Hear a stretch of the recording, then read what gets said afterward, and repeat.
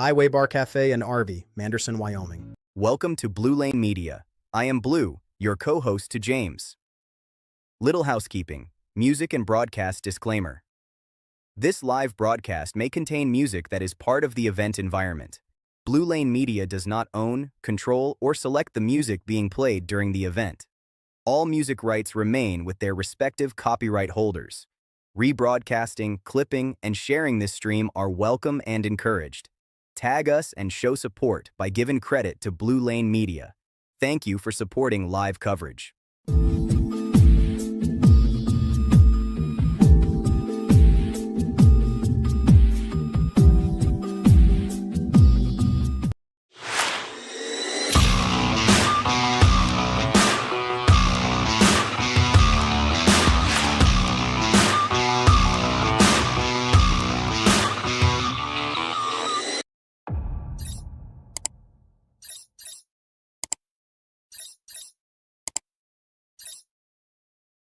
Some places you just pass by, but some stops you remember. Scratch-made comfort food, big plates, real flavor, friendly faces, cold drinks, a place that feels like home. Traveling through, stay a while.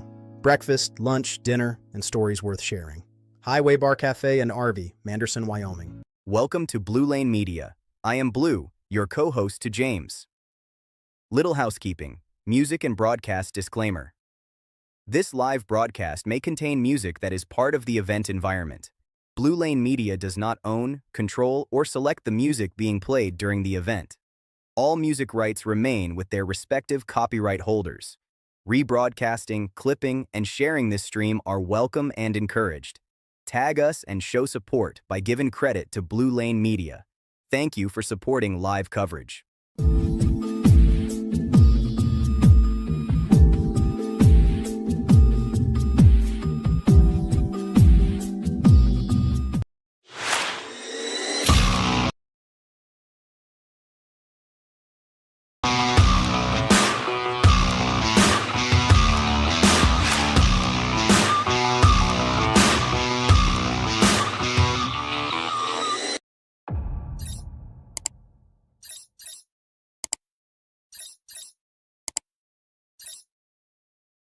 Some places you just pass by, but some stops you remember. Scratch-made comfort food, big plates, real flavor, friendly faces, cold drinks, a place that feels like home. Traveling through, stay a while. Breakfast, lunch, dinner, and stories worth sharing. Highway Bar Cafe and RV, Manderson, Wyoming. Welcome to Blue Lane Media. I am Blue, your co-host to James. Little housekeeping, music and broadcast disclaimer. This live broadcast may contain music that is part of the event environment. Blue Lane Media does not own, control, or select the music being played during the event. All music rights remain with their respective copyright holders. Rebroadcasting, clipping, and sharing this stream are welcome and encouraged. Tag us and show support by giving credit to Blue Lane Media. Thank you for supporting live coverage.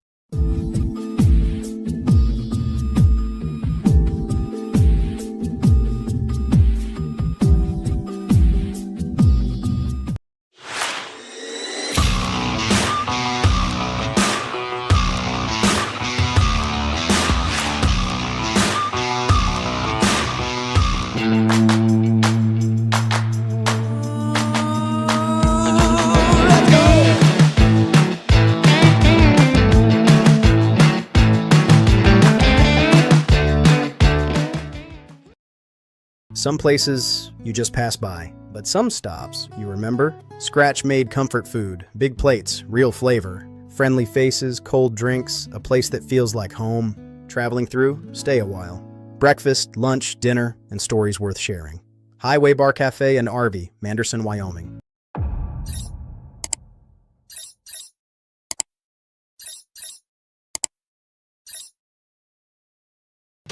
Amsoil makes it easy for you to change your own oil with the ultimate oil change. Our Shop by Vehicle tool takes the guesswork out of picking the right oil and filter for your vehicle. Then choose the best product and packaging option for you from a complete list of product recommendations. And get everything you need to complete the job shipped right to your door with fast, free delivery for the protection you demand and the performance you deserve.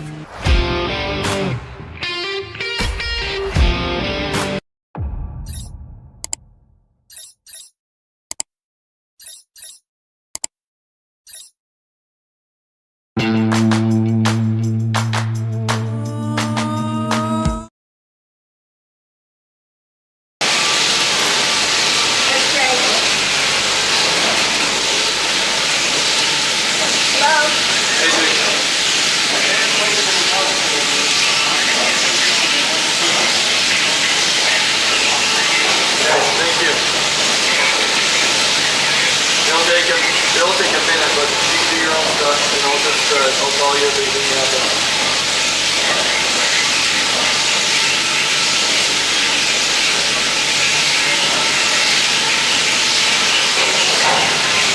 Okay, that camera lit, bro. Thank you.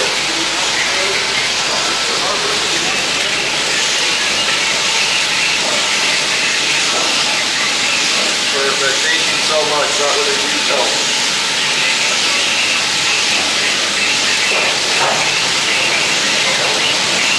Yep. All right. I will be. Thanks, Jerry. Bye.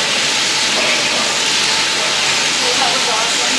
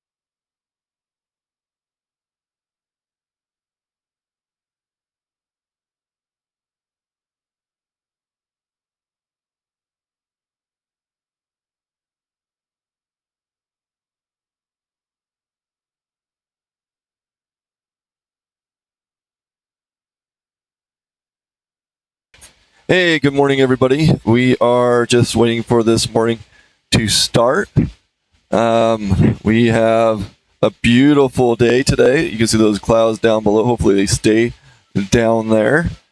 And it is sunny all the way from the bottom to the top. Really, really happy to have you guys here. Let me know in the comments, message me on Facebook, reach out to me if there's any mic issues going on. Really want to thank Jake Snyder up on the hill, who has got the camera on top or working for us amongst his other responsibilities. Also want to thank Tamarack Ski Resort for having us up here. They've been amazing. There was rumors about us racing next weekend here at Tamarack, and the decision was that we will not be racing next weekend. So this is our last and final race. I want to make sure that we honor some of our senior racers this week with Jim Marshall, Scott Long, and Brad Sharp. These are pro senior racers that have been around. They've done a lot for RMSHA, from announcing, helping mentor other racers, and being just a good friend and a good sport. They are retiring this year. This is their last race day. So if you're watching, or you know them, or you're around, just reach out to them. Let them know how much you appreciate them. They've done so much for the circuit. I also want to say happy birthday to Gabe Jorgensen. It is his birthday. I don't know what he's turning, but happy birthday, Gabe. We really appreciate the Jorgensens. They've been on top of letting me know when things aren't working. And Gabe at Soldier Mountain tested the durability of our drop box as he lost control of his sled. But we want to wish you a happy birthday, Gabe, on this final race of RMSHA 2026. And make sure you get online and thank those that pledged, those that have donated to make Blue Lane Media happen. You know, it takes a lot to do this, both monetary and commitment. So I really appreciate you guys out there. We also opened up the comments on YouTube to non-subscribers. Not sure why, but sometimes you guys have issues with the subscriptions. So we open that up, and we would love to hear from you today. Please let us know where you're watching, who you're rooting for, cheer on your racers. We love seeing the comments, and the more you cheer and recognize your racers, the more I pay attention to them and able to talk about them. So get on there, help out with that. The races are about to begin. They are just finishing up some of the opening exercises. We are going to be jumping into pro senior stock in a second. This is your 50 and overs. And I'm right now just showing off that beautiful view on top of this mountain. Just look at that gorgeous view that we have. It is just stunning.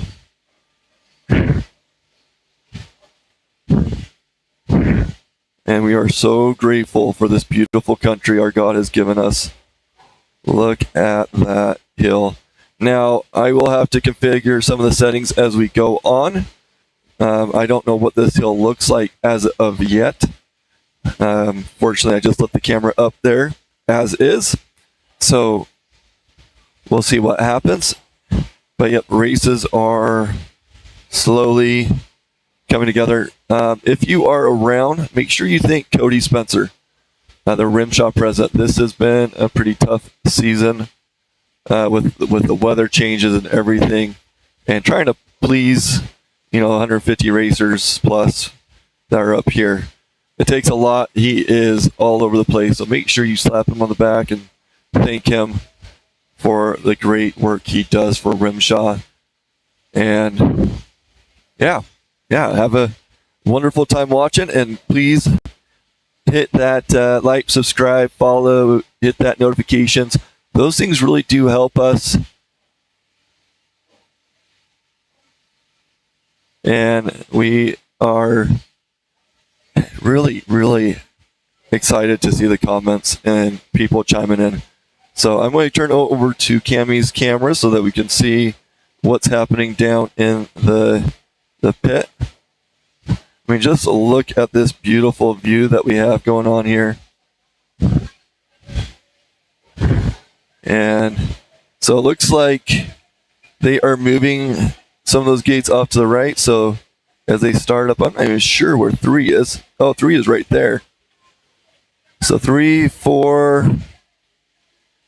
Oh, then they're going to zigzag over to 5, cross over to 6, and make their way up.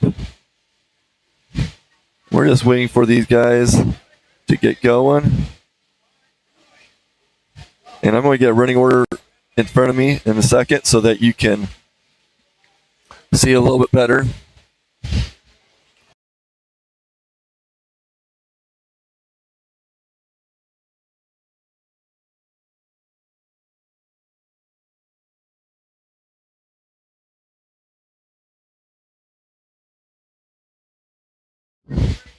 Okay. Again, let me know. Message me. I really appreciate you guys telling me how things are going, and that helps me because I can't keep my eye on YouTube and everything all at once, and things just tend to kind of sneak past me. So your help with that, reach out, Facebook, everything. Love to hear from you guys, whether good or bad. We have, like I said, this is the finals. This is the final race day of RMSHA. Super excited to have been able to make it to every race this year.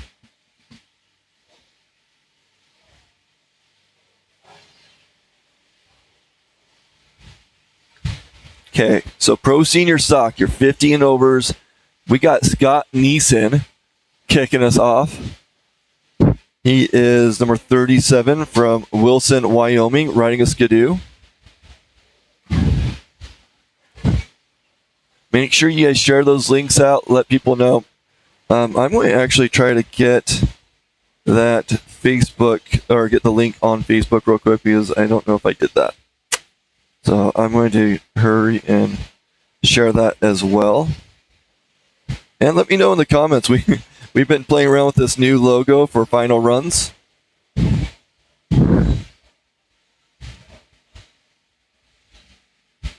So I don't know if I'm going to completely swap out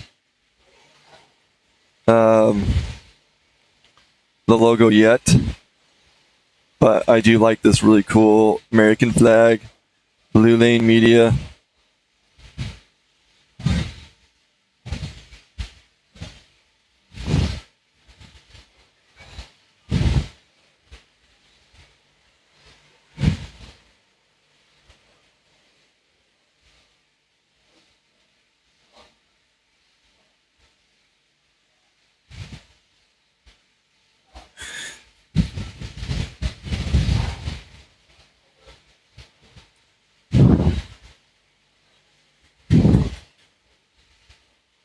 Okay, just posted that link on Facebook for those that, you're listening, but, oh, do you want, I need to do an extra step to that. Let's see if I can still do it.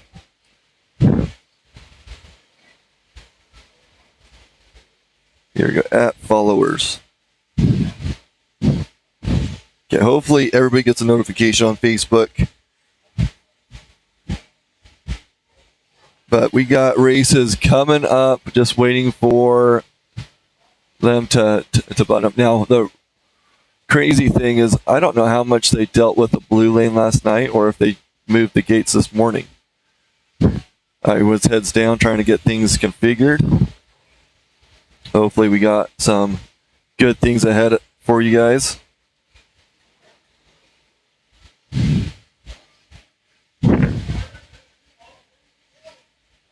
Okay, so Gabe is turning 15 today.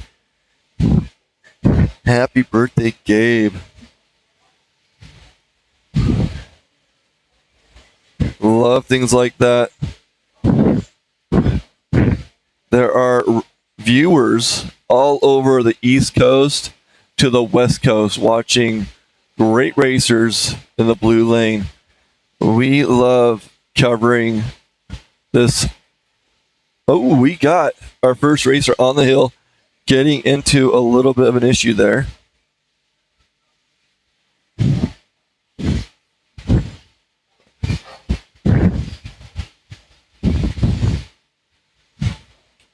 See if I can get that timer going too.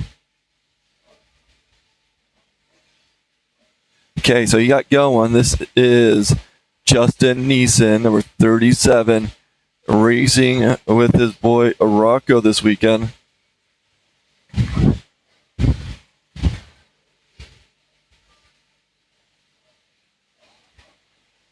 glad to see him up here.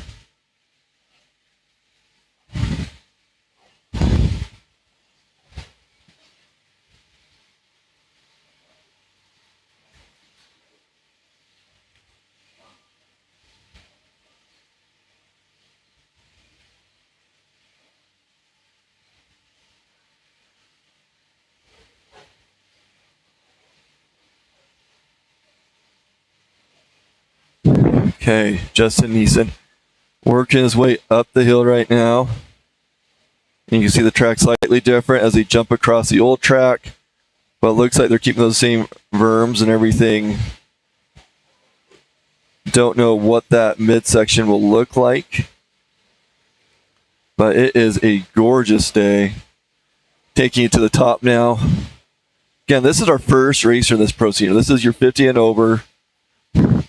Making their way up the hill. The next season, we're going to have, I don't know about Pro Senior, but Pro Master, which is your 40 and over, they are going to be getting a lot of new people coming up. A lot of those pro racers getting into that 40 and over age. So that is going to get quite competitive. There's also rumor that the Pro Master class may go over to, too soon for that one. That the Pro Master class may go over to the red lane. And semi-pro coming back to blue, but I don't know what that... Let's see if that's even close. Ooh, he's having... that is a slick spot for him.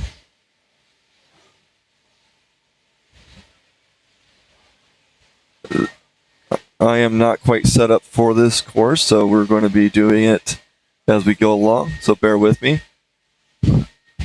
And he is digging right there.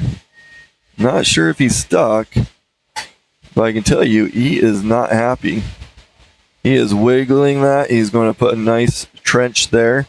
Scott Neeson killing the engine, showing that he'll help, is ready to come over and help him out. So Scott Neeson is just going to get a high mark below 21. Again, first racer on the hill. Scott Neeson, really great guy, lives up in Wilson, Wyoming, just outside of Jackson.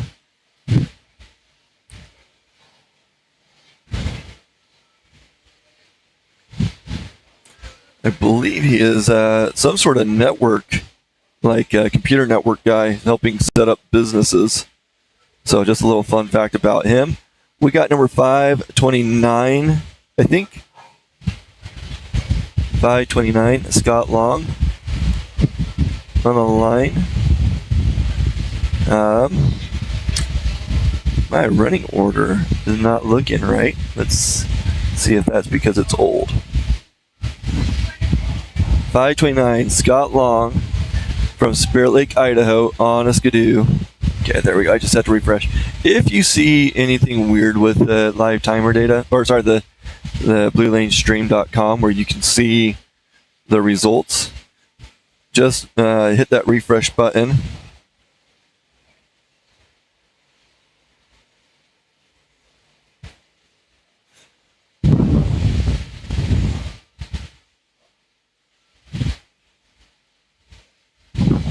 I've heard Spirit Lake is absolutely gorgeous. Really need to go over and visit. I think Scott Long owns a business up there. Can't remember the details anymore. But really awesome guy. Lots of personality. He is up here racing with his boy, Joel, and grandson. And I don't have his grandson's name. His grandson is racing the 120 sleds, which is kind of cool because I didn't even know that they're doing that until yesterday.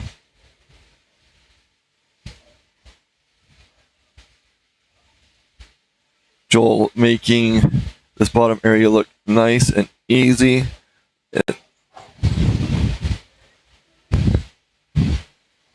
getting into that midsection. I'm going to adjust that lighting a little bit for Tammy. Okay, he's in that upper section. Looking pretty good.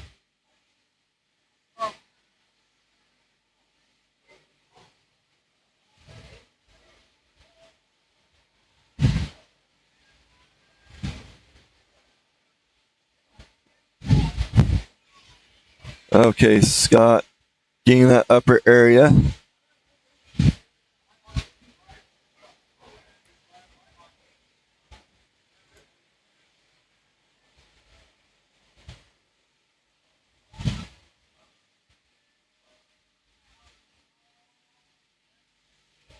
Oh, I am so sorry. I am trying to balance some stuff with Tammy, and I am not doing poor Scott justice right now. There he is, coming into that area. Looked like that's where Justin Neeson was having a little bit of difficulties. Ooh, you need to get that camera in that right position, don't we? Okay, there he is. And there were some massive holes. Get on Facebook and check out the extreme holes that they have around those trees. Yep, just need to adjust that camera a little bit. We'll get there. And we'll get the results on the screen in no time. We're just working through that. Okay, going back to the line right now.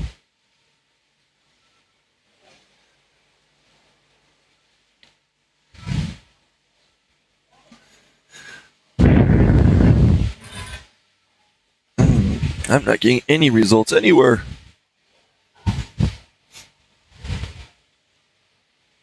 Is that our fault or is that live timer's fault?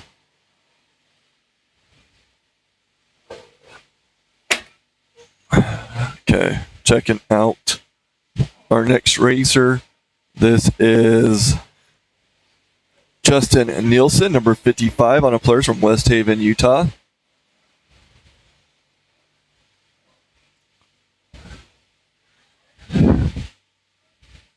This is our third of 9 racers in this class. This is finals, so this is where it matters.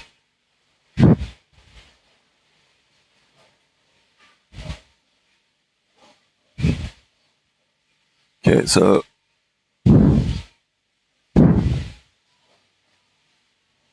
I see what happened here.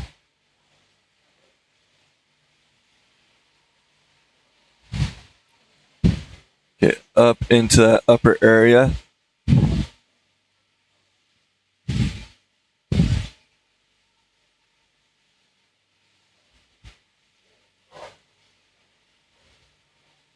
Okay.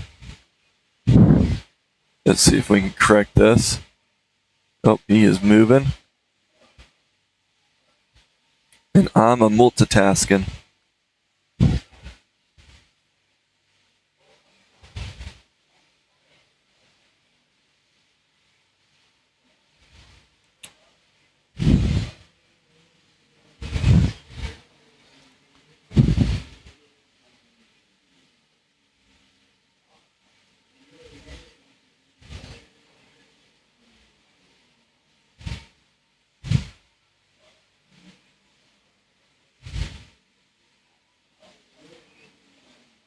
I think that's the right one.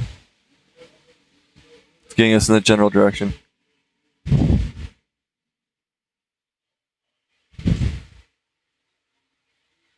Okay, we got blue on here now. Working our live timer data.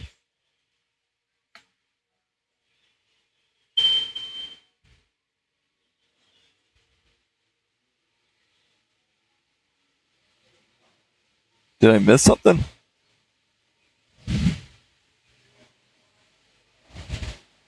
He is in that hole right there. Going to get a high mark.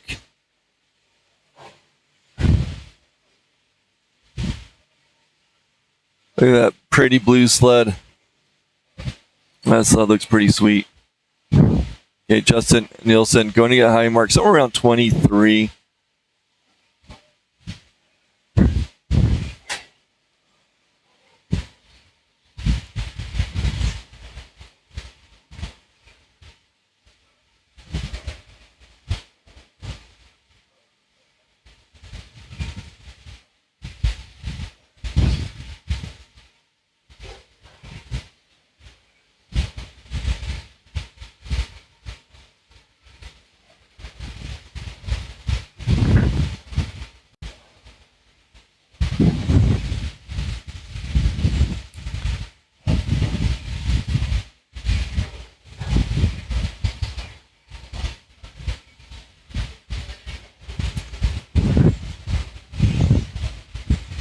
Okay.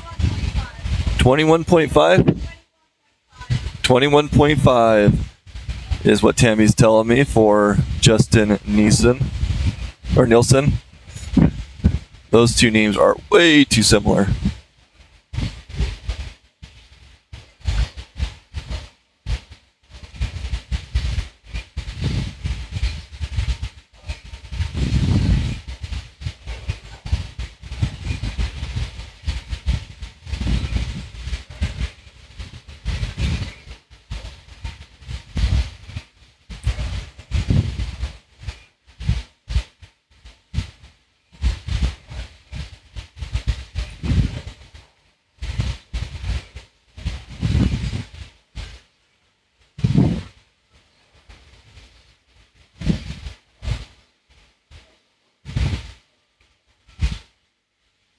Oh, good. Thank you for letting me know about the audio.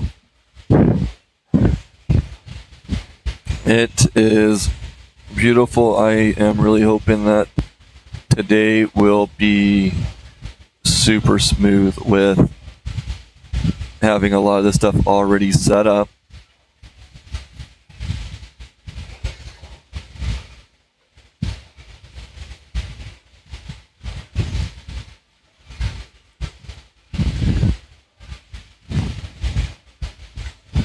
So Scott Nielsen.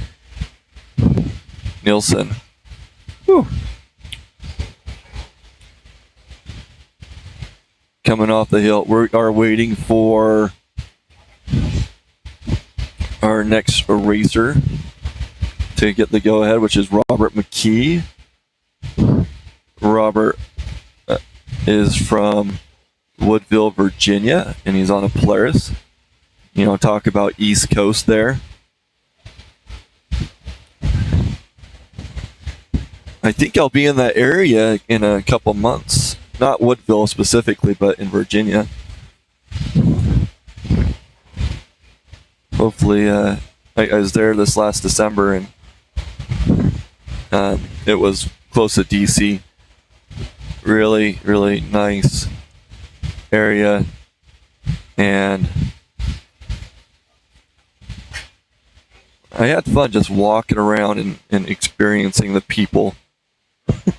A different culture. You know, I come from a small town. Okay, we got Robert McKee on the hill. Racer number 470, Robert McKee, is on the hill. And going into the city and walking around and just taking it all in. Beautiful buildings. You can definitely tell that a lot of people are moving to and fro. Every place has its own little heartbeat and rhythm. A lot of these racers are coming from small towns where the mountains are easily accessible. I'm not sure where Woodville is, but grateful to have the McKees here, and all the racers really, because you guys make everything run so smoothly. Okay, Robert McKee on the hill. He is our fourth of 9 racers. Currently, fast time is Scott Long. Actually, only time is Scott Long,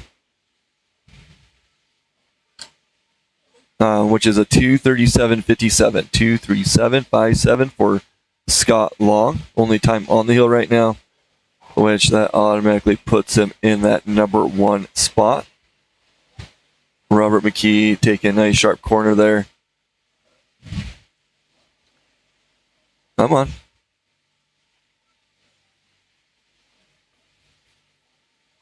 Oh, weird. Okay. I thought I had that set properly. I don't. It's set to the first one. There he is coming over.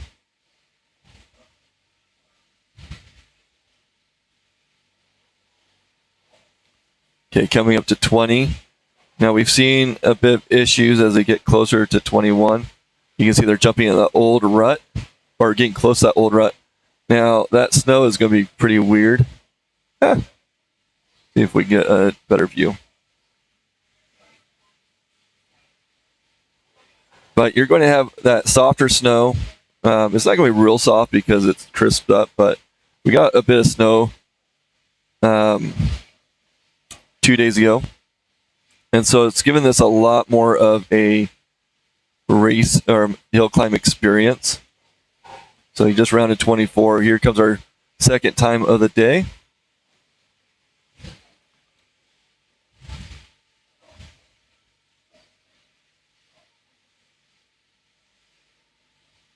With a 2:34.93, that's the new mark, 2:34.93.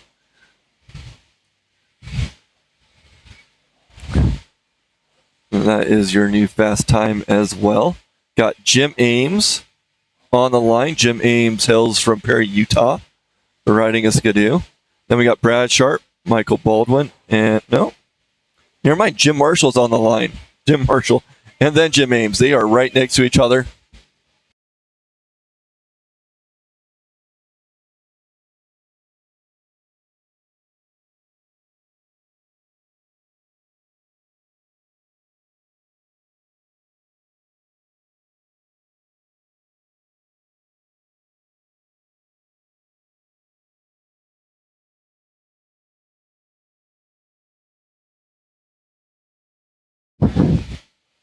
Okay, we got Jim Marshall, number 47 on the hill.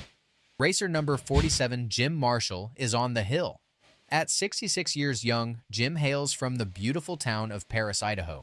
With 18 years of pro racing under his belt, he has shown incredible dedication, missing only one RMSHA event since his career began. Competing in the Pro Master and Senior Pro Master classes, Jim made history by climbing Jackson at the age of 54, earning the title of the oldest active RMSHA racer.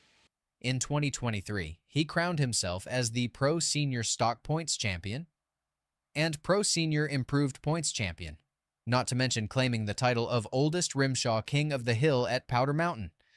He's made a remarkable mark, being the oldest racer to ever qualify in a Stock Pro class at Jackson, and he secured 2 impressive 4th-place finishes at the Jackson Hole World Championships. His dedicated crew, including his wife Tammy, son JD, and grandson Jaden, support him all the way. Riding on his trusted Polaris 9R Chaos Stock 900 and Polaris Chaos Improved 900, Jim's got a solid lineup behind him, bolstered by an impressive roster of sponsors, including Remmers Renderings bumpers, Gates belts, and many more. Let's watch him carve up this hill like he's done for years.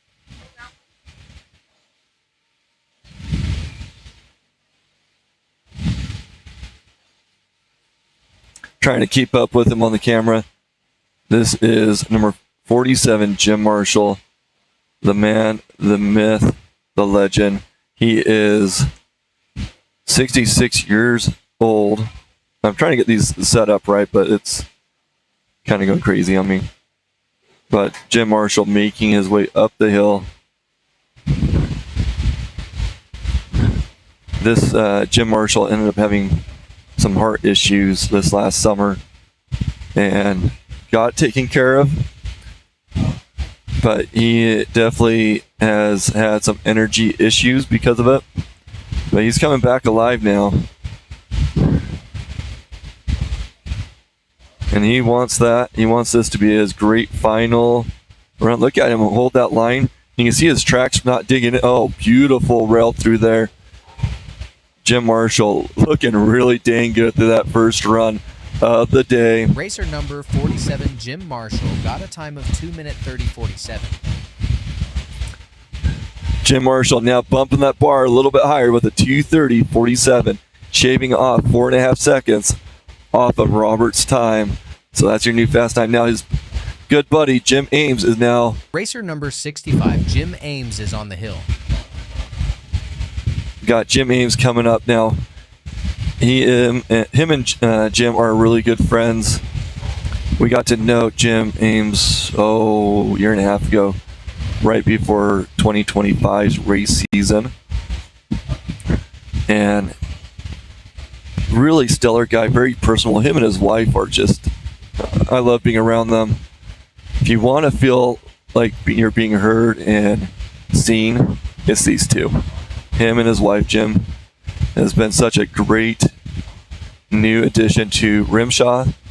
And next year, if he continues racing, he will take on that oldest racer title, as he is 65 or 66 right now.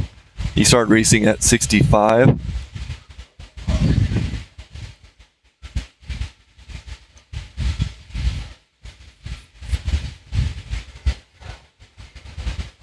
He's coming into that first jump.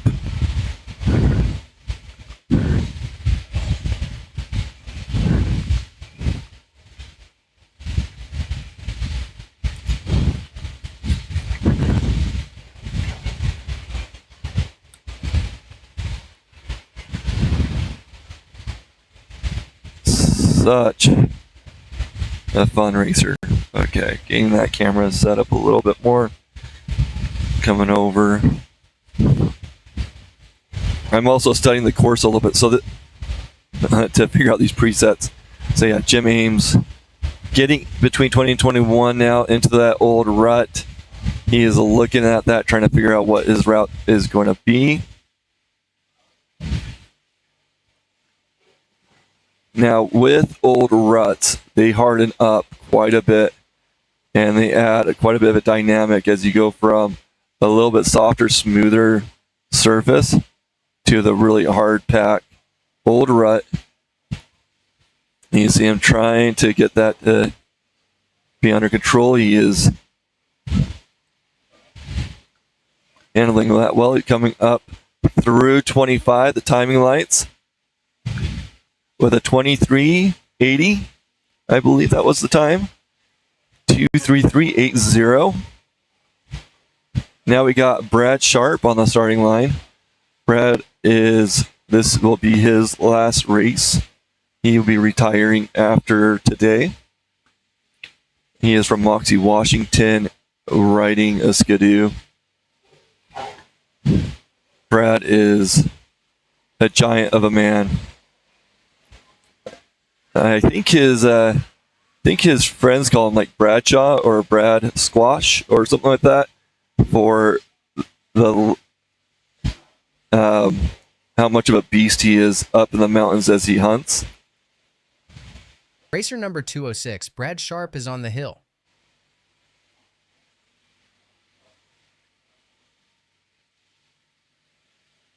So yeah, Brad Sharp making his way up.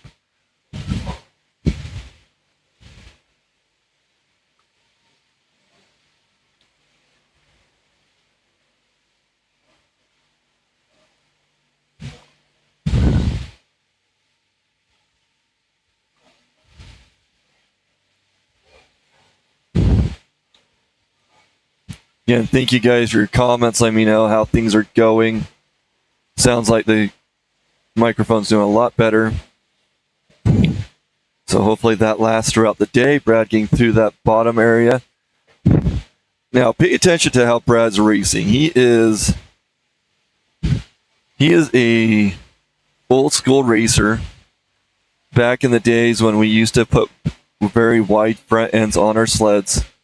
And so you'll see him sit down pretty often. You'll see him stay very neutral, meaning that his legs don't go side to side all that much. I think I got that now. Not quite. So kind of a fun thing to watch him on. Oh, that's the one I want right there.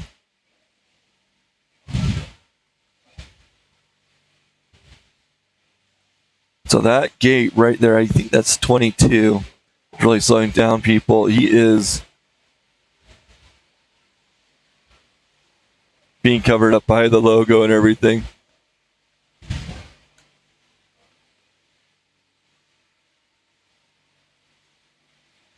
And he is booking it, and that camera's not transitioning. So he will probably be our fast time coming up. Yep, Brad Sharp with a 2:10.03, 2:10.03 from Brad Sharp. Racer number 312, Michael Baldwin, is gearing up on the hill today. From the charming town of Wellsville, he's got a dedicated crew backing him up, featuring his son Matt and his wife Cammie. Michael is bringing an impressive lineup of sleds to the race. He'll be out there on a Ski-Doo Backcountry Mod 600, a Ski-Doo RS Stock 600, and a Ski-Doo Summit HCE Stock 850. And let's not forget, he's proudly supported by Frank May Ski-Doo, Island Park Adventures, and Klim. Stay tuned to see how this family man and talented racer takes on the mountain.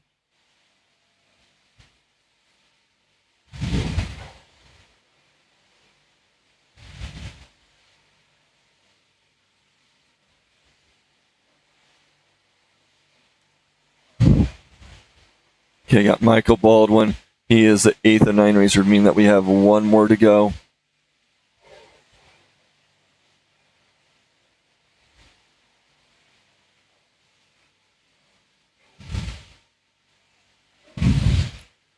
So, yep, Michael Baldwin from Wellsville, Utah on a Ski-Doo. Then we'll have Tim Mackey, number 32, on a Cat coming up to wrap up this Pro Senior class. And then we'll be jumping into Pro Master Stock with Zeb Miller, Danny Johnson, and Kyle Tapio.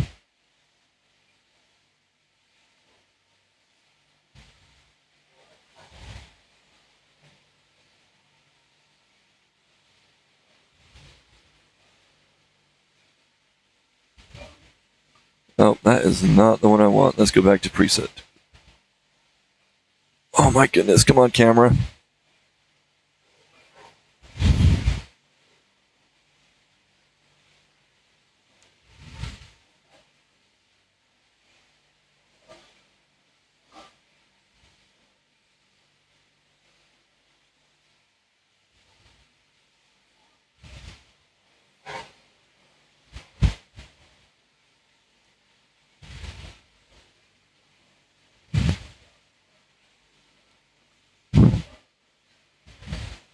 Okay, looking pretty good. Coming up through the finish line. Michael Baldwin getting up and over. Racer number 312, Michael Baldwin, got a time of 2 minute 26.68. 2:26.68 for Michael Baldwin. 2:26.68. Not fast enough to bump Brad's 2:10, but that's putting him in the number 2 spot right now. Got Tim Mackey headed up Racer the hill. number 32, Tim Mackey, is on the hill.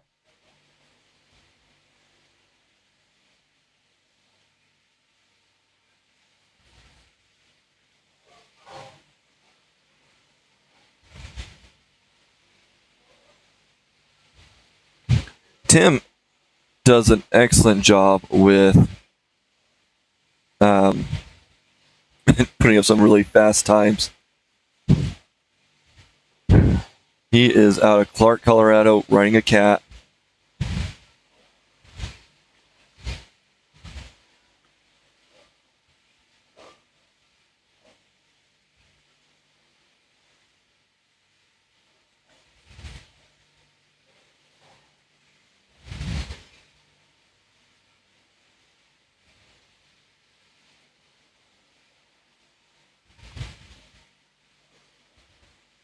Okay, there he is coming up to that first jump.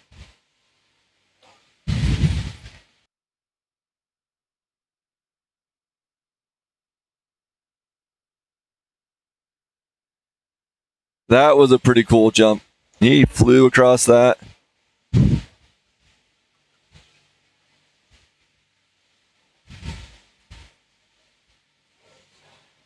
Nope, that is not the one I want. There we go. Coming around gate 20. Flying up to 21.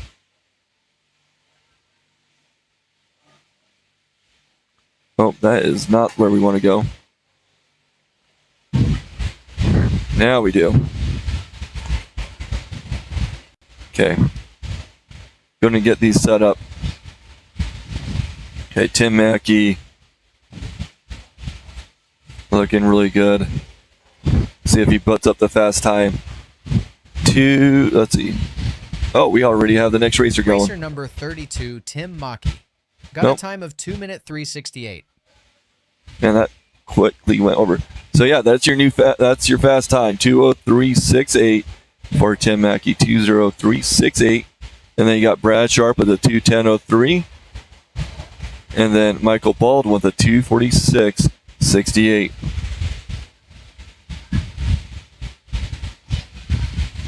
Racer number 49, Zeb Miller, is on the hill. This wild adventurer hails from the vibrant town of Manhattan, Montana, and is not only an outlaw on the slopes, but also an avid bow hunter dedicated to family. Watch out as Zeb takes the challenge with a powerful lineup of machines, including the Ski-Doo Summit HCE 850, the modded Ski-Doo Mod Light 850, the Backcountry Beast Ski-Doo Backcountry XRS 850, and the thrilling Ski-Doo Summit Freeride 850. Proudly supported by top-notch sponsors like Outlaws Mod Shop and Teton Performance, Zeb is ready to make his mark today.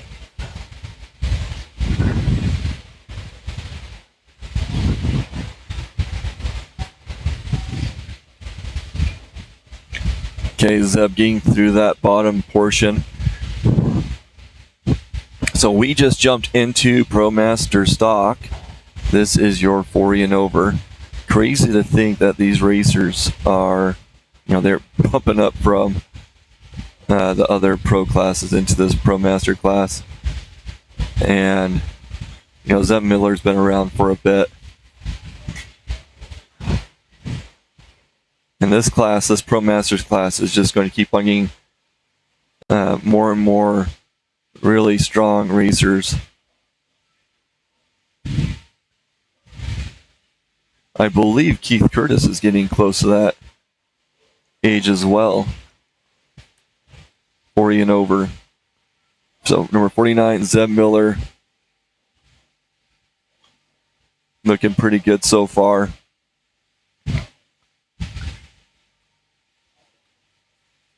Coming around 24. Look at him just hold that sled with that handlebar and that seat. Zeb Miller up and over. He's going to be our first time. 2:00.85. Danny Johnson is on the hill.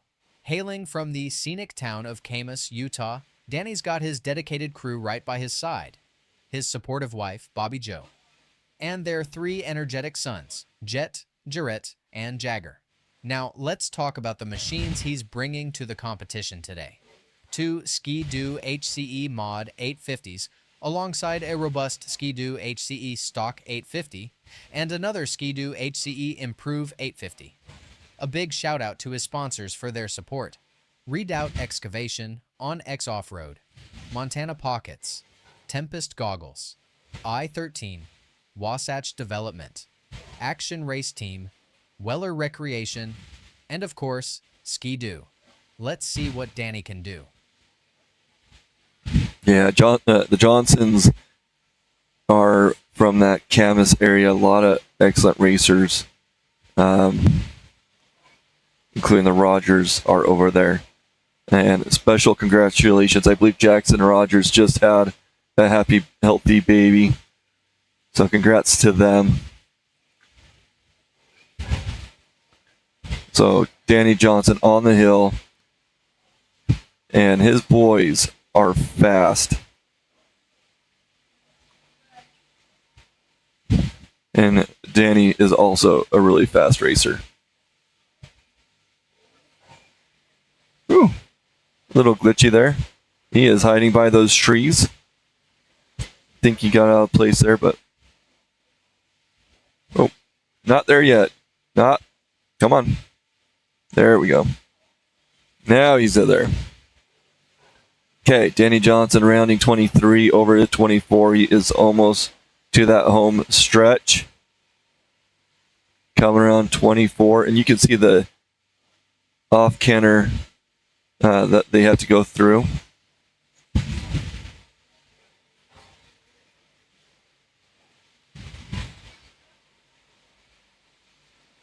Okay, Danny Johnson with a 2:08.29, 2:08.29 for Danny Johnson.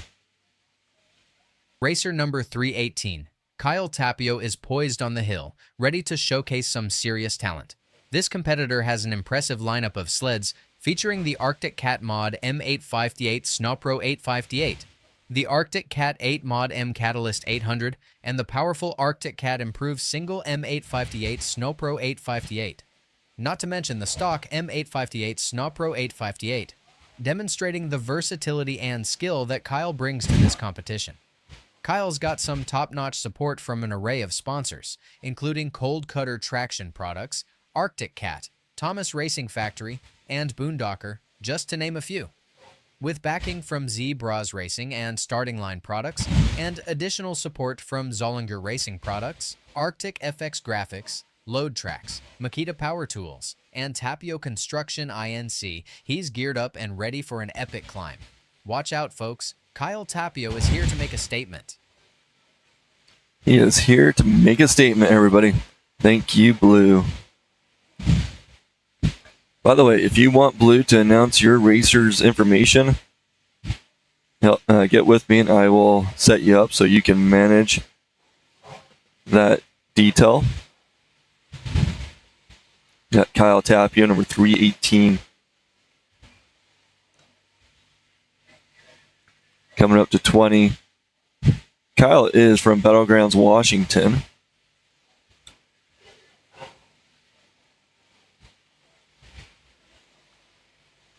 Looking pretty good. This class is going pretty smooth. The times might get a little faster until there's some more holes, but they'll build out a track and it'll get faster and faster, and then something will happen and it will slow right down. Kyle Tapio through the finish line there with a 2-minute runtime, 2:00.50 for Kyle Tapio.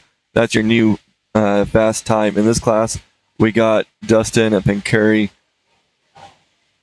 on the line, I believe. Where's that 101?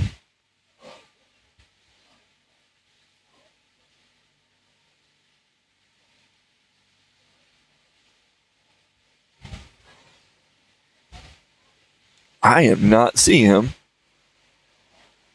on the running order.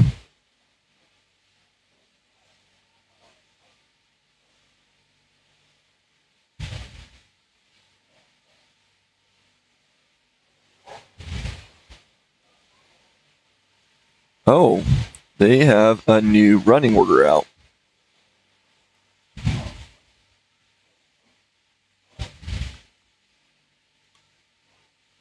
Bear with me as I get that running order up. This is Dustin. Racer number 101, Dustin Pancheri, is on the hill. Hailing from Idaho Falls, Idaho, this dedicated family man is not only a loving father of 3, but also a husband to an incredibly supportive partner. With an impressive career spanning over 25 years in the power sports industry, Dustin has teamed up with giants like Starting Line Products, Klim, and Snowtech Magazine. He's also proud to hold a Certified Avalanche Pro Level 1 certification. When he's not racing snowmobiles and motorcycles alongside his sons, you'll find him supported by a fantastic crew, including Ryan Carpenter, Jerry Matthews, Brett Summers, and Jaden Pancheri. Dustin's arsenal of racing machines includes a Polaris IQR 795, 2 Polaris 9R 900s, and a couple of mighty Polaris RMK Cajos, one with an 850 and another with the boosted 850. Racing with sponsors like High Flight Heroes, KLM, and Walker Evans Racing, he's ready to storm the hill. Let's see what Dustin has in store for us today.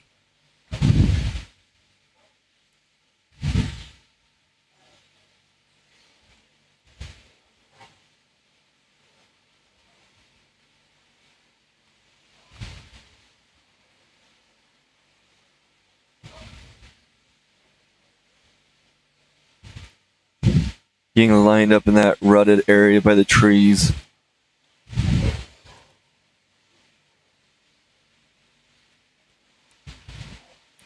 Okay, now he's coming into that old track, trying to balance that sled as they come over that steep side hill, trying to stay flat so they don't lose traction. And up and over for Dustin.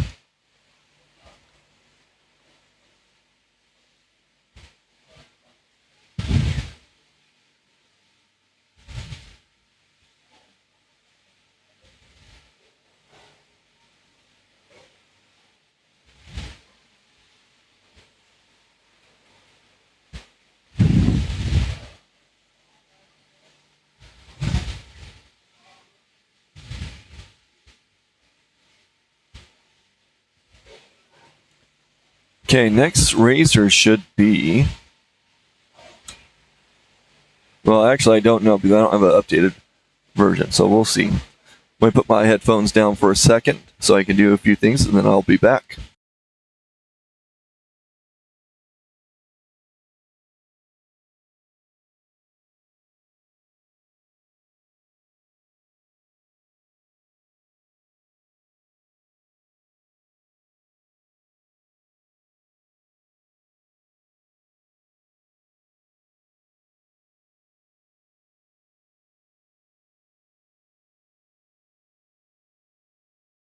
Racer number 65, Jim Ames, is on the hill.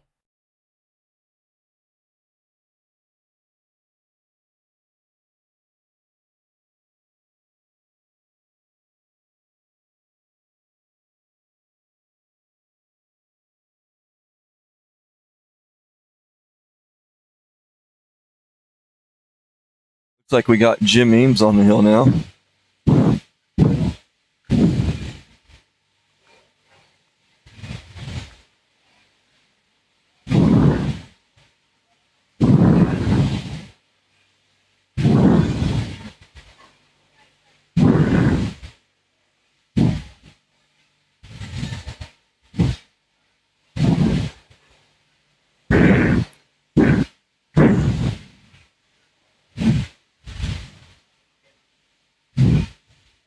So here we have a 66-year-old racing against some 40-somethings. Jim Ames, like I said earlier, is just an amazing individual. If you want to feel like you're heard and seen, go talk to Jim. I wouldn't say he has a cute and cuddly personality, but he has a friendly one. And a special shout out to his sweet wife, who is oftentimes at these races supporting Jim.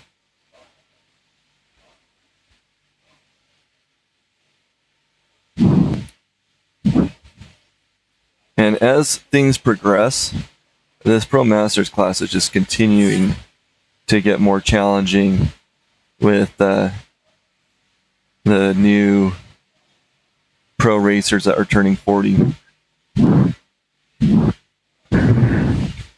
Okay, Jim Ames up and over. Racer number 65, Jim Ames, got a time of 2 minute 14:43. 2:14.43 for Jim Racer Ames. number 134, Zach Wormers, is on the hill.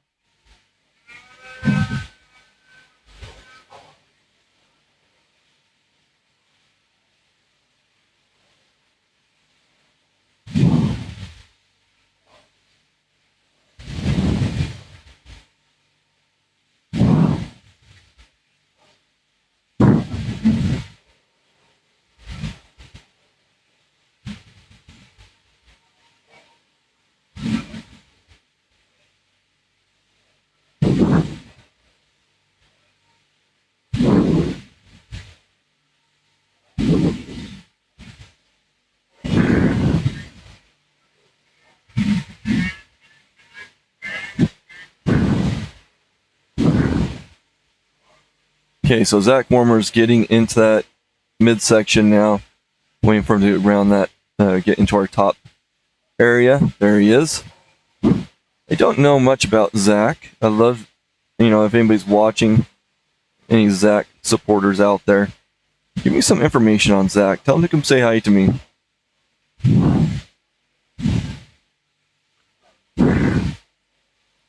Give me some dirt on him.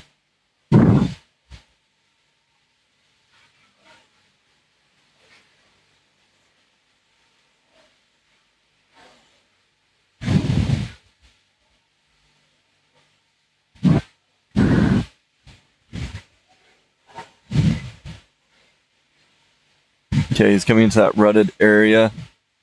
It looks like they found a pretty good line right there where it's not causing them too big of an issue. But they have been slowing down a lot between 23 and 24 just because it's off counter. But if you see how he's railing that, looking really good. That's what Jim ended up doing.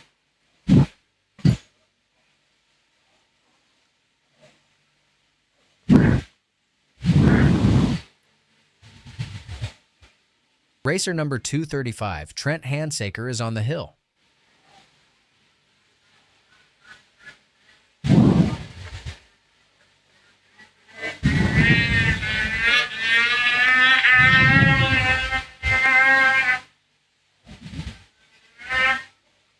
Okay, Hensakers are another really awesome family name from Camas, Utah. Skidoo rider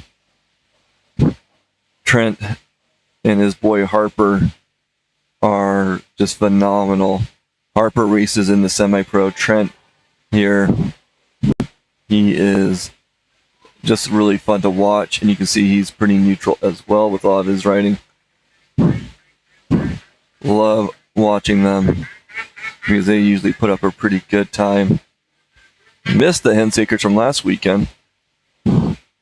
Sounds like they had a party down in St. George. But he is looking good. He is staying smooth. Taking on that rodeo zone pretty well.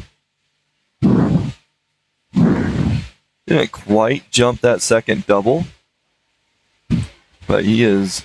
Ooh, wow, a little bumpy there. Like I said, rodeo.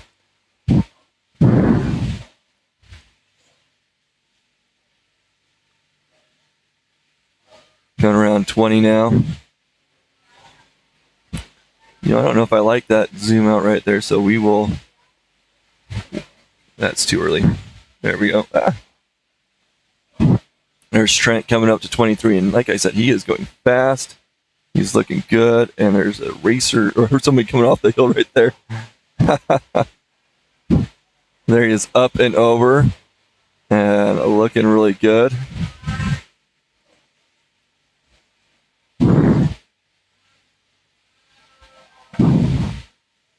Okay, Trent Hensaker, like I said, fast. That's your new fast time, 154.86, 154.86 from Trent Hensaker. Now we got Jason Rolando on the hill.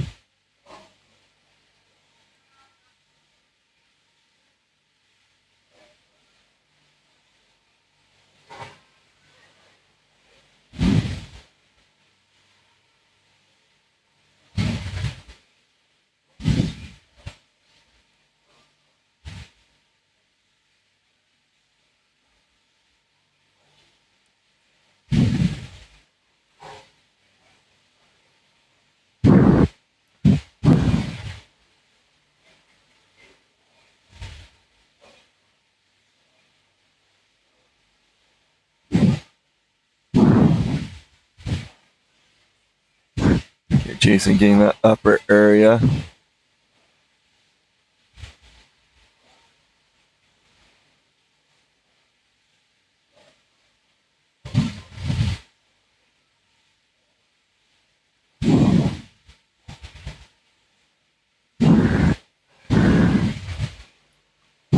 Coming into the rodeo zone.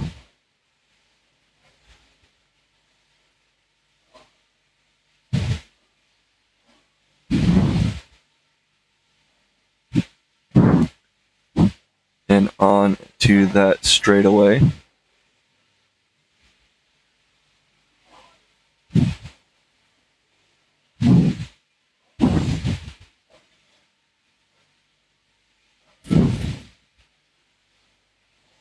Getting into the rut zone by the trees. Looking pretty smooth. Jason's another one of those individuals I don't know much about. So let me know in the comments some details on these racers. Love talking about them. Jason rounding out 24, going up and through.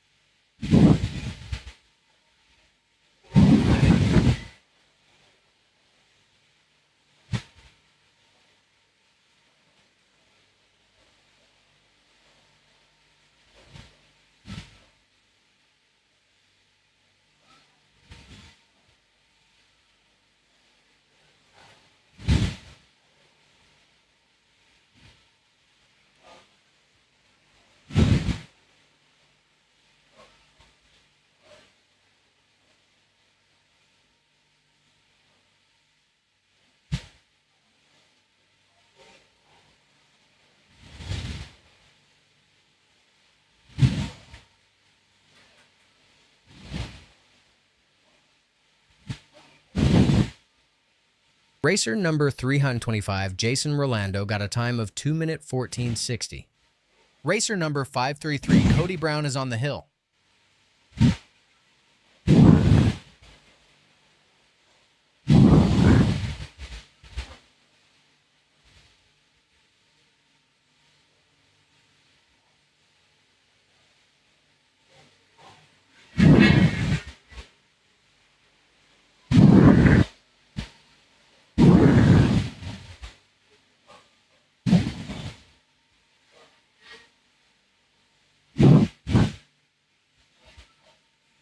Okay, coming through that rodeo zone.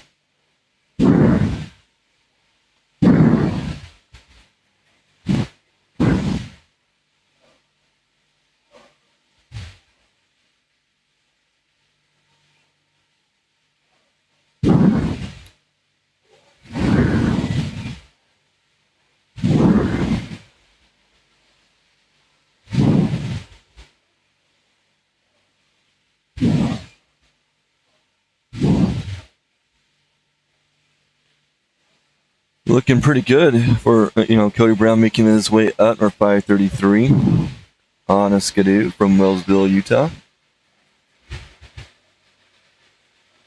Up and over.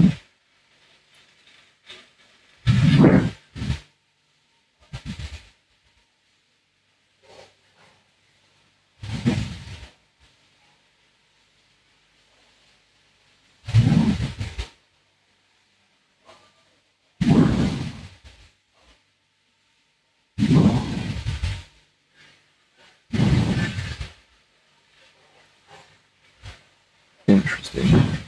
I am looking at the updated. Racer number 32, Tim Mockey, is on the hill. The updated running order, but it doesn't look right for some reason.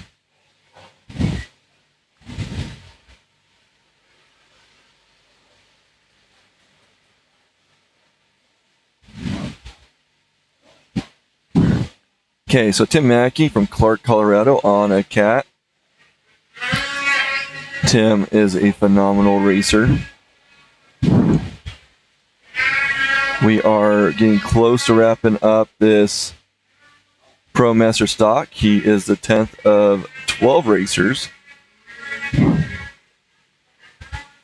And the current time to beat is Trent's 154.86.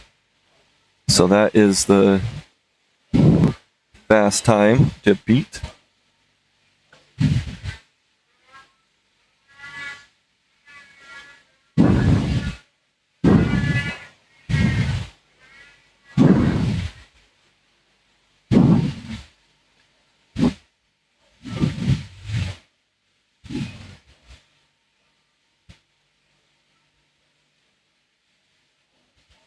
Oh, too soon.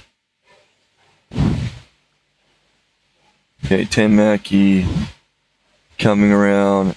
I think that's 22.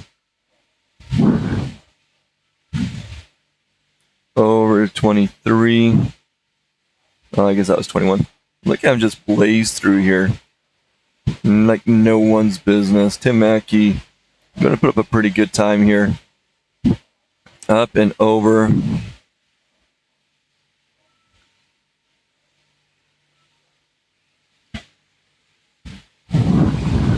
What did I say? Tim Mackey with a 152.94, 152.94.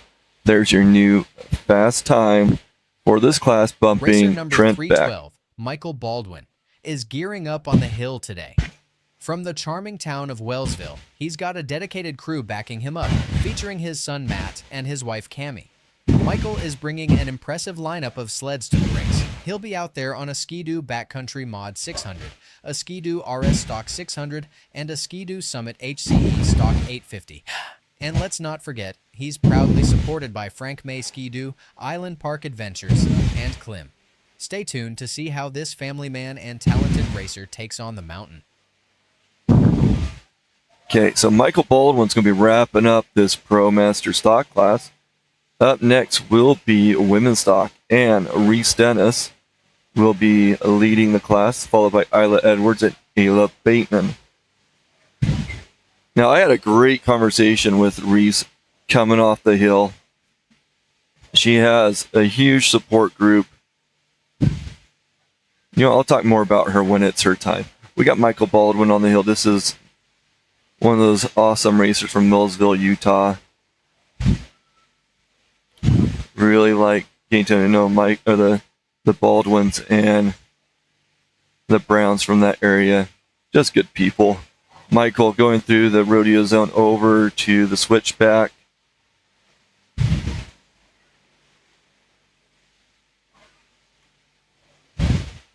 Coming through 20, headed over to 21. Oh, got a little wheelie there. Looking pretty good so far. Has to put up a pretty darn good time of 152.94 to outdo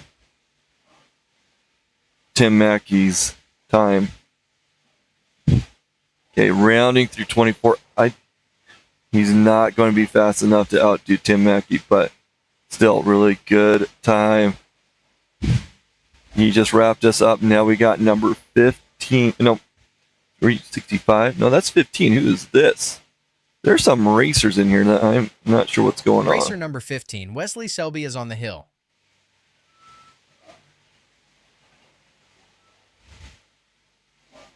Okay, so they missed Wesley Selby, and it looks like Nick Giannitti as well.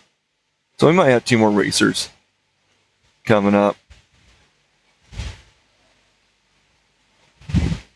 Wesley Selby on the hill, number 15.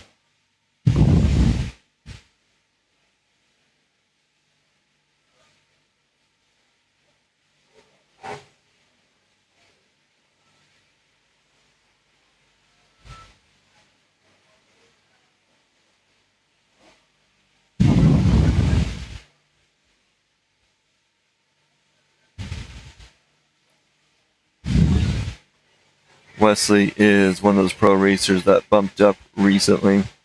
And it's funny because I don't know much about the pro racers like I do the Blue Lane racers, and frankly, I don't know much about the Blue Lane racers either. But Wesley, I've seen him around, been racing for a while, know the name. Again, add to the comments. I love hearing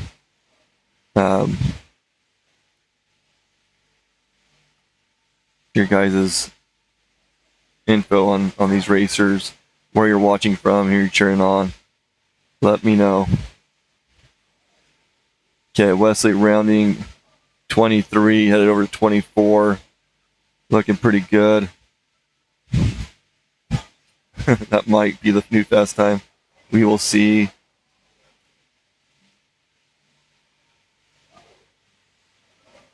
$149, a 31, 149.31 for Wesley Selby. There you go. There is your fast time. So you got Wesley in 1. You got Tim Mackey in 2. And Trent Hensaker in 3. Now, these aren't official times. These are live timer. RMSHA is the person who dictates that. So now we got Reese Dennis coming up from Corvallis, Montana on a Polaris. Now, I had a really fun time talking to Reese. We were running a big snow cat off the hill together. And she grew up her early days over in Silverton, Oregon. Really beautiful place.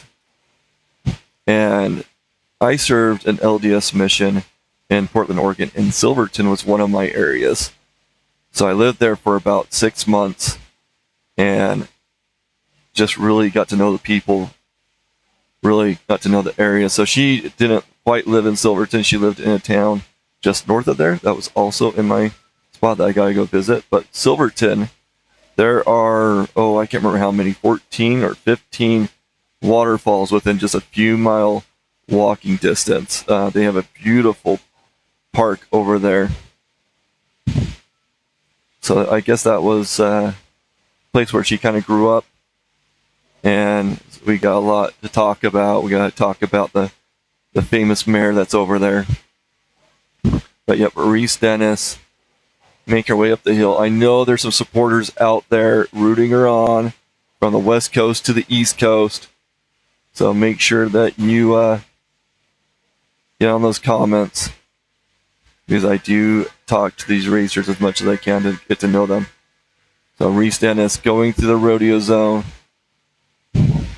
This is her first race season, I think. First racer in her family. So, trying to get in there. She is fighting it between 19 and 20. She's coming into that rut zone. This is our first women's stock racer. And she is in that rut zone. Oh no, her sled is upside down. She has found a hole. And we're going to see if we can find her. But you can see Hill Help running over to help her out.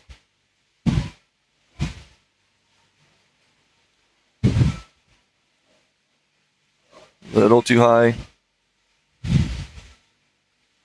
Okay. So you can see that track up there. Hill Help is looking. They lifted the sled up, it looks like.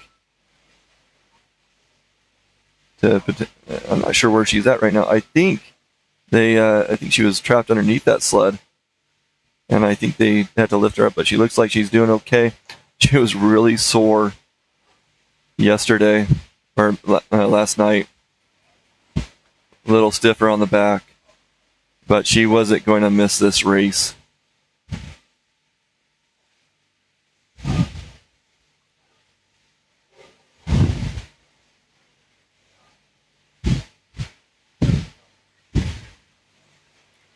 So yeah, getting her set up there to come off. Reese Dennis there.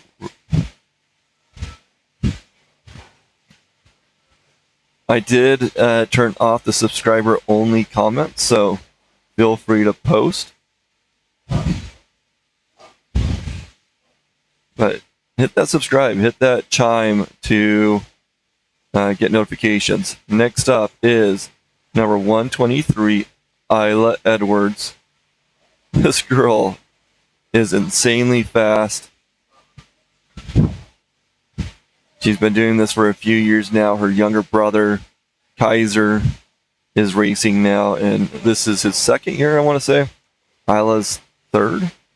I could be mistaken on that, but Isla, just a fast racer. And I was asking Reese, if the women team was, or the women's racing group was what I thought it was, which was a very inclusive group of racers that study the hill, work together to figure out how to battle it. It is, while it's still very competitive, they are very inclusive, very friendly and warm. And Racer number 123, Isla Pearl Edwards, is on the hill. Reese was just telling me how much she appreciated those women, and Isla is definitely one of them that you can go over and just talk to. Oh no! She is getting a gate 7. She is turning around because she knows she hit that, and that is what you're supposed to do. She has gated 7. She's going to go over there and hopefully get that gate set up. But she is not going to like that. I think she was trying to take that nice inside line a little bit aggressively so that she can line up for the next one. But yeah, she's going to set that up. I'm going to take it to an ad real quick.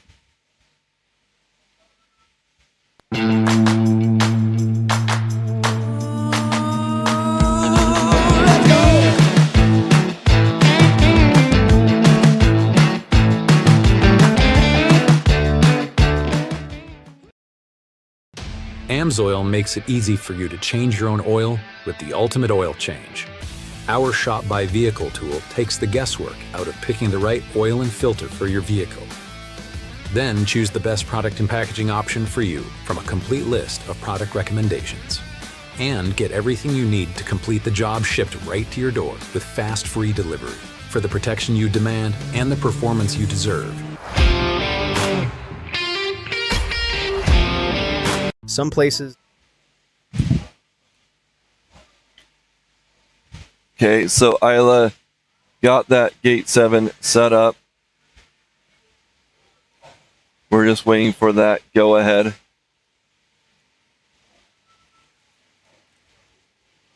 Love the shout out to the Spencer boys from Bancroft, Idaho. They're coming up real soon.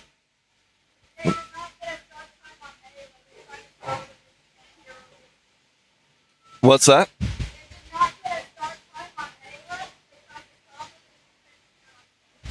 Oh boy.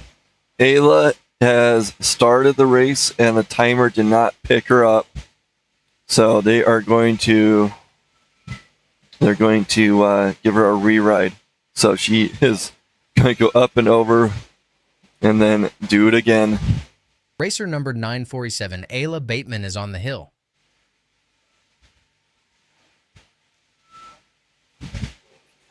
So right now, Reese, you can't tell it with the markings, but Reese has the high mark. Isla will get a re-ride. We are 3 of 9 racers in this class. And then we'll be jumping to amateur stock, where, yes, those Spencers are at.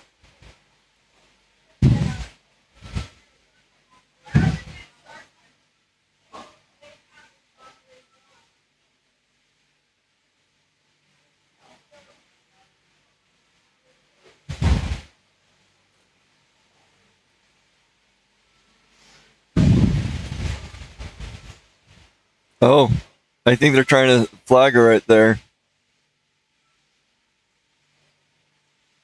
You know, you get in there, you get in the zone, and all you see is the course, nothing else.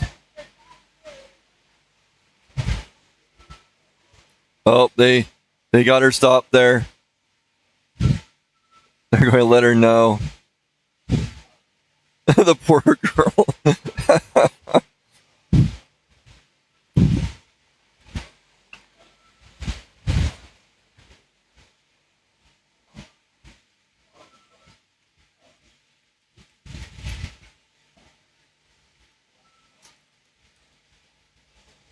So Katie Miller will most likely be going next, as you can see her on the line.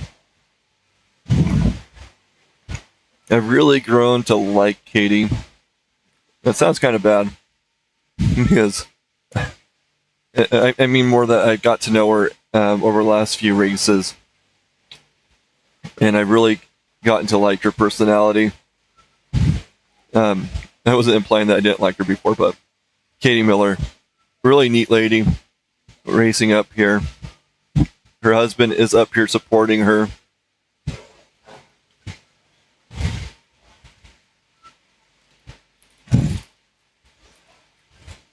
We tried to do an interview last week, and I believe, and maybe I'll do some interviews today. I'll leave poor Tammy up in the booth, manning the camera and the computer for a little bit. Or maybe I'll teach my niece, who's been hanging out with us. She's been awesome. I said her name, so now she's disappearing. Anyways, Katie Miller, really nice lady. Waiting for that green light. I don't know if they'll let her go, and then there she goes. So she's starting off. Katie Miller on Racer course number now. 187, Katie Miller, is on the hill.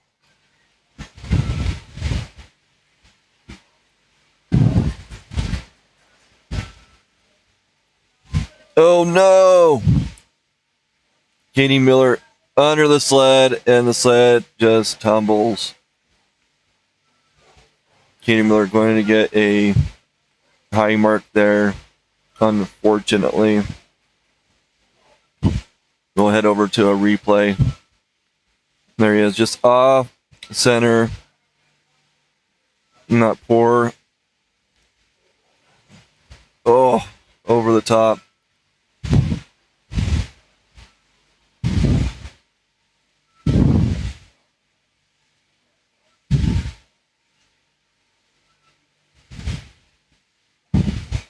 And, or side over side, I guess, just rolling down the hill. They are getting her squared away at the moment.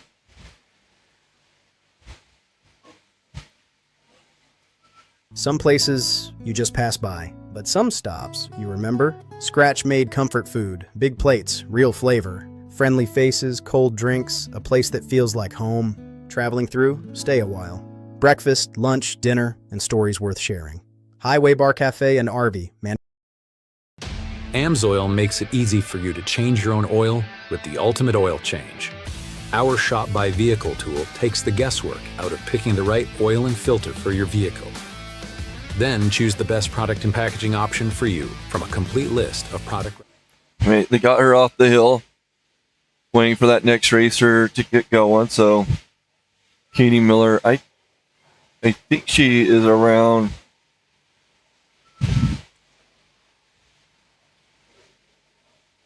Oh, what spot would that be? 1 and 2, between 2 and 3, somewhere.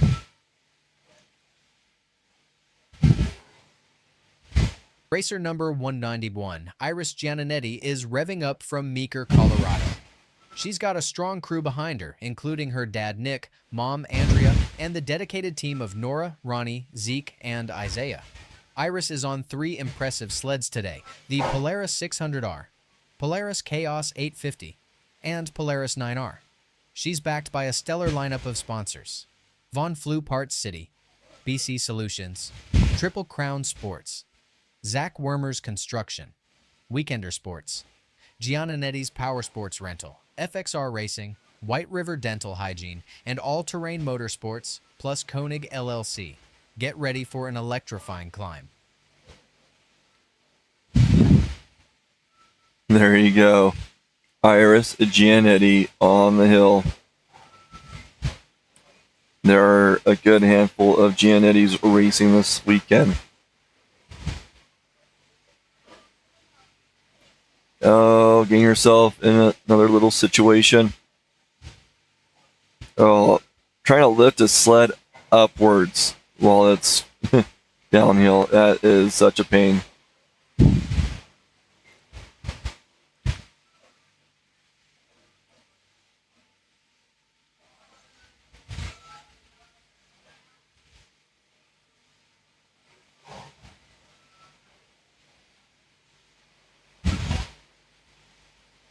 Racer number 191, Iris Gianninetti, did not finish.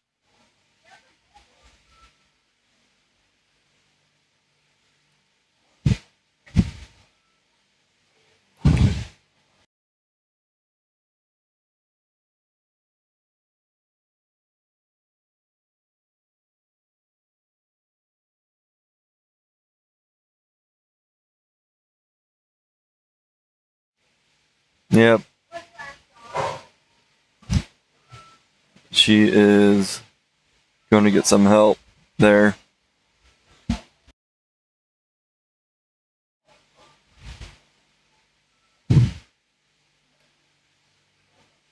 Trying to figure out what route to take, I guess. Amsoil makes it easy for you to change your own oil with the ultimate oil change. Our Shop by Vehicle tool takes the guesswork out of picking the right oil and filter for your vehicle. Then choose the best product and packaging option for you from a complete list of product recommendations. And get everything you need to complete the job shipped right to your door with fast, free delivery for the protection you demand and the performance you deserve.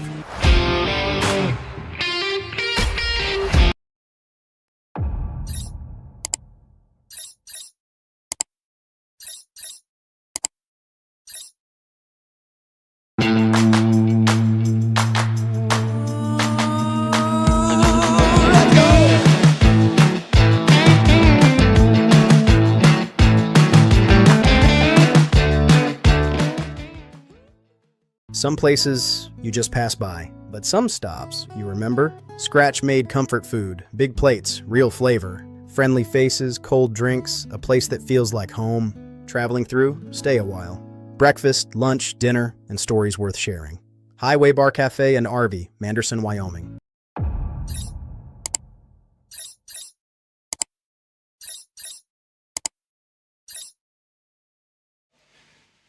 Okay, they are getting Iris situated there.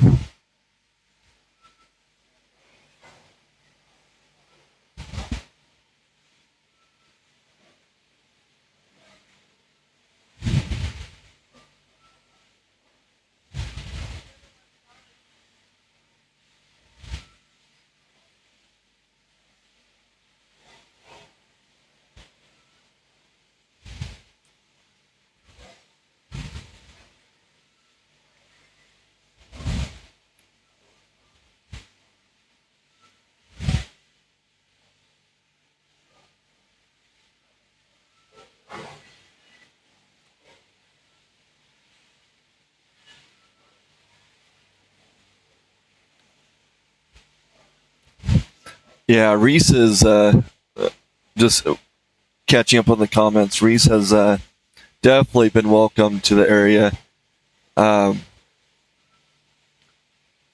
It's unfortunate some of these senior racers that are leaving the circuit. They've been huge mentors to a lot of racers. We also we haven't seen the Baileys around. I don't know if they're watching. We miss you, Bailey family. They were also a huge help. They actually, Keith Bailey, who was a pro racer, he did a program with RMSHA for introducing people to RMSHA, the ins and outs, and going out riding with them. And I don't know if they're doing that program still, but that's something that was there. So this girl that's on the line right now, number 902, Tiffany McWilliams, she raced a few years ago. Last year she had a baby, and this year she is back racing. She got the sponsorship she needed and the financial support to make it here. She is traveling by herself to these races last time I heard. At least she did in Soldier Mountain. Long drive to make it to these races. She Racer raced number 902, Tiffany McWilliams, is on the hill. She raced at Jackson last year. That was the only race she went to, and did really well. Tammy ran into her and did a little video with her. But yeah, Tiffany McWilliams, another great girl.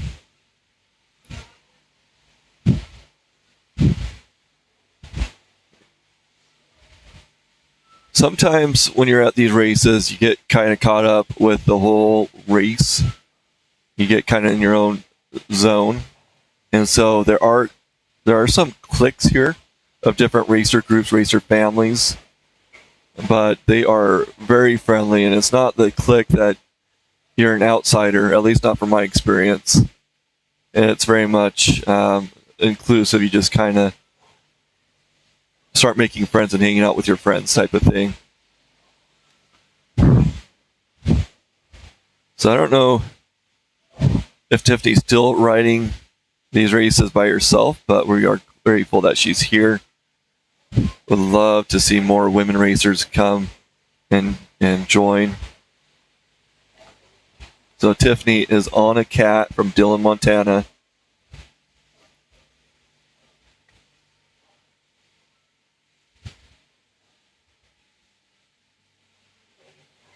Okay, so I got an update. This is get that zoomed out for. So Tiffany's going through the rodeo zone. So okay, so Iris Gianetti. This is her third race ever. So a lot of new racers. Okay, Tiffany coming up to 20.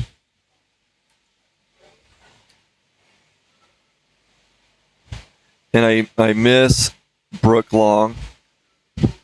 She was a very bubbly person, just like her dad, Scott, who's retiring.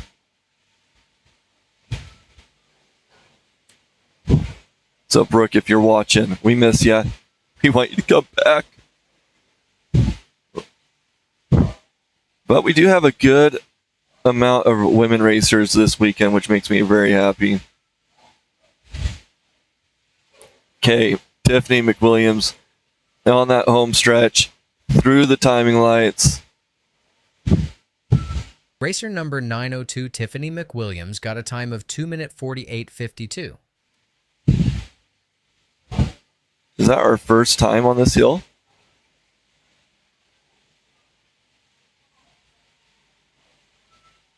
It sure is. Tiffany coming in with that first time of 2:48.52.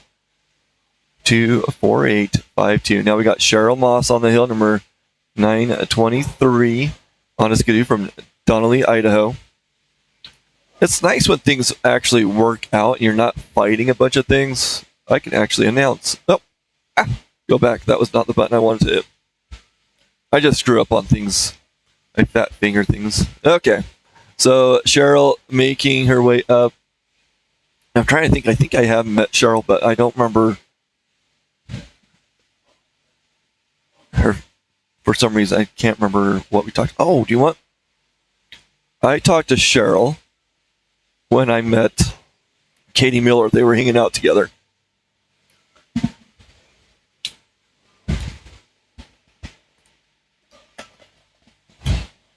We did a interview with Cheryl and Katie, and so we're happy to have her. I don't know if she's been to all the races this season. She's in that midsection at the moment. Okay, there she is coming over to the first part of the rodeo area. And I don't know if her family's on, so if you are supporting Cheryl, please put in the comments. I don't know if her significant other is here, but a little shout out to her. Okay, Cheryl coming over to the switchbacks. See if we can get a little zoomed in there into 20. And there's a bit of a, well, we push that a little too early. You can see the old ruts. So you get a person stuck and they dig and they put, so the snow behind them gets deep or higher while they dig lower. So it becomes this big bump before the big hole. Oh, there we go.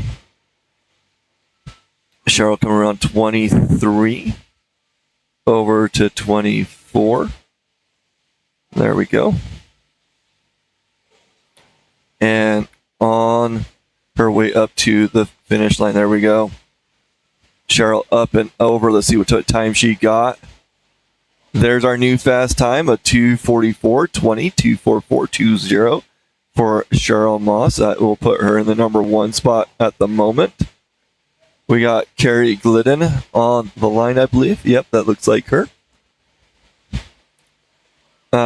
At some point, we're going to have Ayla Bateman doing a re-ride. But we got Carrie Glidden, and then we got the Wild Hadley West coming up. So, Carrie Glidden starting off. Again, big shout out to Jake Schneider, who is running the finish line for RMSHA. Excuse me. Jake was very great, very kind, and got our camera set up on top, so I didn't have to go up there. Beautiful view, so I don't mind going up there. I just hate leaving you guys out kind of blind. So Carrie Glidden on the hill now, number 205. I wonder why Blue didn't announce. Maybe she didn't have audio. Refresh that, see what's going on. Nope, don't have an audio file for her. So what I do with this, and it's pretty fun. So I write an AI script that reads over the racer profiles and builds out that announcement that he does. And so we capture that, and then it plays when they get the new racer on the screen. And that looks a bit blurry. Let's see if we can get that focused in a little bit more. Yeah, that looks much better. Okay. So Kerry Glennon coming up through that top area now. This is the rodeo ground is what I call it because it has the modals right there.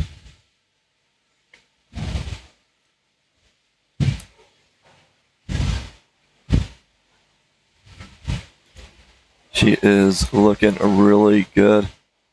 And I don't think I've had the pleasure of meeting Kerry yet.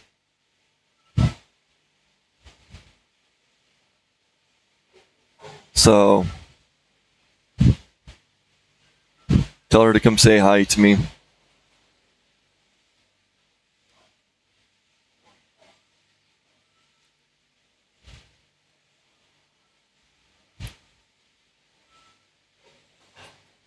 Oh, too early.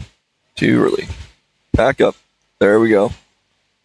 Kerry getting through the rut zone up to 23.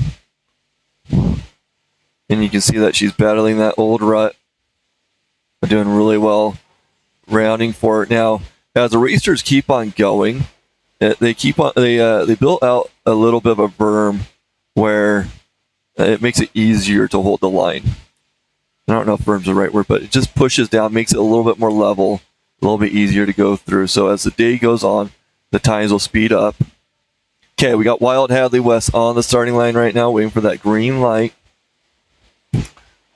Hadley West, I think it was the first year that we did this live stream for the full season. 2023, 2022, man. Can't remember which year it is. I need to look that up. I think it was 2023. Yeah, 2023. We did some experimenting with the live stream to see if we're able to even do the blue lane. And it was just, I did a crowdfund to get a second camera, or to get this camera. And the idea was that I was going to try a live stream the races. And if we couldn't live stream with this camera, at least we would get an additional camera to accompany Tammy's camera, because at the time, Tammy was recording individual videos for all the racers. Or not all racers, but the blue lane racers, and it was one of those hit and miss. People knew about it, some people didn't know about it. But she would do it, and she did it mainly for the juniors, the women, and some of the amateurs and semi-pros. And it started off because she wanted to provide that video coverage that she wished she had on me when I was young, because I started racing at 16, 17. And so she started recording, and she ends up recording the whole day. That's what she started doing. You know, she would stand right next to the film crew and do her little videos and from start to finish. And so we knew Blue Lane wasn't being covered, and I wasn't able to keep up with racing. And so I'm like, I'm going to try this. So we got that funding.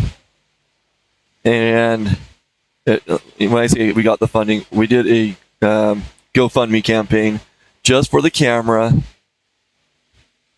and some equipment to go with it. And that was a success. We got that equipment. We recorded Salt Pass Border Dash. That was the first race, so that's over in Geneva, Idaho.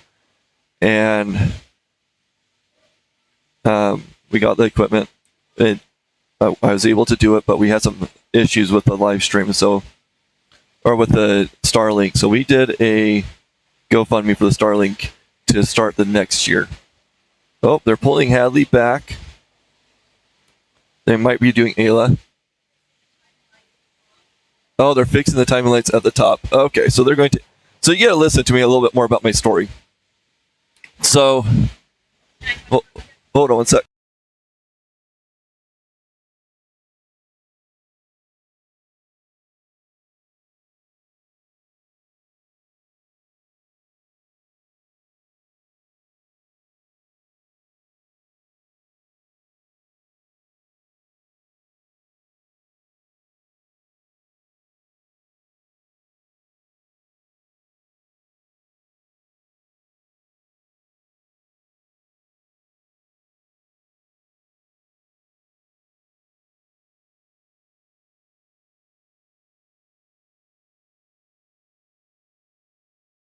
I will be right back. I need to do some things to see if we can help out RMSHA. They're having some difficulties. Be right back.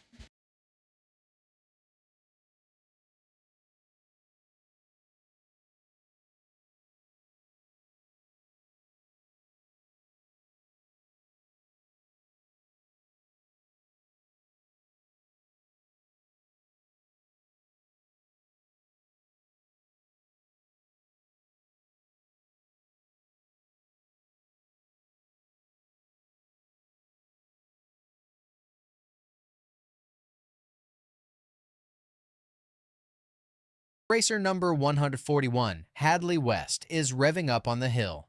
Coming to us from Rathdrum, Idaho, Hadley's support crew includes her dedicated dad, mom, and sister Reagan. This talented racer is rolling in with a fleet of impressive rides, including the Polaris 9R 899cc, Polaris 600R 600, and the powerful Polaris Matrix series. With a strong lineup of sponsors backing her, including Zico Development, Klim, and Polaris Factory Racing, Hadley is set to make some serious waves today.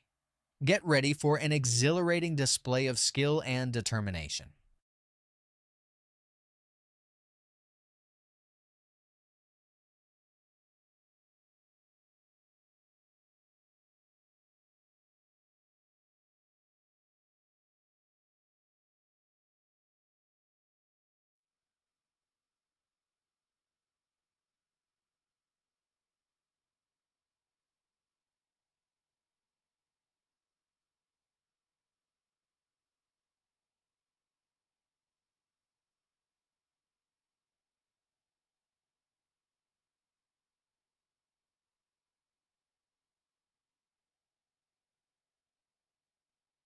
Row 6.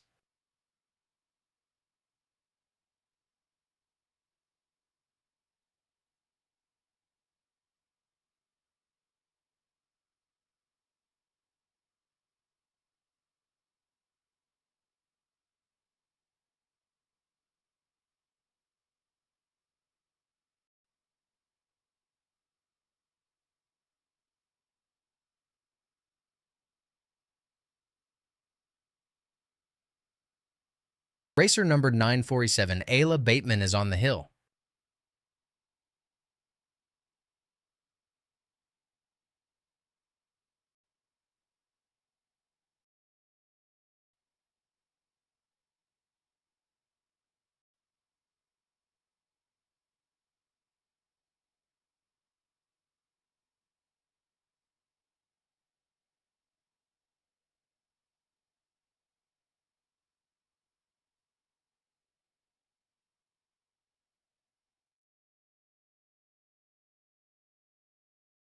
We got Ayla Bateman on the hill. So RMSHA is having some timing light issues, and there is some concerns that it may be a Wi-Fi issue or Starlink issue. And so I had to disable the Wi-Fi and restart my router, which is why we had some downtime. Oh, I need to go over here. Got focus on that. So Ayla is going through that spot right there into the rodeo ground. But we are up. We just don't have Wi-Fi. We're directly connected to it, which is how we get a nice clean picture. Unfortunately, and I don't know exactly how I'm going to do this because I have a special box around my Starlink router that protects it. But we'll have to do a factory reset to get that going again somehow. Anyways, Ayla Bateman getting into that rutted zone. I don't know. Oh, no, missed that one. Get over there. Get Ayla rounding 24 right now. Sorry for this fantastic camera control there. Up and over.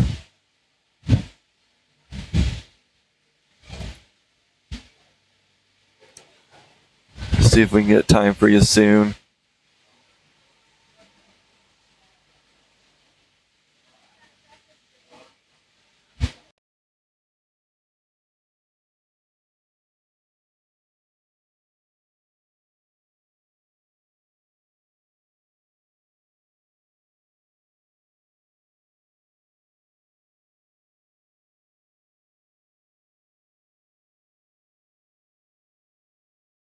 Okay, did we miss Hadley West?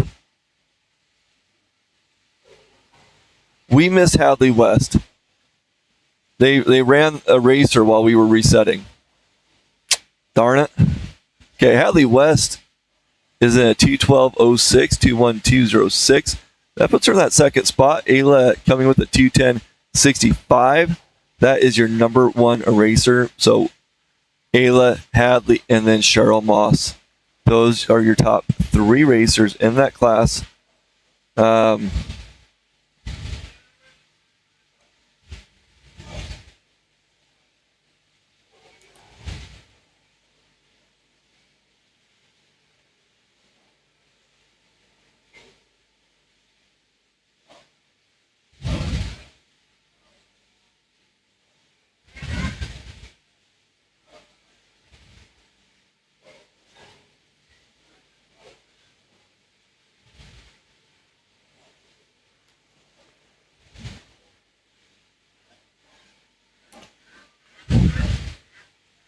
Okay, I'm not sure what's going on. They might be playing around with stuff.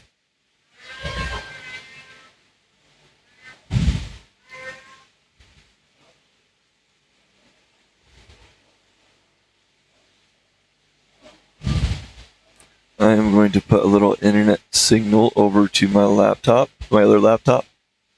I'm running two laptops now.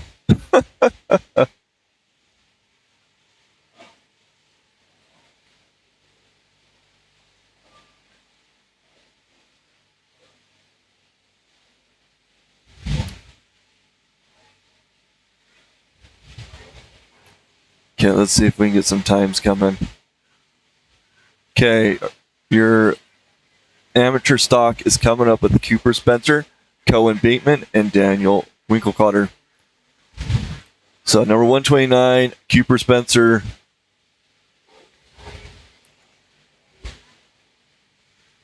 Waiting for that green light to go.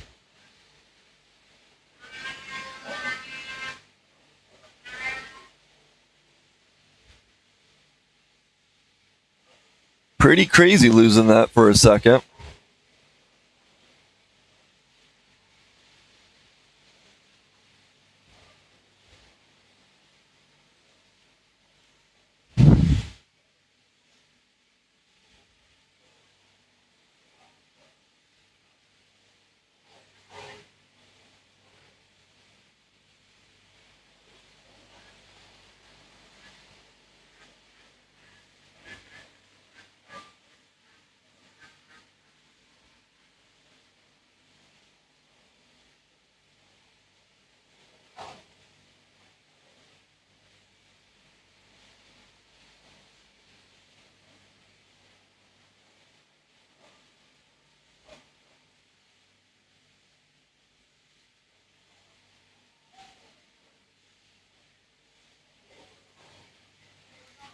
If somebody wouldn't mind just putting a comment in the chat, I'm trying to see if I can get this other functionality working. Cooper Spencer is on the hill.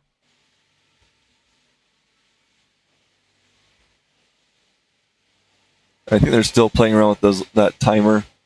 Okay, here we go. Cooper Spencer. First racer in this amateur class. We are running amateur stock. Now, I know there are some supporters of Coopers out there, or sorry, of the Spencers in general from Bancroft, Idaho. They ride Polaris.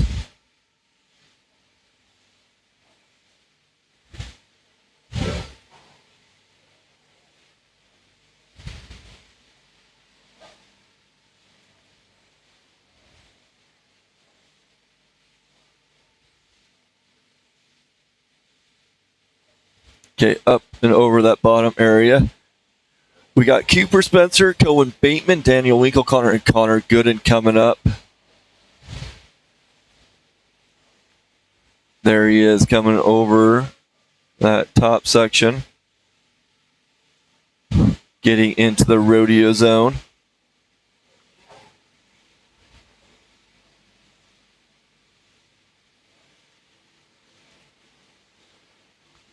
And I need to get these set up a little bit closer.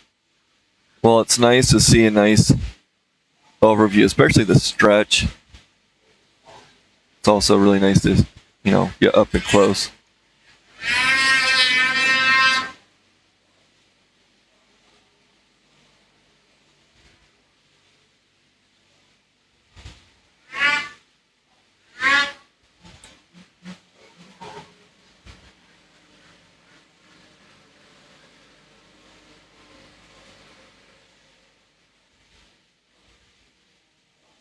Looking pretty good so far, coming up to 23, battling that really hard packed snow.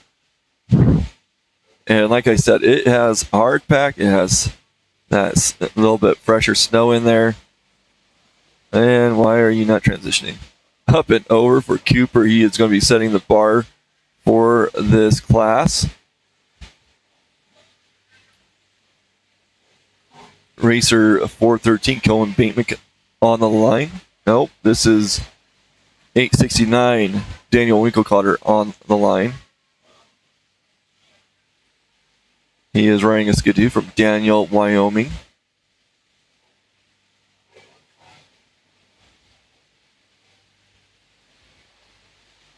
Now, I'm not sure why we're having these... Racer number 869, Daniel Winkle-Connor is on the hill. I don't know why we're having a running order differences, but anyways, Daniel make his way up through 4.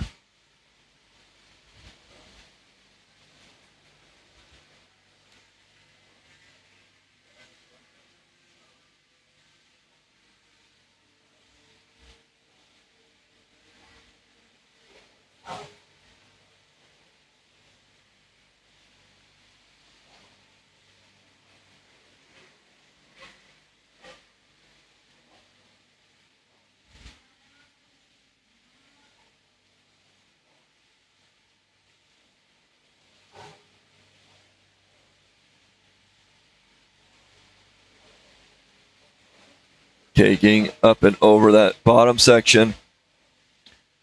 I don't know how much they changed that midsection. I haven't walked the hill, but it looked like, this hill looks less aggressive, like the jumps and everything, than they did last weekend.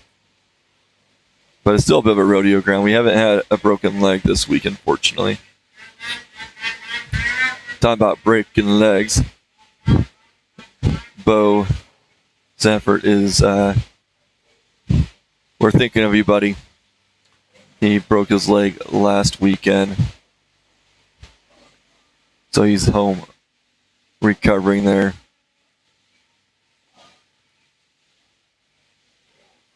Wonder if I just push this one, what happens? There we go. Okay, through into the ruts. Come on. Ooh, took that a little high, having to correct. So again, we got Daniel Winkle-Connor on the hill, wrapping around 24, going towards the finish line and through it.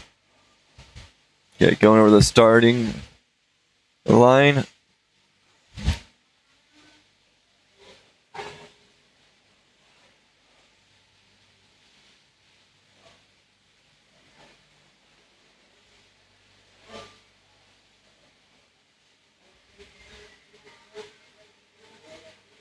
Okay, that's our new fast time of 2:08:52, 2:08:52 for Daniel Winkelcotter.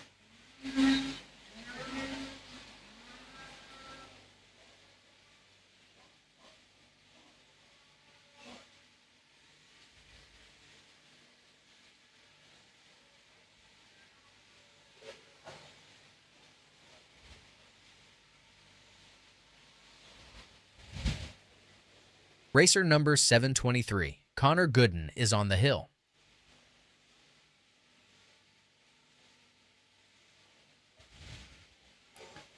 Okay, got Connor Gooden going up. Number 723 on a player from Soda Springs, Idaho.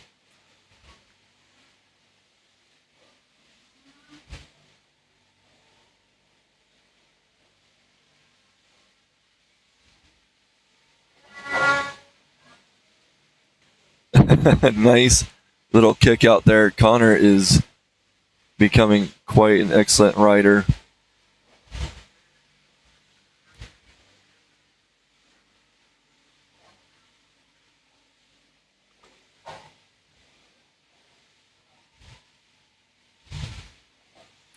Okay, up through that section.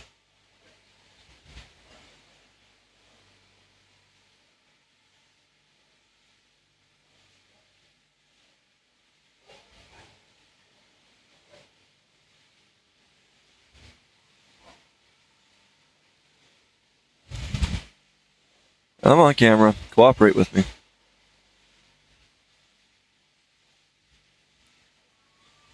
Getting through the rodeo area.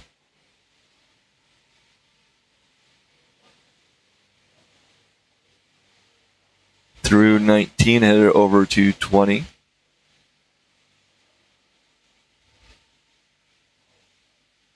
That little bump right there. Need to move this camera over more.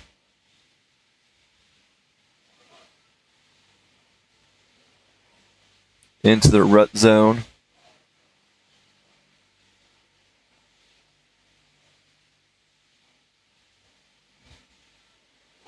Okay, rounding 24. Oh. Scary. Nice transition through there, up and over. Racer number 723, Connor Gooden, got a time of 2:08:23.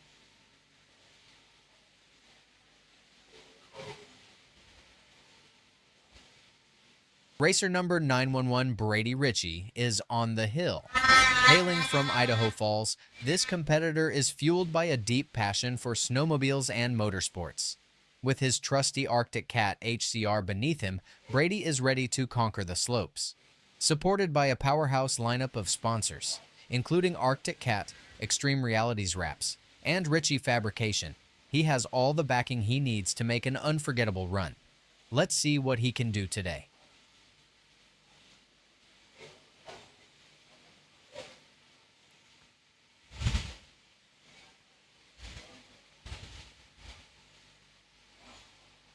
Okay, Brady looking pretty good.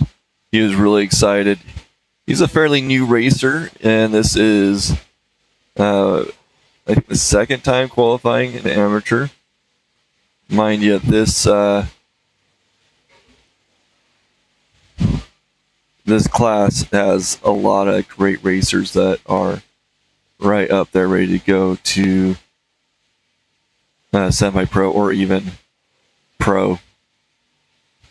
A lot of young racers and juniors that have many generations of support. So anyways, Brady Ritchie, really great guy. He is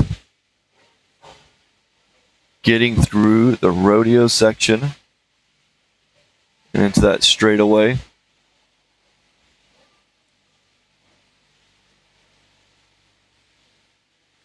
Coming over to 20.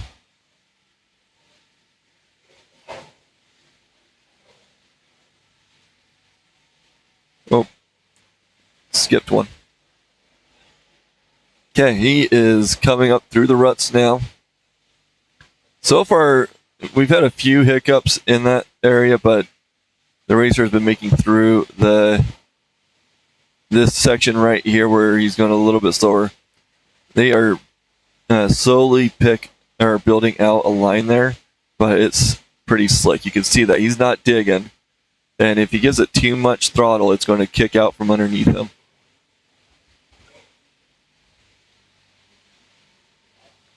Okay, so Connor Gooden currently holding that time of 2:08.23. Brady Ritchie coming in with a 2:19.32. 2:19.32 for Brady Ritchie.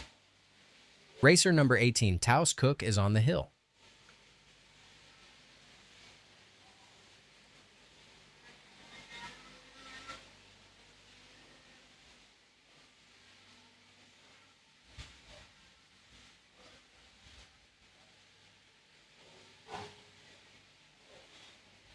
Good. Thank you, Joel, for posting that.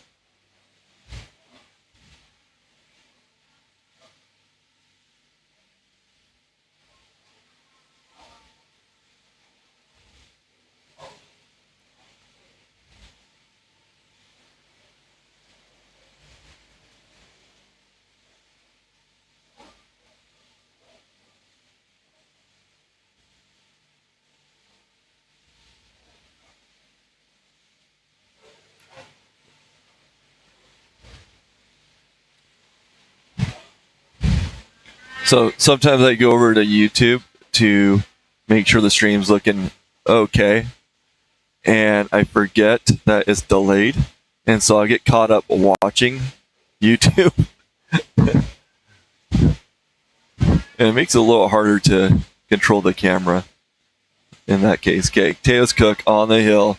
Number 18, Teos is from McCall, Idaho, on a Polaris.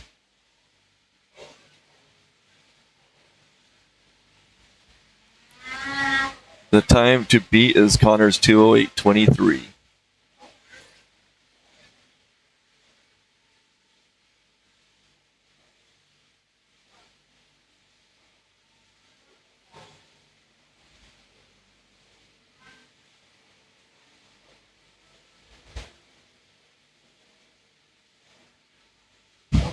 Trying to keep that front end down a little bit while having the speed, but he is looking really good.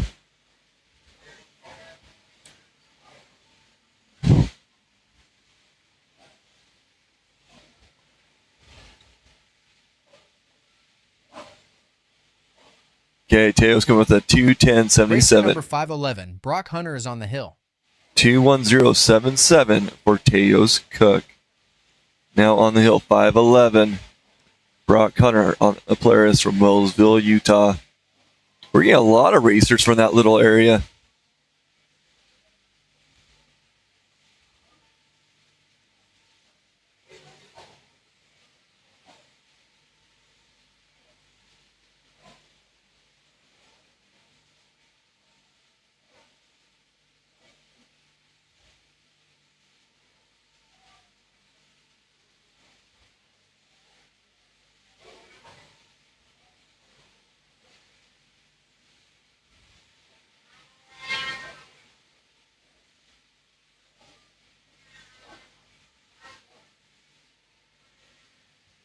Okay, Brock Hunter coming into that midsection. Oh, it's Taos? That's how you say. Okay, thank you for correcting my name, or his name. I won't be able to do the AI bot for a bit, but Brock Hunter coming through. So Taos is how you say his name. Taos Cook. Thank you for that.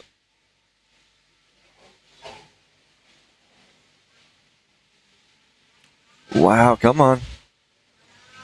There we go. Brock Hunter coming to the rut zone.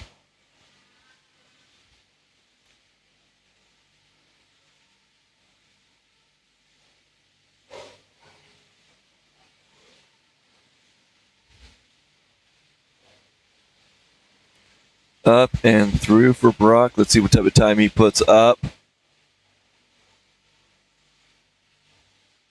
2:01.74 for Brock Hunter. 2:01.74.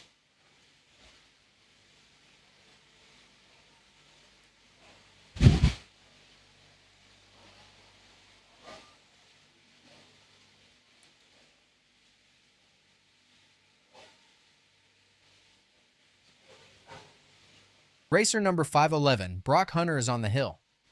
Who was the previous racer? I thought that was Brock.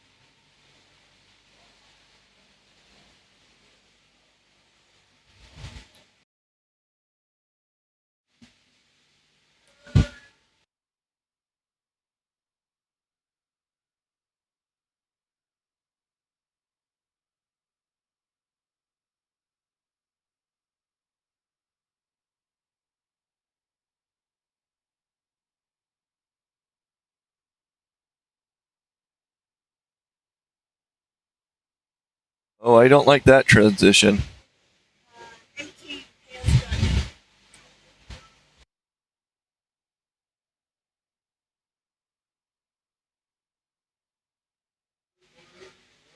Yeah. Oh, I was supposed to zoom in over there. There we go. Okay, Brock Hunter, man. Working with Tammy to figure out who was racing before. Maybe I just got a little confused. But we got Brock Hunter, number 511, on the hill. Oh. And he is going to get a hard mark just past 23. Let's see if we got a replay of that.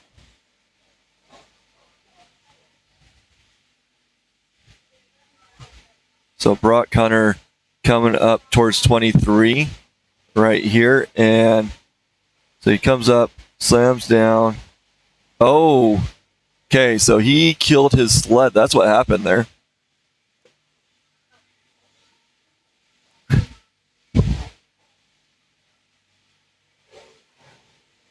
So Brock Hunter comes up, slams down, and it looks like he hit his kill switch. Because the sled died and it slows down, but he keeps that momentum up and over his handlebars.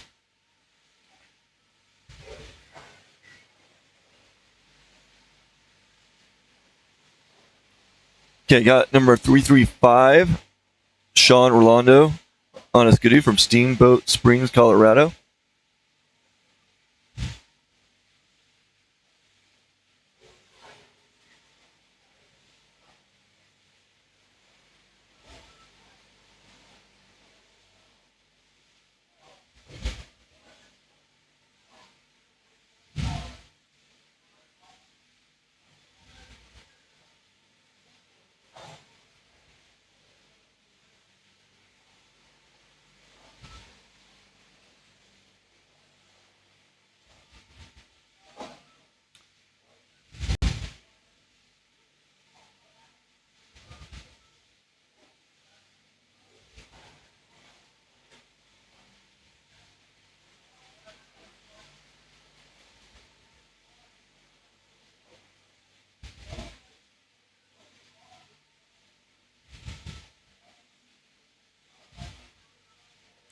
Sorry, I'm being a little quiet. I'm trying to configure some camera positions real quick.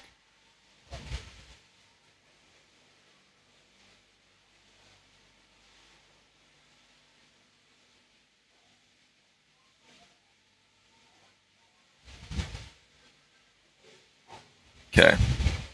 Sean Rolando on the hill.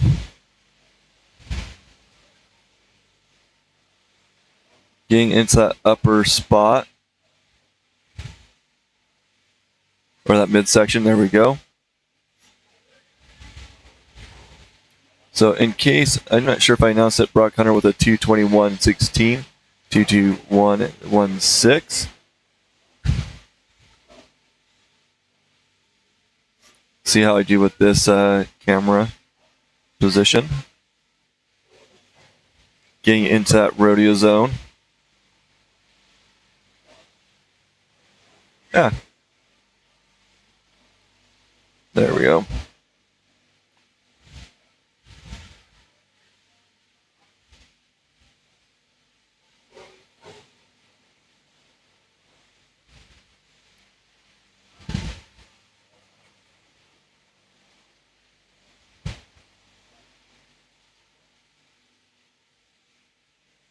So after Sean, we got Blake Frisbee, Ryder McMillan, and Joel Long coming up.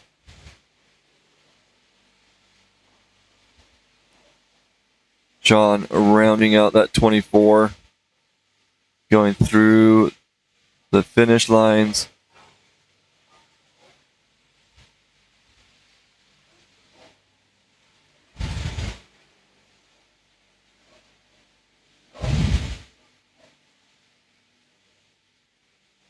Racer number 257, Blake Frisbee, hails from Caldwell, Idaho.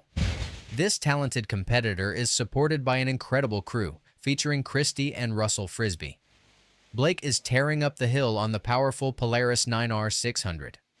A big shout out to his dedicated sponsors, CM Backcountry Rentals, Sitesh Stage Stop, Salmon River Helicopters, and Grizzly Motorsports for backing this phenomenal racer. Let's see what he can do out there.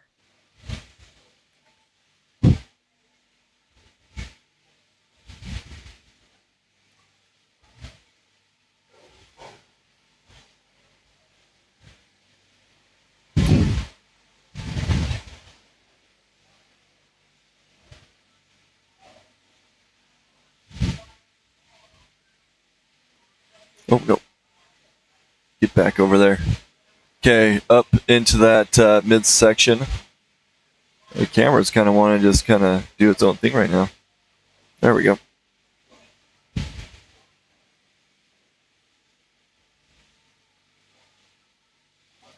Up and over. That nice jump. Into the rodeo zone right now, midsection of that. Last few modals, and then onto the straight.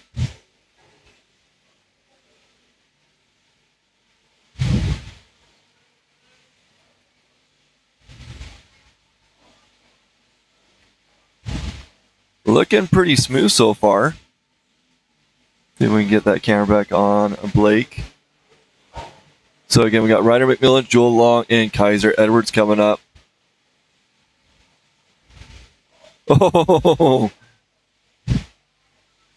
came over that bump and came right down on that right leg or left leg. Blake Frisbee up and over, taking quite a wild ride in that number 23, around 23 gate. We got number 132 on the line, Ryder McMillan on a cap from Silver Bay, Minnesota.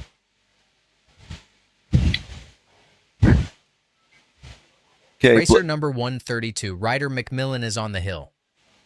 We got Blake Frisbee with a 2:12.77. 2:12.77.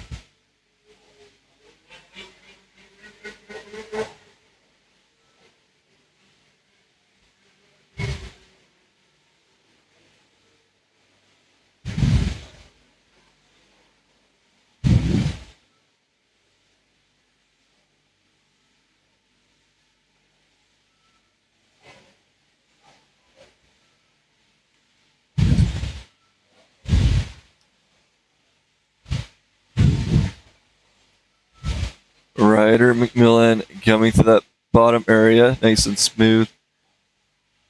He is the 10th of 12 racers in this class, so him and two others. And then we're jumping into women as 7 as stock.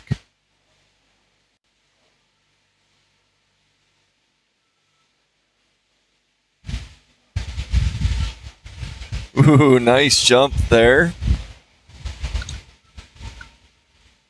Taking that triple pretty well. He made that rodeo look a lot easier.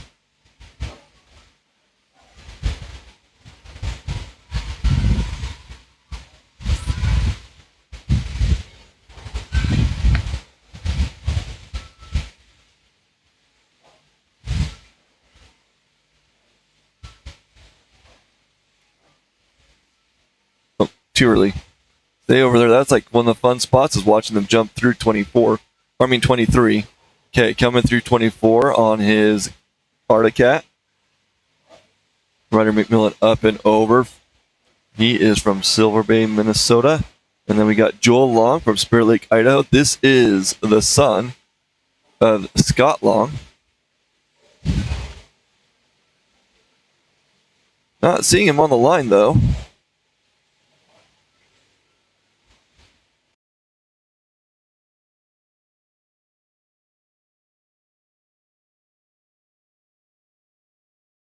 Oh, so Blue Lane, just a heads up, Blue Lane is going to be delayed for a little bit. There is an injury somewhere on the hill. Not sure if it's race related or what. I'm just kind of doing a little scan. Let's go ahead. I'm going to transition over. You guys can. I'm just kind of looking and being curious, seeing if there's anybody that we could spot.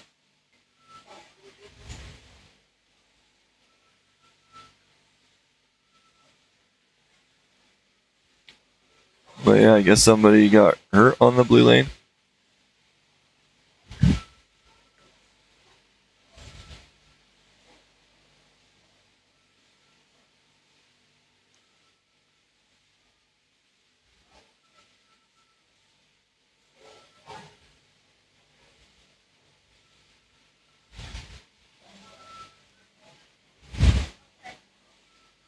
Okay, so sounds like we got the racer, or we got that figured out.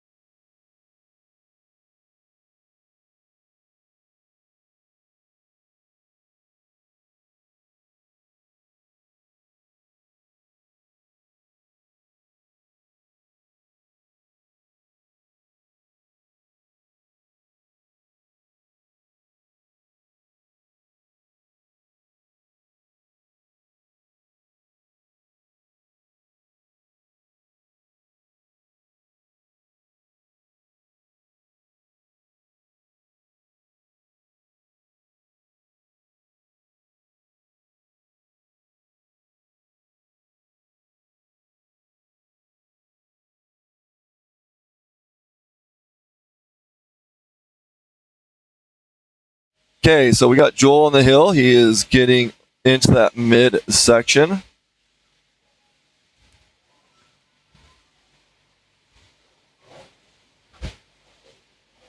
And I am teaching my niece Bailey to learn how to control this, so.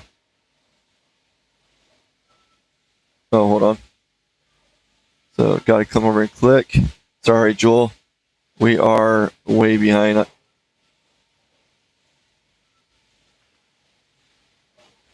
So, use your thumb to move that up and down. And then, whatever finger. Whoops, a little early.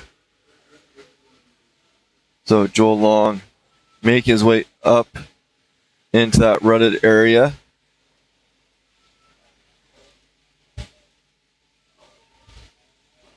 She'll get the hang of this.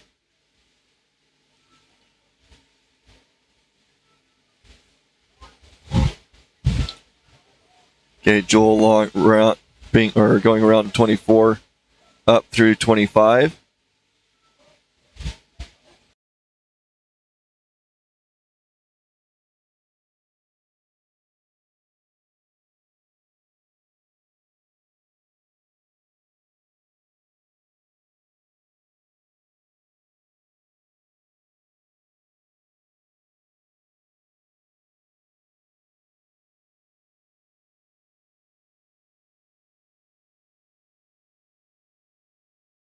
Okay, I'm going to hold off on the break, but she is going to watch me mess things up.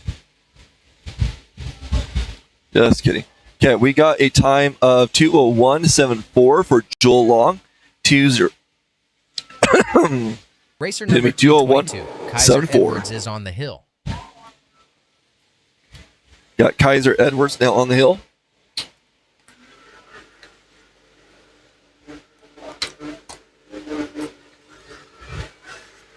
Number 222. This kid has really matured in racing. I want to say he started last year.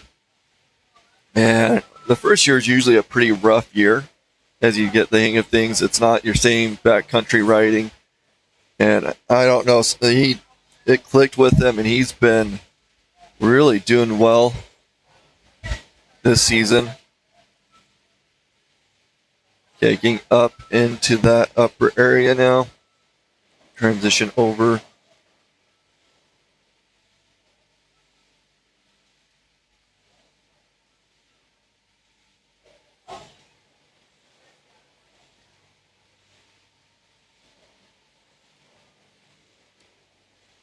Looking really good. Nice jump over that double.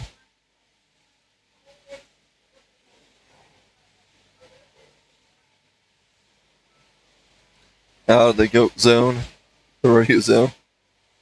Oh, I don't know why that's going over there.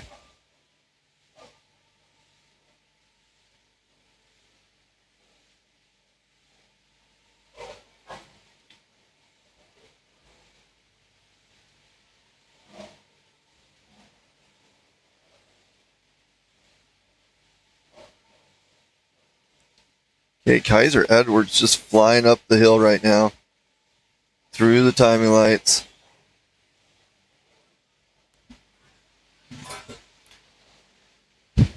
Okay, I'm going to step away after the women's class. We have our first racer at Hadley West on the hill right now. 141, Hadley West, is revving up on the hill. Coming to us from Rathdrum, Idaho, Hadley's support crew includes her dedicated dad, mom, and sister Reagan. This talented racer is rolling in with a fleet of impressive rides, including the Polaris 9R 899cc, Polaris 600R 600, and the powerful Polaris Matrix series. With a strong lineup of sponsors backing her, including Zico Development, Klim, and Polaris Factory Racing, Hadley is set to make some serious waves today. Get ready for an exhilarating display of skill and determination.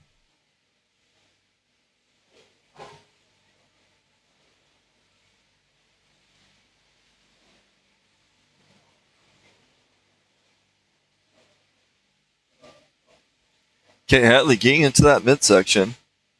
That camera's wandering on me. Come on, stop that. Okay. We got Kaiser Edwards with a 151.45, 151.45 for Kaiser Edwards. That is the fast time in that amateur stock. So he's going to take that class, with the second one being Ryder McMillan. Come on.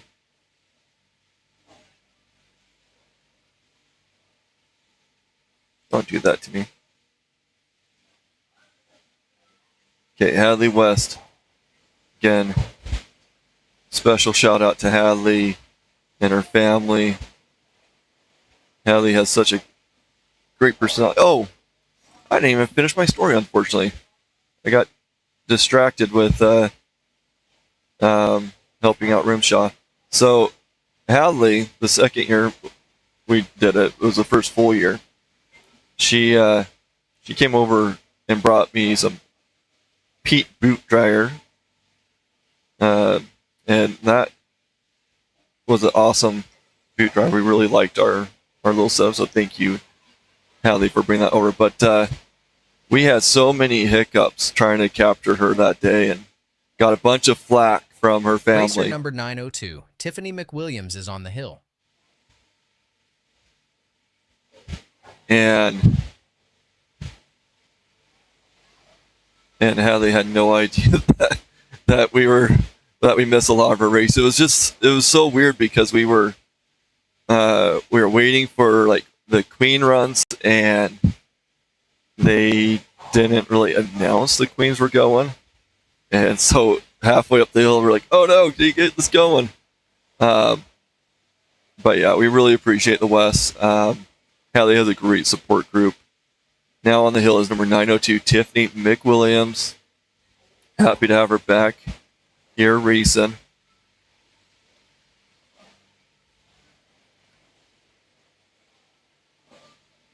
And really, this group of women racers is it's just outstanding on how well they work together. Okay, Tiffany getting into that upper portion.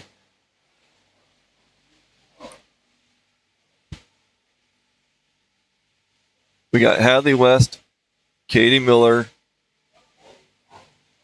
coming up. Tiffany, let's see.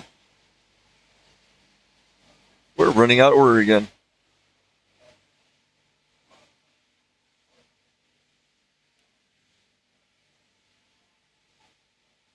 Looking at the list. So we got Katie Miller, Tiffany McWilliams, Reese Dennis, Isla Edwards, and Ayla Bateman.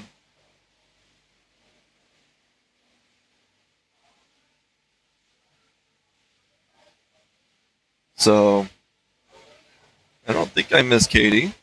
Ooh, Tiffany had a little bit of a hiccup there, getting her footing back again. Coming into the rut zone.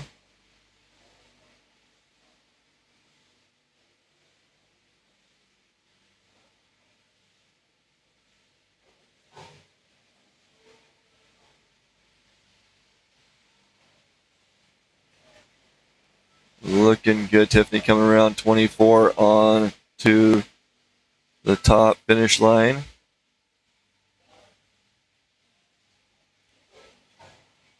Okay, right now, Hadley West holds the fast time of 2:04.01, 2:04.014 for Hadley. Tiffany McWilliams with a 2:26.73, 2:26.73 for Tiffany McWilliams.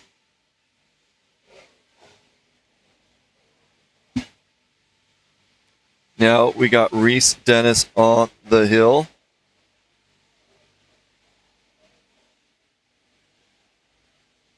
Reese is a new racer to the circuit. She is from Corvallis, Montana, on a Polaris. And I was talking about her earlier. She has a lot of good supporters back at home from coast to coast.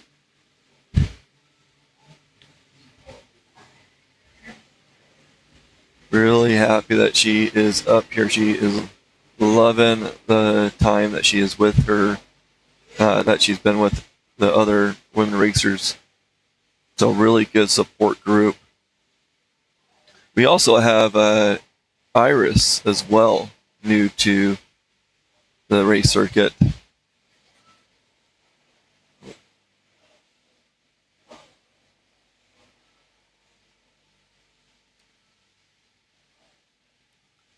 Okay, Reese Dennis in that midsection right now, coming over the first jump.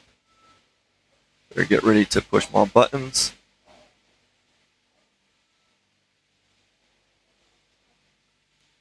Coming to the first set of modals, the rodeo zone, as I like to call it.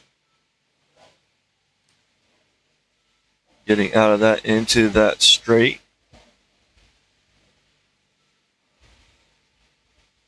I don't know why that is going right there. I will have to configure that. So she's coming around 20 right now. Oh, she is a little low, kind of pointed out. She's kind of sliding back. Let's see if she can get control over this. Oh, she got through the gate and is headed over to the rut zone.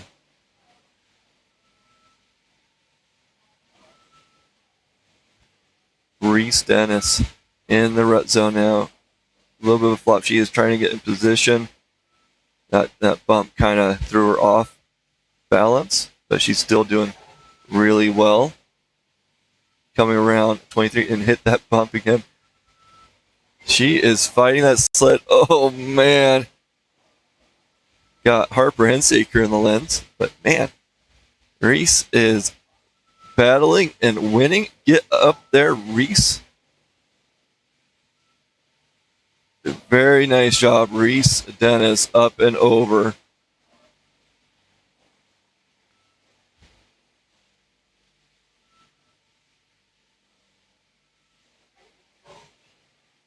Let's see what Reese's time is. 2:48.33, 2:48.33 for Reese Dennis. Now we got Isla Edwards, number 123 from Ennis, Montana. You can see her brother over there getting some snow.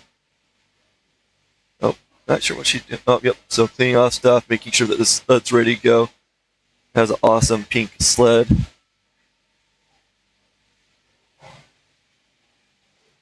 Racer number 123, Isla Pearl Edwards, is on the hill.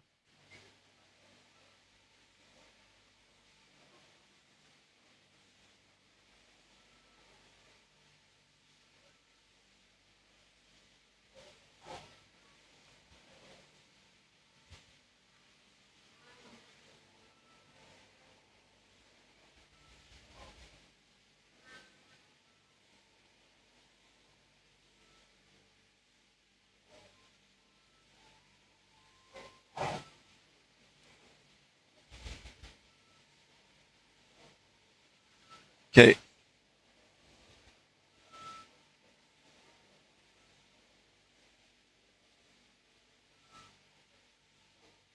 Oh, thank you. Tammy's like, click it, switch it.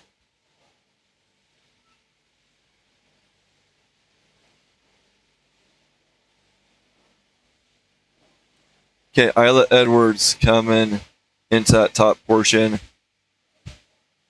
Looking pretty good. Oh, I like it when it's kind of doing this weird, lazy thing. I'm not doing this. This is the camera just kind of doing its own thing.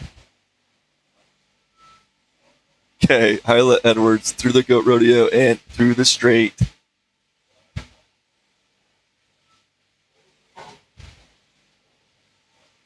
Looking really good. Oh. Oh no. She fell off, but that sled is still going. That is going to cost her a second or two. That is quite the jump right there that she hit. But she's still moving into the rut zone. She is still making a great time. Isla Edwards is just such a fast racer. And through the top. Okay, so the time to beat is Hadley's 2:04.01, and Isla got a 2:04.92. She is 91 hundredths of a second slower, so Hadley still holds that fastest time.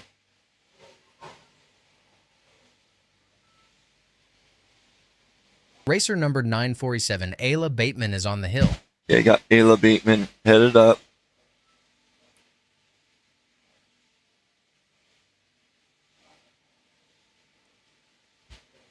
Now, I haven't seen Katie Miller run yet. We have Ayla headed up, and then we're jumping into juniors, and I will be stepping away during juniors.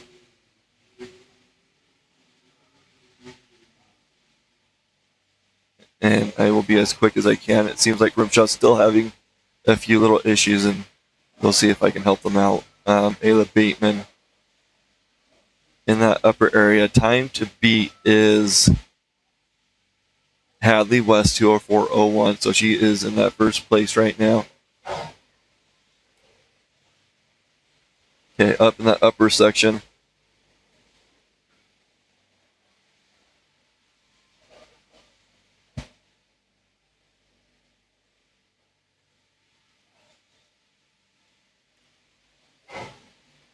She is looking really good so far.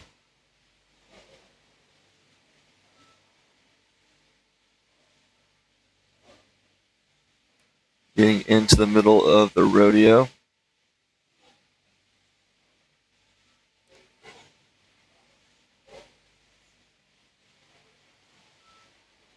Oh, I don't like that transition. I need to get that corrected. Ayla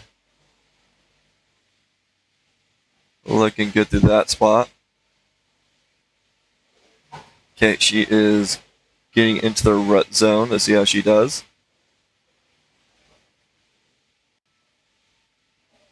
Ooh, she is taking those jumps well. She is putting up a good time. Up and through that top area.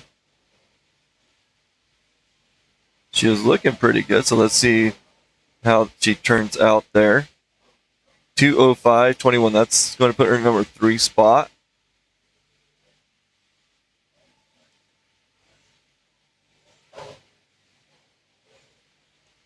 So Hadley West taking that number 1, followed by Isla Edwards, and then you got Ayla Bateman. Those are your top 3. Now we got Cooper Spencer, Blake Frisbee, and Roper Spencer coming up. Racer And number your 187, Katie Miller, is on the hill. junior. Oh, we got Katie Miller now. Not sure why she ran out of order, but glad that she's going up the hill.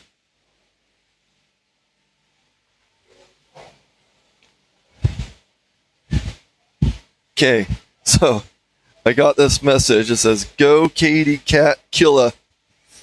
So hopefully I said that properly. Little shout out from a family member on Facebook.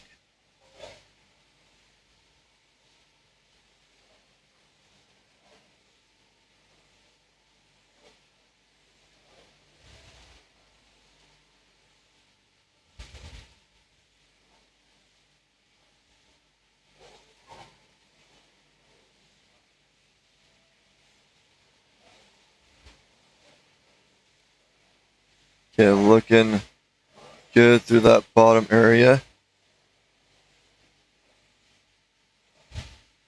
I will have to remember that. Katie Cat Killa is on the hill.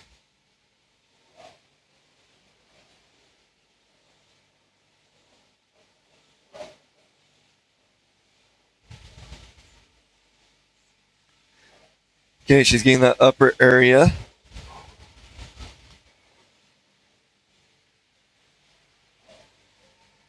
And my fingers are not moving fast enough.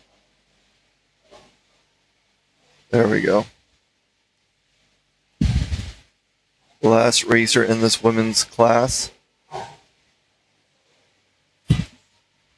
We have the time to beat is at 2:04.01.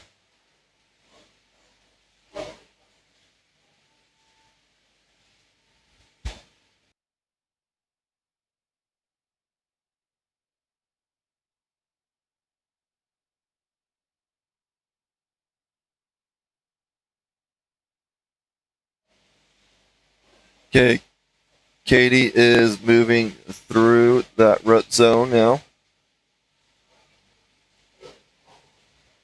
And I don't think I'm going to be able to get Tammy to talk on this thing. Nope. I don't know if I'm going to get Tammy to talk on this thing. Nope, she shook her head. Nope.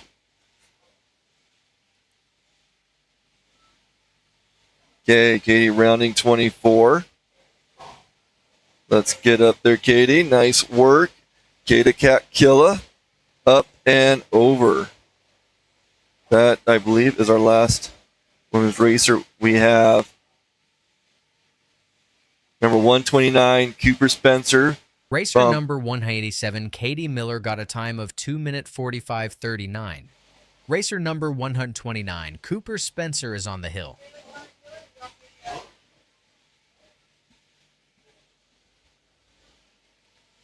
Okay, I am going to take a little bit of a break, and I will see you guys in a little bit.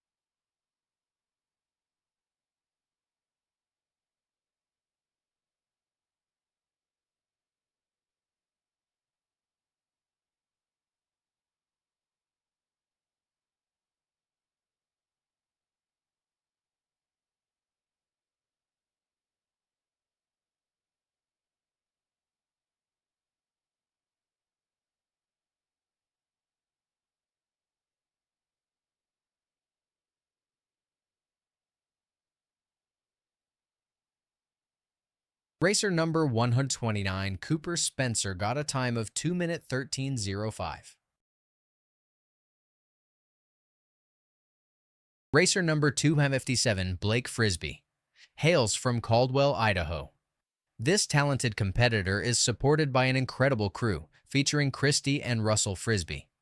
Blake is tearing up the hill on the powerful Polaris 9R 600. A big shout out to his dedicated sponsors, CM Backcountry Rentals, Sitesh Stage Stop, Salmon River Helicopters, and Grizzly Motorsports for backing this phenomenal racer. Let's see what he can do out there.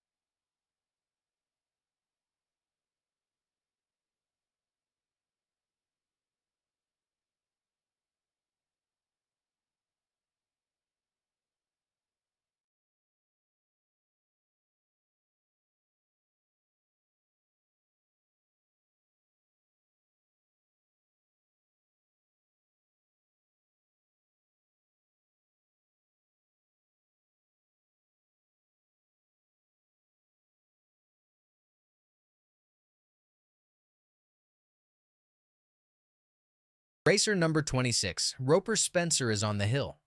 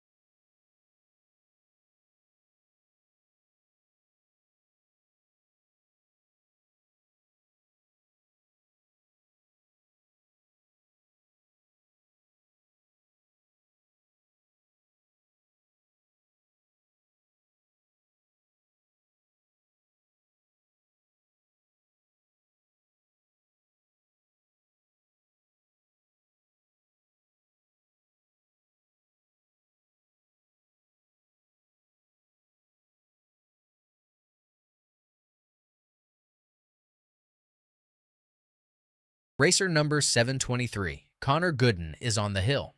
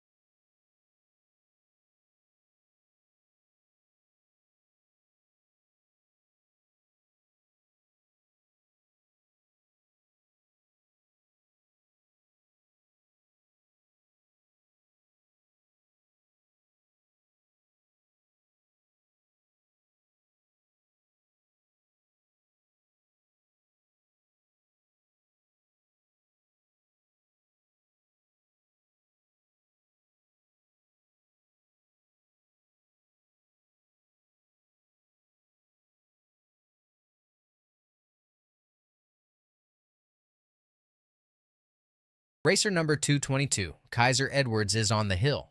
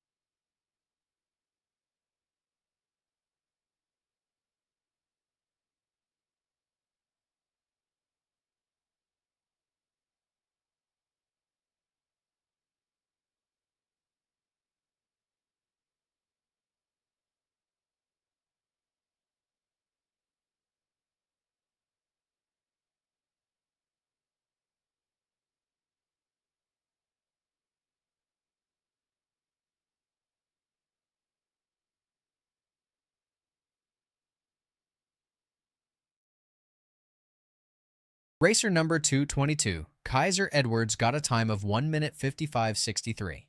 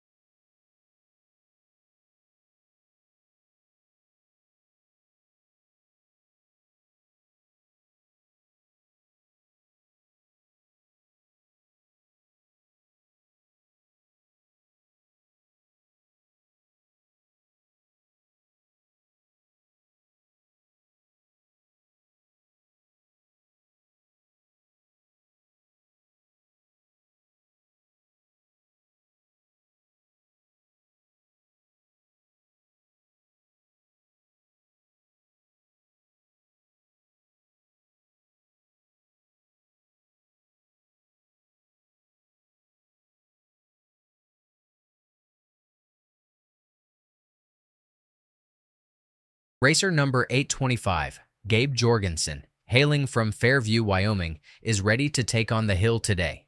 Supported by an amazing crew including Phil Nicole and John Jorgensen, this racer is geared up with a powerful 2024 Ski-Doo RS600 and the impressive 2024 Ski-Doo HCE 850. Gabe's got some eye-catching sponsors backing him, including Ski-Doo, Outlaw Tees, and many more. Watch out for this competitor as he revs up to conquer the mountain.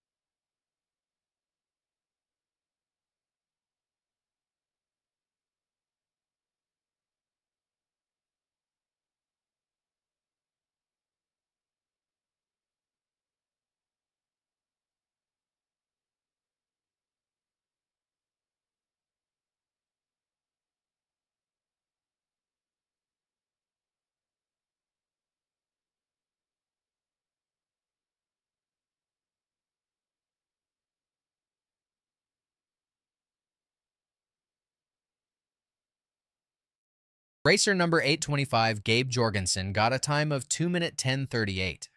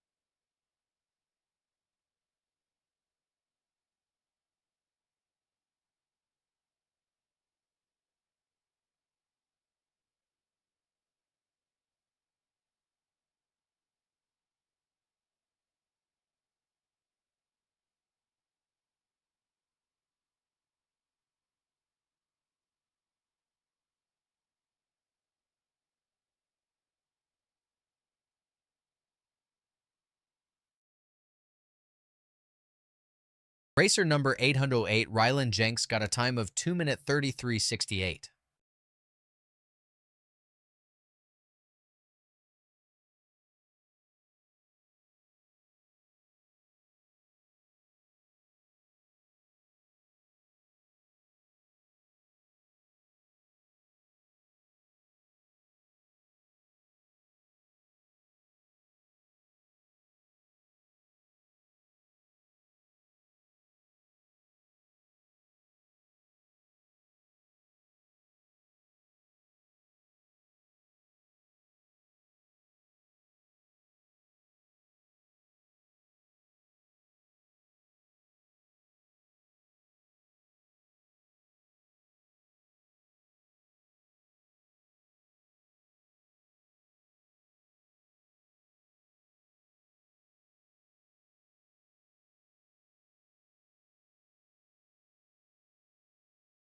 Some devil down here as he's returning back from the pit. Look at him. This is the birthday boy, Gabe Jorgensen. How old are you? So Gabe just ran up the hill. How was it? Tell us some of the difficulties and some of the best parts. It was good. The jumps are just hard, so I don't hit them. That's about it. Just hard? Like just not used to it, or are they all No, I don't standard? hit jumps. Okay. So yeah, how was the top area? Is there a lot of ruts through that 23 area? They're starting to form, but there's just like small head walls, like bumps almost. Yeah. They can get over. So, And anybody back at home that you want to shout out to? Kenzie and Zach Mathis, and then I think that's all that's watching right now. Perfect. Well, we'll let this birthday boy keep on going through the races. I also found another guy over here, Brady Ritchie. Look at this dude. He just got done chasing down little kids and selling their Easter eggs. That's true. That's true. There's a whole bunch of kids steal candy from over here. So Brady had his amateur stock run already. Yep. Stock, finished 10th in stock. I got improved in mod coming up. Nice. Well, we're excited. Sounds like a great weekend for you so far. Yeah, it's first time I qualified in stock, and I qualified 4th in mod. So those ruts, the gnarlier they get, the funner it is. That's what I like. Awesome. Anybody you want to shout out to as well?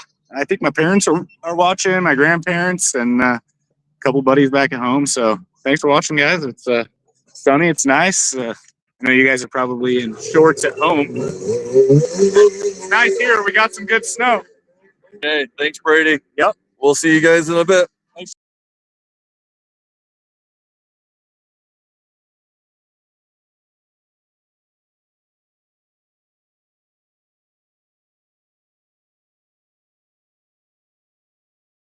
Racer number 217, Taven Heap, hailing from Evanston, is ready to tear up the hill today. He's mounted on a powerful Polaris Matrix 650, and he's backed by some stellar sponsors: Morcon Industrial, Polaris Racing, The Lowe's, and Gates. Let's see if Taven can conquer the slopes.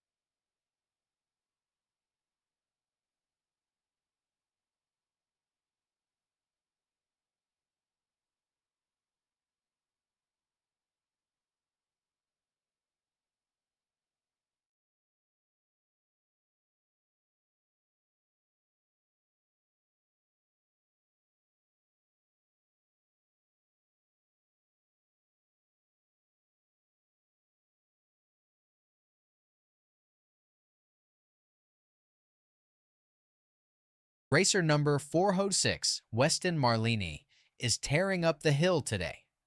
It's an exciting debut season for this young talent hailing from Idaho Falls, Idaho.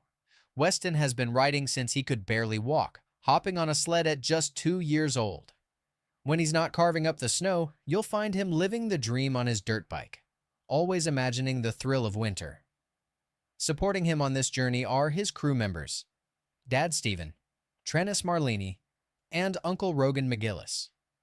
He's piloting a powerful 2026 Polaris 650, backed by an impressive lineup of sponsors, including Polaris Factory Racing, Thomas Racing Factory, Klim, and more. This racer is ready to make a name for himself on the hill. Let's see what he can do.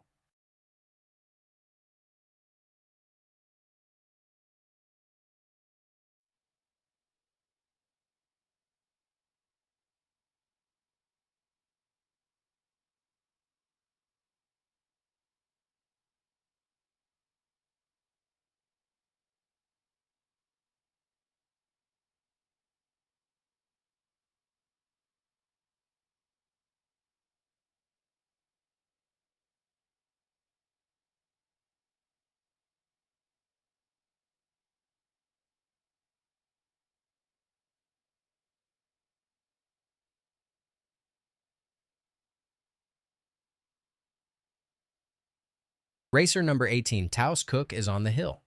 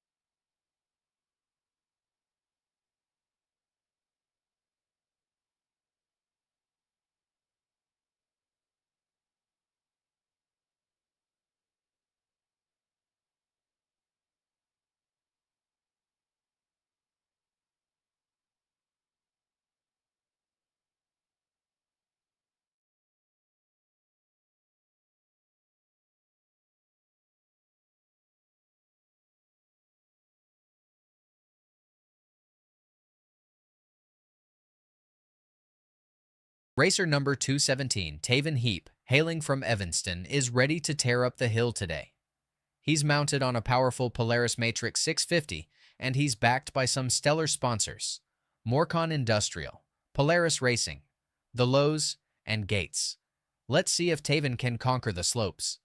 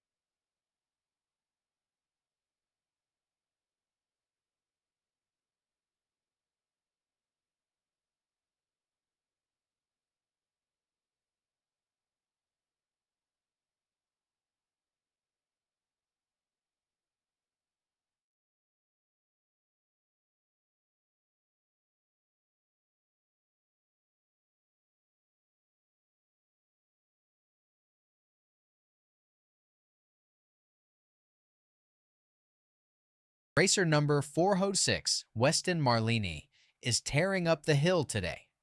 It's an exciting debut season for this young talent hailing from Idaho Falls, Idaho. Weston has been riding since he could barely walk, hopping on a sled at just 2 years old. When he's not carving up the snow, you'll find him living the dream on his dirt bike, always imagining the thrill of winter. Supporting him on this journey are his crew members, Dad Stephen, Trennis Marlini, and Uncle Rogan McGillis. He's piloting a powerful 2026 Polaris 650, backed by an impressive lineup of sponsors, including Polaris Factory Racing, Thomas Racing Factory, Klim, and more. This racer is ready to make a name for himself on the hill. Let's see what he can do.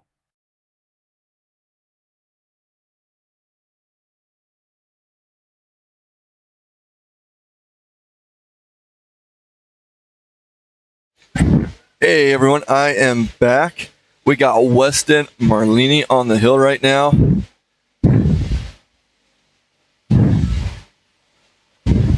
Number 406. He is in that upper portion now. Now I am catching up with where we're at because I did a little walkabout. I'm hoping those interviews were visible and audible.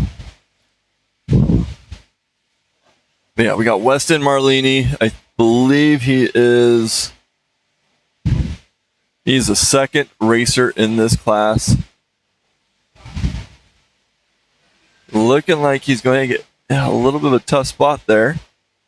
Let's see if we can zoom in on him. He's getting that sled picked back up.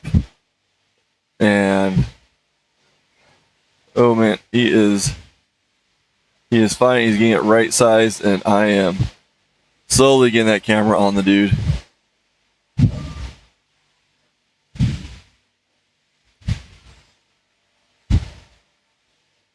So it sounds like I potentially was causing the timing light issue. Not officially the person that was causing the problem. But yeah, so yeah, he looks like he got turned around. Weston going to get a high mark there.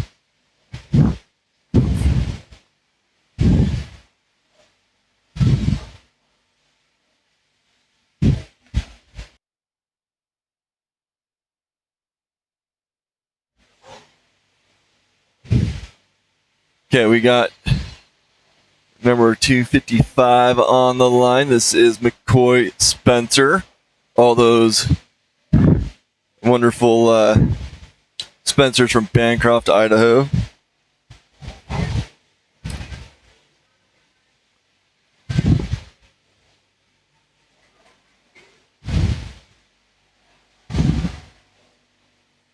Had a great time chatting with Gabe Jorgensen on his big birthday.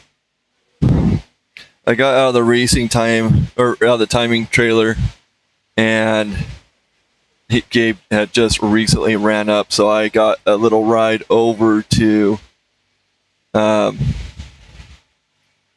starting line. The tech trailer to help him out.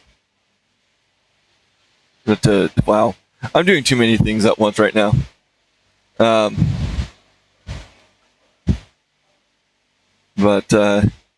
I got to talk with Gabe and Brady over there. Brady, Robin, Racer Easter number eggs. 406, Weston Marlini did not finish. Okay, McCoy now on the hill. This is number 255 on a Polaris from Bancroft, Idaho. Wrapping up that 12 and 13-year-old age range. These kids are, I need to get their weight because I bet they are just underneath 100 pounds, riding those 400 or 500 pound sleds. Really awesome. McCoy Spencer shooting up the hill now.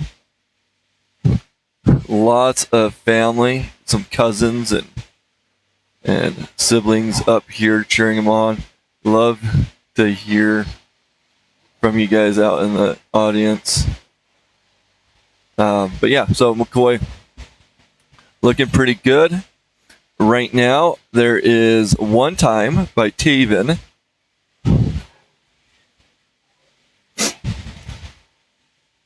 Taven got a 2:11.51, it looks like. Okay, transitioning to the upper hill.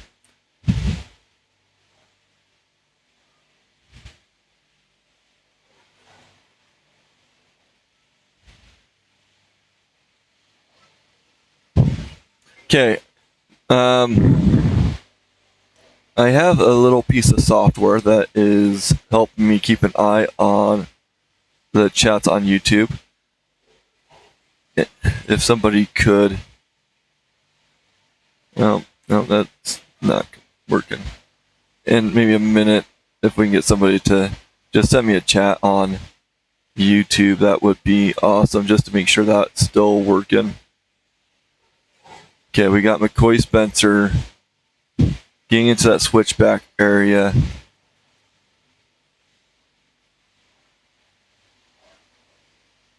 And that's still a bit of like a bump and a hold there. Okay, McCoy getting into right at the bottom of the rut zone. Looks like he's lining it up, or maybe he's off center. I'm not sure. Okay, he's pointed upwards. Looking really good. Now here's another bump. Let's see how he handles this. Woo! Little wheelie there. Headed over to 24, and then he's going to be ready to shoot up the hill. Again, there is only one time on the hill. Let's see if he can take the lead on that or not. It looks like he's going to be in that number 2 spot. So you got Taven Heat with a 2:11.51 and McCoy Spencer with a 2:30.54, and then Weston Marlini Racer number in number 3. 255, McCoy Spencer, got a time of 2:30.54. Okay, we got Tim Mackey on the line now. This is kicking off our Pro Senior Improve.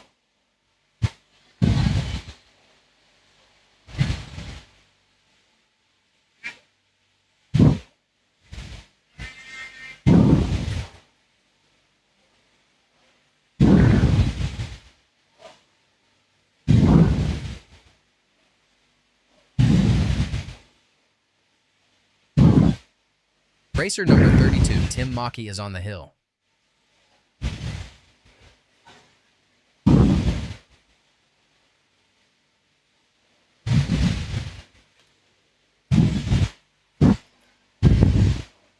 Okay, Tim Mackey.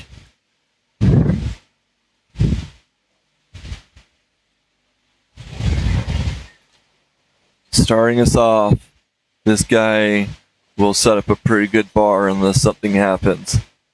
He is quick, and he knows how to ride.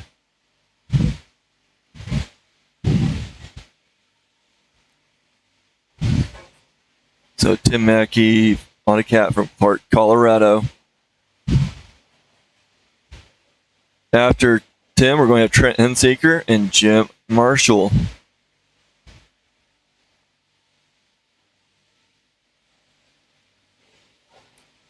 Looking really good through those jumps. Into the second set. Nice, smooth jump through those modals. Going through the triple. It's almost like a drone effect. When it slowly goes that way. Nice little hop over he just did there. Man, he is booking it, and I'm having a hard time keeping up with him. Tim Mackey, he's going to leave a really good fast time.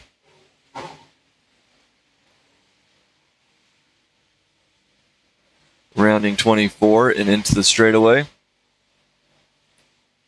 And up and over.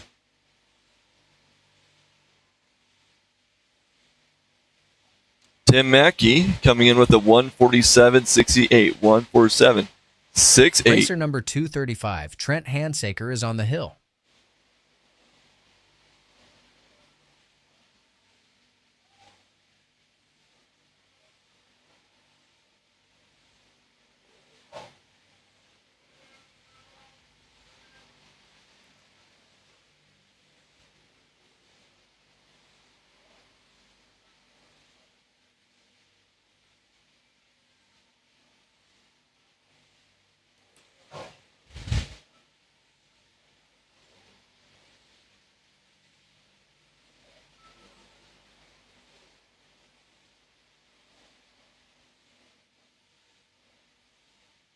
Okay, getting that upper area.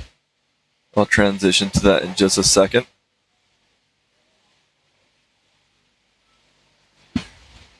Okay, there he is coming over that first jump. Trenton Saker, number 235 from Camas, Utah.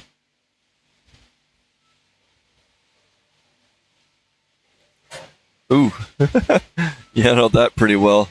He was flying and that track just hit that last bump.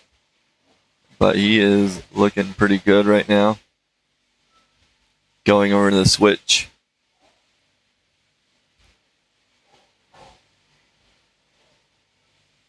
Ooh, a little pixelated there.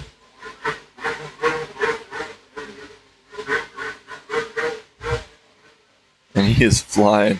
He really wants to up one from Tim.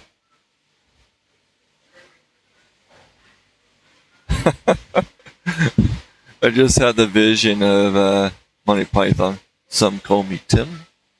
So Trent Hensaker, new fast time, 1:47.25, 1:47.25. Racer number 47, Jim Marshall, is on the hill. At 66 years young, Jim hails from the beautiful town of Paris, Idaho. With 18 years of pro racing under his belt, he has shown incredible dedication, missing only one RMSHA event since his career began. Competing in the Pro Master and Senior Pro Master classes, Jim made history by climbing Jackson at the age of 54, earning the title of the oldest active RMSHA racer. In 2023, he crowned himself as the Pro Senior Stock Points Champion and Pro Senior Improved Points Champion, not to mention claiming the title of oldest RMSHA King of the Hill at Powder Mountain. He's made a remarkable mark, being the oldest racer to ever qualify in a Stock Pro class at Jackson, and he secured 2 impressive 4th-place finishes at the Jackson Hole World Championships. His dedicated crew, including his wife Tammy, son JD, and grandson Jaden, support him all the way. Riding on his trusted Polaris 9R Chaos Stock 900 and Polaris Chaos Improved 900, Jim's got a solid lineup behind him, bolstered by an impressive roster of sponsors, including Remmers Renderings bumpers, Gates belts, and many more. Let's watch him carve up this hill like he's done for years.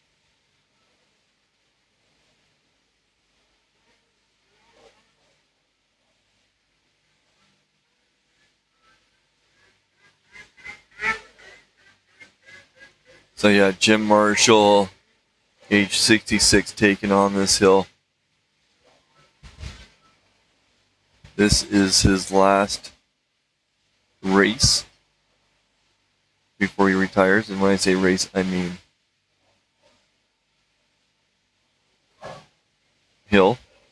Okay, he's coming up to 24 now.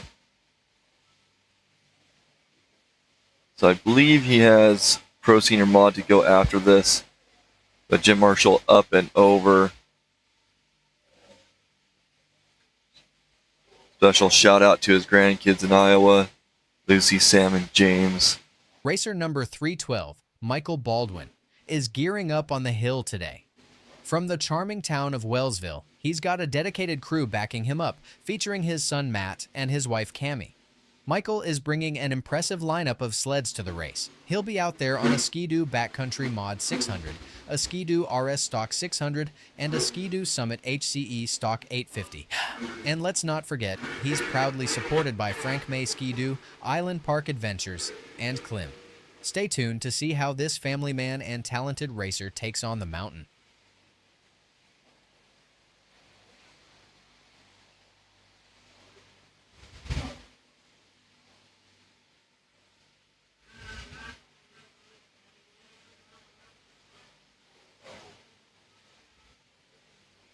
Okay, Michael Baldwin getting that upper area, waiting for him to come into view of the top camera.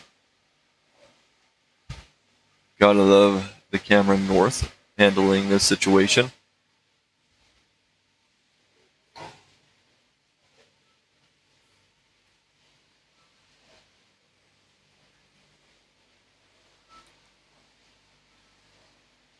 Apparently the camera wants to kind of wander on its own. There we go. Okay, Michael Baldwin on the hill. We got Andrew Aker, Brad Sharp, and Scott Long coming up.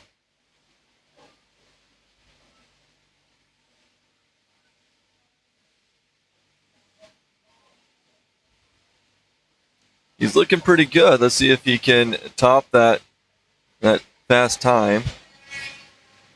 Ooh, he's getting a little slow down through there. But he picked up the speed coming through 24, staying nice and low. And right through those timing lights.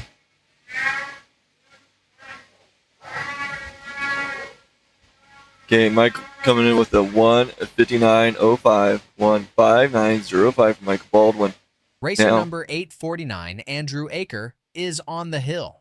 Hailing from the scenic town of Saratoga, Wyoming, Andrew is backed by the dedicated Botari family crew. He's powering his Ski-Doo HCE 850 today, ready to conquer these daunting heights. Sponsored by Botari Racing, this racer is set to make some serious waves. Let's see how he tackles the challenge ahead. Let's see. So Andrew Aker on the hill. Brad Sharp, Scott Long, and Robert McKee coming up.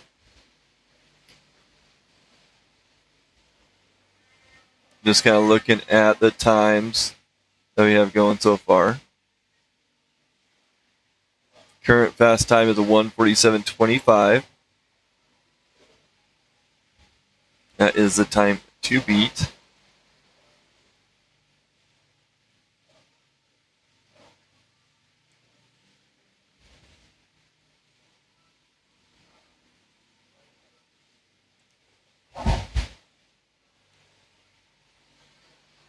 It is a gorgeous day today here at Tamarack. Really want to thank the Tamarack crew. They are really awesome. They've been super supportive. They seem to enjoy having us here.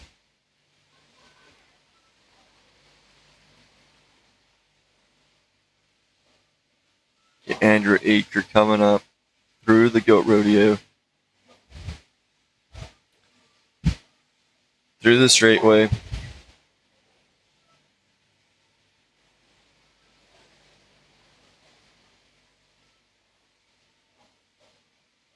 Oh, moved that a little too early.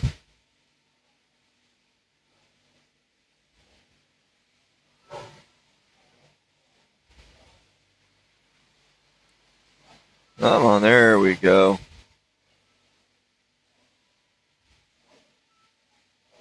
Andrew coming through 23 on his way over to 24. Let his hand off on that throttle for some reason. Hanging that leg over and sending it to the top. Okay, now on the line is Brad Sharp, number 206 from Moxie, Washington, riding a Ski-Doo. This will be his last race as well, as this is he'll be retiring after Tamarack, after 2026.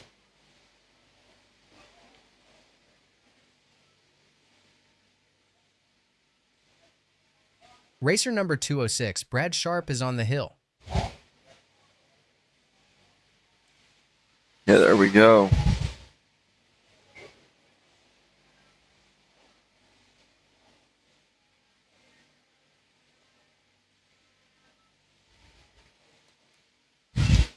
Brad Sharp, the man, the myth, the legend. And do you want one thing that I really enjoy? I want to refresh that the score, and you'll see him dancing. I don't know why. Racer number 206, Brad Sharp, is on the hill. Yep, right there. Dancing away, Brad Sharp.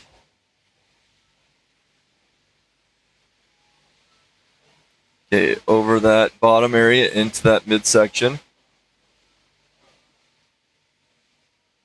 See if we can get that image a little bit clearer. There we go. A little bit better. Not great.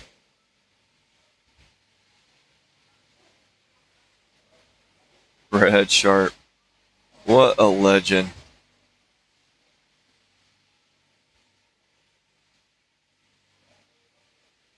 Any Brad Sharp fans out there, let's hear it in the comments. Ah!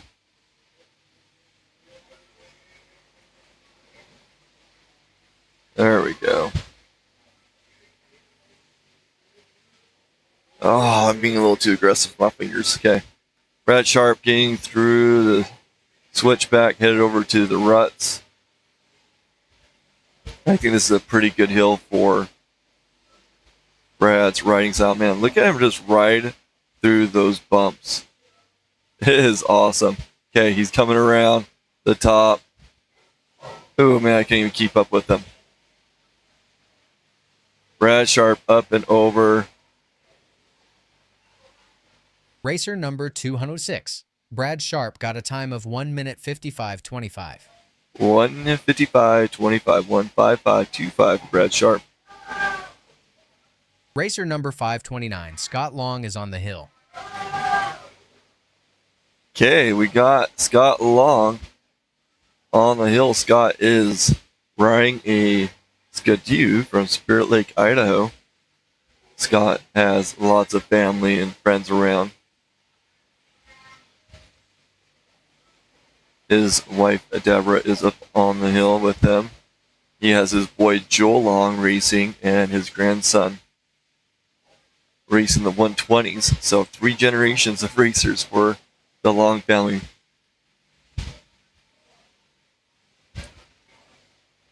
Scott Long will be retiring after this year.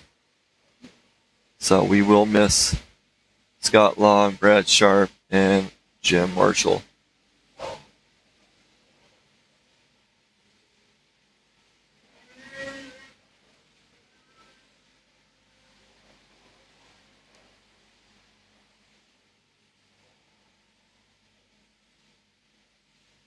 Okay, coming up into the rodeo section. Oh no, ouch. Oh man. He did not land well. And that had to have hurt. And it definitely knocked his breath out of him. I am going to put that on replay.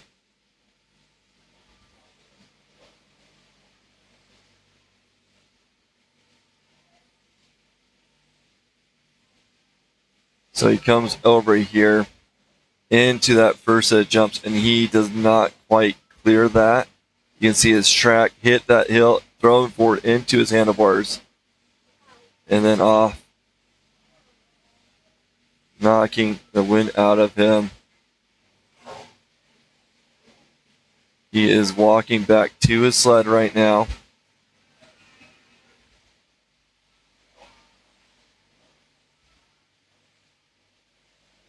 Oh, man. Yeah, getting on his sled. It looks like he's doing okay. I mean, the guy left him alone, so Scott Long is a very tough guy. So, good transition over. We got Robert McKee on the line, number 470. From Woodville, Virginia, on a Polaris. Then we got Scott Neeson, Justin Nielsen, and Jim Ames. And that will wrap up this pro senior class. Racer number 470, Robert McKee, is on the hill.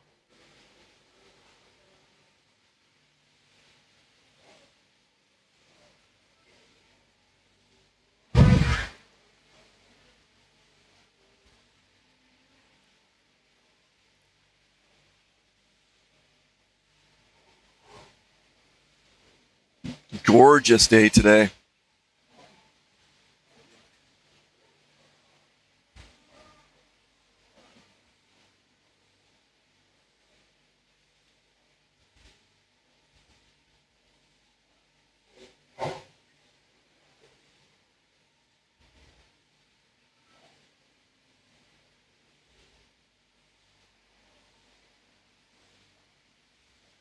Okay, getting that upper section, or getting close.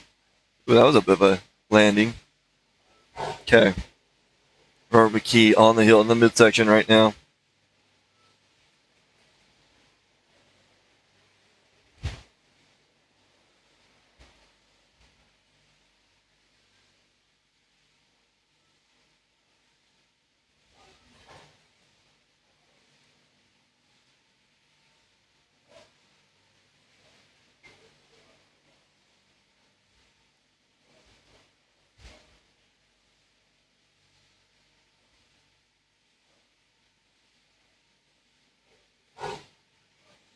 Robert McKee coming into the switchbacks.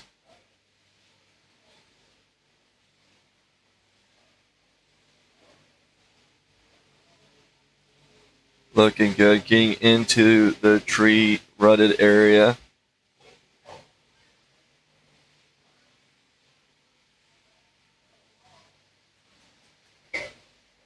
Staying pretty darn smooth. I do like his red sled. That's a good looking sled set up there. Army key up and over. Okay, zoom in on that, Tammy. We got Jim Marshall sending off Scott Neeson. Racer number 37, Scott Neeson, is on the hill. Hailing from Wilson, Wyoming, Scott is riding in style on a powerful lineup of Ski-Doo sleds. The 600 R600, the turbocharged Freeride 850, and another stellar Freeride 850. With a solid arsenal like that, he's ready to tackle whatever this mountain throws at him. This rider is backed by a fantastic group of sponsors, including Fish Creek Excavation, Shervins Jackson, Zabraz Racing, and many more. Hold on to your hats, folks, because Scott Neeson is bringing the heat today. I'm sure Zebras appreciates their name being called Zebras Blue. Got to get that corrected, including Climb's name, amongst others. Anyways, Scott Neeson on the hill. This guy lives outside of Jackson Hole in a beautiful town called Wilson, Wyoming. He is riding a Ski-Doo, and he is up here racing with his boy, Rocco Neeson. So, for those that you guys know, Blue Lane Media is survives off the generosities of donations. Tammy who managed the camera, the main camera, and myself, we run Blue Lane Media, or volunteer our time to run it. And we take a lot of help from racers and,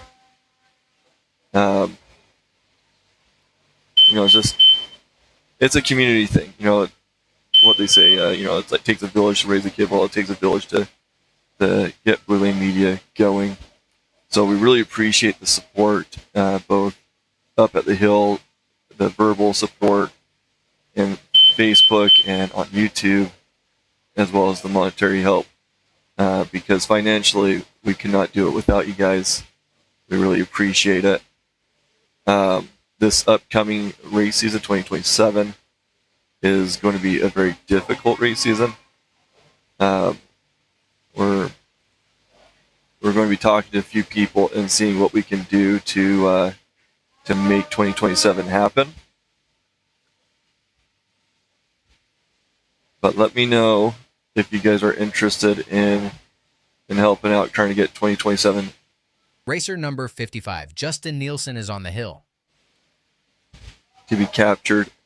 Okay, so we got Scott Neeson with a 22226, 22226 for Scott Neeson. Now we got Justin Nielsen, and then after Justin, we'll have Jim Ames. He'll be wrapping up this Pro Senior Improved class, and we'll be in Pro Master Improved afterwards.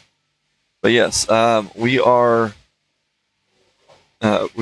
very grateful for our pledgers who have helped us make this year happen. We appreciate the donations that have come while we've been up on the hill, and those who have purchased stickers and other things that I've been sending my niece out to do while we're filming. If you see a girl walk around with I don't know if she's going to be wearing that coat right now. I don't think she is. It's pretty warm. It's pretty warm up here, but my niece Bailey is walking around selling stickers and stuff. So please, reach out to her. That helps pay for the equipment, for getting to, or the operating costs, I should say, for doing Blue Lane Media. It's not cheap, so we appreciate that support. Get that right preset. There we go. So please consider making some sort of donation and helping us keep Blue Lane around. We have 2027 next year that we are figuring out logistics. But let me know if you are able to help in any way so that we can make this live stream a possibility. Okay, Justin Nielsen on the hill, number 55.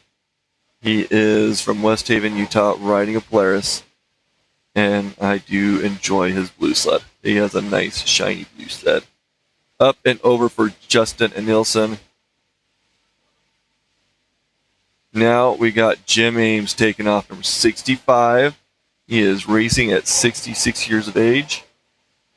Racer number 65, Jim Ames, is on the hill. He is the second oldest racer in RMSHA. Just a good handful of months behind Jim Marshall. However, Jim came up to me and said, "Hey, you know I'm 66, right? I'm the same age as your father." Well, if you talk to Jim Marshall, those months count, and just because you're 66 doesn't mean you're 66. I don't know if that makes sense. Anyways, Jim Ames loves the dude.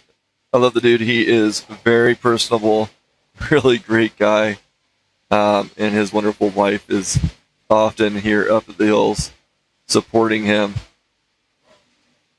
He started racing last year. I can't remember if he raced a long time ago at RMSHA or if it was a whole nother circuit. But he has a lot of friends that raced back in the day, and he had the desire to come race, and he started. We rode with him a year or so ago, and like I said, just a really personable dude. We really like hanging out with Jim Ames.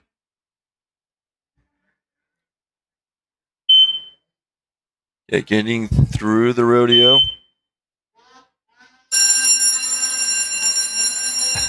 Can you hear that bell? That is the indicator for the lift.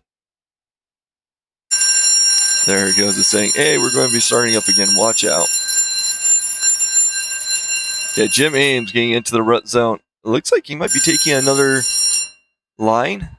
Maybe. I'm not sure. Kind of looked like he rode the outside there, and he's looking smooth.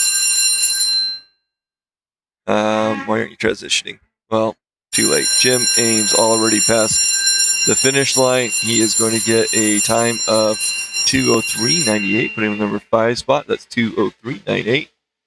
So your top 3 racers in that class will be Trent Hensaker, Tim Mackey, and Brad Sharp. Now we got Zach Warmer, Zeb Miller, and Danny Johnson coming up in the Pro Master class. So the Pro Senior, the one that just finished, that is your 50 and over. With the Pro Master, it's 40 and over. Racer number 134, Zach Wormers, is on the hill.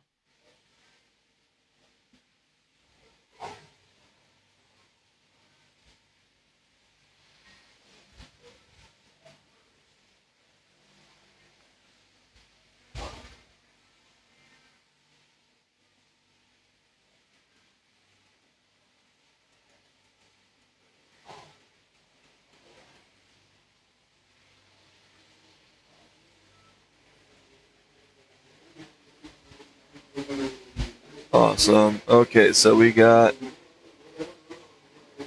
nice. Had somebody from Wisconsin, Plum City, cheering on Tim Mackey.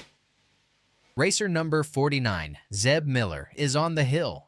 This wild adventurer hails from the vibrant town of Manhattan, Montana, and is not only an outlaw on the slopes, but also an avid bow hunter dedicated to family.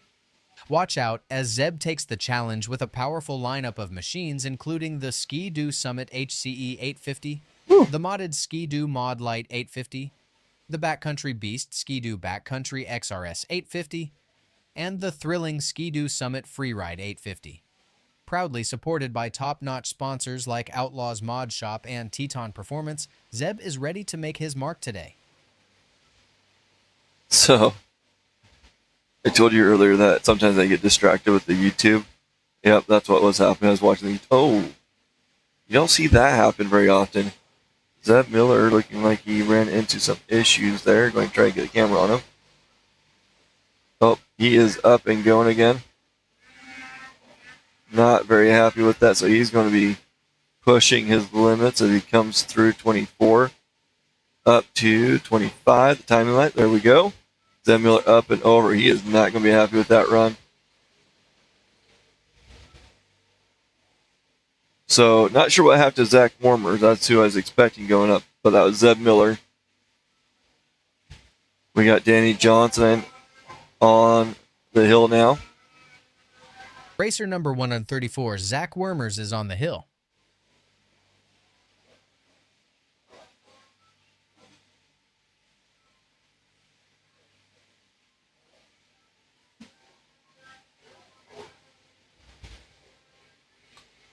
Racer number 107, Danny Johnson, is on the hill.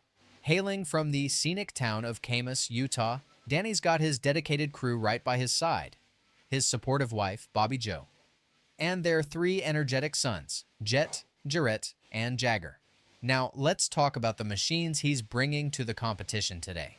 2 Ski-Doo HCE Mod 850s, alongside a robust Ski-Doo HCE Stock 850, and another Ski-Doo HCE Improve 850. A big shout out to his sponsors for their support: Redoubt Excavation, On X Off-Road, Montana Pockets, Tempest Goggles, I-13, Wasatch Development, Action Race Team, Weller Recreation, and of course, Ski-Doo. Let's see what Danny can do. The Johnsons are very fast.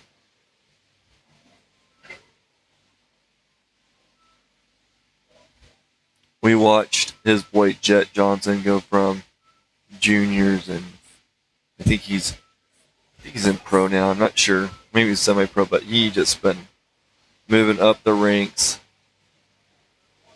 Really fast family.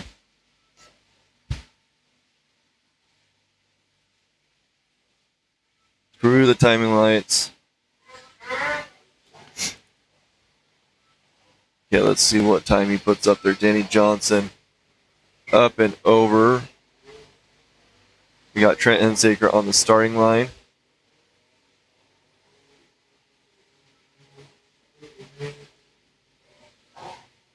So you know how we were having all those little pixelation issues yesterday?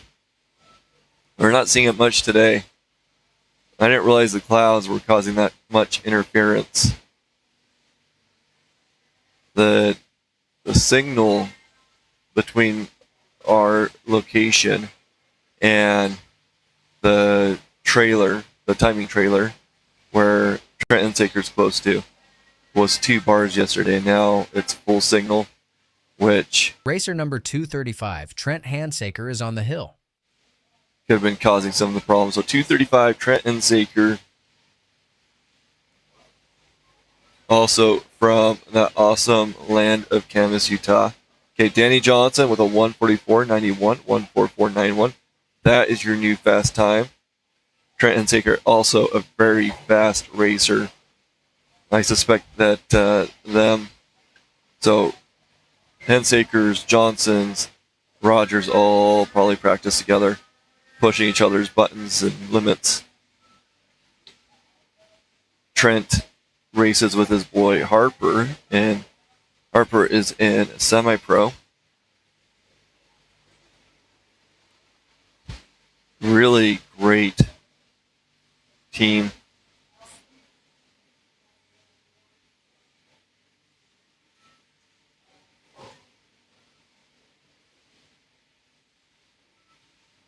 Nice clearance on that double. Man, I need to figure out how to get that slow move. Not miss a button, but slow move. There we go.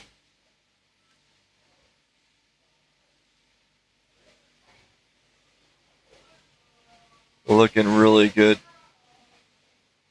Through the switch, now into the rut. He is going to put up a pretty close time to Danny Johnson, if not faster. Looking really smooth through this area. And through the timing lights, let's see how he does. Oh, Trent's time's coming in. We got Racer number 47, Jim Marshall, is on the hill. At 66 years young, Jim hails from the beautiful town of Paris, Idaho. With 18 years of pro racing under his belt, he has shown incredible dedication, missing only one RMSHA event since his career began. Competing in the Pro Master and Senior Pro Master classes, Jim made history by climbing Jackson at the age of 54, earning the title of the oldest active RMSHA racer.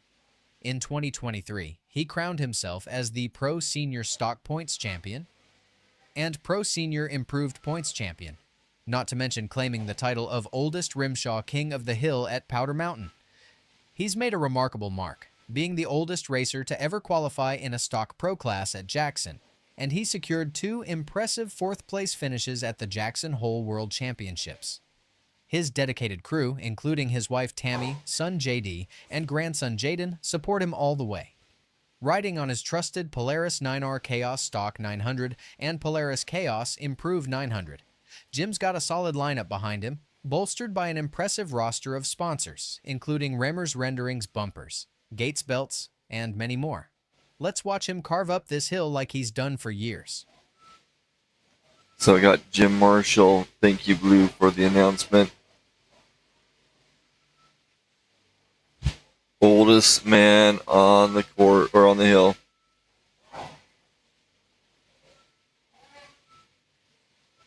Coming into the switch. Into the ruts.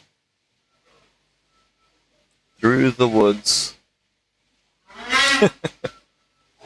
Okay, I'll stop there. Jim Marshall, rounding 23 over to 24. And up the hill.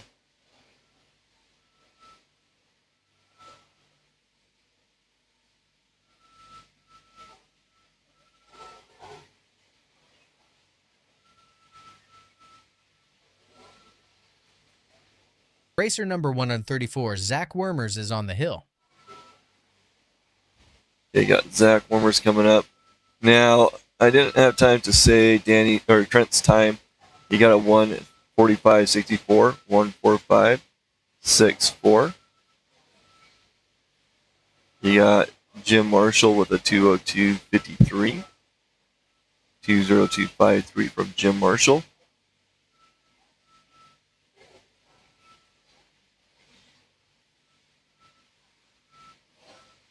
Number 134, Zach Wormers on the hill right now.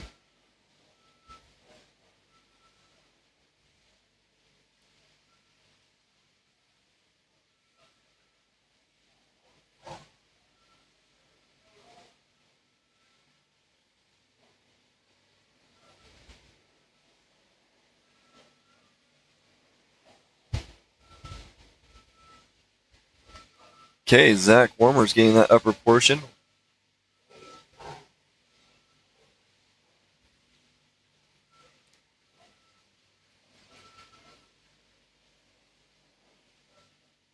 Getting through the rodeo zone.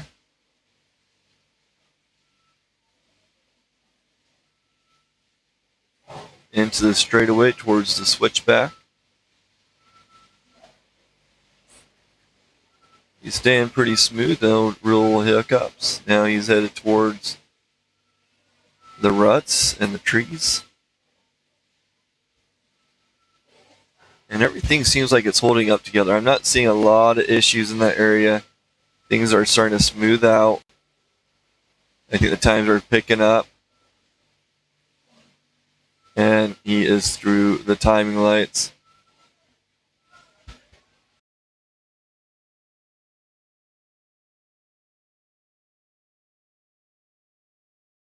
Racer number 318, Kyle Tapio, is poised on the hill, ready to showcase some serious talent.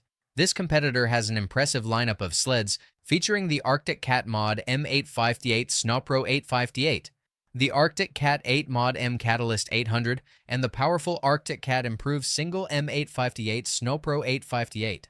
Not to mention the stock M858 Snowpro 858, demonstrating the versatility and skill that Kyle brings to this competition. Kyle's got some top-notch support from an array of sponsors, including Cold Cutter Traction Products, Arctic Cat, Thomas Racing Factory, and Boondocker, just to name a few. With backing from Z Bras Racing and Starting Line Products, and additional support from Zollinger Racing Products, Arctic FX Graphics, Load Tracks, Makita Power Tools, and Tapio Construction Inc., he's geared up and ready for an epic climb. Watch out, folks. Kyle Tapio is here to make a statement. Okay, Kyle Tapio entering into the rodeo zone. Tapios have a big name in the racing arena.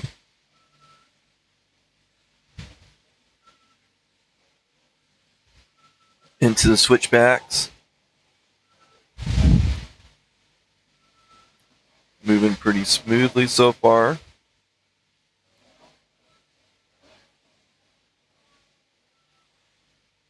Looking pretty good coming through 23. Looked a little wild there, but he held it, and it looked like it treated him well.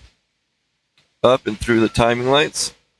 Okay, so that was Kyle Tapio. He's the 6th racer in this class of 12. We got Nick Giannetti, Dustin Picari, Michael Baldwin, Jim Ames. Racer number 727, Nick Giannetti, is on the hill.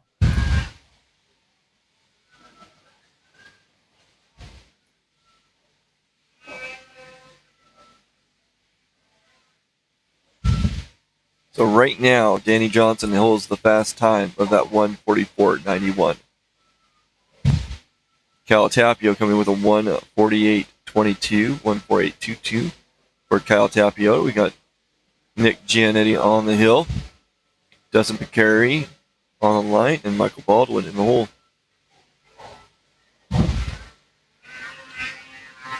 Nick Giannetti is, let me find his name, there we go, from Meeker, Colorado, riding a Polaris, and apparently I did not get that camera transition.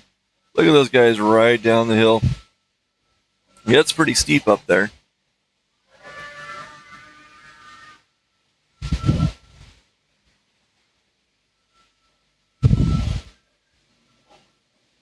Okay, Nick coming into upper area, into the rodeo zone. If I can get that camera to move. There we go.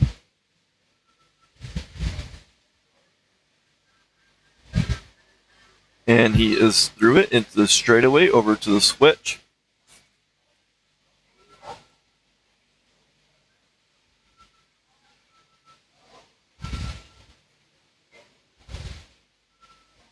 So I was talking to Brady Ritchie before the interview, and he was telling me how he looked all over for me up here at the hill and could not find us because of the place we were at. He's like, I couldn't even find the camera on top of the hill. So Nick Giannetti up and over with a time of 2:03.31, 2:03.31. That'll put him in the 7th spot at the moment. We got Dustin Picari headed up the hill. We got Michael Baldwin, Jim Ames following after. Racer number 101, Dustin Pancheri, is on the hill. Hailing from Idaho Falls, Idaho, this dedicated family man is not only a loving father of 3, but also a husband to an incredibly supportive partner. With an impressive career spanning over 25 years in the power sports industry, Dustin has teamed up with giants like Starting Line Products, Klim, and replay time.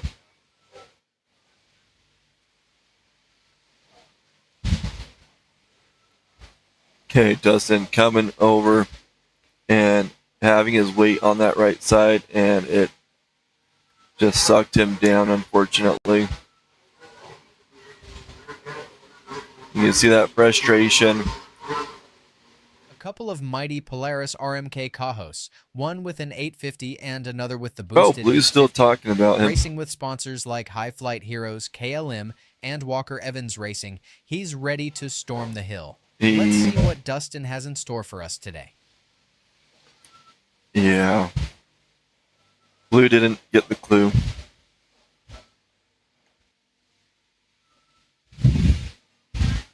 So Destin having that fall off around 7. We have our next racer, Michael Baldwin, on the line, getting ready to go. Michael is from Millsville, Utah, Rangiskidoo. Then we'll have Jim Ames, Jason Orlando, and Tim Mackey. That will wrap up this class. And then we're going to jump into semi-pro mod.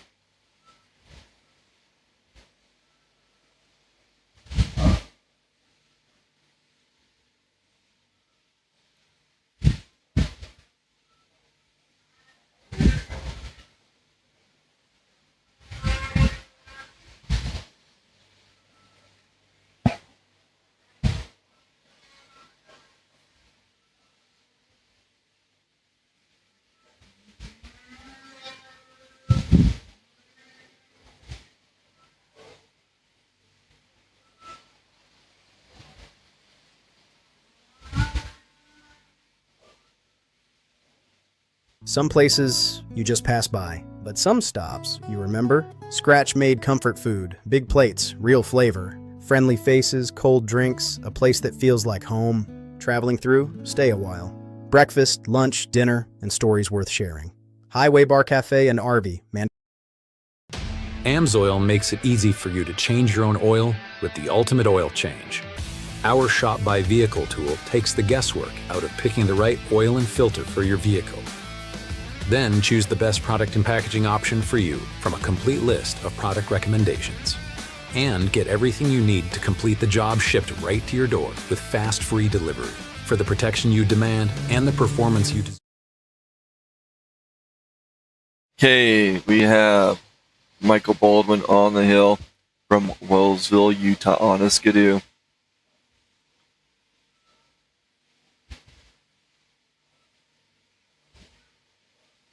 Racer number 101 Dustin Pancheri did not finish. Racer number 312, Michael Baldwin, is gearing up on the hill today. From the charming town of Wellsville, he's got a dedicated crew backing him up, featuring his son Matt and his wife Cammie. Michael is bringing an impressive lineup of sleds to the race. He'll be out there on a Ski-Doo Backcountry Mod 600, a Ski-Doo RS Stock 600, and a Ski-Doo Summit HCE Stock 850. And let's not forget, he's proudly supported by Frank May Ski-Doo, Island Park Adventures, and Klim. Stay tuned to see how this family man and talented racer takes on the mountain. Okay, Michael getting up in that upper area, waiting for him to come around to the switchback.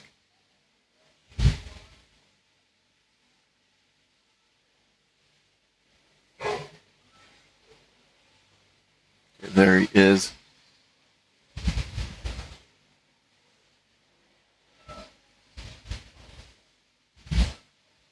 Looking pretty good so far. He's a very fast time to dethrone. I think it's Danny Johnson that is in that first place right now.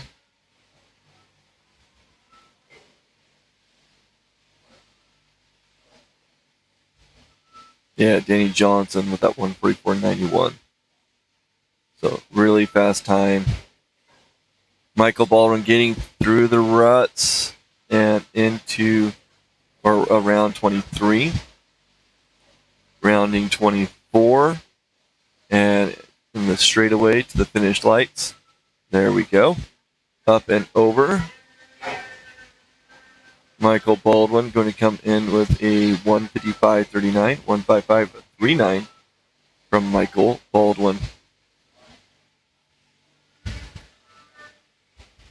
Racer number 65, Jim Ames, is on the hill.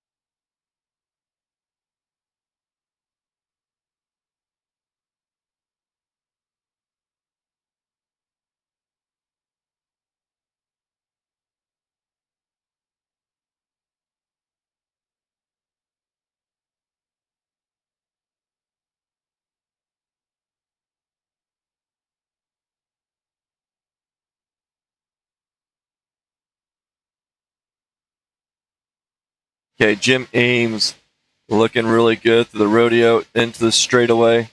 Coming over to the switchback.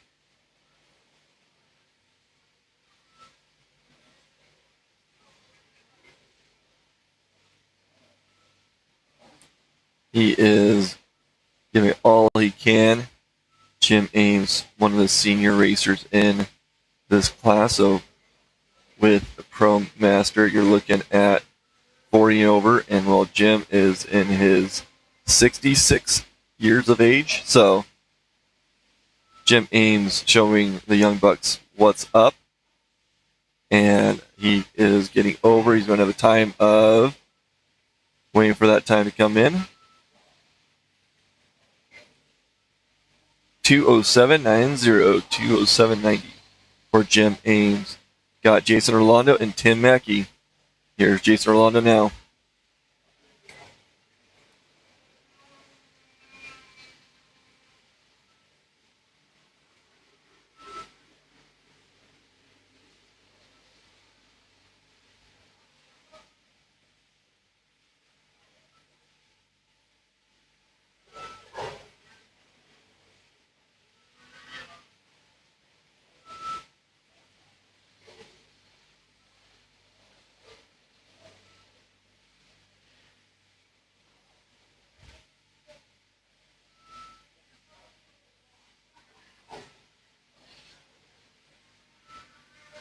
Okay, Jason Orlando getting close to midsection now. Looking pretty good. Transitioning over a little quickly. But Jason Orlando in that mid, waiting for him to come over on top.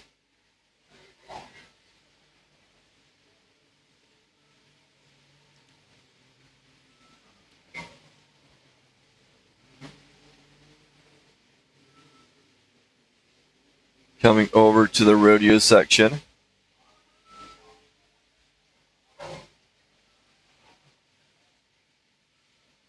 Number 325, Jason Rolando. Jason is riding a skidoo and from... Oh, that's not what I want. Get it back over there. He is from, is it Steamboat, Colorado? Oh, no. Too busy looking at the sheet. Steamboat Springs, Colorado. Jason Orlando rounding third, 23rd, around 24, and running home through the timing lights up top. Okay. Jason Orlando with a 2:04.48, 2:04.48 for Jason Orlando. Now we got Tim Mackey, number 32, on a cat from Clark, Colorado, and you are not seeing him on the line. There he is.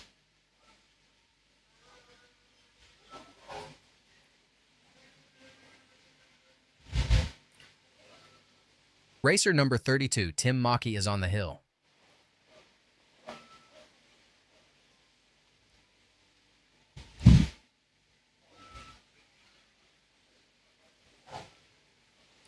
Okay, Tim Mackey has a really good chance of upping that bar. I've seen him in the last place in the class so many times. And when I say last place, I'm like last racer in the class. And he somehow sneaks in that first place winning. So let's see if he can do that. We got, I think it's Danny Johnson with that first right now. Have to switch over to my scorecard. Let's see where we at. Yeah, Danny Johnson with that 1:44.91. That's the time to beat. Got Tim Mackey on the course. He is the last racer in this class, and he does know how to go fast. Look at him clear that jump, no problem.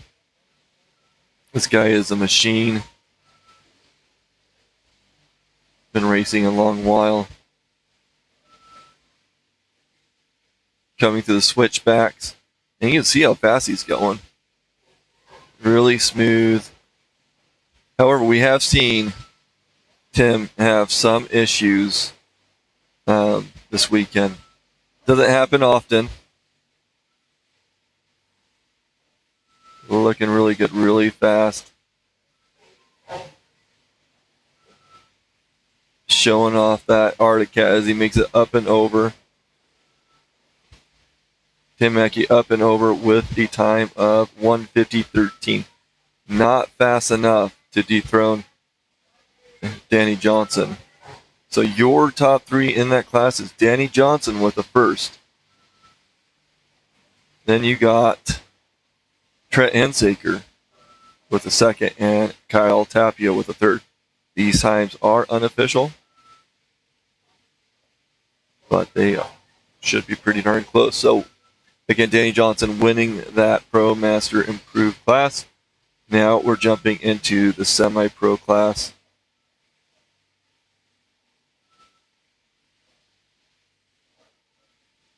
Kicking us off is number 140, Brock Keller on a skidoo from Edson, Alberta.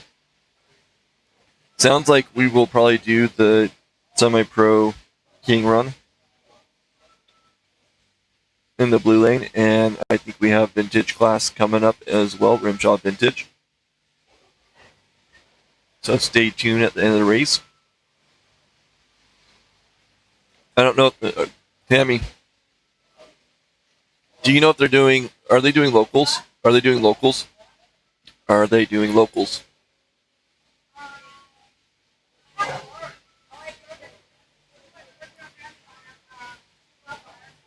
Okay, I don't know.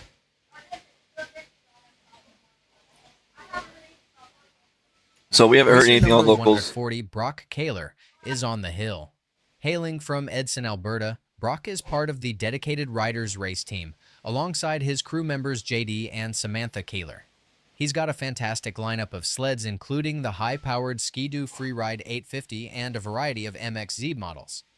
This team is bolstered by strong sponsors like Riders Racing Team, RB Somerville, Bannister GM Edson, CKMP, XL Projects Letadid, and Tech Logging, ensuring they have the support they need to take on this challenging course. Let's see how Brock tackles the mountain today. Brock Keller making his way through the bottom into that midsection. This is our first semi-pro racer.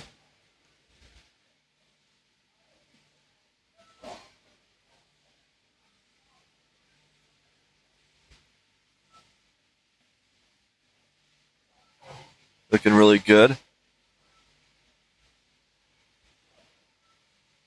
Now pay attention to, so funny how this is just slowly going down like that. I'm not actually doing that. Pay attention to the riding styles of these racers. They are oftentimes on the edge of their running board, bouncing back and forth. They have the agility to do it, and they are really quick. Okay, head up. This is our first time.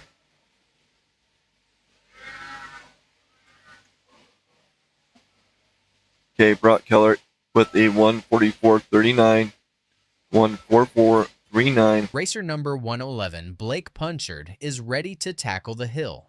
This is an exciting moment as it's his very first RMSHA race, and he's come all the way from Novar, Ontario to compete. Supported by his crew chief, VIP Dave, Blake's bringing 2 powerful Ski-Doo HCE NA 850 sleds to the line. A big shout out to his sponsors, Mom and Dad, VIP Dave, Tempest Optics, and Carl Custer Mountain Park for backing him on this thrilling journey. Let's see how Blake performs today. This is not his first race. He's done this before. We just need to update his profile. Blake Punchard into that midsection.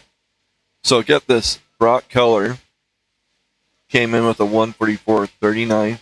Danny Johnson, the one that took first in the other class, took a 144.91. Shaving 0.6 of a second off of the fast time. That's how fast these semi-pro racers are. They are ready to take on pro racers. There's a lot of them that are just right there.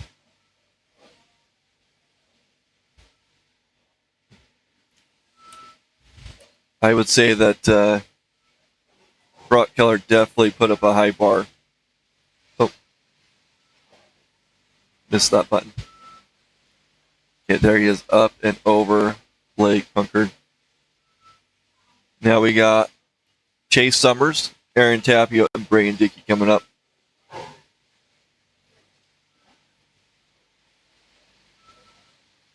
Racer number 448, Chase Summers, is on the hill. Okay, Blake coming in with a 139.97. 139.97 from Blake Punkard. He has the new fast time, shaving 4.5 seconds off of Brock's. Ooh-wee. Oh, man. Oh, man. Not only does he not want to lose his sled, but he also doesn't want to pull that tether. So he's able to get up and go. But that's going to cost him his run.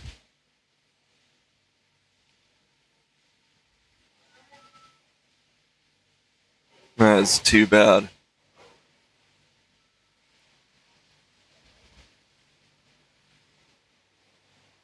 Chase Summers on the hill. Aaron Tapio, Braden Dickey, and Caden Rosso coming up.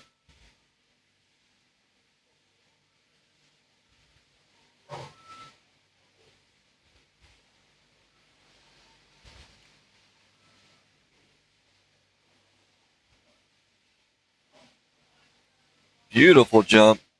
He kind of cased it with his tail end there a little bit, but making up some decent time.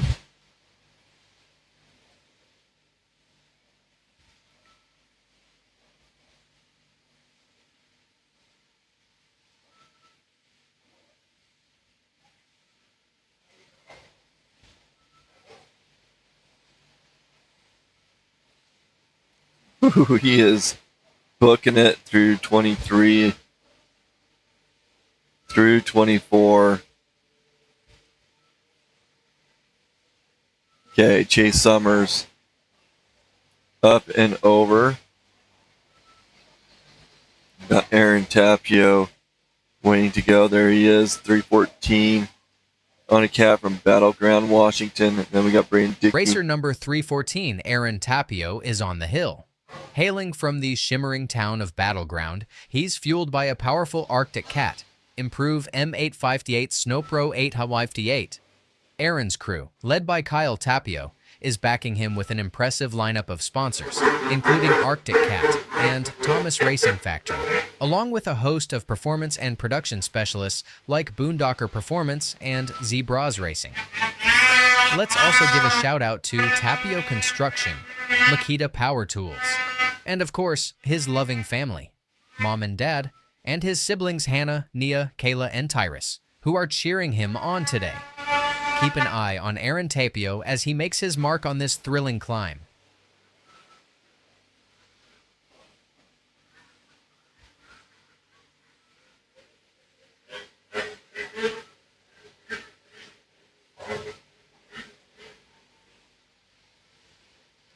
Oh, it's not moving.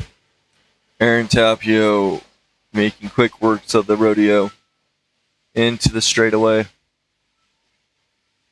Looking pretty smooth.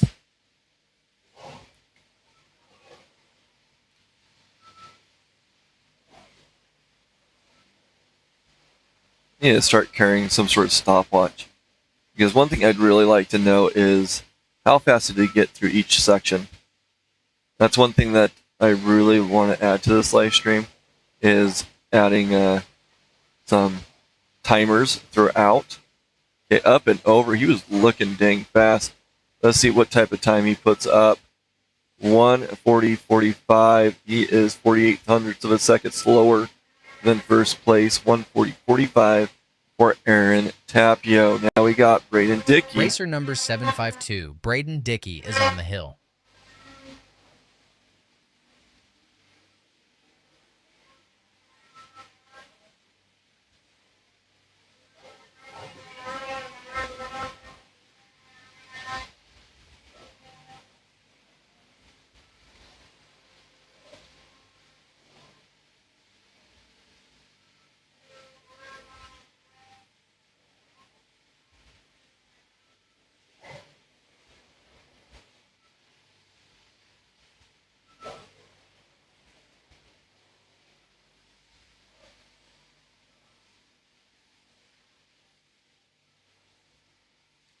Okay, Braden Dickey making quick works of that bottom area.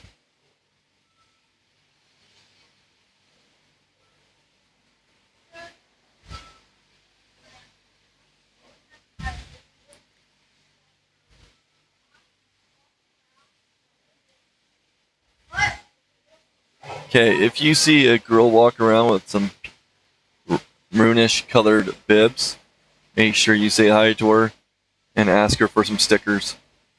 She has some stickers for sale. Her name is Bailey. She is awesome. Okay, Braden Dickey. Come on, there we go. Looking pretty good so far. Let's see if he can outdo the fastest time. Okay, up and over. Yeah, transition.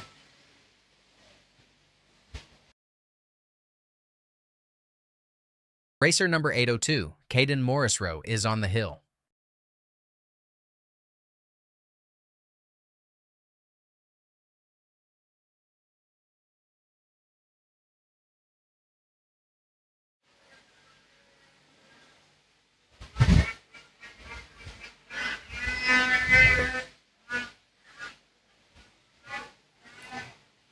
Okay.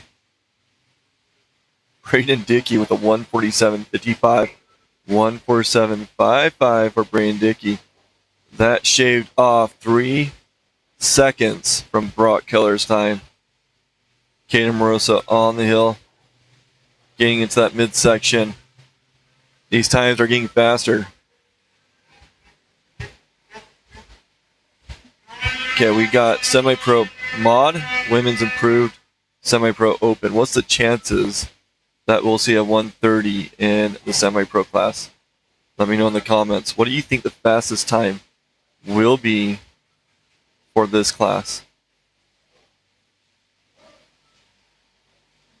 Oh, getting the right spot. There he is.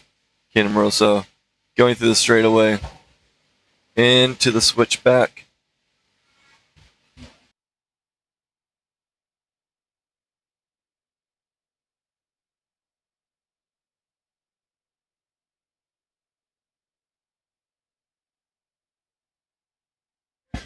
Okay, Caden looking really good so far. Not sure if he's going to be fast enough, but let's see. Looking really good with that nice blue setup. Racer number 802, Caden Morrisroe, got a time of 1 minute 49.06. Okay, 149.06 for Caden. 149.06. Now we got Garrett Tom on the line. I suspect that might be his dad. I don't know.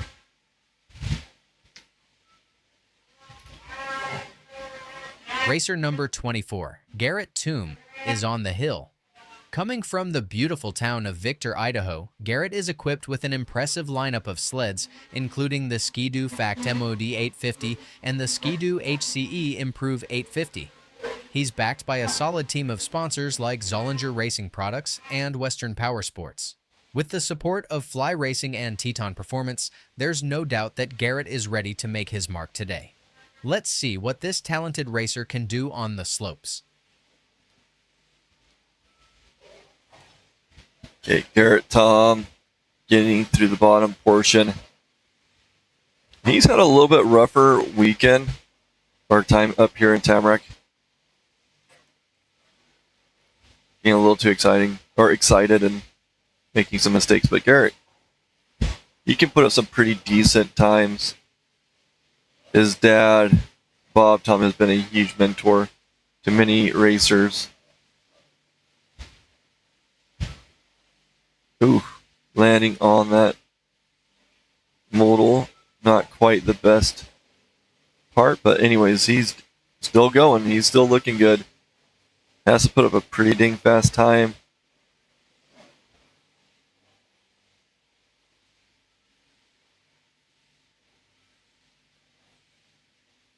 Okay, getting into the rut zone. Bouncing around a little bit, but he's getting it done. He's just flooring it. Rounding 23, gave him a little break to slide his back end around. Around 24, railed it. And through the timing lights. Garrett Tom up and over. Garrett is going to get a time of 1:47.60, 1:47.60. Racer number 435, Harper Handsaker, is making his way up the hill. This young prodigy from Camas, Utah, has made a name for himself, not only as the RMSHA Junior 12-14 season points champion in both 2018 and 2019, but also as the Junior World Champion in 2021. The momentum didn't stop there, as he claimed the title of Semi-Pro King at Bear Lake and Beaver Mountain in 2022. And let's not forget the thrill of occasionally beating his dad on the slopes. Harper is riding with authority on his impressive arsenal of sleds, including the Ski-Doo Modlite 850 and 2 Sky-Doo Summit models. He's proudly supported by an outstanding lineup of sponsors such as Tempest Optics, Fly Racing, and Elevated Power Sports, to name just a few. Let's cheer him on as he pushes the limits today. Oh my goodness, Blue makes me laugh. Sky-Doos, that's a new one. Woo! Over those jumps. Now Harper is a really fun athlete. He's been taking the top 3 pretty regularly, and like Blue said, oftentimes taking kings. He ended up hurting himself at one race, and I can't remember what it was. And he came back and ended up taking a king title. Oh, what class? If I remember, I'll let you know. But Harper Hensaker's one tough dude. Knows how to get it done even when injured. Okay, Harper Hensaker not fast enough. He's at 1:42.35, 1:42.35. Racer number 512, Matthew Baldwin, is on the hill. Blake Punkart still holding that fast time of 1:30. What? My thing updated.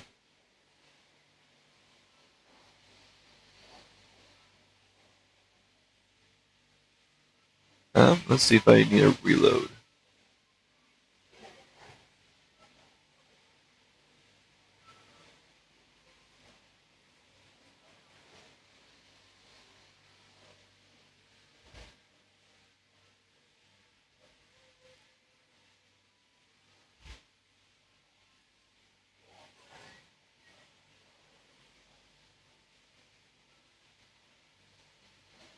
Oh, so Harper Hensaker just took the fast time. Looks like 1:39.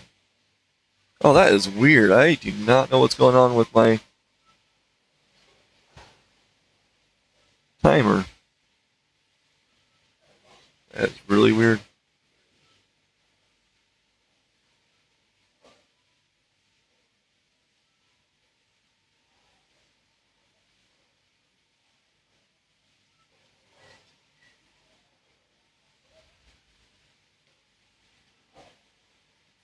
So we got Matthew Baldwin on the hill from Wellsville, Utah, riding a Skidoo. Wow, I am on one, huh? Okay, there he is, rounding 24.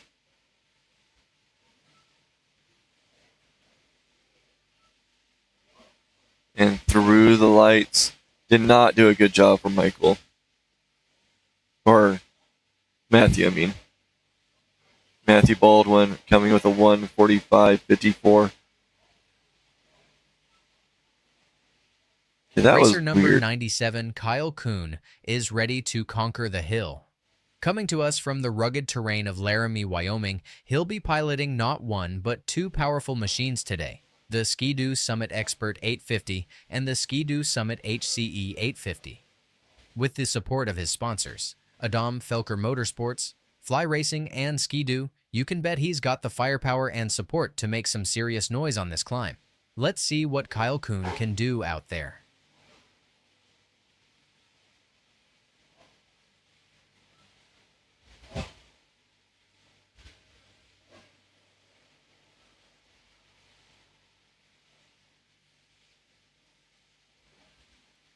Okay, so we had a little bit of a mix-up. I don't know what my computer was doing, but currently the top three in this class is Blake Punkard with a 1:39.97. That's the fast time.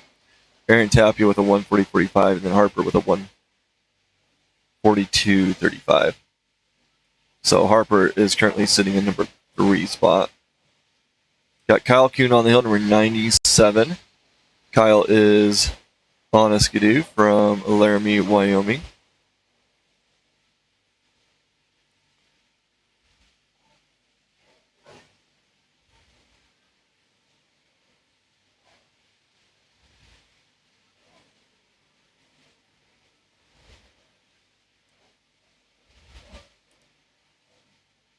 Being a little wild there, but looking good. Flying through 23. Ooh, he is fighting through that line. Up and over. Man, that looked like a pretty good run. Let's see what he ended up with. Matthew. Oh. Kyle Kuhn, waiting for that time. Racer number 97, Kyle Kuhn, got a time of 1 minute 52.18. Okay, he looked pretty fast. He was pulling all sorts of fun moves, but not fast enough.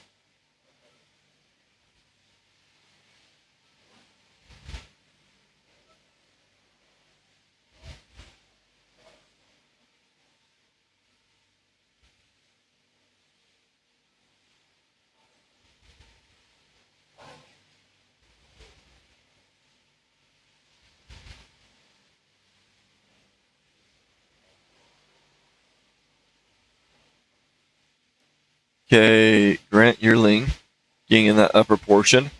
Grant Yearling is from Hutchinson, Minnesota on a Polaris. Oh, why did that not switch? Oh, man, there he is. Perfect timing. Grant Yearling getting into the top portion, coming over those jumps, getting into the rodeo zone.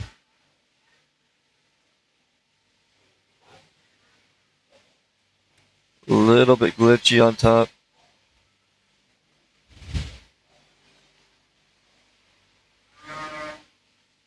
Looking pretty smooth, though.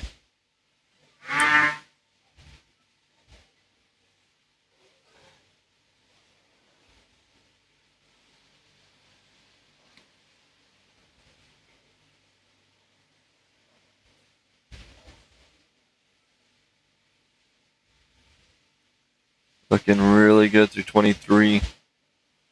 Gotta be super fast. Through 24.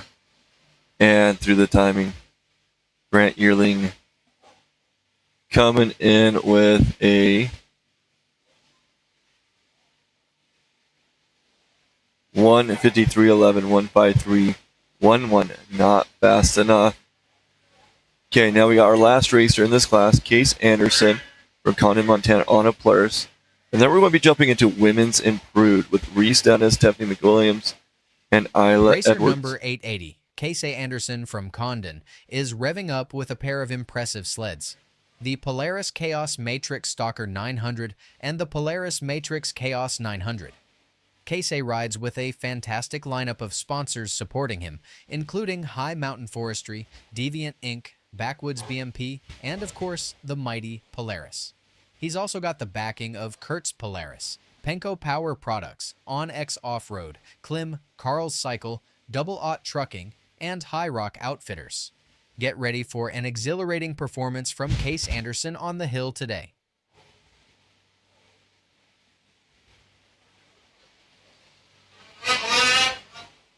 Okay, coming in that upper section, Case Anderson. Come on, let's get those camera in the right spot. So Case Anderson, last racer in this class. First racer up in that women's class will be Reese Dennis. She's up here with her parents.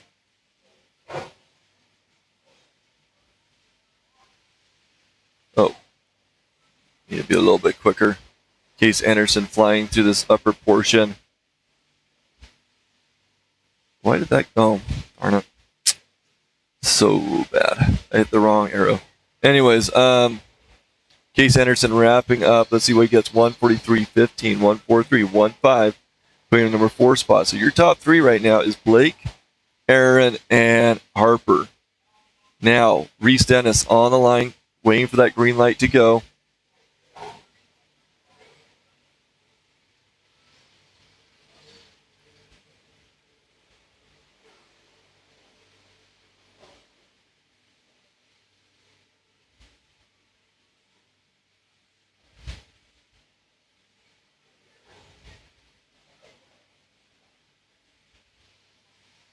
Reese Dennis, this is her first year racing. Really nice gal. She is running with a pretty sore back, though. She thinks she pulled a muscle yesterday while racing. Oh, ooh. What was that?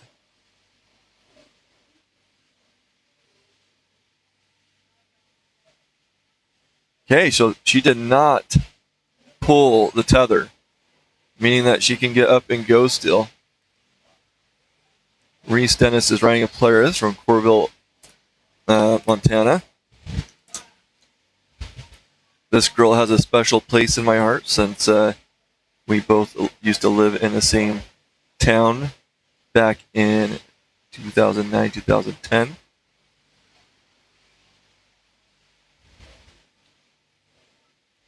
Okay, getting over that bottom portion. Yeah, if you say you're from Portland, Oregon, or the metro of Portland, it catches my attention. Okay, Reese Dennis getting into that top portion into the rodeo area.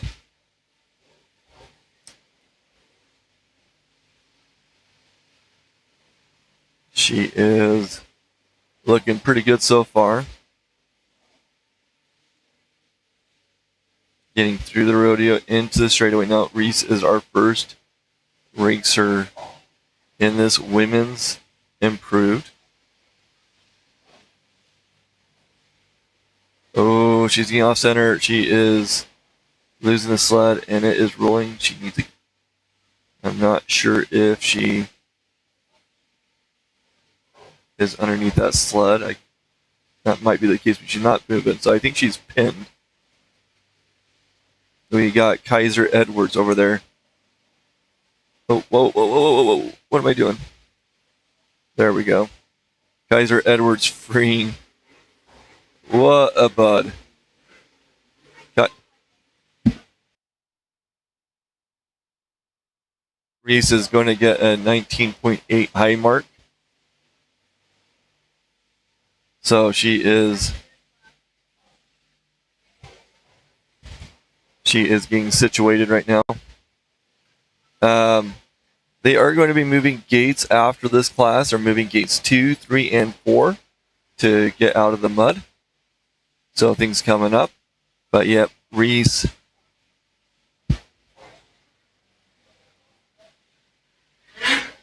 Okay.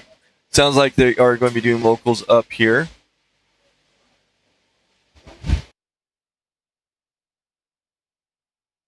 So it sounds like we'll be covering local races, and most likely the RMSHA Vintage.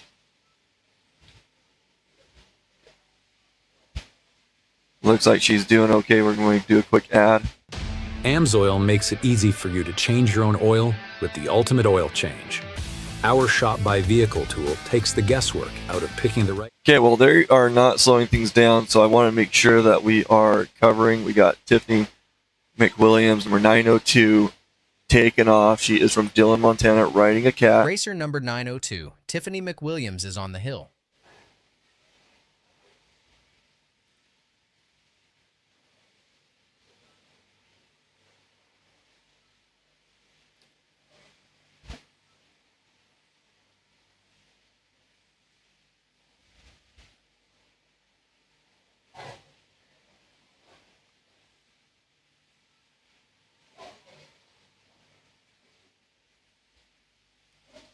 Okay, Tiffany rounding 7. She is getting to that bottom area. Last year we were up here. There was a lady. Oh, I really wish I remember her name. She was trying to get a pro master or a class for women racers that were above a certain age. I think that's what she was saying. But she was really trying to recruit more and more of the mothers who were coming and supporting their kids, because there are a lot of moms who ride and they do a great job supporting their kids. Oh, that is wandering too early. Okay, Tiffany McWilliams going through that straight after the rodeo.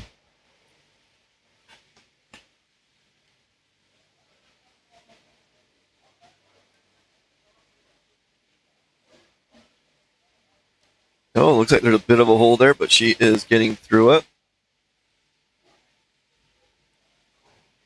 Okay, getting into the rut zone.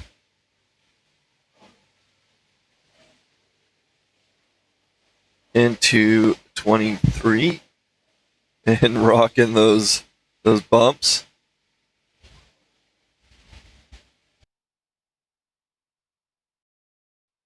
And through the top.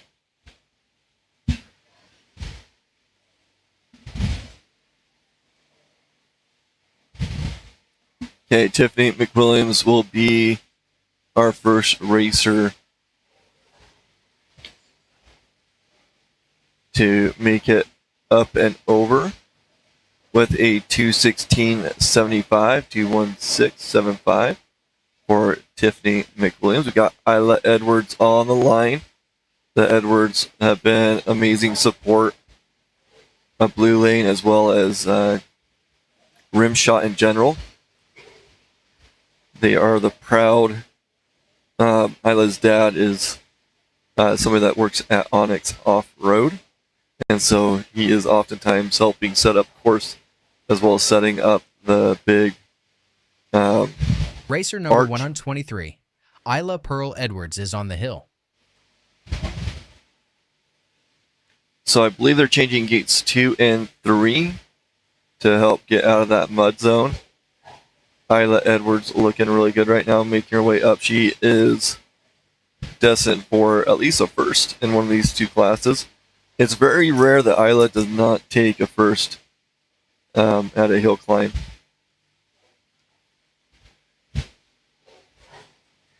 Hopefully that does not get to her head, that she hasn't done so. You know, sometimes when you get things in your head, it's really hard to focus or you overthink. But Isla is an amazing racer. Love watching her.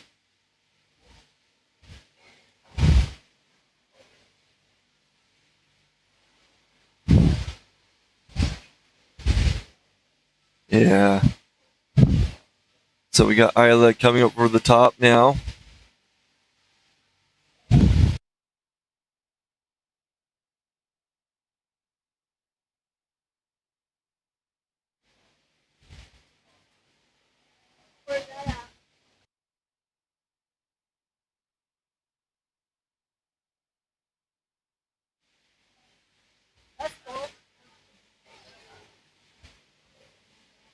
Okay, Isla Edwards making her way through the switchback, headed over to the rutted area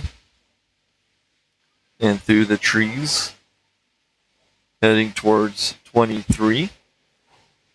Looking really good. Looking really good. So let's see how she gets on for that time.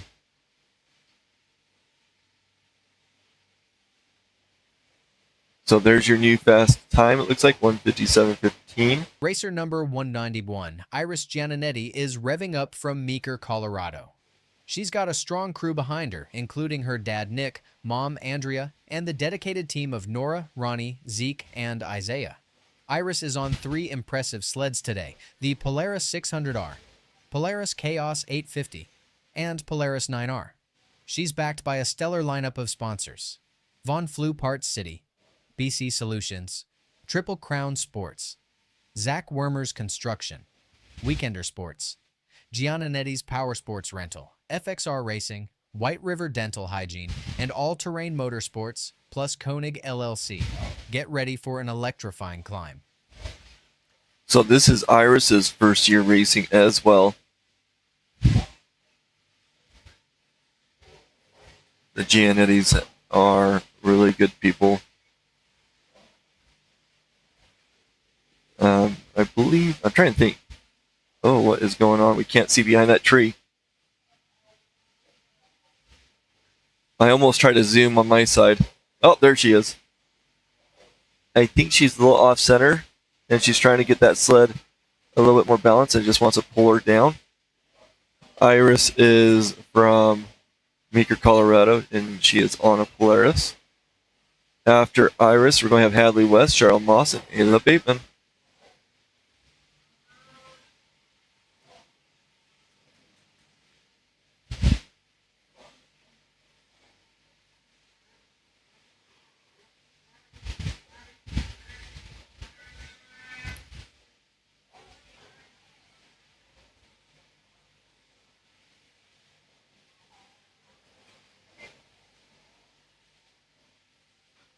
Okay. Iris coming into the rodeo zone.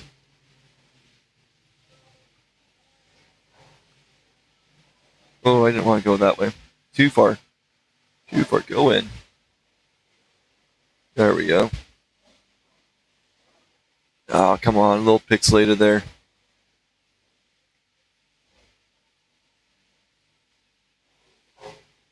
I might have to figure out some way to get that dish to articulate. The Starlink Mini obviously doesn't move, but it usually does a pretty good job. Oh no! She is getting a little bit of an issue around that. I think that's gate 20. She is pulling that gate down. And look at that hole she found herself in. Oh, too far.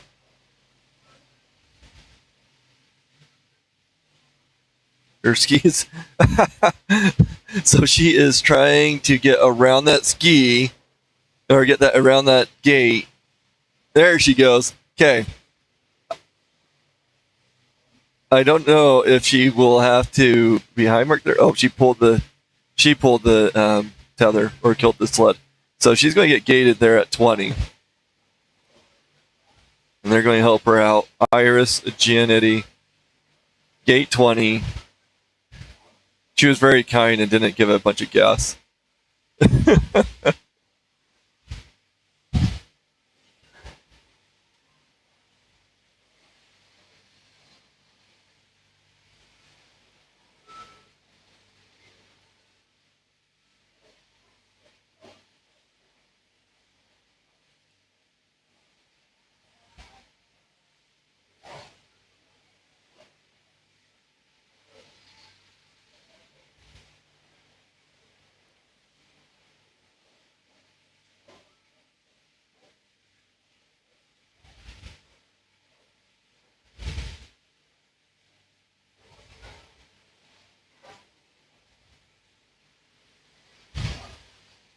Go ahead and set it to an ad.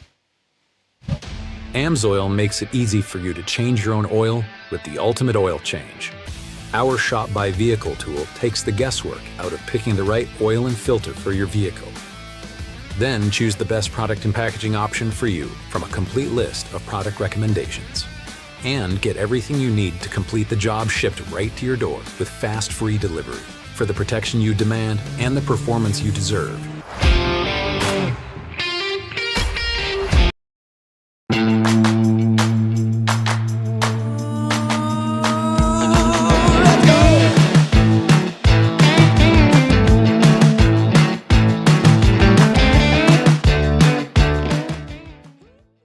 Some places you just pass by, but some stops you remember. Scratch-made comfort food, big plates, real flavor, friendly faces, cold drinks, a place that feels like home. Traveling through, stay a while. Breakfast, lunch, dinner, and stories worth sharing. Highway Bar Cafe and RV, Manderson, Wyoming. Okay, we got Wild Hadley West on the line right now.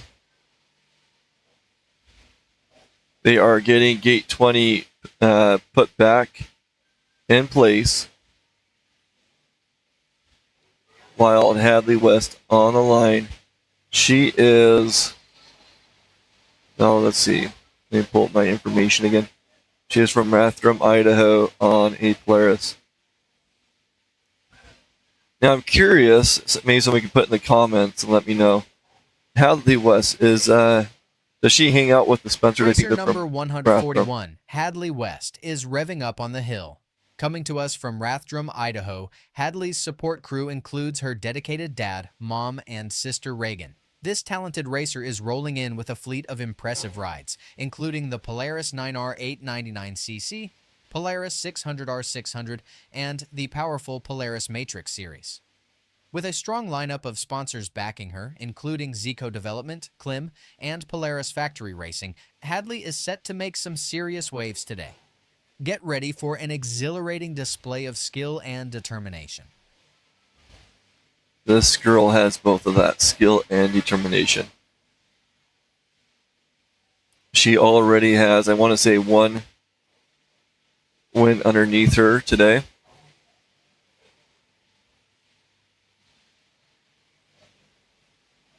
So Hadley West currently has 7 stock as a win, so she'll be doing a queen run later.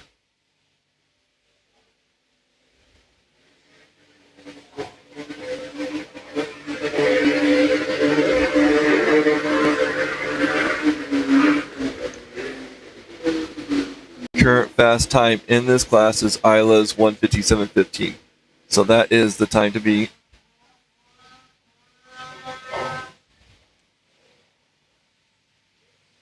Whew! She got a little wild there on that straightaway. But she really needs to put up a really good time to outdo Isla's. And she is riding that edge. And she is... Oh, she hit something hard there. Darn it. She was on her edge. She was riding that, looking really smooth. And her front left ski seemed to have hit something that made her stop. I mean, it halted her. She is not going like that. You can see her grabbing her head. Oh, I don't think I had that. I wasn't quick enough to get that replay, I don't think. Let me just quickly look. 19.1 is the gate. Yeah, I was too slow in getting that replay, darn it. So Hadley not going to like that. So that right ski, or left ski, just grabbed. They're just getting her sorted out now.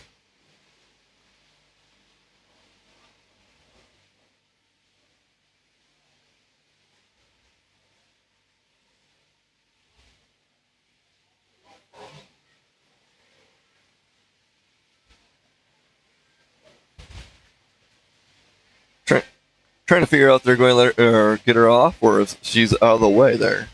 Suspect they need to get her pulled off of there.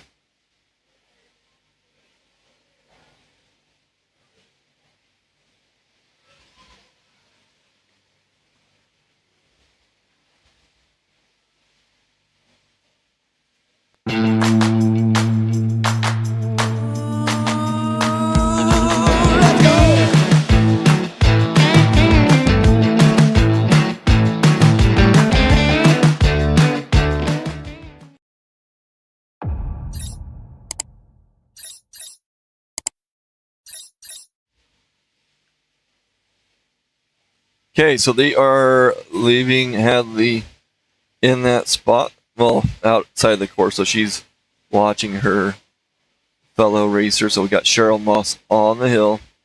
Number, I think that's 923. Get her information up here. So Cheryl is from Donnelly, Idaho. Ryan Skidoo, and then we'll have Ayla Bateman, Carrie Glidden, and Kitty Cat Miller coming up. Or Kitty Cat Killa. I like nicknames. Anyways, we got, like I said, Cheryl Moss, make your way up.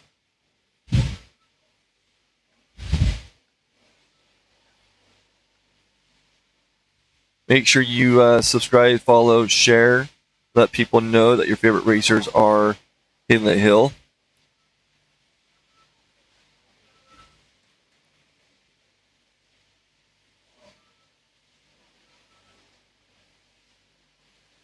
Okay, getting that upper portion.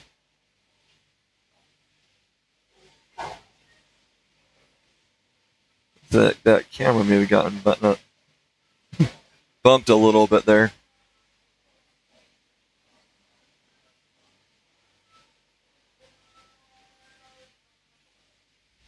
Okay, Cheryl Moss coming into the rodeo zone.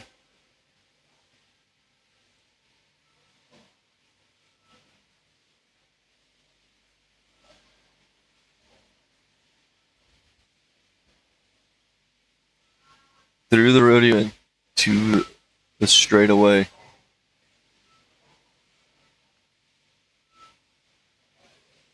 Okay, around this gate, they've been having a bit of trouble right there. Oh, and she is no exception. Cheryl Moss on her backside, sled on its top.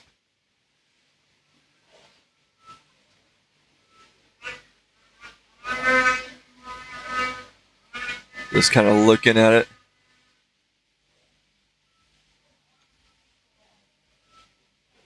Cheryl Moss is from Tamarack, Idaho on a skidoo. Let's see if we can go to that replay.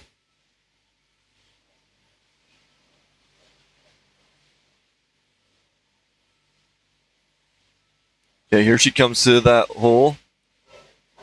And she is just off to the side and too much weight on that right side, bringing her over. Okay, she is coming off the hill now.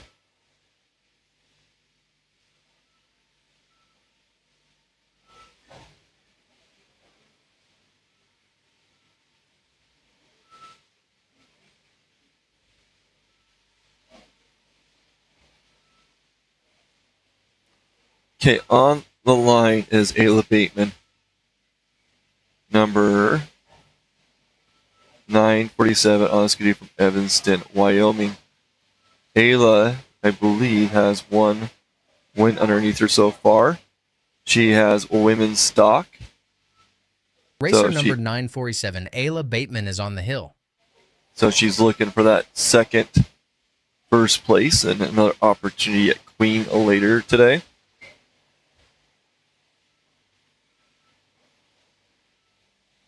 After Ayla, we'll have Carrie Glidden and Katie Miller.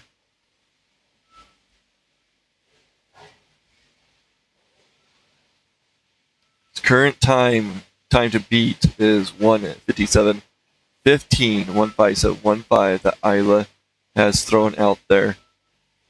Got 3 more racers to go. Then we'll be jumping into Semi-Pro Open with Caden Moroso, Case Anderson, and Lucas Conger.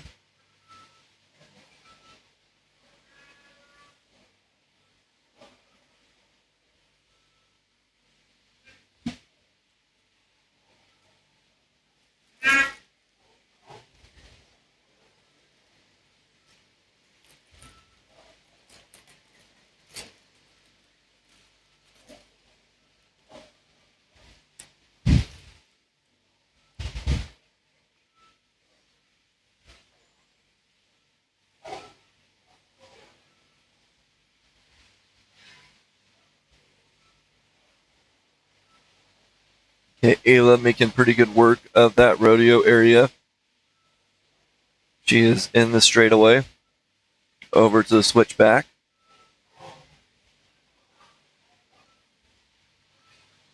Getting it too far to the left into that hole, but she is coming out of it. You can tell there's a little bit of a throttle or panic throttle going on. But she is looking good going through the rut zone. Into 23, there is a bit of a bump there. She is rocking it. Not sure if she's going to be fast enough, but she is up and over.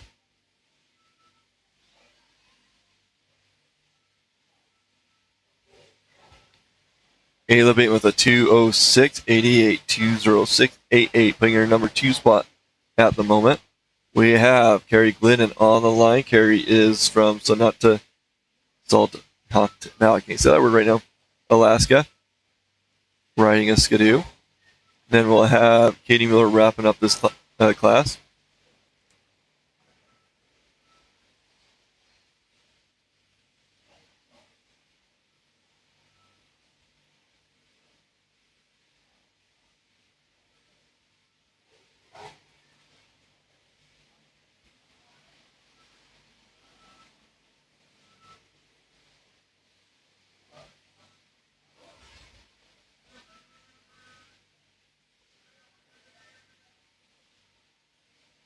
Carrie Glidden. I don't know if I met Carrie yet.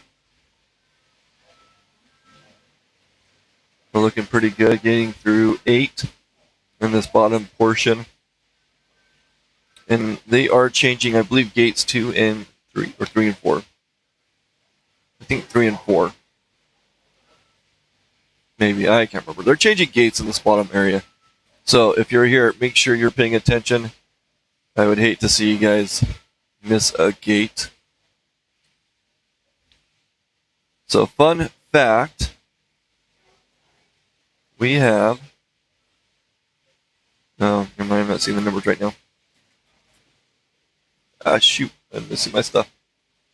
Okay, there she is, Carrie Glidden up into the top portion, getting into the rodeo zone.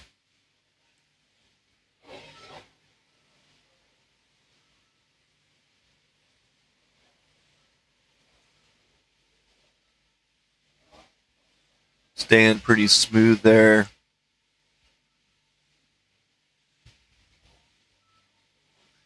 Going through the straightaway.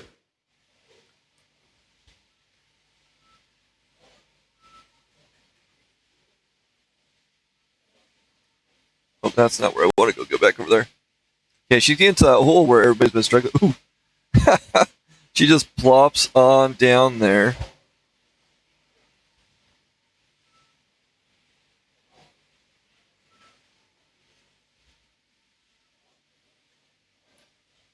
I think she might be a little high. I'm not sure what's going on, what she's looking back for.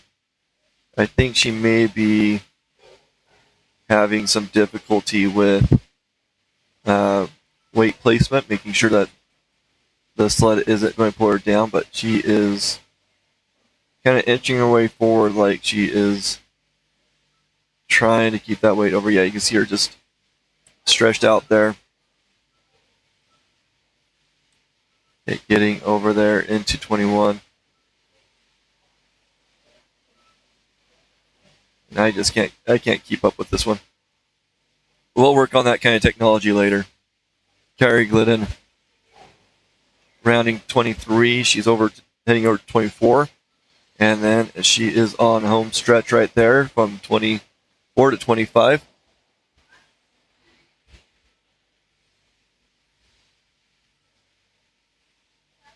Okay, Carrie Glidden up and over with the time of 3:16.34, 3:16.34 from Carrie Glidden. Now we got Kitty Cat Killer. Or maybe it was Kitty. I'll have to look at that again. Racer number 187, Katie Miller, is on the hill.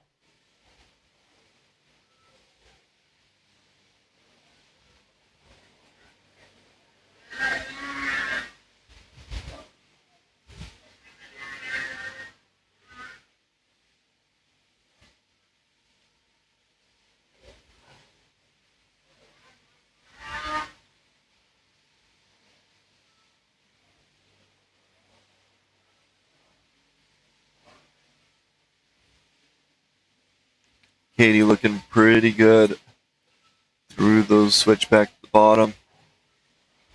She is our last racer in this class, and we're jumping into Semi-Pro Open.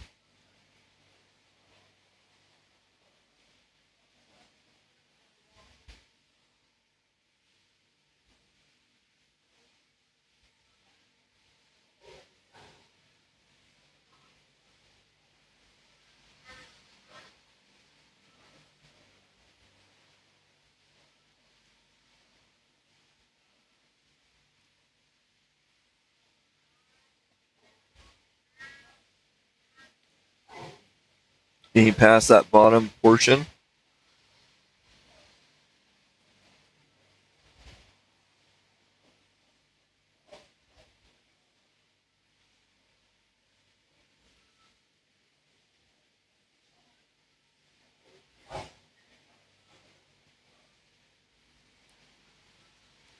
Okay, getting into the rodeo zone.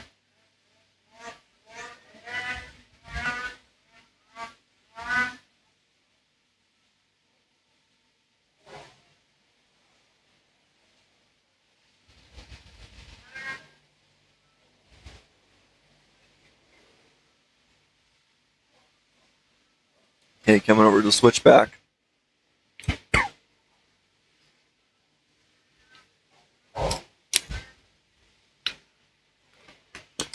So she got pretty far outside there.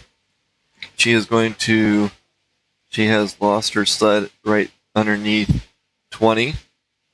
Hill help is there to quickly get her situated.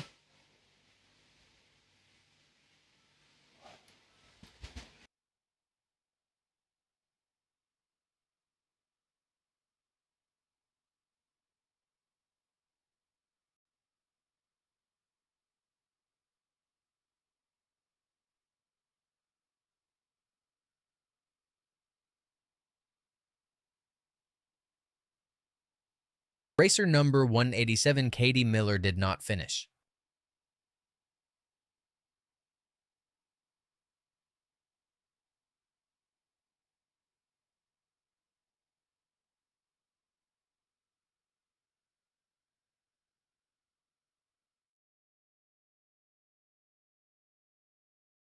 I'm going to take a quick break, and I will be back in just a little bit. I'm going to hand the reins over to Tammy. Tammy's going to show you where the gates are on the camera. You want to show them where the gates are?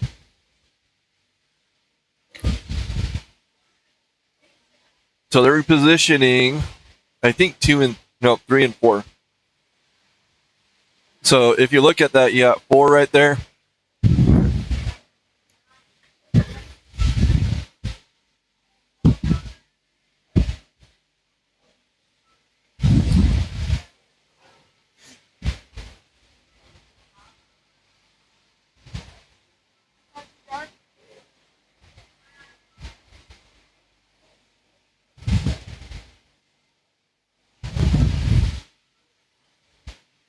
So yeah, they've changed a couple of gates there at the bottom. Trying to clean it up a little bit. Okay, I'm going to take my little break. I will be back. Blue will take care of you.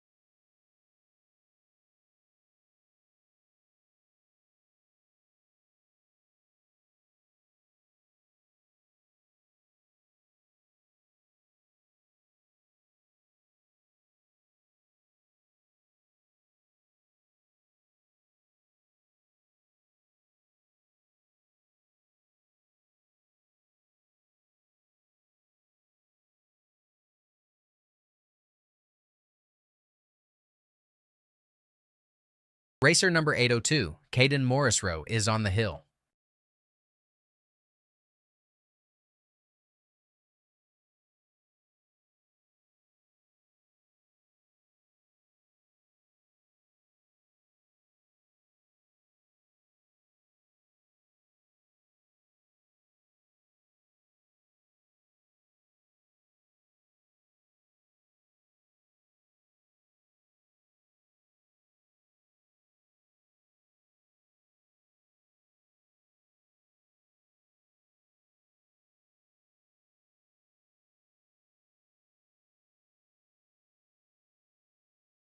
Racer number 802, Caden Morrisroe, is on the hill.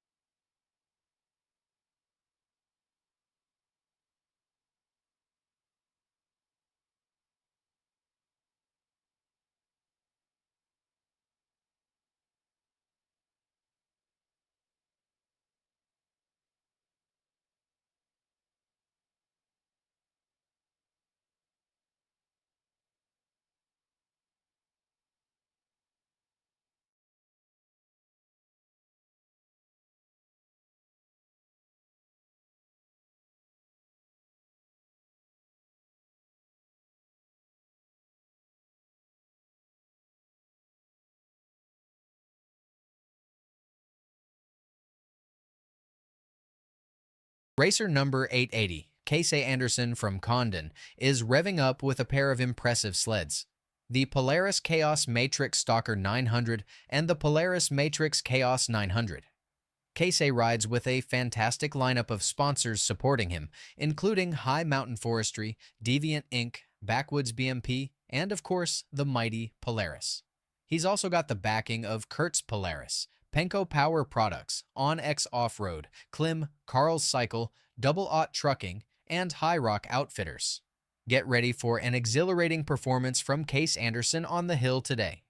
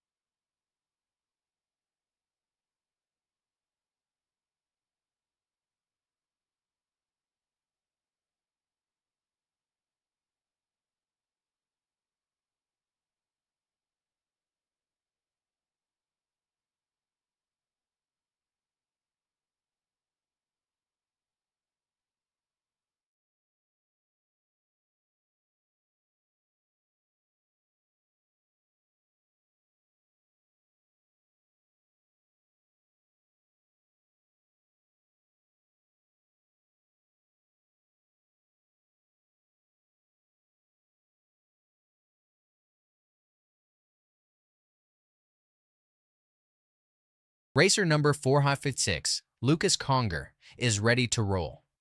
Hailing from the picturesque Grand Lake, this rising star absolutely dominated the competition, clinching first place at the World Championships in the juniors category. Not only that, but Lucas has also secured a top 3 finish in all semi-pro classes at Jackson in 2024.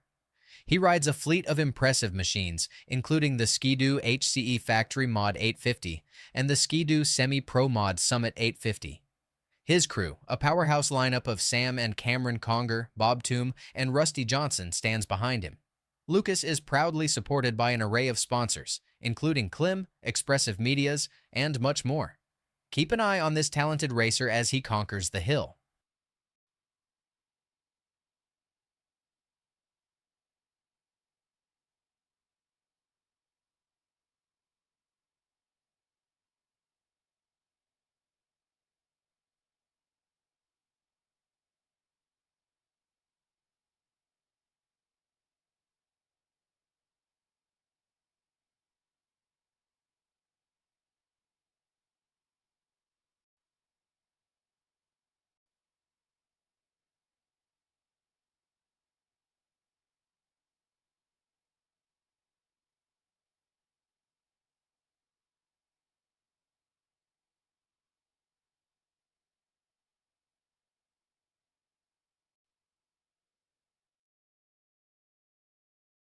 Racer number 456 Lucas Conger got a time of 1 minute 37.98. Racer number 111 Blake Punchard is ready to tackle the hill. This is an exciting moment as it's his very first RMSHA race and he's come all the way from Novar, Ontario to compete. Supported by his crew chief, VIP Dave, Blake's bringing two powerful Ski-Doo HCE NA 850 sleds to the line. A big shout out to his sponsors, Mom and Dad, VIP Dave, Tempest Optics, and Carl Custer Mountain Park for backing him on this thrilling journey. Let's see how Blake performs today.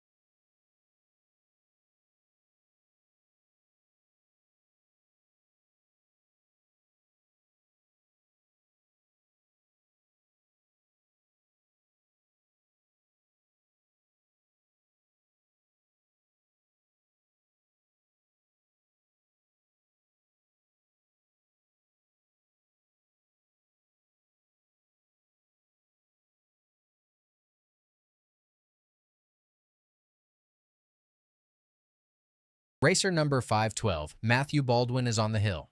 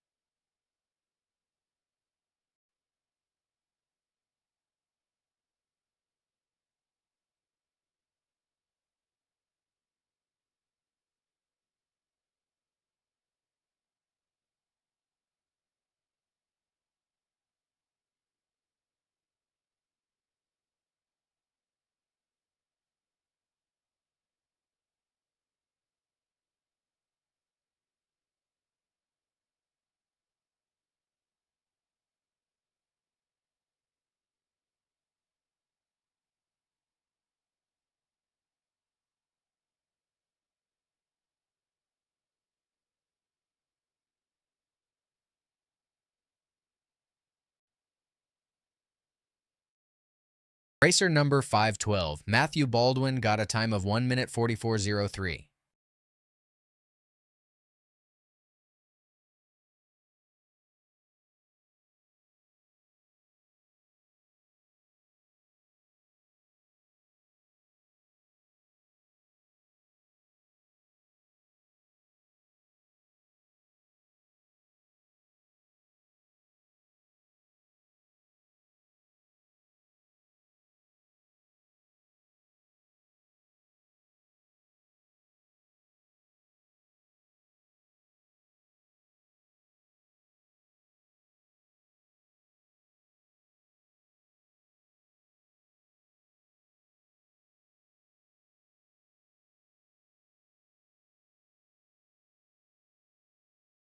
Racer number 752, Braden Dickey, is on the hill.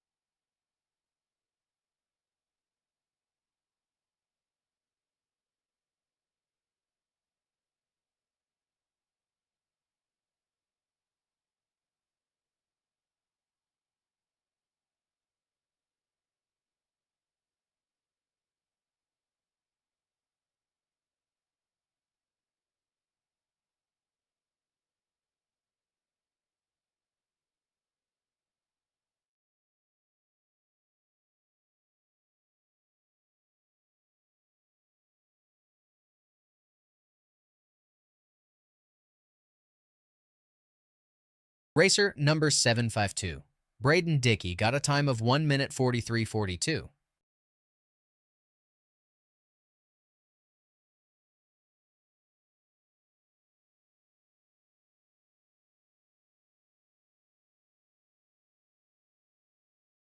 Racer number 314, Aaron Tapio, is on the hill. Hailing from the shimmering town of Battleground, he's fueled by a powerful Arctic Cat, Improve M858 Snowpro 858. Aaron's crew, led by Kyle Tapio, is backing him with an impressive lineup of sponsors, including Arctic Cat and Thomas Racing Factory, along with a host of performance and production specialists like Boondocker Performance and Zebras Racing. Let's also give a shout out to Tapio Construction, Makita Power Tools, and of course, his loving family, Mom and Dad, and his siblings Hannah, Nia, Kayla, and Tyrus, who are cheering him on today. Keep an eye on Aaron Tapio as he makes his mark on this thrilling climb.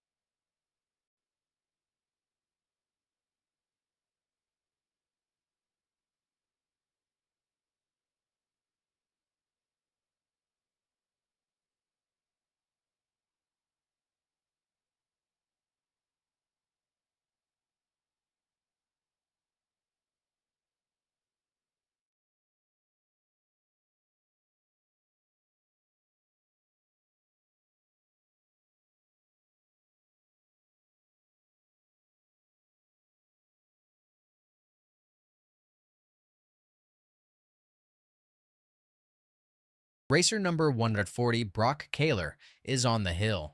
Hailing from Edson, Alberta, Brock is part of the dedicated riders race team, alongside his crew members JD and Samantha Kaler. He's got a fantastic lineup of sleds, including the high-powered Ski-Doo Freeride 850 and a variety of MXZ models. This team is bolstered by strong sponsors like Riders Racing Team, RB Somerville, Bannister GM Edson, CKMP, XL Projects Letadid, and Tech Logging, ensuring they have the support they need to take on this challenging course. Let's see how Brock tackles the mountain today.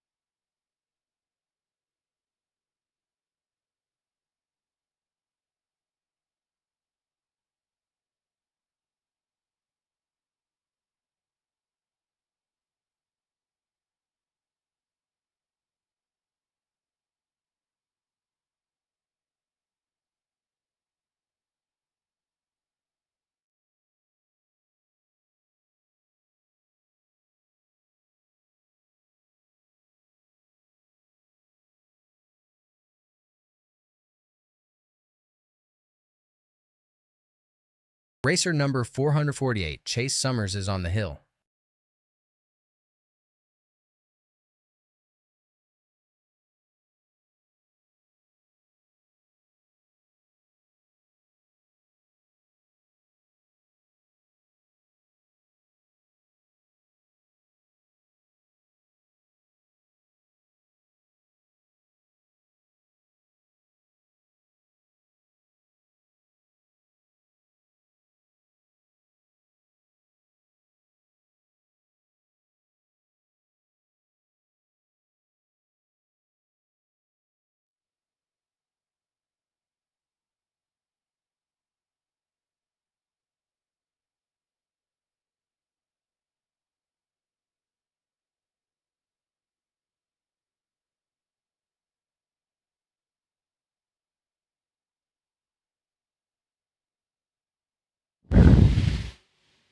So it looks like we got Chase Summers on the hill right now.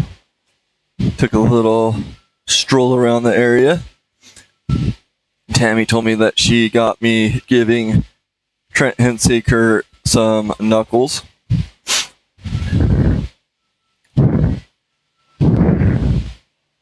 Okay, Chase Summers going through the switchback over into the trees.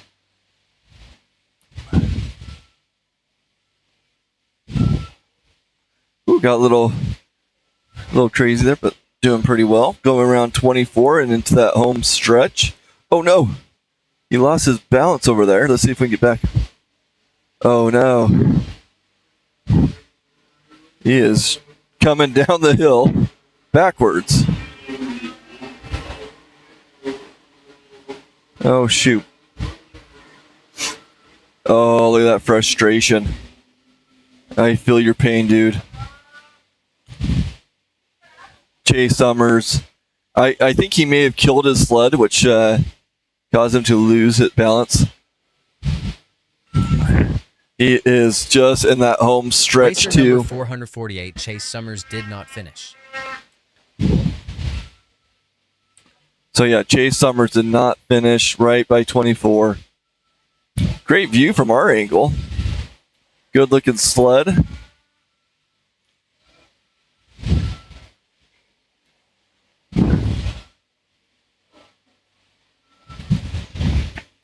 He is looking underneath the hood, figuring out what caused the problem. Amsoil makes it easy for you to change your own oil with the ultimate oil change. Our Shop by Vehicle tool takes the guesswork out of picking the right oil and filter for your vehicle. Then choose the best product and packaging option for you from a complete list of product recommendations. And get everything you need to complete the job shipped right to your door with fast, free delivery for the protection you demand and the performance you deserve.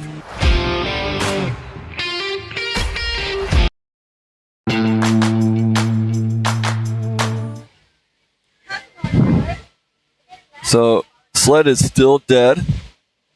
Not sure what happened there.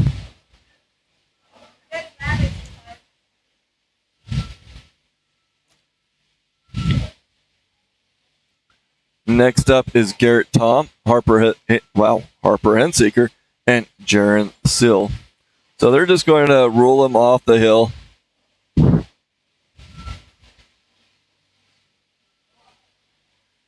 Get him off the course so that we can get on rolling there. Okay, on the line right now is number 24. And that crazy wilderness looking dude on the line, that is Bob Tom. Introducing a new kind of special there. After Garrett, we're going to have Harper Henseeker and Jaron Sill. So Garrett Tom is from Victor, Idaho on a Skidoo. So we're almost wrapping up this class. We got Amateur Improve up next, Pro Senior Mod, Amateur Mod. We have a whole lot of classes still up ahead of us. So again, we are in our semi-pro class, semi-pro open to be specific. There he goes. There is Garrett Tom, number 24. Racer number 24, Garrett Toom, is on the hill. Coming from the beautiful town of Victor, Idaho, Garrett is equipped with an impressive lineup of sleds, including the Ski-Doo Fact MOD 850 and the Ski-Doo HCE Improve 850. He's backed by a solid team of sponsors like Zollinger Racing Products and Western Power Sports. With the support of Fly Racing and Teton Performance, there's no doubt that Garrett is ready to make his mark today. Let's see what this talented racer can do on the slopes.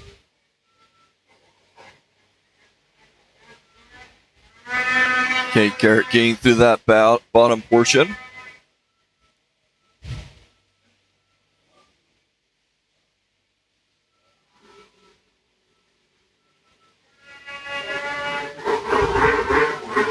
So I got some updates for you guys. So next year, 2027, nice jump from Garrett Tom. So 2027, they are going to be moving semi-pro back to the blue lane, and Pro Master is going to go over to the red lane.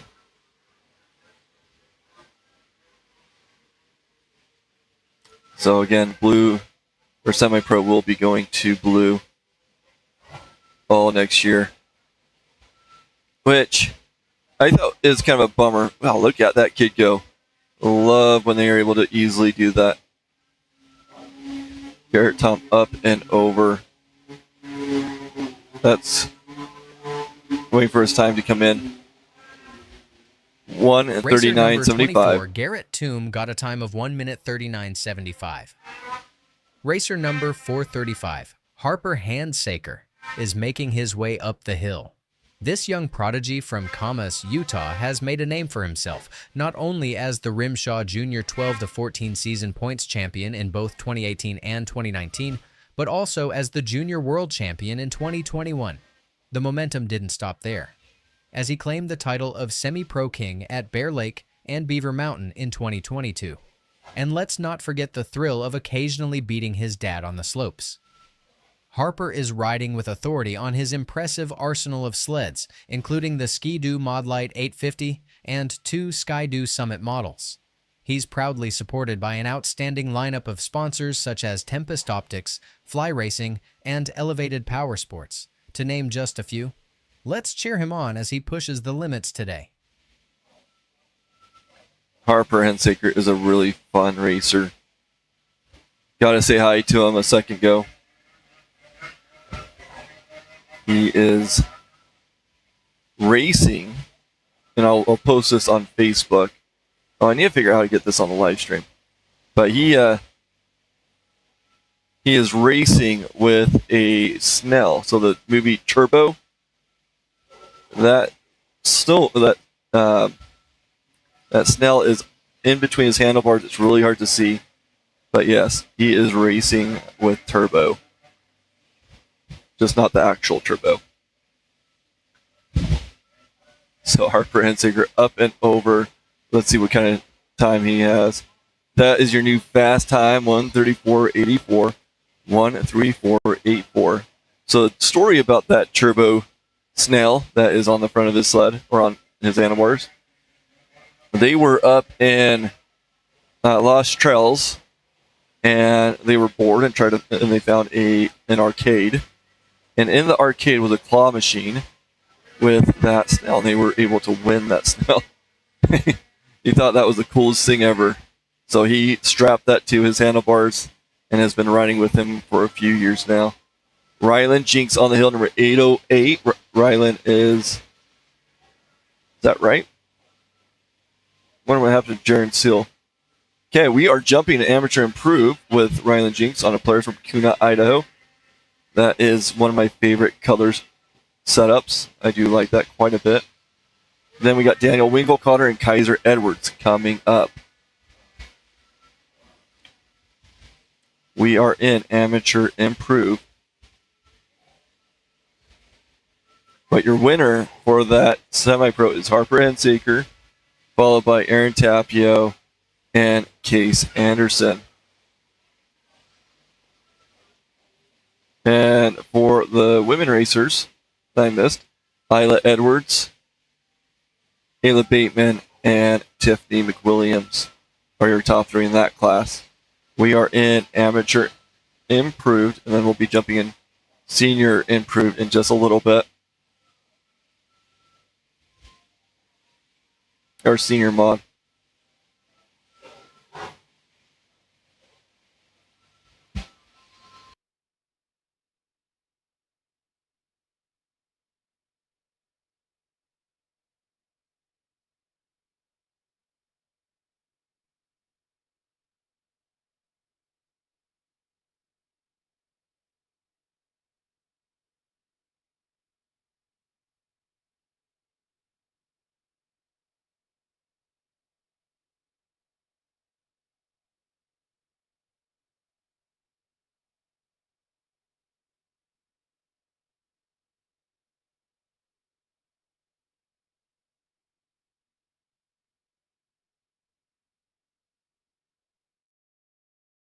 Okay, Rylan Jinks coming with a 201.62. That's your bar for this class right now. 201.62 for Rylan Jinks. Now is Daniel Winkelcotter. Racer number 869, Daniel Winkelcotter, is on the hill. Daniel is from Daniel, Wyoming, riding a Skidoo. Then we got Kaiser Edwards and Taus Cook, following, I can't talk. Cohen Bateman coming up too.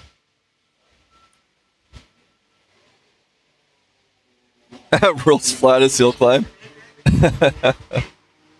It is deceiving, but yes, this hill is has a lot of flat areas.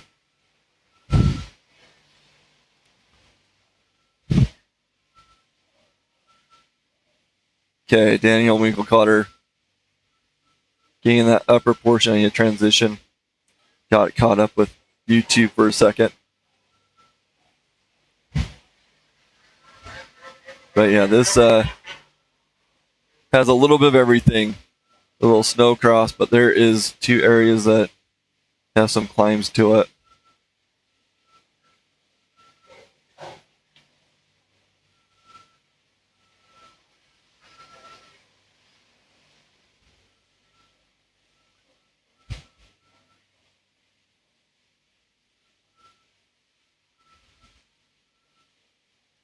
Okay, Daniel rounding 6th right now.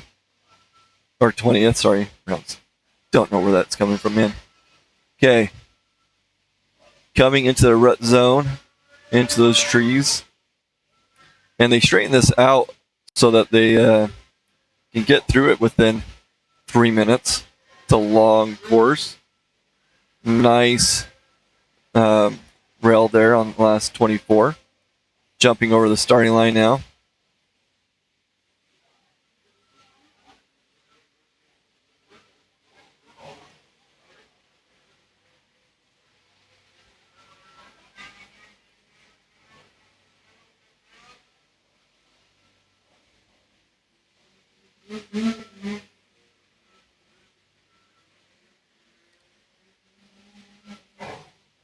Racer number 222, Kaiser Edwards, is on the hill. Okay, got number 222, Kaiser Edwards. He is from Ennis, Montana, Rangiskadoo. He is racing with his big sister, Isla. And this kid, and he is a kid, he's in juniors, has been dominating quite a bit. Currently, the fast time is Daniel Winkelcotter's 1:54.41, 1:54.41.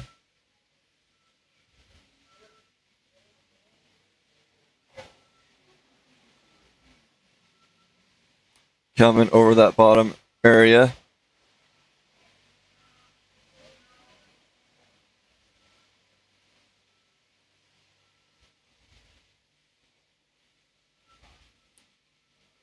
There's Kaiser coming into the rodeo zone.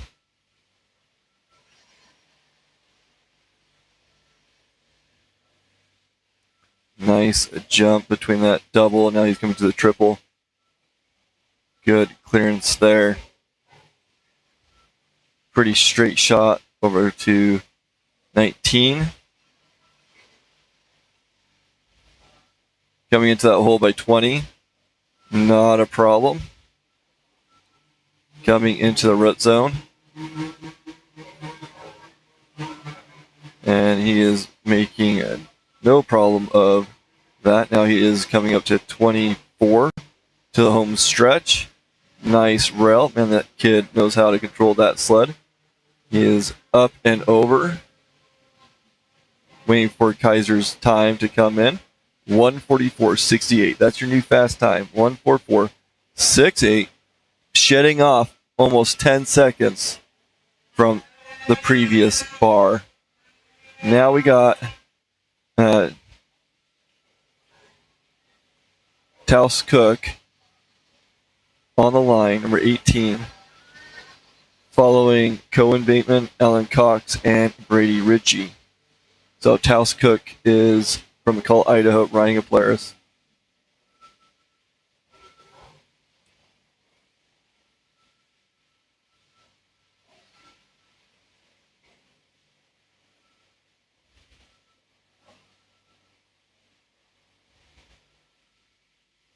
Racer number 18, Taus Cook, is on the hill.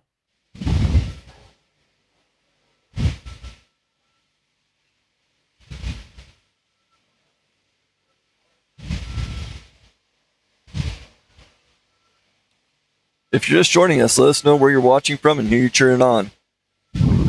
We have opened up the comments to anybody, not just subscribers. However, please join us. We are always grateful for those that subscribe, hit that notification for future races, and comment. Let us know where you're watching from.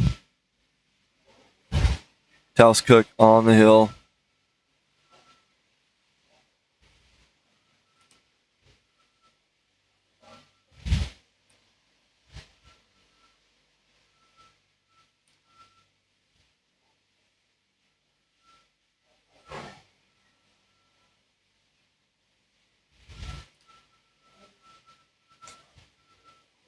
Looking pretty smooth coming into that first double of the rodeo. And why is this not responding? There we go. Coming to the triple and into the straightaway.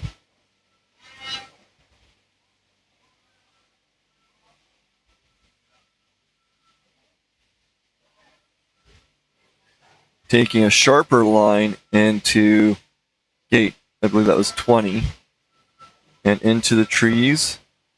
Looking pretty good so far.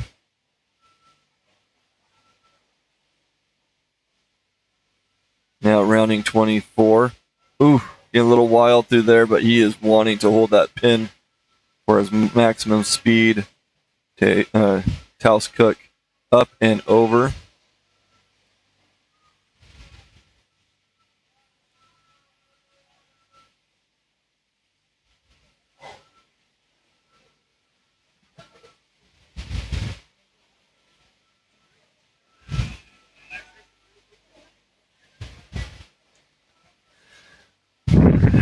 Okay, Taos Cook with a 1:59.28, 1:59.28. That's going to currently put him in number 3 spot. Is that right? Yep. We got Cohen Bateman, Alan Cox, Racer and Brady number Ritchie coming. 413, Cohen Bateman is on the hill.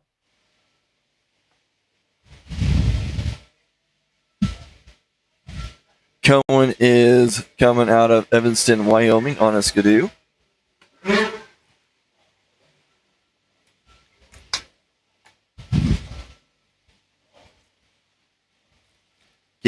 Ooh, he got out of line there. Starting to fall into that old rut, but he got pulled over. Coming up to 8 now. That little hiccup is going to cost him quite a few seconds.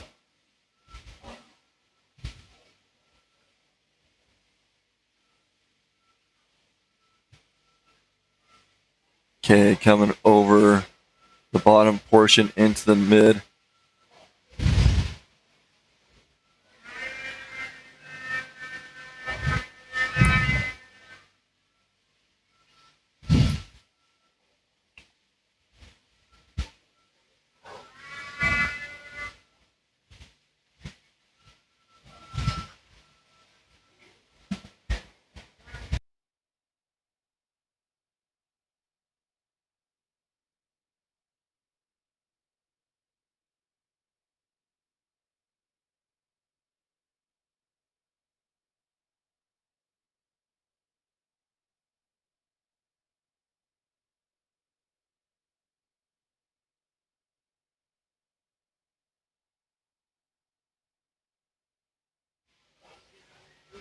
So we got Cohen Bateman coming into the rutted section of the hill.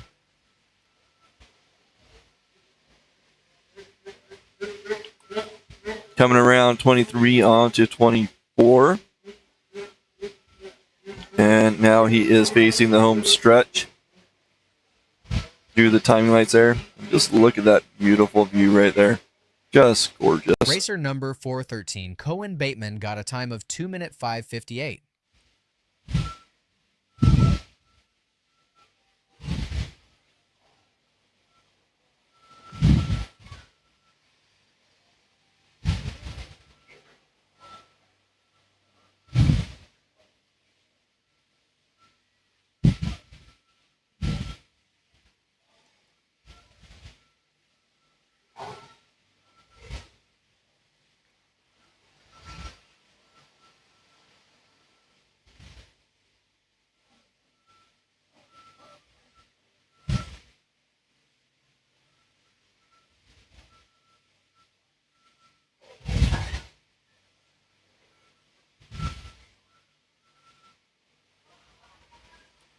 Okay, we got Alan Cox on the hill. Cohen Bateman with a 2:05.58, 2:05.58.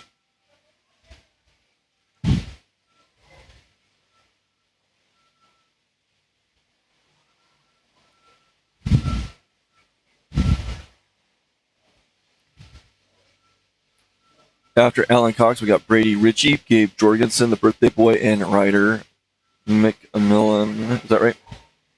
Yeah.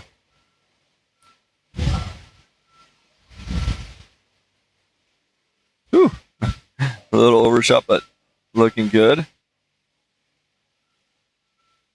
Got through the rodeo section for Alan Cox.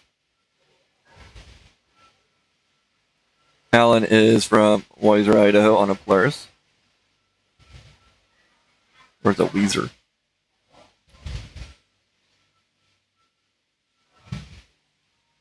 Okay, coming into the rut zone, and you can see him popping over some of those old ruts. Coming down through 23 to 24, trying to hold that through that line, and he did a fantastic job up through. Let's see what type of time we got for him.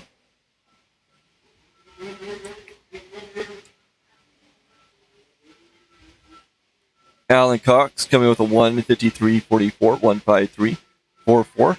That's putting him in number 2 spot at the moment. We have Brady Ritchie now on the hill. Racer number 911 Brady Ritchie is on the hill. Hailing from Idaho Falls, this competitor is fueled by a deep passion for snowmobiles and motorsports. With his trusty Arctic Cat HCR beneath him, Brady is ready to conquer the slopes. Supported by a powerhouse lineup of sponsors, including Arctic Cat, Extreme Realities Wraps, and Ritchie Fabrication, he has all the backing he needs to make an unforgettable run. Let's see what he can do today.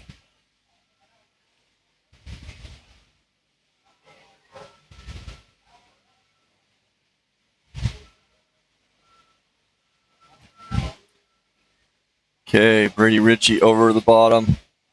Fast time in this class right now is Kaiser Edwards 1:44.68. That kid, so sneaking fast. He is 9 seconds faster than the second place racer.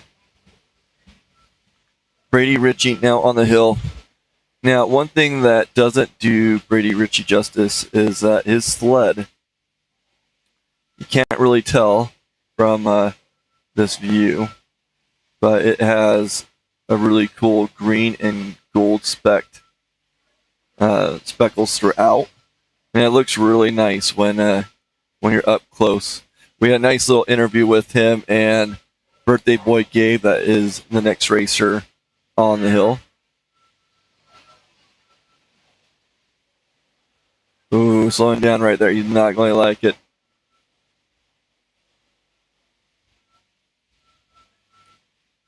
He is out of line, trying to figure out how he's going to take this.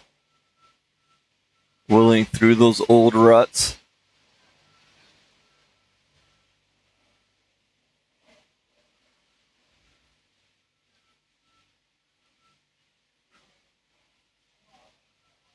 Rounding 24th onto 25th gate and up and over.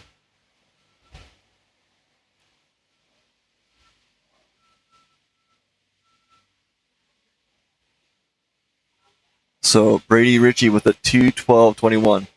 2:12.21 for Brady Ritchie. Now we got birthday boy Gabe Jorgensen on the line. Happy birthday, Gabe. Gabe is out of Fairview, Wyoming on a Skidoo. Racer number 825, Gabe Jorgensen, hailing from Fairview, Wyoming, is ready to take on the hill today.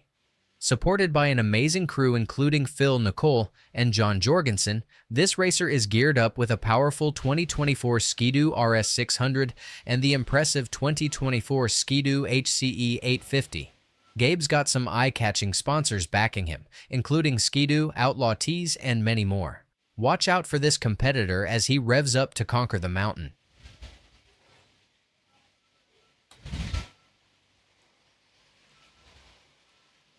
Okay, Gabe Jorgensen rounding that top area of the bottom.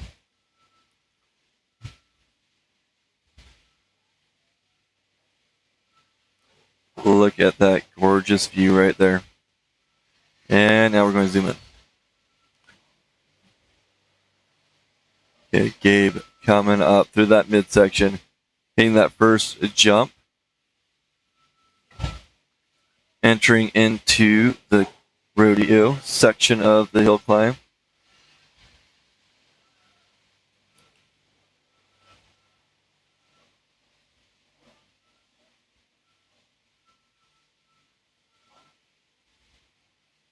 Ooh, a few little whoopies there. Coming over the switchback. Now, at the end of this one, at gate 20, there's a big hole. Let's see how Gabe handles that.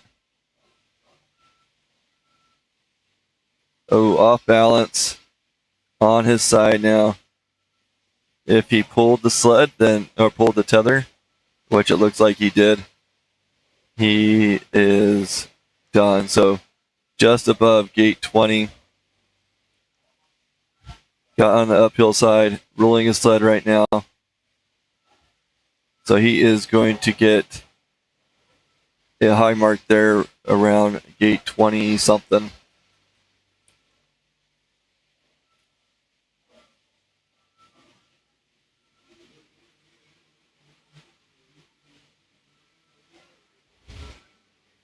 Not going to like that.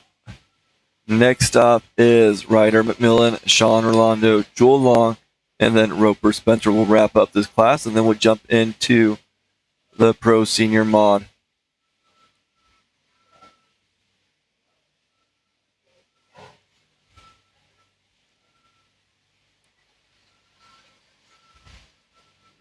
They're looking at something, trying to figure out what's going on there. I think that's Trent Hensaker looking at with them. While they're doing that, I am going to send you guys to ads. Amsoil makes it easy for you to change your own oil with the ultimate oil change. Our Shop by Vehicle tool takes the guesswork out of picking the right oil and filter for your vehicle. Then choose the best product and packaging option for you from a complete list of product recommendations. And get everything you need to complete the job shipped right to your door with fast, free delivery for the protection you demand and the performance you deserve.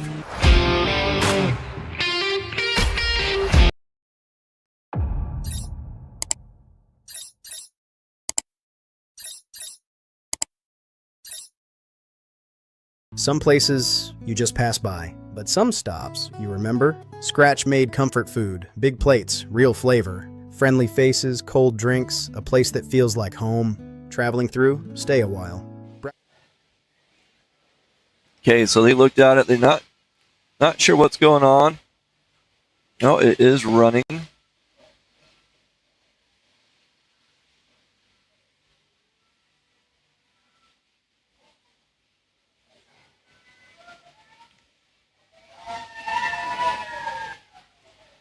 We got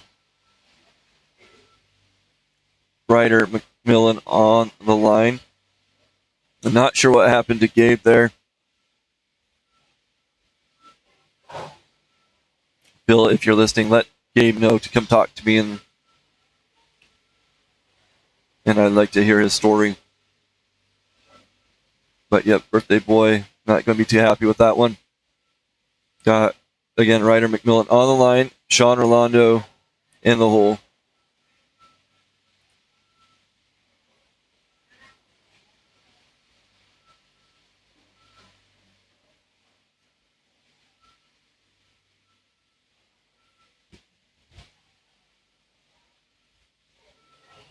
And then I'm going to take off or for a little bit to go with my dad down in the starting line.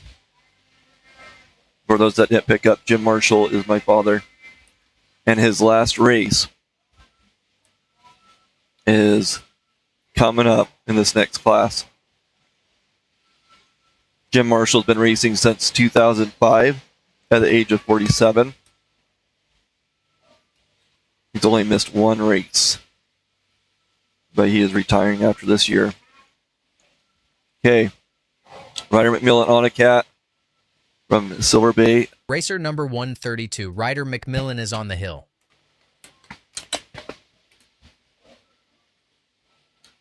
So he's from Silver Bay, Minnesota. A little bit of a drive to get out here.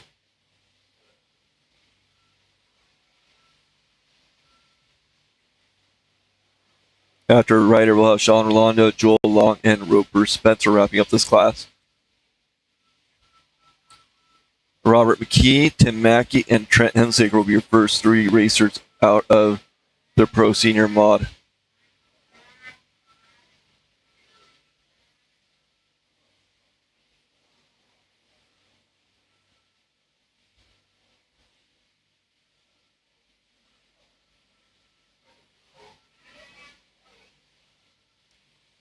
Okay, here we go. Ryder McMillan in that upper portion now. Looking pretty smooth. Nice clearance. going through the rodeo and out into the straightaway.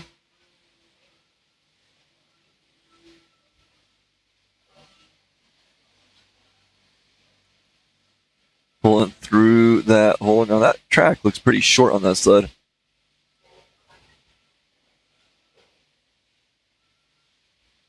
I think that's something else that's going to be changing next year is the track length will have a minimum requirement. I don't know the details, but I believe that's coming up. So a few changes happening.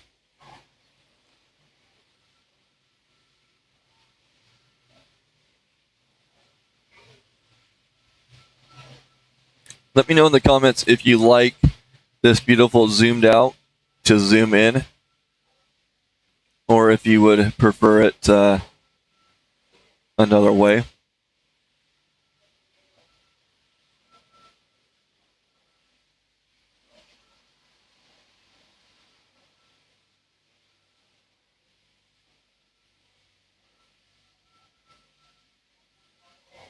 We have Sean Rolando on the hill, number 335.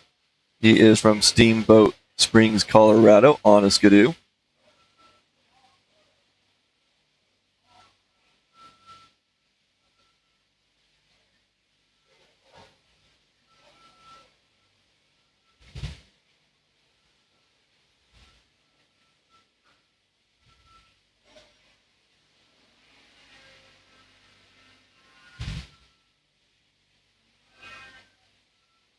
Getting through that bottom portion.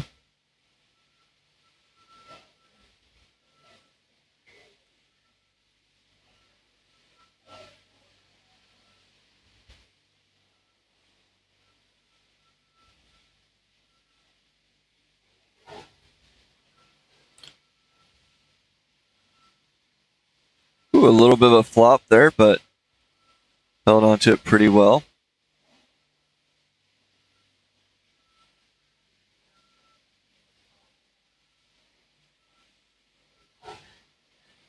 Getting into that straightaway.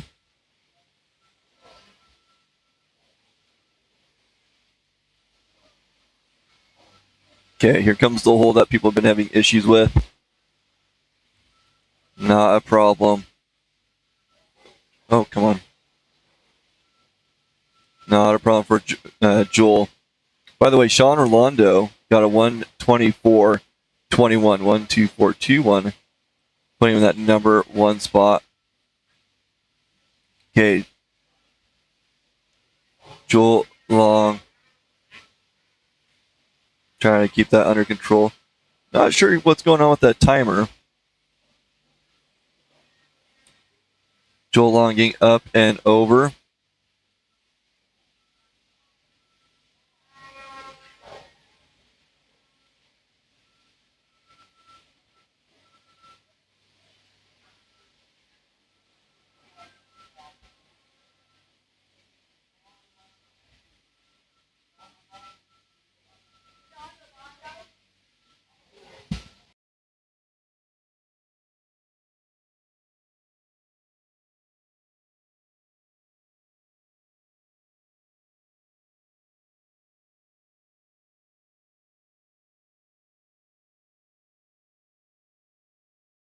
Okay, so Joel Long is going to get a re-ride. We got number 26 on the line, Roper Spencer from Bancroft, Idaho, on a Polaris.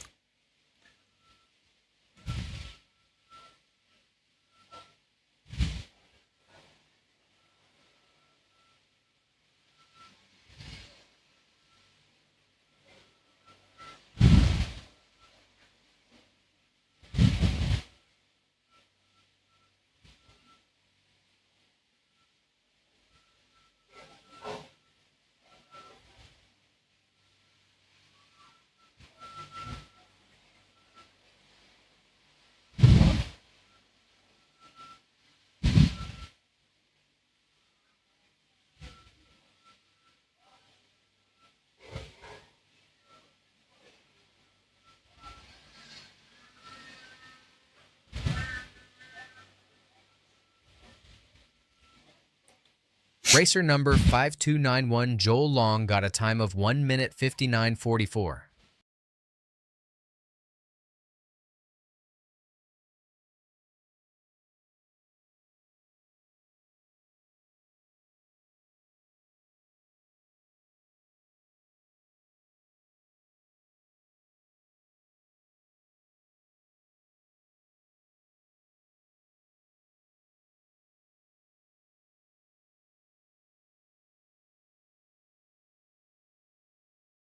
Racer number 26, Roper Spencer, is on the hill.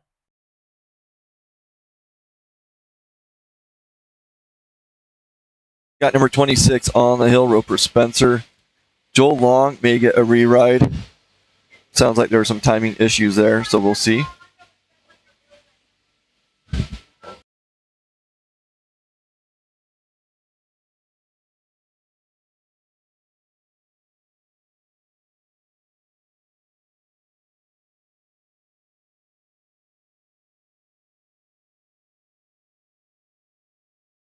I am not sure. Tammy's telling me that Sean Orlando, which it shows a DNF on him now, so I think he might get a re-ride.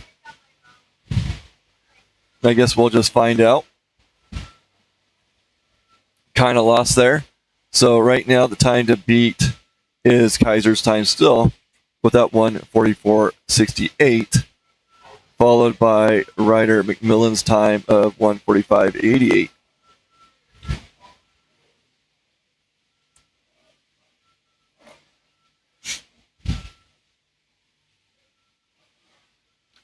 Okay, Roper Spencer on the hill. I know there's a bunch of Spencer fans out there.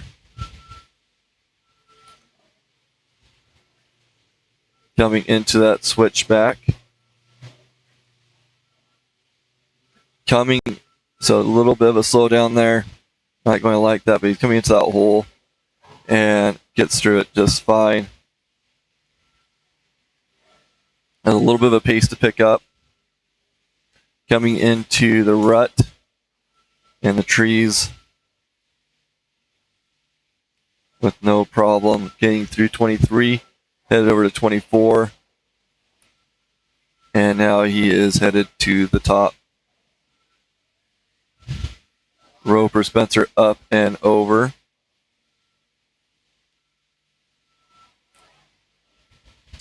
With a 2:06.85. Roper Spencer got a time of 2 minutes 6:85. What?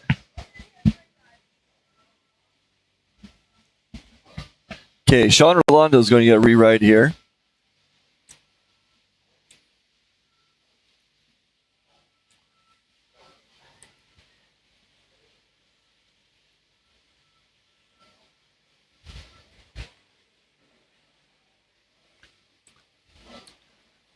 So again, this is Sean's re-ride. Current fast time to beat is Kaiser Edwards 1:44.68. Then we're going to jump into Pro Senior Moz with Robert McKee, Tim Mackey, and Trent Hensaker.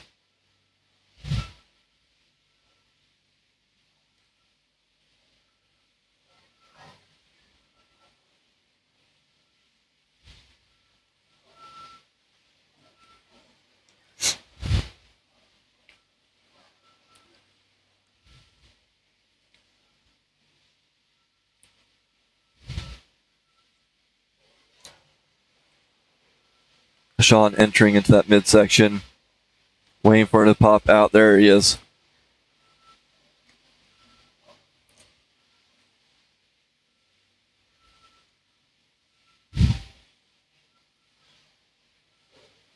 Coming up to that double of the rodeo, over to getting up to that straightaway. Sean Orlando on the hill. He will be the last racer of this class. And then we're jumping into Pro Senior Mod, your 15 over racers. Again, Robert McKee, Tim Mackey, and Trent Hensaker will be your first three racers out. I will be stepping away to go cheer on my father for his very last race. Ooh, a little pixelation there. Not sure what's going on.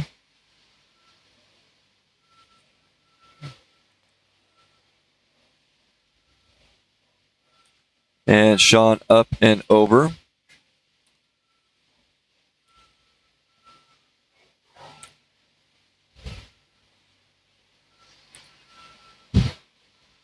Okay, let's see. Sean is going to come in with the time of, waiting for it to come in. Okay, you have Robert McKee on the line with 470 from Woodville, Virginia on a Polaris. Then you got Tim Mackey following him. Racer number 470, Robert McKee, is on the hill. Okay, Sean's time hasn't come in yet. I'm not sure what's going on there.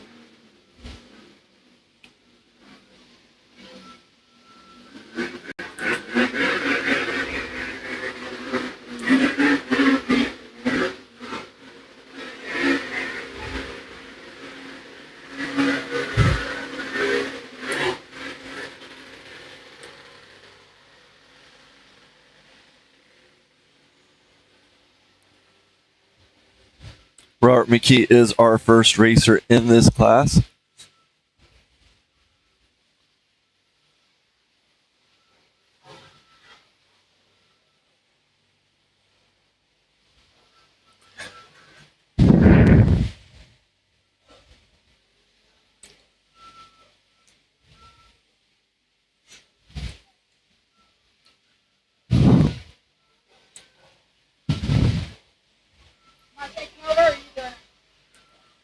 Okay, Robert McKee making his way through the rodeo section. We are in Pro Senior Mod. This is your 50 and over class. A lot of great racers.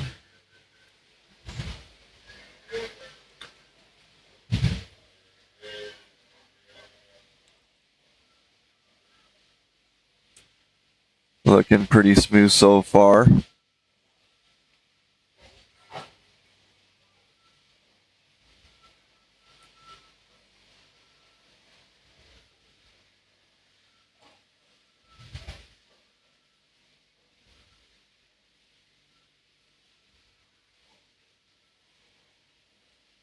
Okay, trying to reel it through there, trying to hold it. Nice, smooth launch over the top there.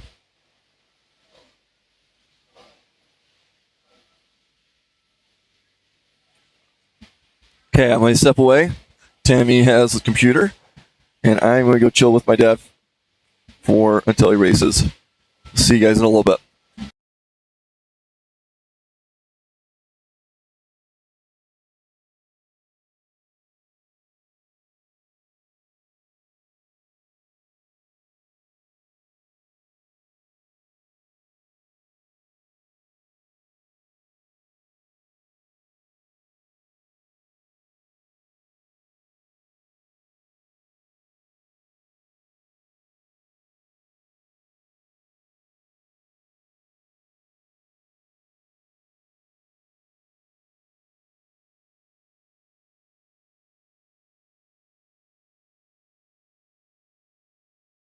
Racer number 32, Tim Mackey, is on the hill.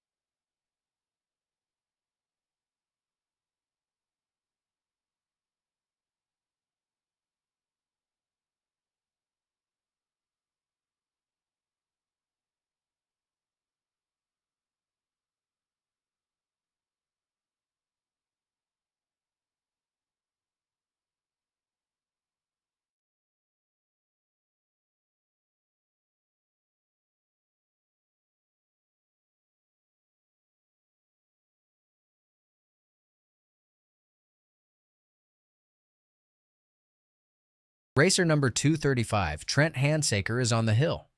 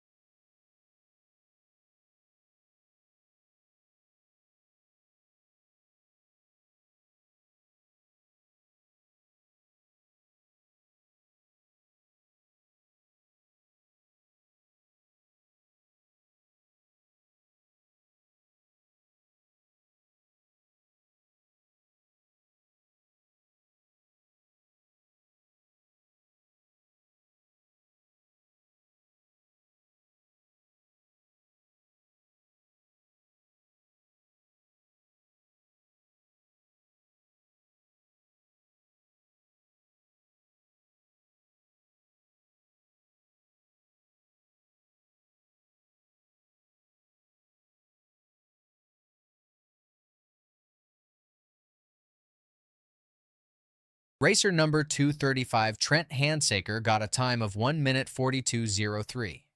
Racer number 849, Andrew Aker, is on the hill. Hailing from the scenic town of Saratoga, Wyoming, Andrew is backed by the dedicated Botari family crew. He's powering his Ski-Doo HCE 850 today, ready to conquer these daunting heights. Sponsored by Botari Racing, this racer is set to make some serious waves. Let's see how he tackles the challenge ahead.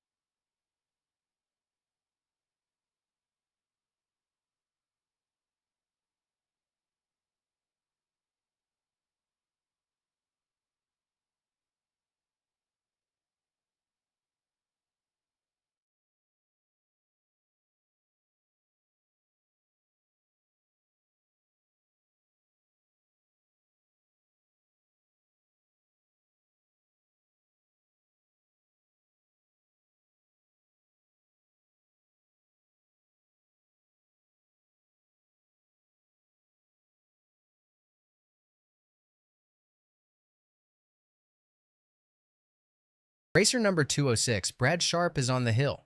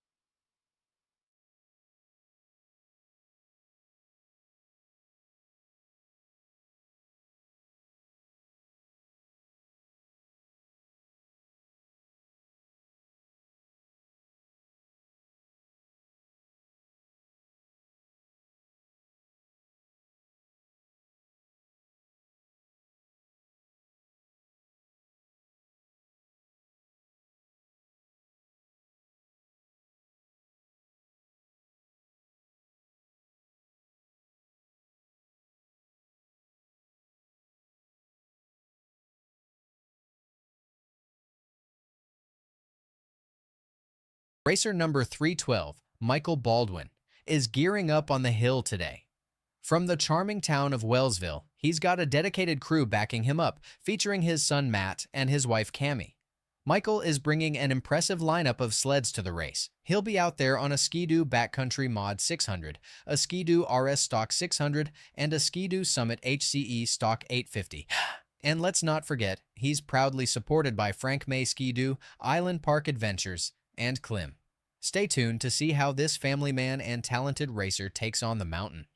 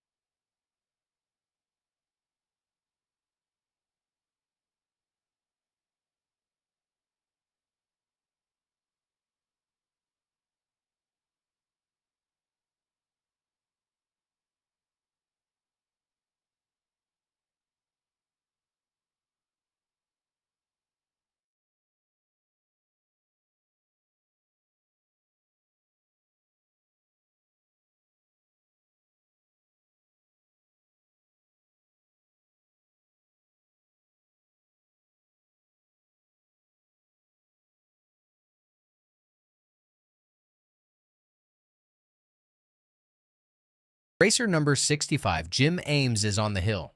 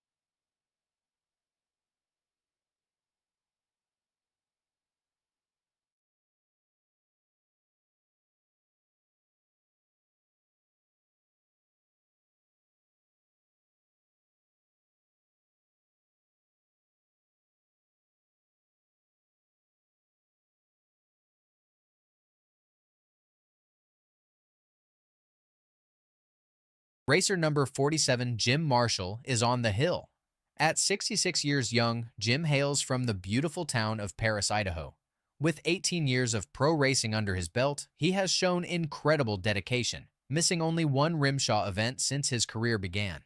Competing in the Pro Master and Senior Pro Master classes, Jim made history by climbing Jackson at the age of 54, earning the title of the oldest active RMSHA racer.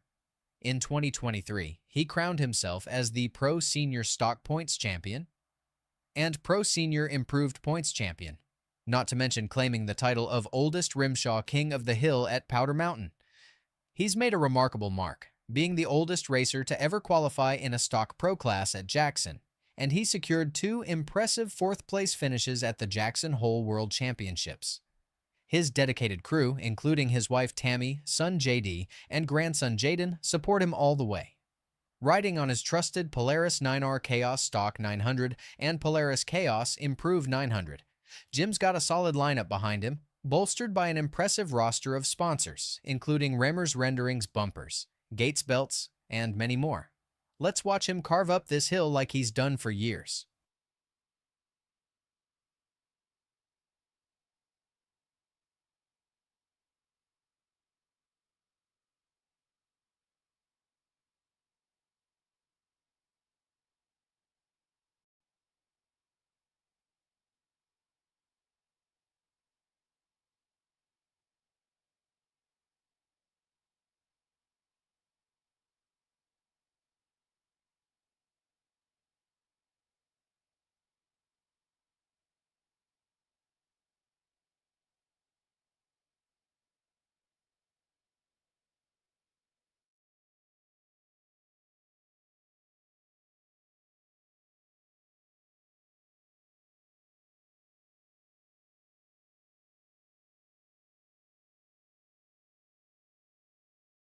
Racer number 37, Scott Nyson, is on the hill.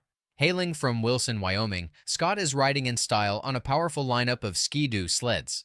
The 600R 600, the turbocharged Freeride 850, and another stellar Freeride 850. With a solid arsenal like that, he's ready to tackle whatever this mountain throws at him. This rider is backed by a fantastic group of sponsors, including Fish Creek Excavation, Shervins Jackson, Zabraz Racing, and many more. Hold on to your hats, folks, because Scott Nyson is bringing the heat today.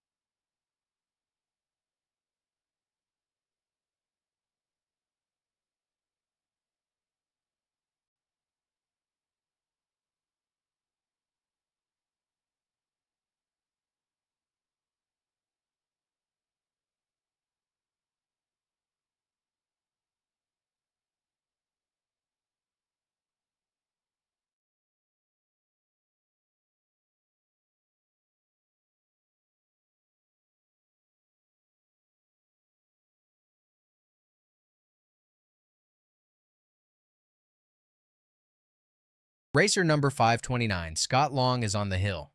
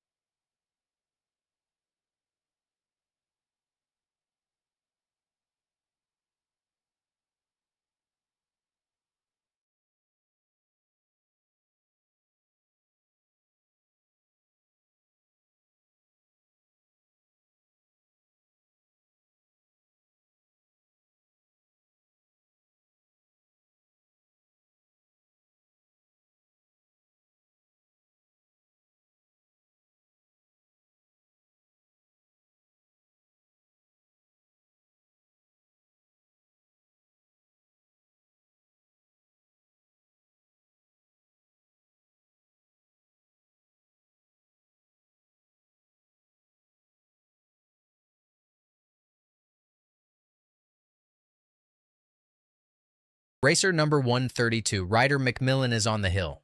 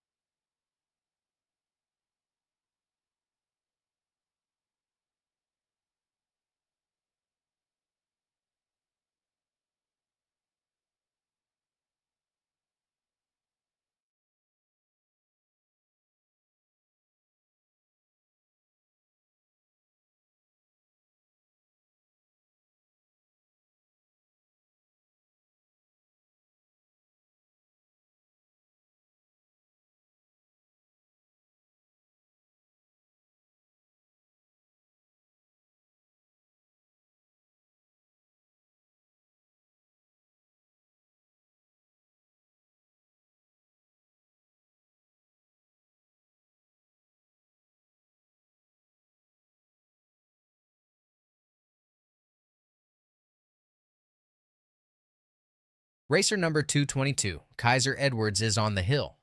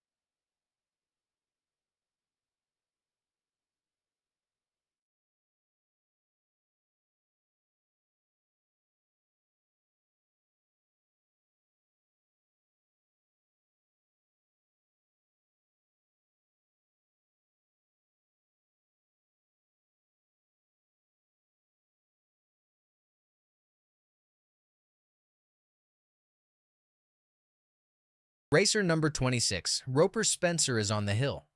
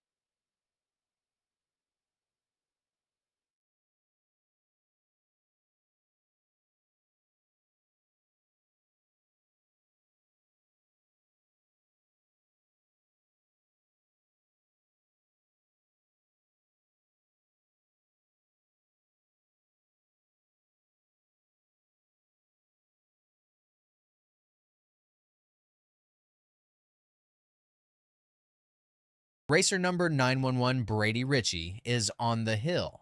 Hailing from Idaho Falls, this competitor is fueled by a deep passion for snowmobiles and motorsports. With his trusty Arctic Cat HCR beneath him, Brady is ready to conquer the slopes. Supported by a powerhouse lineup of sponsors, including Arctic Cat, Extreme Realities Wraps, and Ritchie Fabrication, he has all the backing he needs to make an unforgettable run. Let's see what he can do today.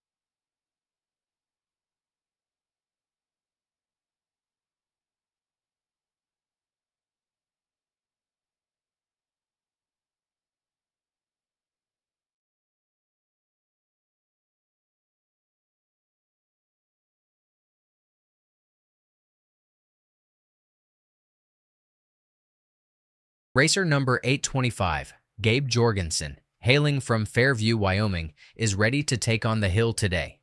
Supported by an amazing crew including Phil Nicole and John Jorgensen, this racer is geared up with a powerful 2024 Ski-Doo RS600 and the impressive 2024 Ski-Doo HCE 850. Gabe's got some eye-catching sponsors backing him, including Ski-Doo, Outlaw Tees, and many more. Watch out for this competitor as he revs up to conquer the mountain.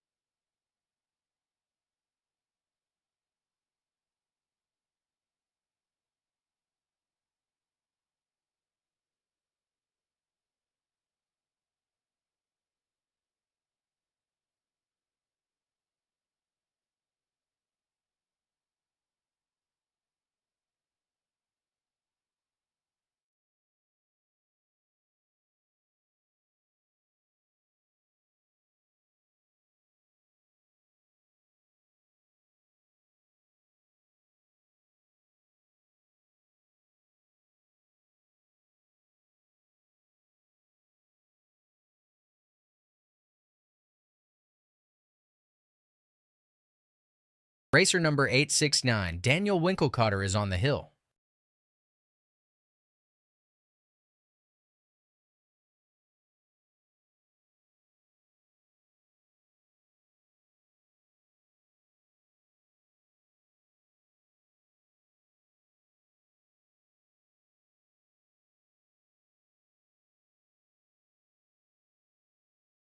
heading up to the top right now. Go check out Fameko and see what his deal is with that pixelation. Seems like it's getting worse, so I suspect that the satellite signal is getting a bit messed up from the snow melting and changing the direction.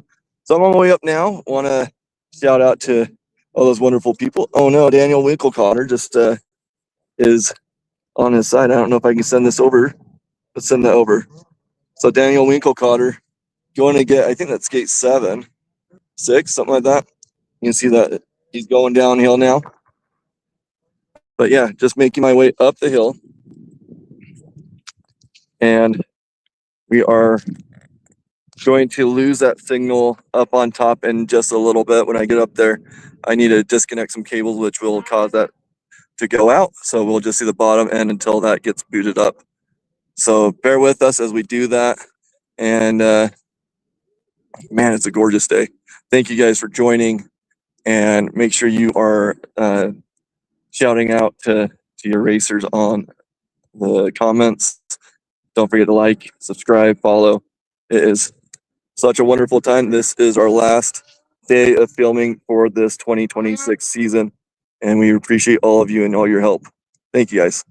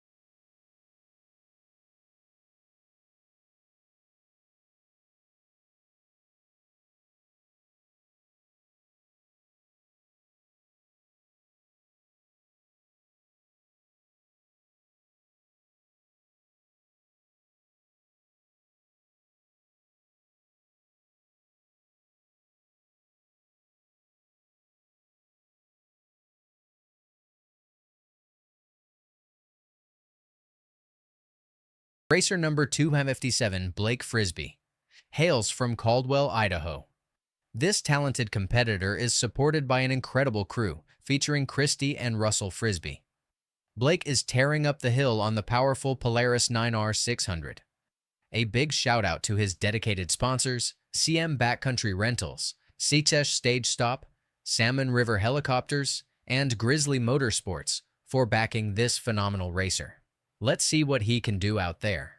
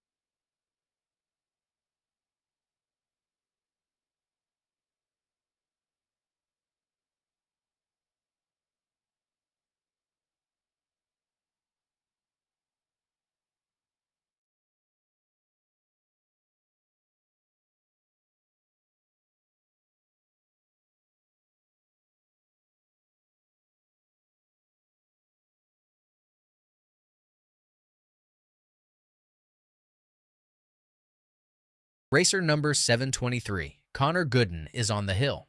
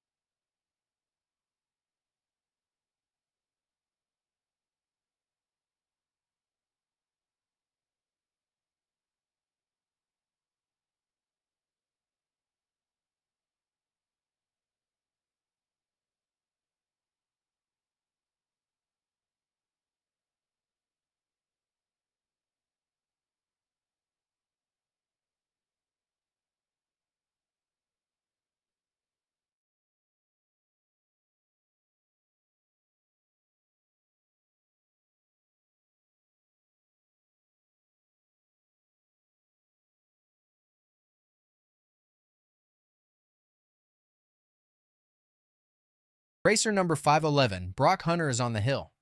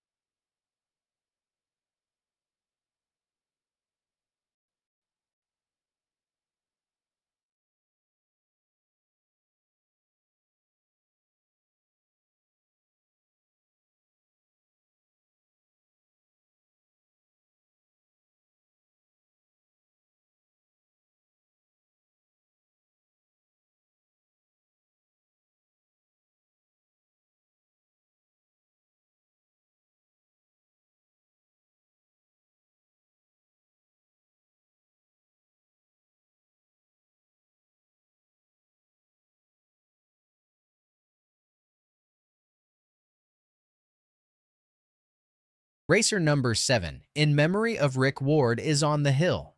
Hailing from the picturesque Sugar City, Idaho, Rick's legacy shines bright. He may no longer be with us, having left us too soon on September 1st, 2009, but today we honor his spirit in this thrilling competition.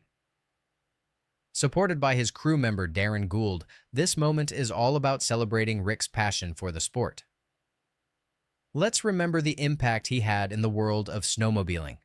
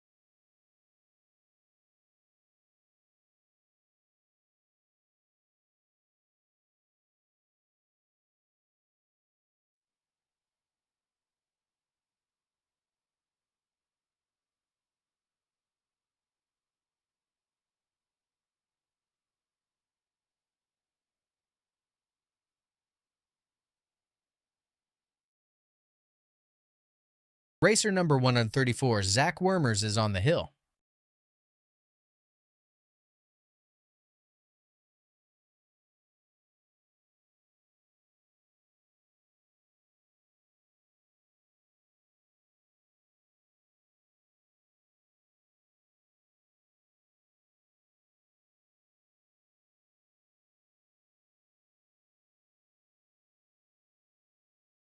Racer number 727, Nick Gianet E, is on the hill.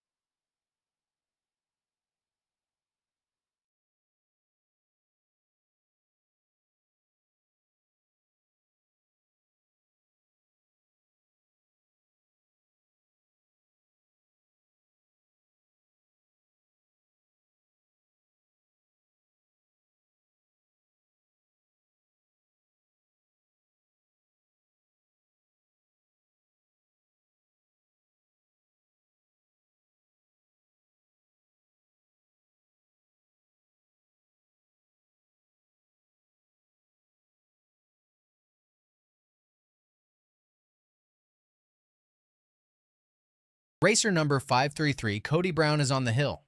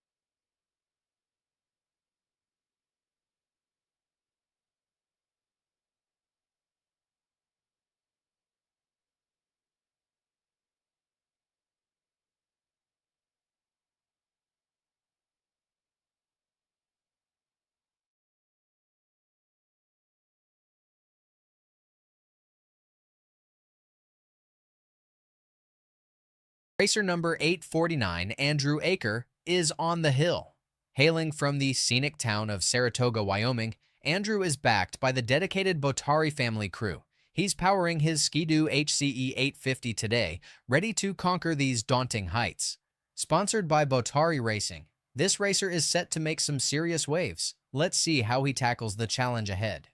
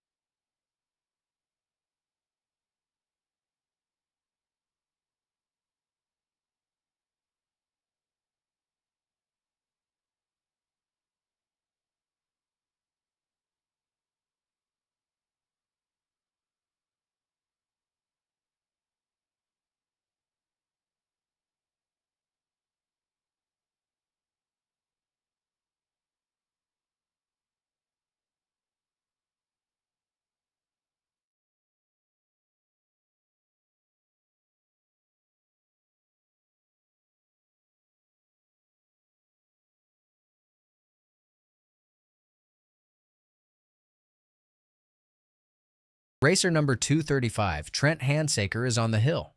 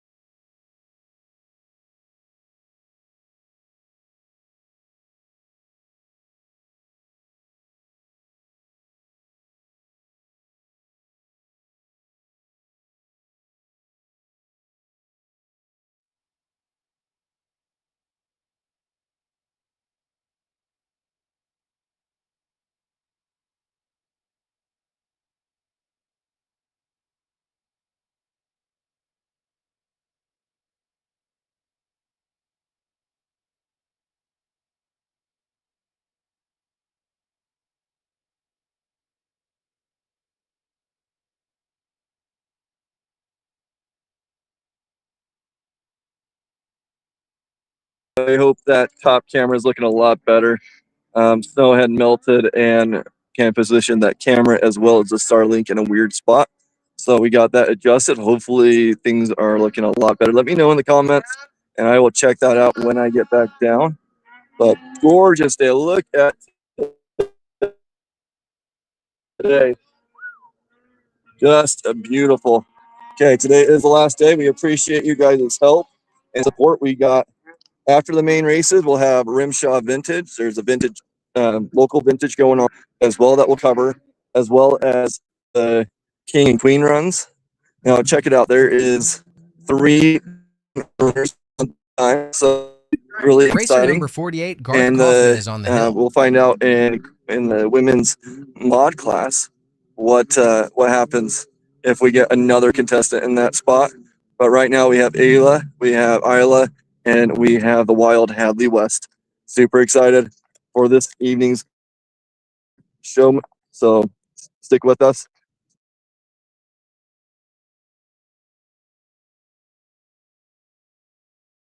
Racer number 134, Zach Wormers, is on the hill.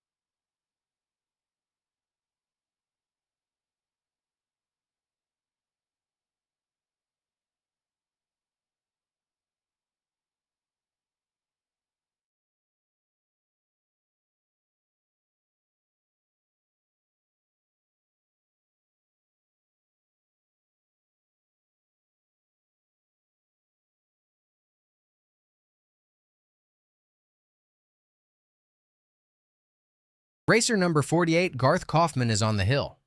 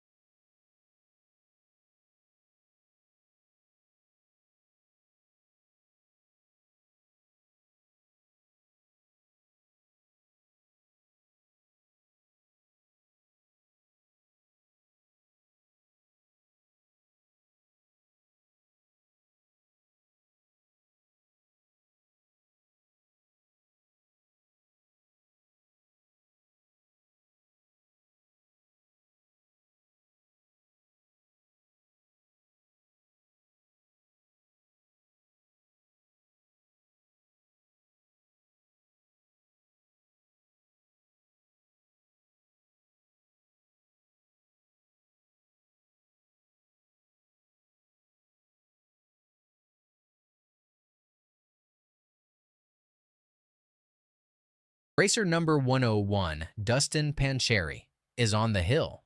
Hailing from Idaho Falls, Idaho, this dedicated family man is not only a loving father of 3, but also a husband to an incredibly supportive partner.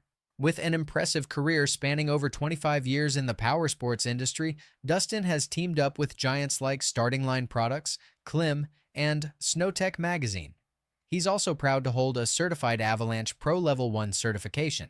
When he's not racing snowmobiles and motorcycles alongside his sons, you'll find him supported by a fantastic crew, including Ryan Carpenter, Jerry Matthews, Brett Summers, and Jaden Pancheri. Dustin's arsenal of racing machines includes a Polaris IQR 795, 2 Polaris 9R 900s, and a couple of mighty Polaris RMK Cajos, one with an 850 and another with the boosted 850.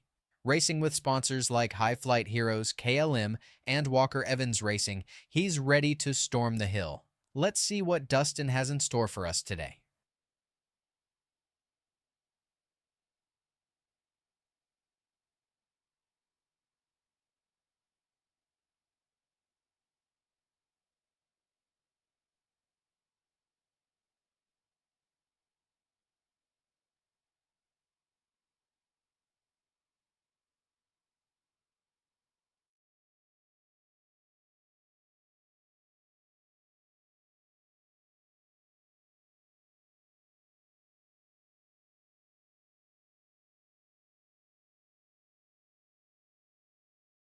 Racer number 49, Zeb Miller, is on the hill.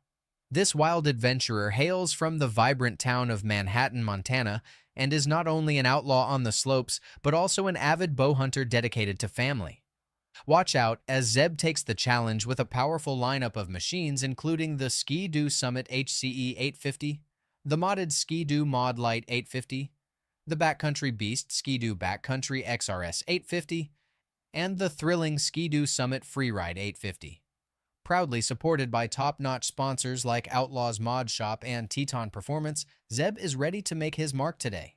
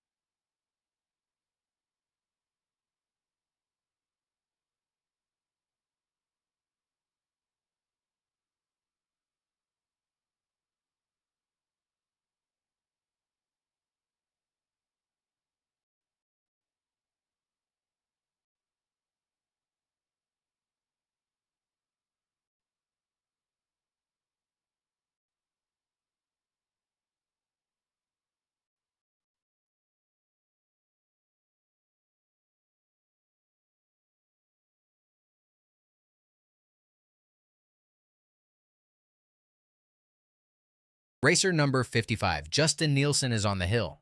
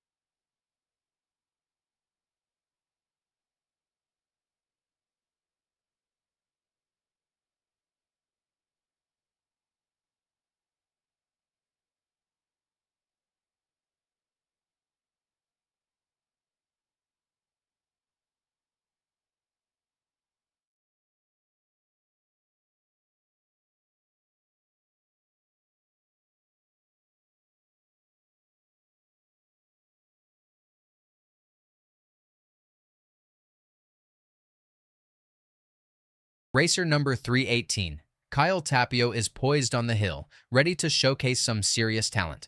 This competitor has an impressive lineup of sleds featuring the Arctic Cat Mod M858 Snowpro 858, the Arctic Cat 8 Mod M Catalyst 800, and the powerful Arctic Cat Improved Single M858 Snowpro 858. Not to mention the stock M858 Snowpro 858, demonstrating the versatility and skill that Kyle brings to this competition. Kyle's got some top-notch support from an array of sponsors, including Cold Cutter Traction Products, Arctic Cat, Thomas Racing Factory, and Boondocker, just to name a few. With backing from Z-Bras Racing and Starting Line Products, and additional support from Zollinger Racing Products, Arctic FX Graphics, Load Tracks, Makita Power Tools, and Tapio Construction Inc., he's geared up and ready for an epic climb. Watch out, folks. Kyle Tapio is here to make a statement.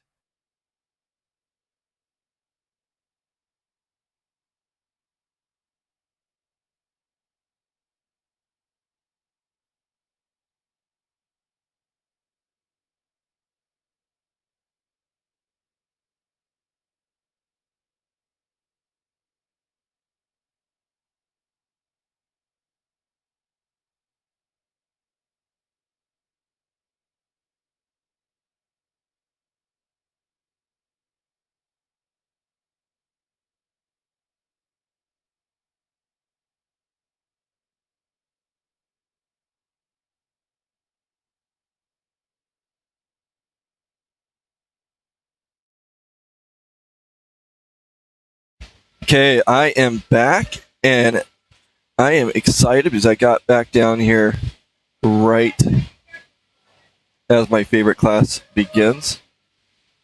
We have women's mod coming up. I'm trying to get my bearings a little bit. So hold on. So we got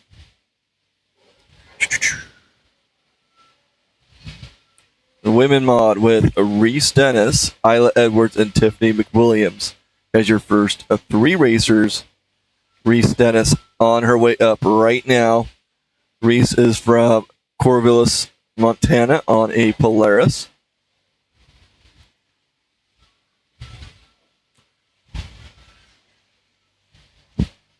Really awesome to see Reese on the hill. Oh, shoot. Did not mean to do that. So Reese, this is her first year racing. She is the first racer in her family. Ooh, she kind of got off center on that rut. Kind of pushed her out to the right, but she corrected it perfectly. The snow condition right now, you have a good, strong base. It is a little slushy, and the rut is getting pushed out a little bit as they go through here. In this spot right here where they jump, there's actually a pretty big hole right there as they come up and over that spot.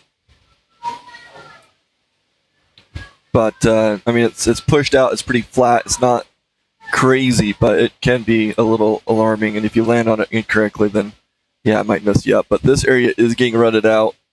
And, well, these racers are used to it now as they have been going at it all day long. And that sun is getting warm. There are people with snow boots on and shorts. So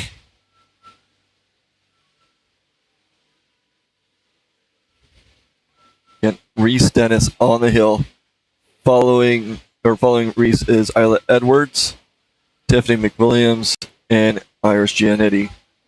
Why is that going over there? You should go down there. There we go. Okay, there's a hole right there. What hole, right? She went over that no problem. Getting into the rut zone. And you can see that her track is disappearing there. She is getting a little bit wild, but she is getting through no problem up to 23. She is on. Oh. Okay. She is out of position. She's trying to get it back into position. Oh, good job, Reese. Oh, man. She She dug in a little bit. Like I said, the snow's getting soft. And, let's get over here. She is come on, camera. She is fighting it, but I don't think she's going to be able to get that around unless she somehow does a U-turn right there. And she looks like she's going to do it. She's thinking about it at least. She needs to get that sled on the side. And the hard part is once you get that going, no, she's not going to be able to do it. Too bad. So she is going down the hill. So the challenging part when you do that U-turn going downhill is keeping that momentum and not pulling that sled over on top of you. So she is on her way down, and she's going to get a high mark between 23 and 24. Next up is Isla Edwards. Isla has one first place so far underneath her belt. And then we're going to have Tiffany McWilliams, Iris Giannetti, and Carrie Glidden. So I'm just going to go through a couple of these. It's been a while. I wanted to be down with my father, Jim, for his very last race. Racer number 123, Isla Pearl Edwards, is on the hill. Jim was a cancer survivor. He ended up getting his shoulder worked on last winter or spring. And as they did so, they found that he had his heart operating at 30%. I can't remember the exact number, but somewhere in that 30% range. And he was just exhausted. So they looked at him, they got him in really quickly. And so he got his heart taken care of during the summer. And it really took a lot out of him. So when he came into the race season, he was very exhausted. But I don't know if you watched Jim Marshall from the beginning of the season, looking like he was about ready to pass out halfway to this weekend. He had a lot more energy, so that stamina's coming back. So he beat cancer. That's the only time that he's missed a race is due to cancer. And he's been racing for 21 years. So pretty miraculous. Wanted to be there to send him off, and it was also a bonus to be able to send off Scott Long and go say hi to Brad Sharp. I missed Brad Sharp just for a moment. He left before I got over there. I told him I was glad that he didn't biff it before first gate. I may have done that in my racing career. Anyways, we got Isla Edwards on the hill. She is amazing. Oh no! She hit that some rut down there and got thrown off. I think she may have pulled her tether. Yep, so she had to start. Looks like her sled's in a good spot to get out, though. A little tree help there. But yeah, Isla Edwards going to get a high mark below 23 somewhere.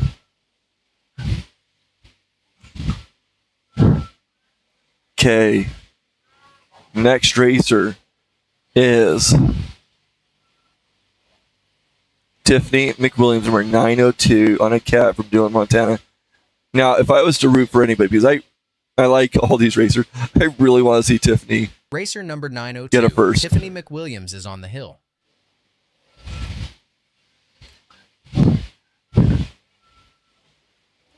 You know, if we got Tiffany up and over with a first, then we will have 4 contenders for that Queen crown.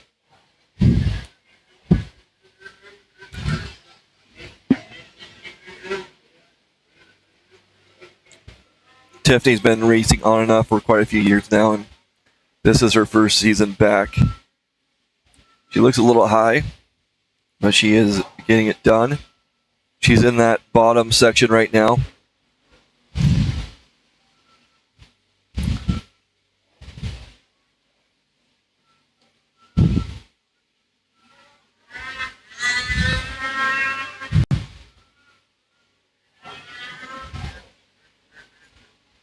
Now, Reese Dennis, I am super excited to see what she does next year, as well as Iris Giannetti.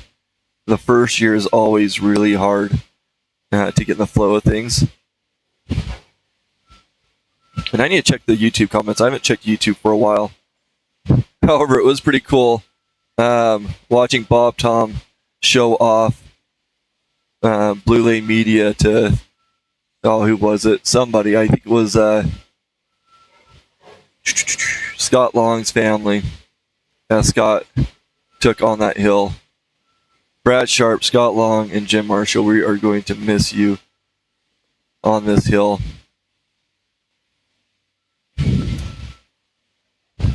So Tiffany McWilliams make her way up the hill. Coming up to 23, this is where, oops. This is where Iris had an issue, but Reese had an issue. And Tiffany McWilliams up and over. That is going to be our first time. So Tiffany McWilliams with a... Racer number 191, Iris Gianninetti, is revving up from Meeker, Colorado. She's got a strong crew behind her, including her dad Nick, mom Andrea, and the dedicated team of Nora, Ronnie, Zeke, and Isaiah. Iris is on 3 impressive sleds today, the Polaris 600R, Polaris Chaos 850, and Polaris 9R. She's backed by a stellar lineup of sponsors: Von Flew Parts City, BC Solutions, Triple Crown Sports, Zach Wormer's Construction, Weekender Sports, Gianninetti's Power Sports Rental, FXR Racing, White River Dental Hygiene, and All Terrain Motorsports, plus Koenig LLC. Get ready for an electrifying climb.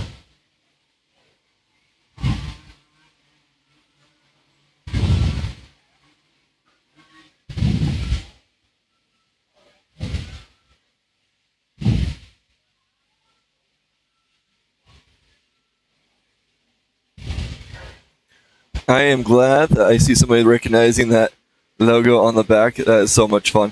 So Iris Giannetti on the hill, first year racing, as well as, Reese. So these first time racers, they are going to, oh shoot, looking at the wrong screen. She is coming over the top right now. Oh my goodness, I was looking at the YouTube thing. Whew. I get caught up with that way too easily. So Iris Giannetti on the hill. Again, first year racing is always the toughest. Oh no, Iris having issues there. Oh, she got back up and got going. So she did not pull the tether, and she's not going to let this hill. Man, I'm getting mad at my camera. Oh wow, there we go. Now it's responding. It wasn't like a camera; it was the computer. No, go back to her. We want to see Iris. There we go. And we really don't want to see this guy either. I need to get like an announcement saying, hey, you're in the way. Yeah, call Jake. Lynn should know better than that. Oh, man. I need like a speaker saying, hey, get out of the way.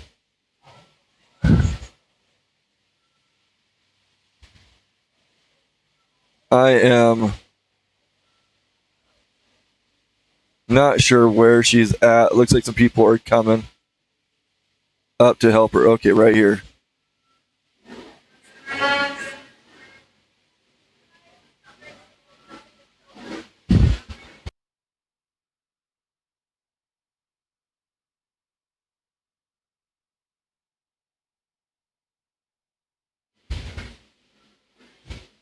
He's been yelled at. Oh, man, we missed her.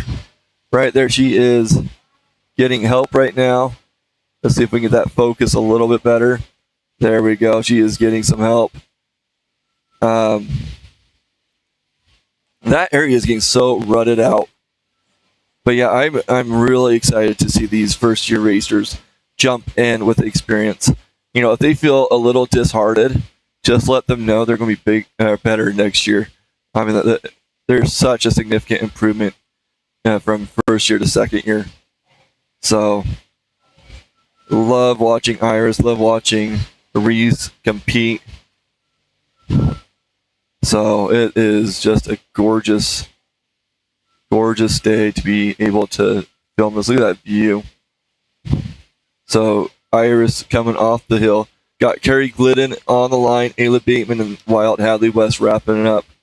So 3 more racers. After women's mod, we got junior second run, and then vintage after that.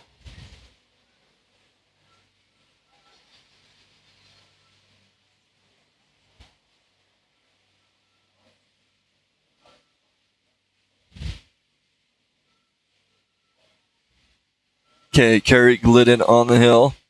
Carrie is from that's that name I was having a hard time with. Soldotna, Alaska. And Ayla Bateman is after Hadley West. And then we're going to have the juniors, which is your 12 and 13-year-olds up. I'm going to adjust that lens a little bit, see if we can get that a little bit brighter. It's super bright, but maybe we can get some of those colors out of the sled. That's looking a lot better there. It's so hard because you have the white snow reflecting back, and it really darkens the racer.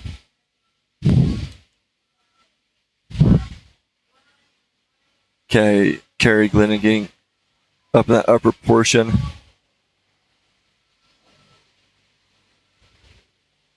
Oh, let's get that down there.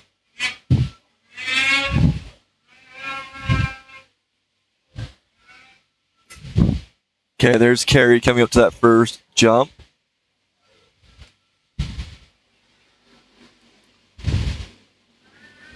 Getting into the rodeo area.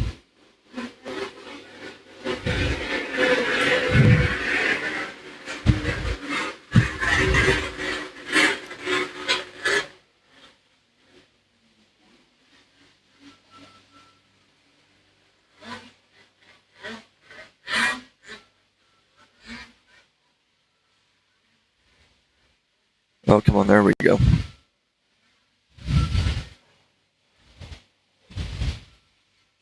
So Carrie coming up to gate 20.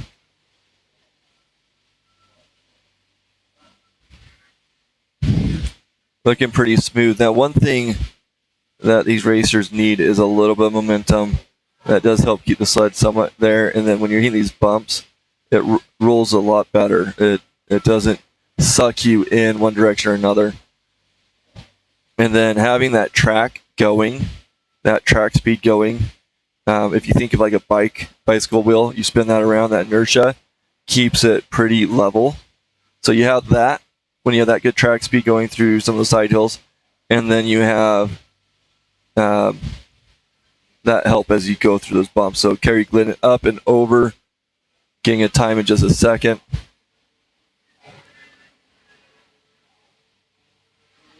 Okay, our next racer, Ayla Bateman, 947. Racer number 947, Ayla Bateman, is on the hill.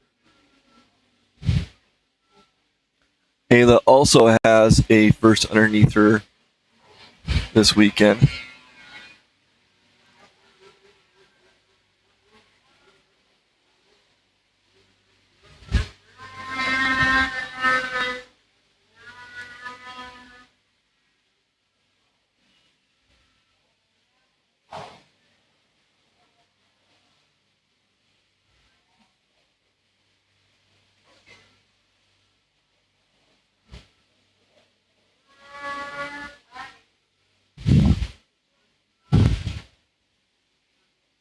Okay, getting to that bottom portion. Ayla, like I said, has a win underneath her. She will be running for a queen title in a little bit.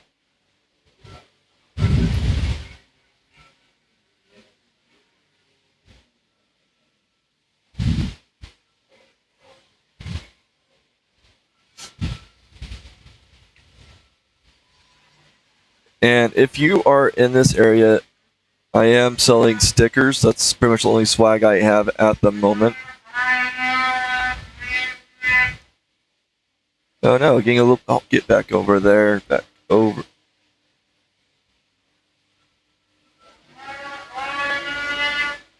There we go.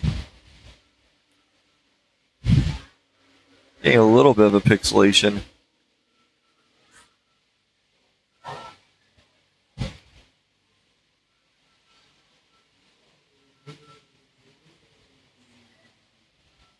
Coming in to the rut zone. See how she battles Ayla Bateman. Coming up to 23. Getting way to the right, so she bounced out. Oh. Got through there just fine. That might be a new line. I don't know. She's looking good as she gets up and over. Get you a time in just a second. Ayla coming in with a 2:15.78, 2:15.78 for Ayla. That is not going to be fast enough. You got Tiffany Racer McWilliams right number now. 141, Hadley West, is revving up on the hill. Coming to us from Rathdrum, Idaho, Hadley's support crew includes her dedicated dad, mom, and sister Reagan. This talented racer is rolling in with a fleet of impressive rides, including the Polaris 9R 899cc, Polaris 600R 600, and the powerful Polaris Matrix series. With a strong lineup of sponsors backing her, including Zico Development, Klim, and Polaris Factory Racing, Hadley is set to make some serious waves today. Get ready for an exhilarating display of skill and determination. Okay, Hadley West make her way up. So time to beat is Tiffany's 2:11.20, 2:11.20 that Tiffany McWilliams put up. Carrie Glennon with a 2:46.85, 2:46.85, putting her number 2 spot at the moment. Or, sorry, 3rd spot. And then you have Ayla Bateman with a 2:15.78. So those are your 3 times up on there. So Ayla Bateman with a 2:15.78. And then our final racer, if I can get my camera on her, is Hadley West. She is going a lot faster than what my camera's letting me do, unfortunately. There we go. Getting through the rodeo zone over to the switchback.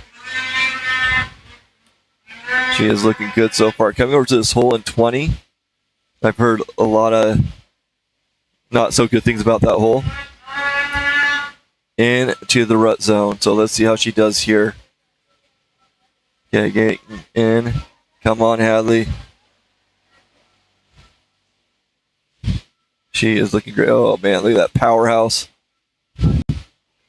So Hadley also has a first underneath her. So she will be going to Queen, and then, okay, she is up and over. So that will wrap up this class. Get a time for, oh, Hadley West with the first. So Hadley will have 2 attempts to the Queen title today. She has a 2:03.26, 2:03.26. She shaved off. What's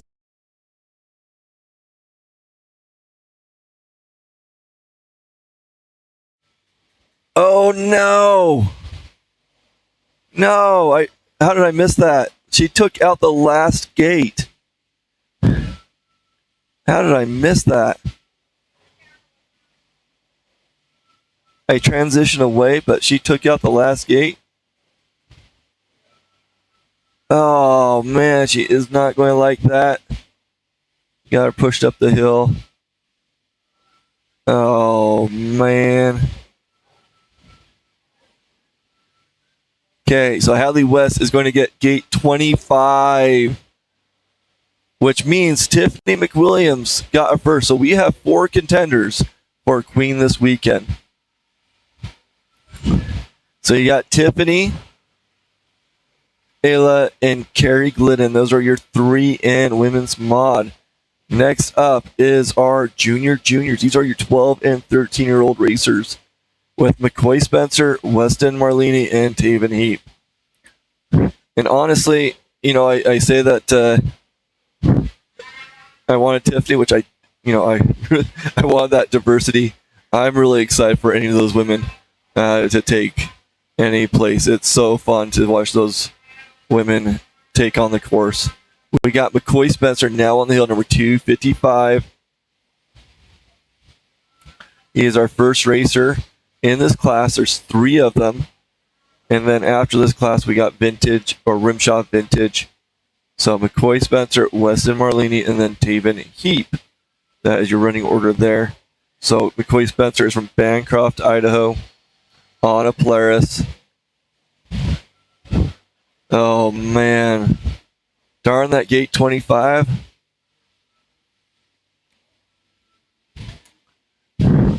Okay, McCoy Spencer coming up in that upper portion.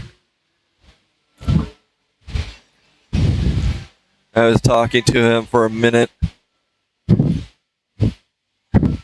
telling him how everybody has been commenting about him on the live stream. So don't make me a liar. Okay, McCoy Spencer up in that upper portion.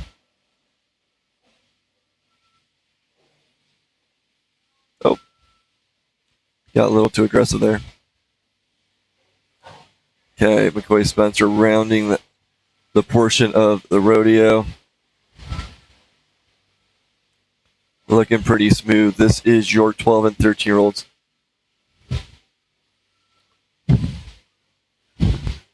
And they are shorter than most of these holes. And they still get it done. Check out Cody Spencer's post with, I believe it was Weston, standing in the hole. Yeah, McCoy Spencer coming up. One of the famous Spencer boys from Bancroft, Idaho. They are a bunch of cousins from that region. Okay, McCoy Spencer, first one up. What is going on?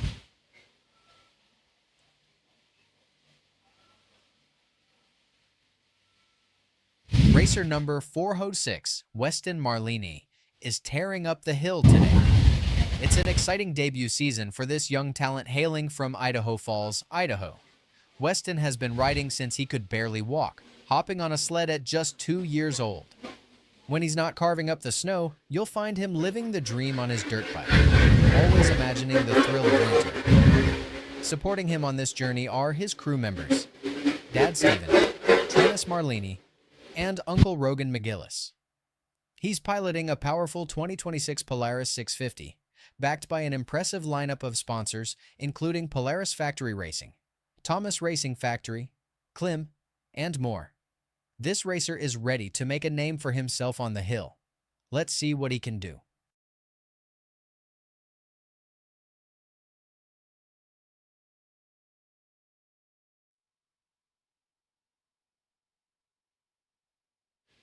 Okay, Weston Marlini making his way up the hill. I know there's a lot of Weston fans out there. Oh, Roper and McCoy are brothers. Okay. I thought there was another Spencer Racing that was a cousin.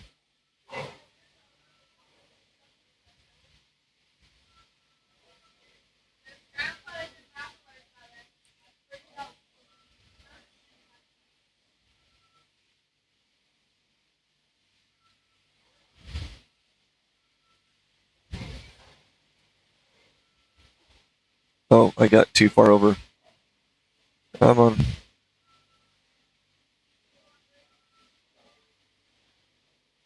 There he is.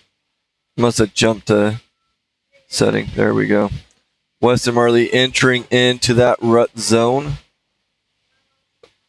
Looking pretty smooth through there. I want to go to that preset, please. Thank you. Oh, no. Close that, Bailey.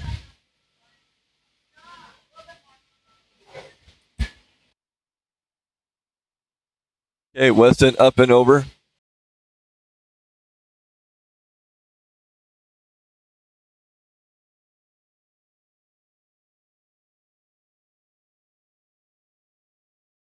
Racer number 217, Taven Heap, hailing from Evanston, is ready to tear up the hill today. He's mounted on a powerful Polaris Matrix 650, and he's backed by some stellar sponsors: Morcon Industrial, Polaris Racing, the lows, Oh, and gates. man. Let's see if Taven can conquer the slopes. Taven having issues right there. Pulled the tether. Not happy. You can see the disappointment. Oh, he hit the gate too. Yeah.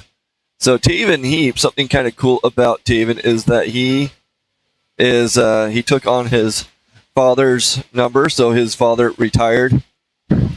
And man, look at that. You can see him if I go like that, but then you can't really see the hill. It is that snow blind. Wonder if I can take it in that way. Anyways.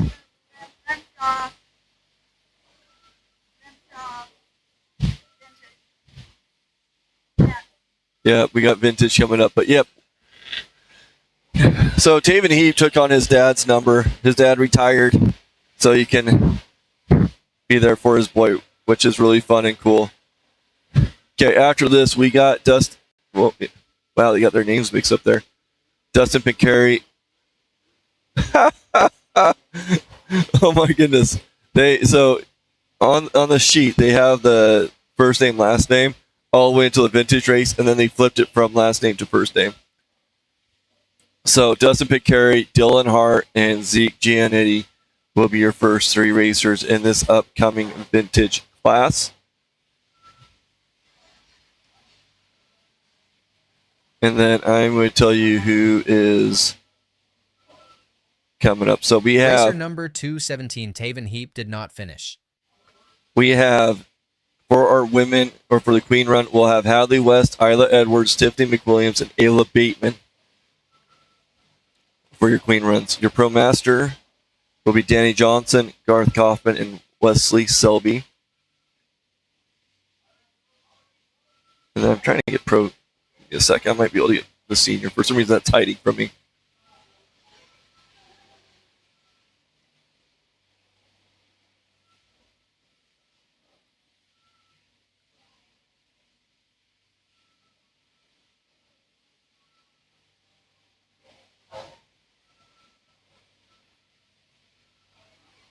By the way, if you access Blue Lane Stream and the results don't show up for some reason, I'd like to look into this. But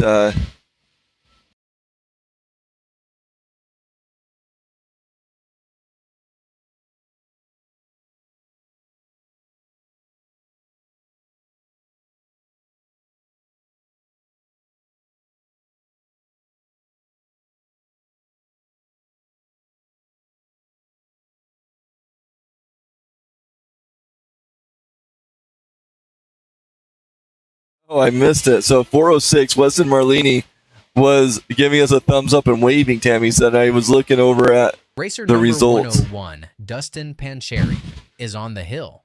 Hailing from Idaho Falls, Idaho, this dedicated family man is not only a loving father of three, but also a husband to an incredibly supportive partner.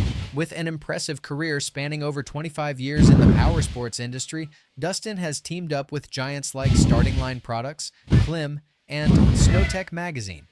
He's also proud to hold a certified Avalanche Pro Level 1 certification. When he's not racing snowmobiles and motorcycles alongside his sons, you'll find him supported by a fantastic crew, including Ryan Carpenter, Jerry Matthews, Brett Summers, and Jaden Pancheri. Dustin's arsenal of racing machines includes a Polaris IQR 795, two Polaris 9R 900s, and a couple of mighty Polaris RMK Cajos, one with an 850 and another with the boosted 850. Racing with sponsors like High Flight Heroes, KLM, and Walker Evans Racing, he's ready to storm the hill. Let's see what Dustin has in store for us today. Yep, got Dustin on the hill. It looked like he's running one of those modified snowcross sleds that you saw pretty often back in Rick Ward's days, the mid-2000s. I had a cousin who bought Rick Ward's sled that was an 800 top end, 600 or 600 or 440, I can't remember. Bottom end with extended track and tunnel. And he ended up running that sled and, kind of like a test drive in a sense at one of the races and ended up blowing the motor. And that sled was carbureted. But yep, here we go. Dustin coming up to 24. And up through the top.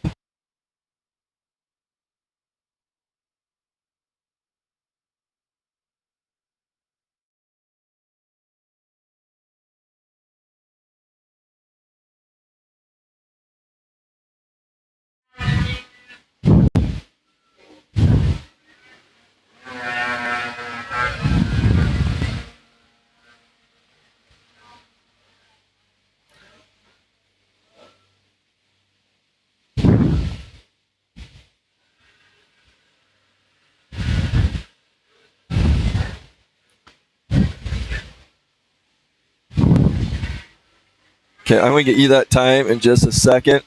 We have, for our vintage run, Dustin has a 2:02:34.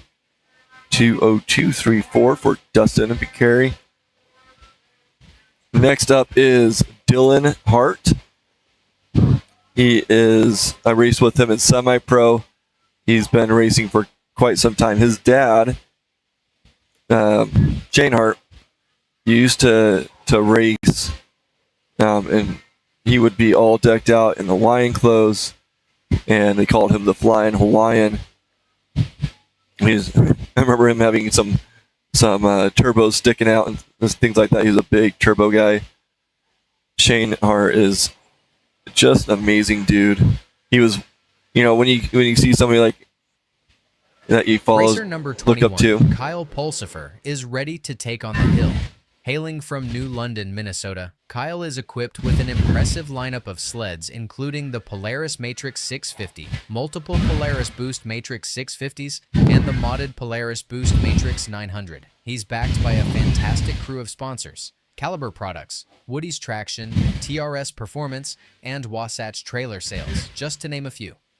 With support from 509, the Thomas family, Avid Drivers, Sikorsky Farms, Polaris Engineering, Gates Belts, Arctic FX Graphics, Conrad and Bischoff, Zollinger Racing Products, and Pulsifer Construction, Kyle is set for an exhilarating ride today.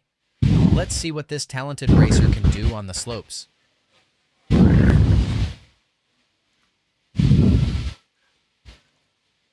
Oh, bit pixelated there. Got pulse. I wonder why that's freaking out. I wonder if it. No, it can't be. Those things are made to be like. Anyway, it's Pulsifer. Kyle is on the hill, looking really good. Again, another one of those bullet front ends. I actually like the looks of that. I've never ridden one, but yeah, my cousin was riding, racing up the hill with that Rick Ward sled and just blew it out. Had to do a complete engine overhaul on it.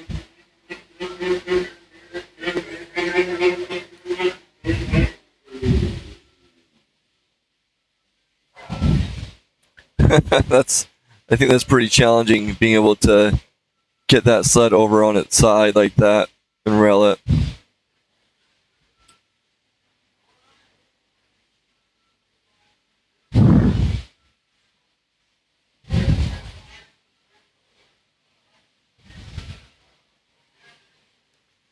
Okay, I'm not sure what the running order looks like.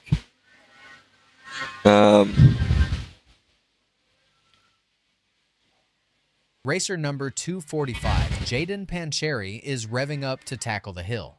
Hailing from Idaho Falls, Idaho, Jaden has a phenomenal crew backing him, featuring Dustin Pancheri, Brett Summers, and Chase Summers. He's got an impressive fleet of machines at his disposal, including the powerful Polaris 9R 900 and the always reliable Polaris 600R 600, not to mention the robust Polaris Axis models, 850, 800, and 600. This team is ready to make some noise on the mountainside. Let's see how they do.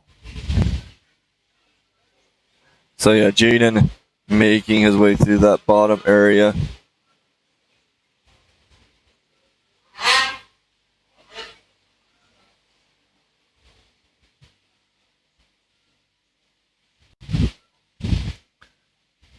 Okay, coming over. looking pretty good. Now, I feel like they're running things out of order. It's kind of weird. But hey, and these racers are also racing their other classes, so Jaden Pincari on the hill. Looking really smooth. Coming over to that first hole around 20.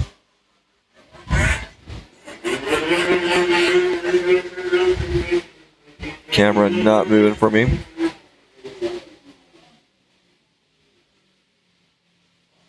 There he is.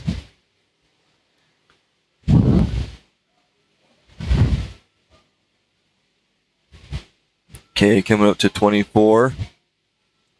And up and over for Jaden. Racer number 245, Pancheri Jaden, got a time of 1 minute 53:14.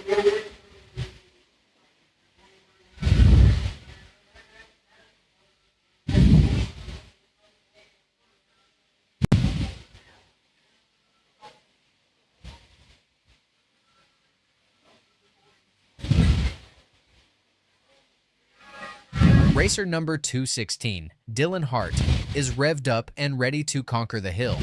Hailing from Lolo, Montana, he's rolling out an impressive fleet of sleds featuring the Polaris RMK 1085, as well as a range of Matrix models, including stock and improved setups.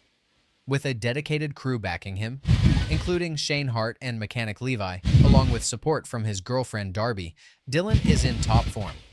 He's proudly supported by a powerhouse lineup of sponsors, from Breakout Tuning to Polaris Snowmobiles and many more. Let's see what this talented racer does today. So I'm wondering, so we're getting a little bit of pixelation back up on that hill, and I'm wondering if it's because of people up there around it.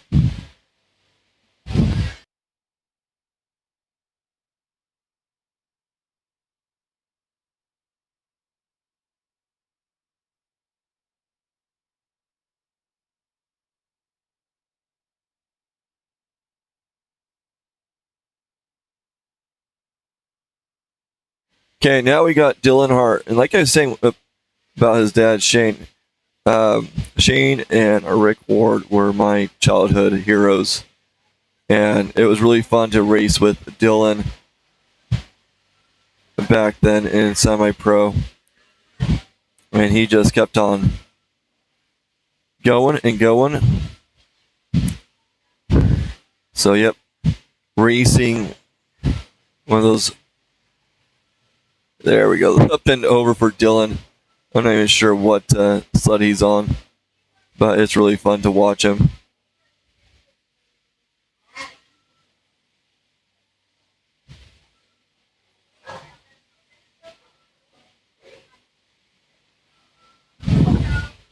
Huh? Okay.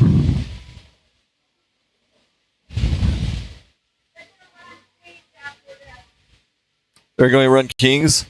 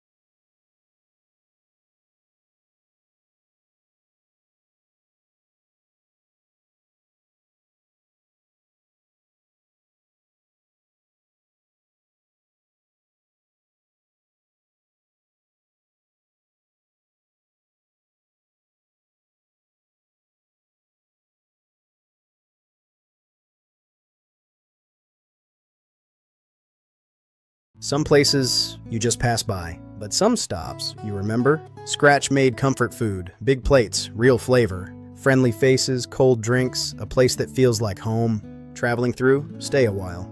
Breakfast, lunch, dinner, and stories worth sharing. Highway Bar Cafe and RV, Mandarin. Amsoil makes it easy for you to change your own oil with the ultimate oil change. Our Shop by Vehicle tool takes the guesswork out of picking the right oil and filter for your vehicle. Then choose the best product and packaging option for you from a complete list of product recommendations.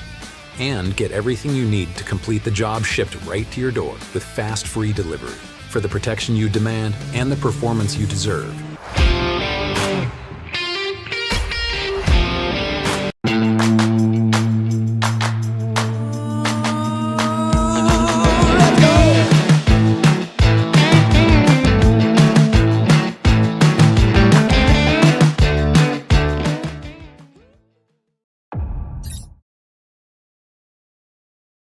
Racer number 98, Sam Peterson, is on the hill. Coming out of Jackson, Montana, Sam is joined on the crew by MD Peterson and Wayne Rhodes. This powerhouse is riding a triple threat lineup with the Polaris Matrix 900 MOD, the Polaris Matrix /900, and the Polaris Matrix Boost 850. Sam's got an incredible sponsorship roster backing him up, including Woody's Traction, Backwoods BMP, and Caliber Products, just to name a few. And let's not forget the support from his family, especially his sister Darby. Watch out, folks, as Sam Peterson makes his ascent. So yeah, they are just picking up racers as they are available. We got Sam Peterson on the hill. I think he might be the last one in this class. Nope, we got two more. We got Justin Nielsen at some point.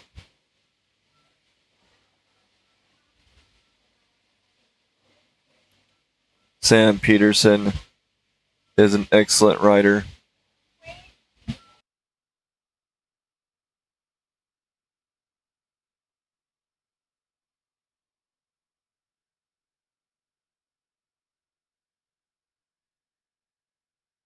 Okay, just got word from Tammy that, man, I'm jumping ahead on this, that Tiffany McWilliams will be the first racer to hit the hill.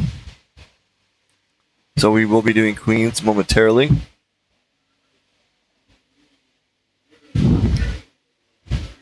Unfortunately, I don't think I have a great view of the time.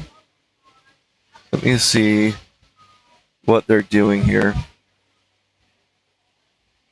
Racer number 98, Peterson. Sam got a time of 1 minute 42.99. Okay, so the vintage racers first is Sam Peterson with that 142.99 that we watched, followed by Dylan Hart, and then Kyle Pulsifer. Now we're jumping into women's, or the Queen runs.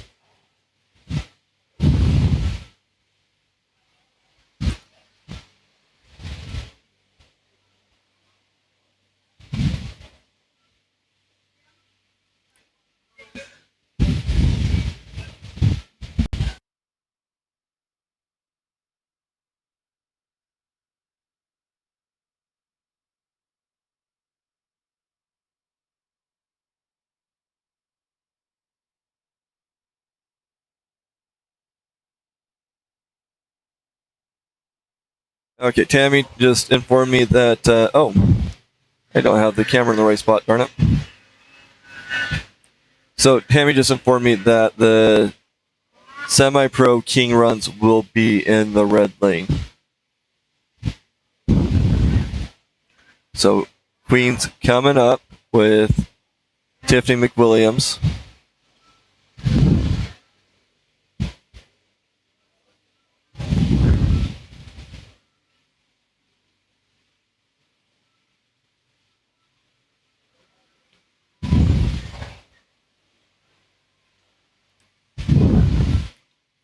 I do not have a running order. We just know that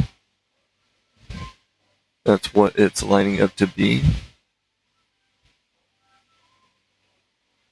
So Tiffany McWilliams. So your Queen racers are Hadley West, Isla Edwards, Tiffany McWilliams, and Ayla Bateman. And I believe they race off of the sled that they got over with. So Tiffany McWilliams is racing with her mod sled. And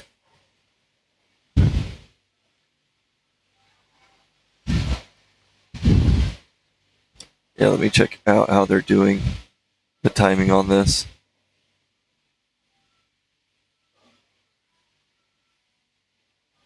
Tiffany McWilliams.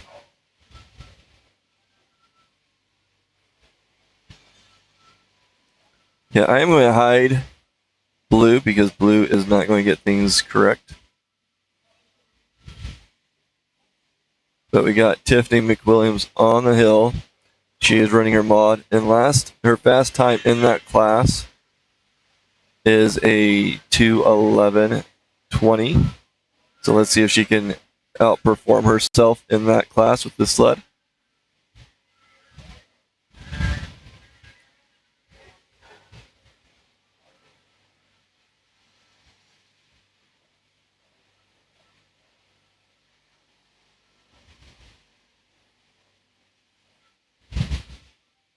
Okay, there she is coming up in that upper area.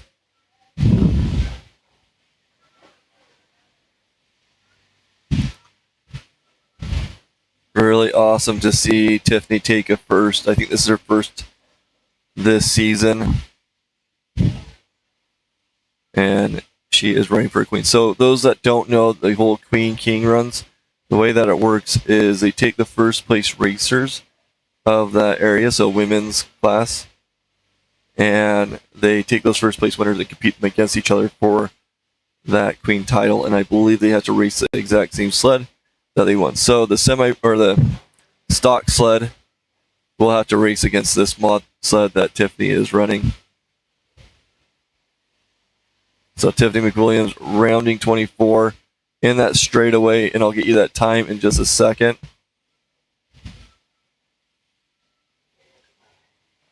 (2:07.202:07.20) for Tiffany McWilliams.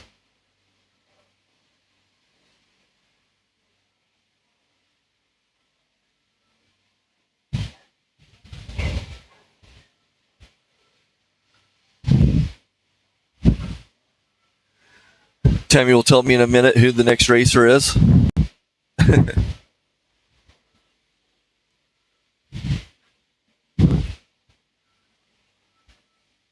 So she shaved off, wow, exactly 4 seconds from her time in her women's mod. So she had a 2:11:20 and she got a 2:07:20. So 2 seconds shave off. Now we got Ayla Bateman, number 947. Oh, I forgot to turn that camera off. Or that, not camera, but blue. Get rid of blue because that is old news.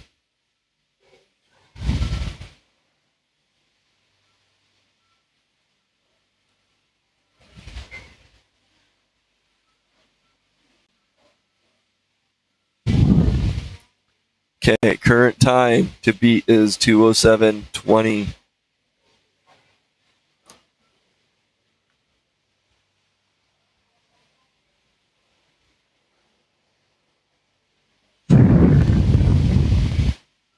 Oh, I need to get that other camera there. There we go. Transition over.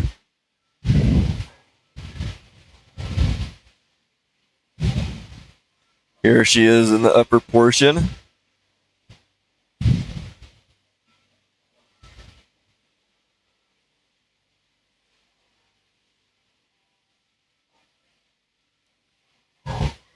Getting to the first mobiles.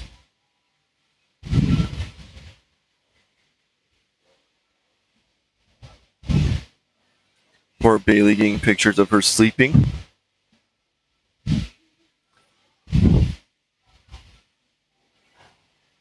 Okay, coming into... Oh, get back over there. Getting through that hole. Getting over into the ruts and the trees. Getting up to 23. Looking good. Ayla Bateman coming around 24. Nice ending there.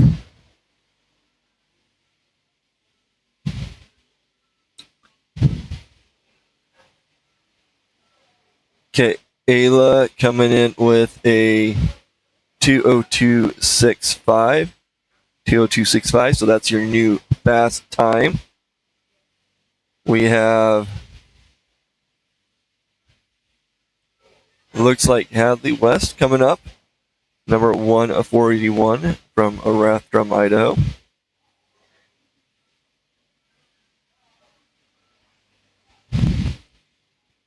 So Ayla Bateman's 202.65. When Ayla ran, she got a 210.65. Oh, wow. That seems too coincidental.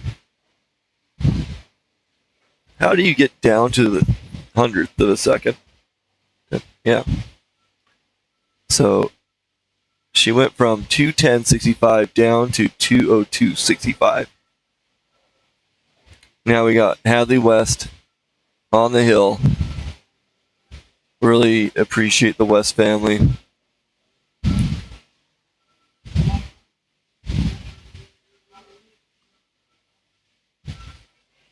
Okay. Time to beat is 202.65.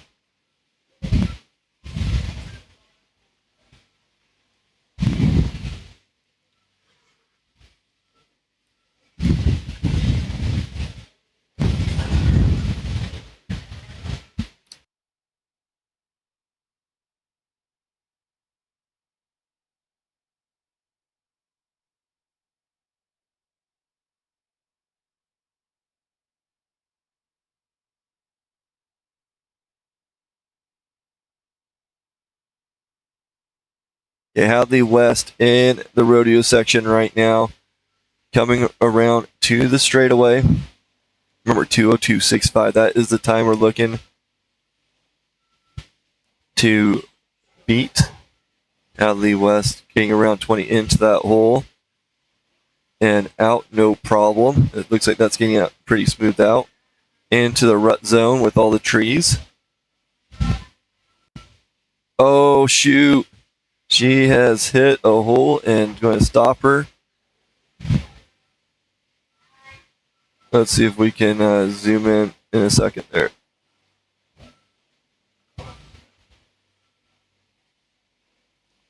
Oh, come on, mouse. I changed the setting on this and it's a little too extreme. I need to go back to the previous setting. Hadley West finding herself in a hole.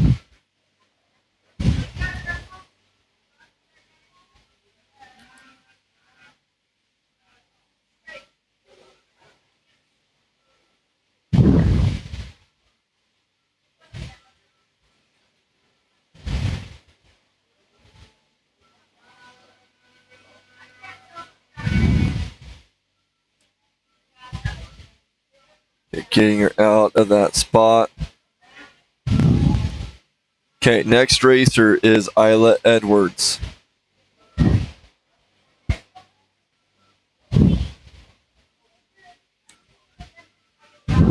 She must be faster than 202.65 by Ayla Bateman.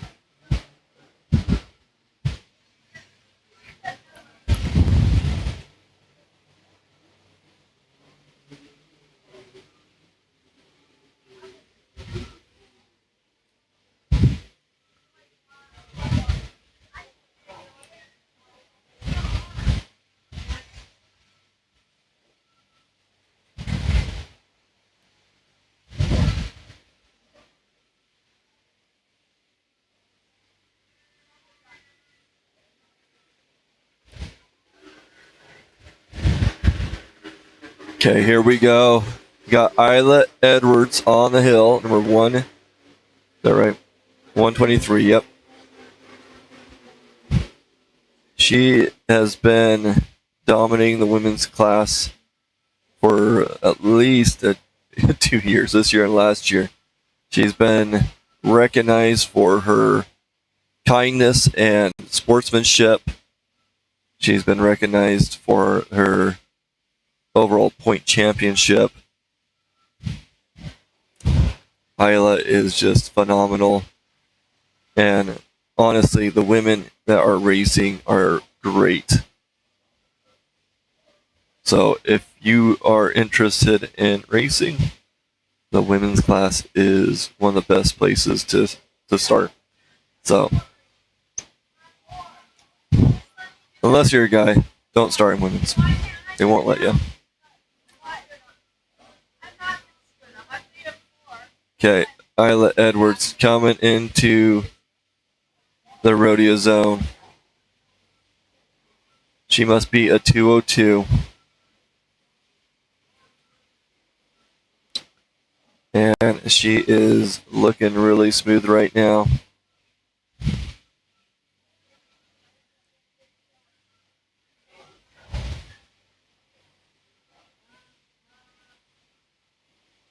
A little slow through that straight or that spot before the rut. Coming into the rut. Looking really good so far. Coming around 23 through 24 and through the timing lights. Okay. Isla Edwards with a 159.40, 159.40 for Isla Edwards. That is your queen.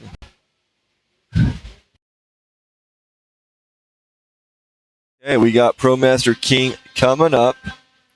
For your ProMaster class, you have Danny Johnson, Garth Kaufman, and Wesley Selby. Again, congratulations to Isla Edwards. And then you have Ayla Bateman and Tiffany McWilliams. Okay, next racer is on the hill. This is Garth Kaufman, number 48. Garth has been doing really good in the ProMaster class.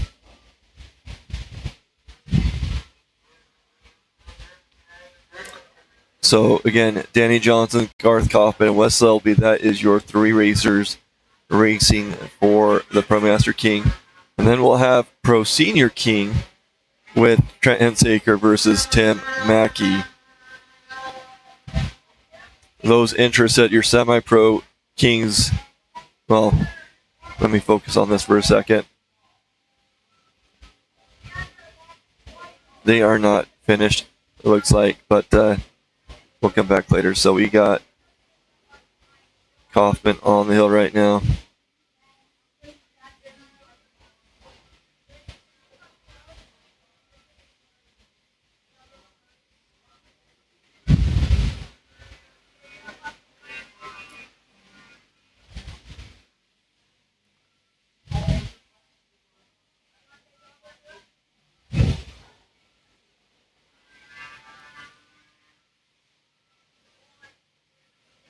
Garth flying through that rut zone. Coming up between 23 and 24. Flying through up to the finish line and up and through. Okay, we got Garth up and over. Waiting for his time. Man, I missed it. 1:35.50. 1:35.50 by Garth Kaufman. Outstanding time. We got in that 1:30 range.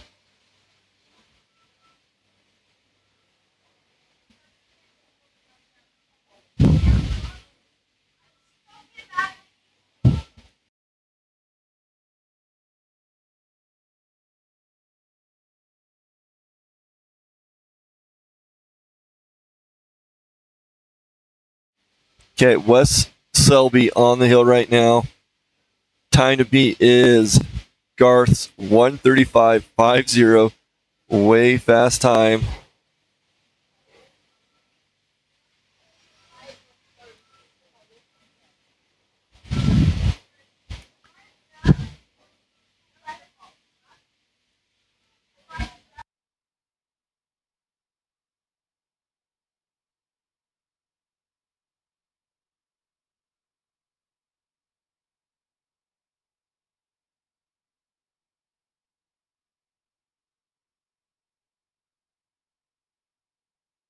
Oh man, Wes jumping pretty far there. Going through the rodeo zone into the switchback now, just flying. Yep. Wes Selby, ProMaster King run right now. This is your 40 and over. And then after Pro King, we'll have Senior King.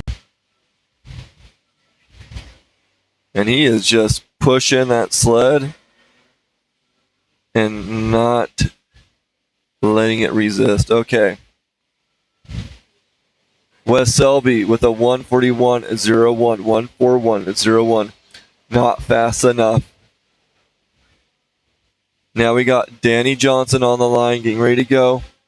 And then we'll have a battle out between Trent Hensaker, who has 2 attempts, and Tim Mackey.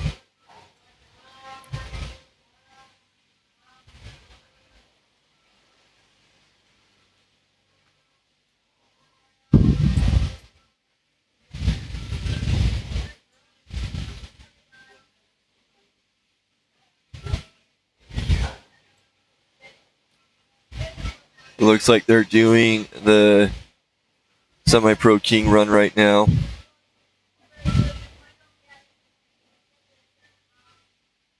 Again, that is in the red lane.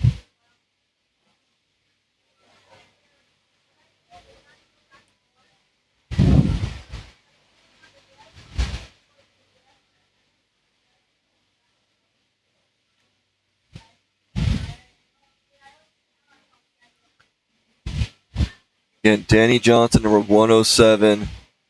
Running with that Camus water in his blood.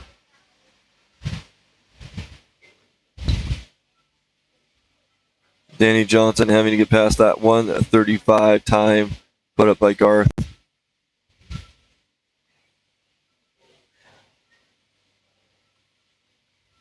Coming into that hole, no problem. Through the switchback pretty fast.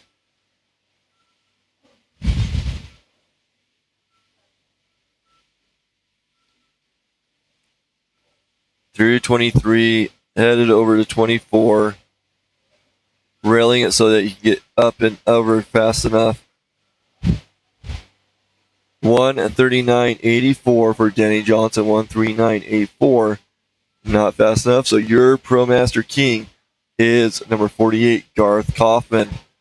Now we have Pro Senior class. This is your 50 and over racers. You have Tim Mackey and Trent Hensaker competing against each other, and Tim Mackey is the first one to attempt this hill. He is running on his stock sled, and then is that right? Yeah, stock. And then Trent Hensaker will have an improved mod attempt.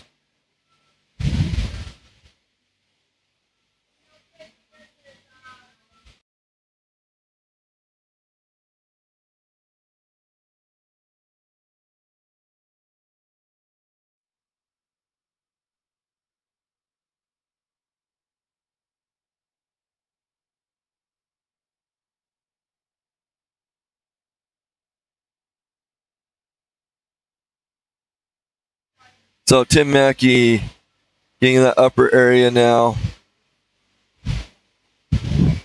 Riding that cat. Looking really good. He will be setting the bar for Trent Hensaker to compete against. Trent has 2 opportunities.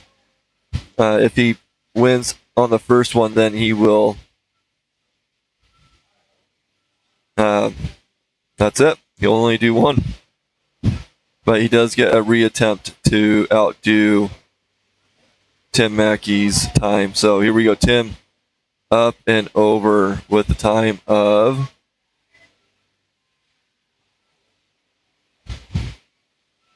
1:42.28, 1:42.28 for Tim Mackey. We got Harper Hensaker now taken on the hill. Must be faster than that. 1:42.28. And then I believe we're jumping into the vintage class.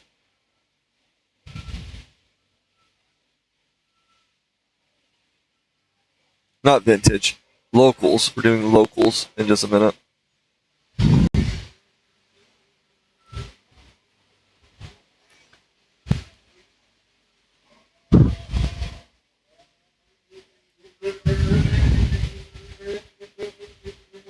Okay, Trent Hensaker getting up in the upper portion.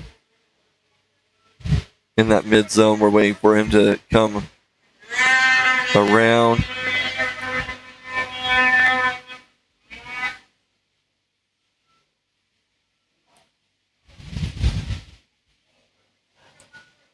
Trent Hensaker neat. And I noticed that they've been taking that outside line. But he is looking good, looking smooth. Again, if Trent does not make it, he will have another attempt at the hill.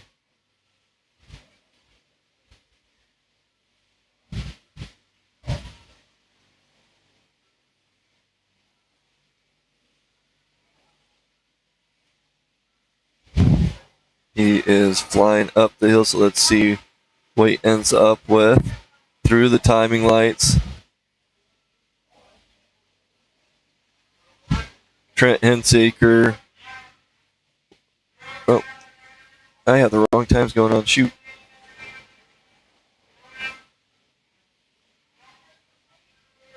.145.04. Where is the pro senior? Senior King, there we go.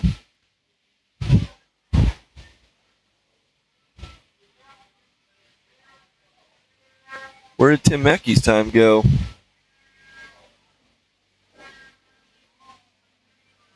So 145.04. I already forgot what Tim Mackey did in his time.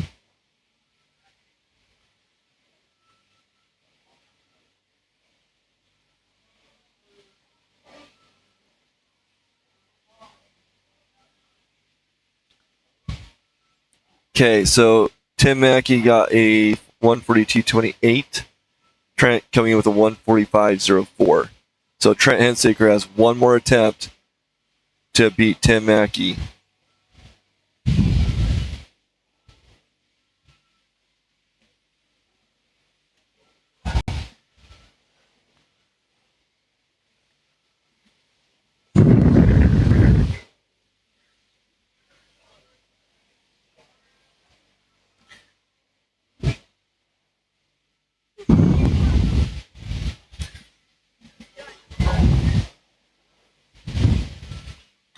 So again, we're waiting for Trent to come off the hill.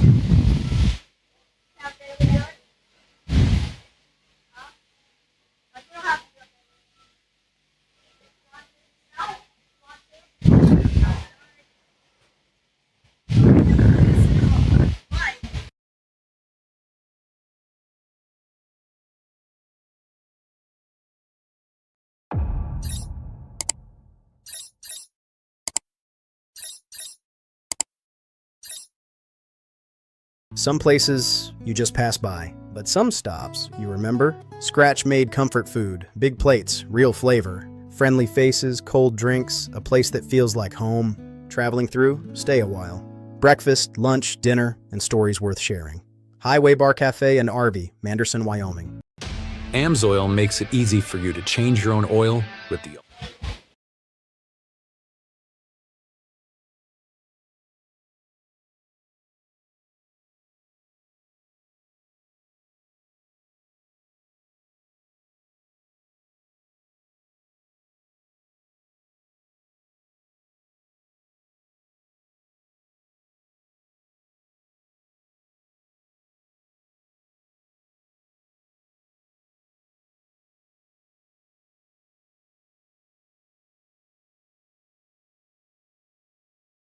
Okay, so we got Trent Hensaker getting ready to go.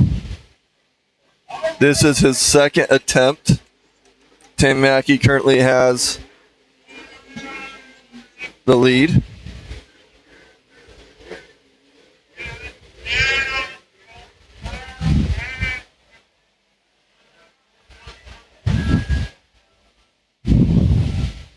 So Trent has to get that 142 to get that Senior King title.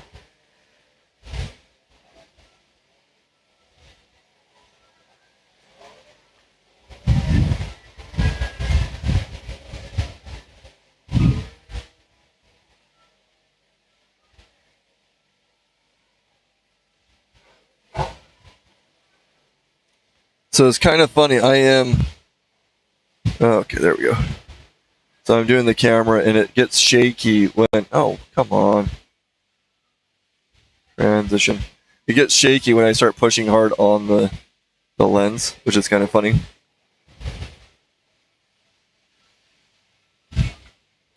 Okay, so here we go. Trent. Oh, come on. There we go. Looking pretty good. He really has to put up a good time to get that title.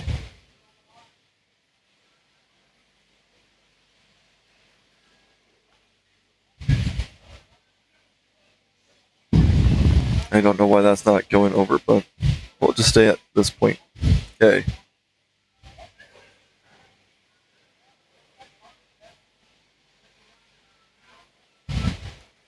Okay, Trent coming over 23, headed to 24. And up and over.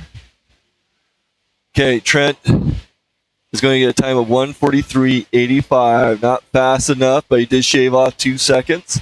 So 1:42.28 from Tim Mackey. That is your senior king.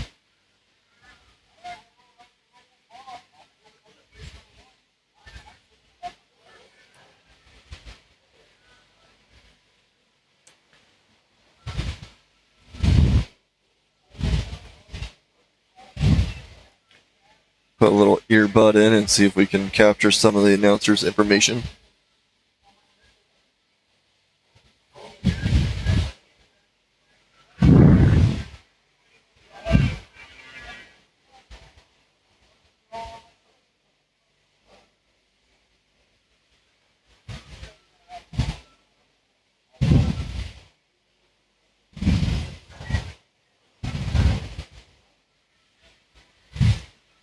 Okay, we are waiting for the locals race.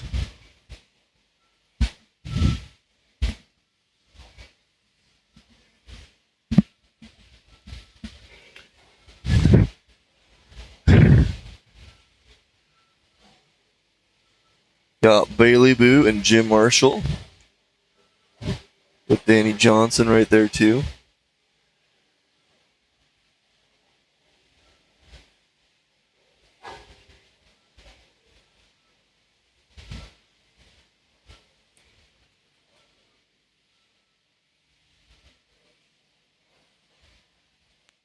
Amsoil makes it easy for you to change your own oil with the ultimate oil change. Our Shop by Vehicle tool takes the guesswork out of picking the right oil and filter for your vehicle. Then choose the best product and packaging option for you from a complete list of product recommendations. And get everything you need to complete the job shipped right to your door with fast, free delivery for the protection you demand and the performance you deserve.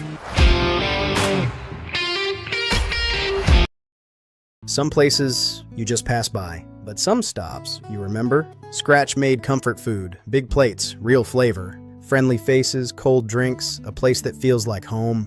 Traveling through, stay a while. Breakfast, lunch, dinner, and stories worth sharing. Highway Bar Cafe and RV, Manderson, Wyoming.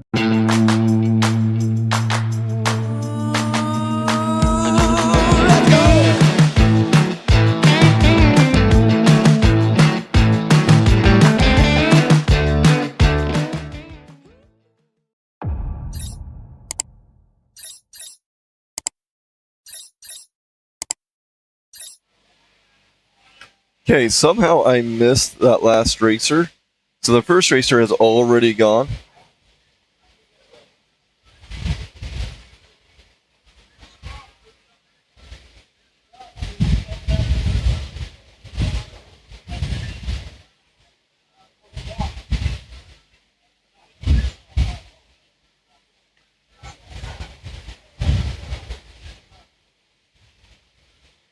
So we got local mods going on right now, and I'm not as talkative because I'm listening to the radio. I'm hoping that I can get some names.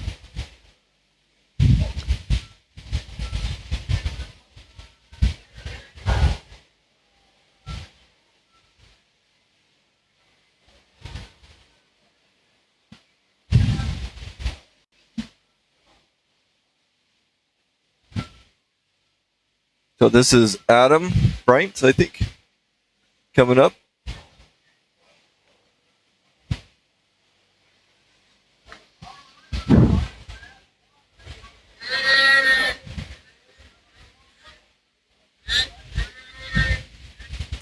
Oh, shoot.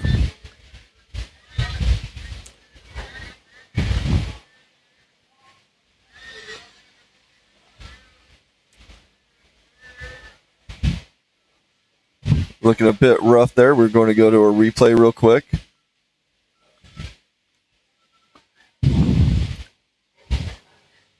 So this is Jake Blazin, it sounds like.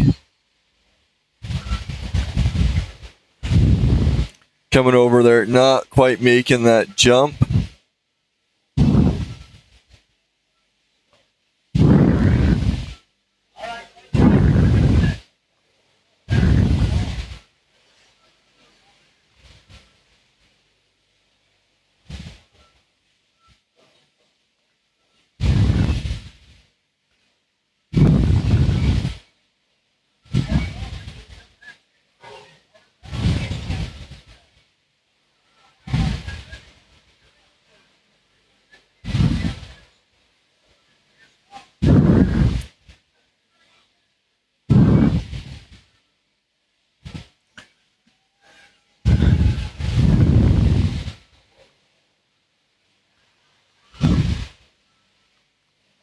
Okay, not sure where that next racer is.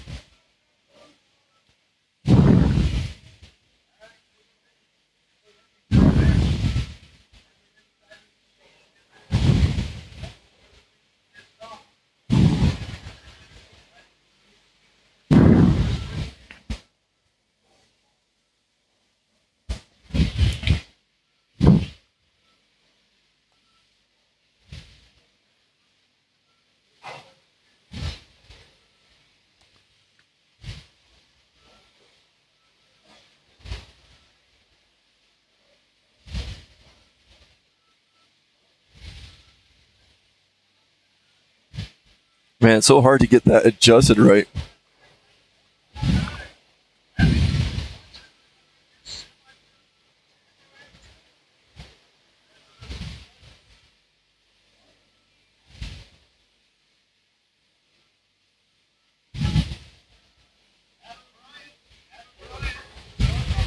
Oh, there is Tammy right there, chatting with the heaps with Jim. Adam Bryant is being called.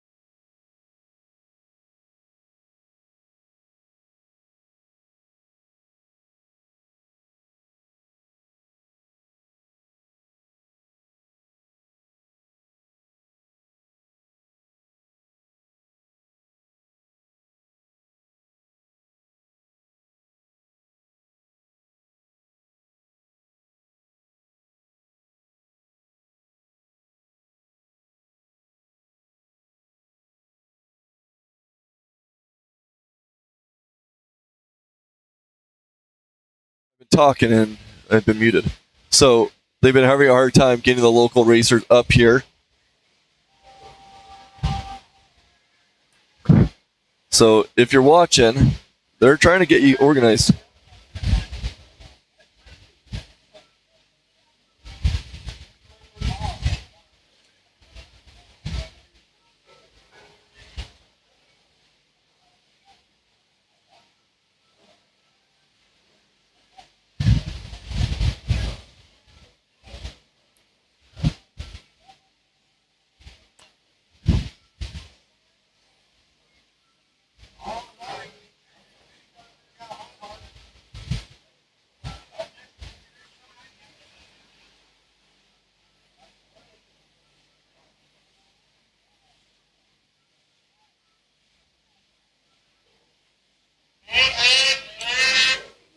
Oh, we got a racer on the hill now. That was pretty good timing.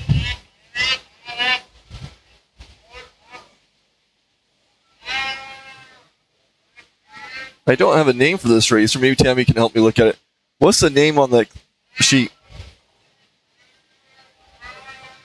I am running the camera and the computer, doing what Tammy's been doing while I'm away. Oh no.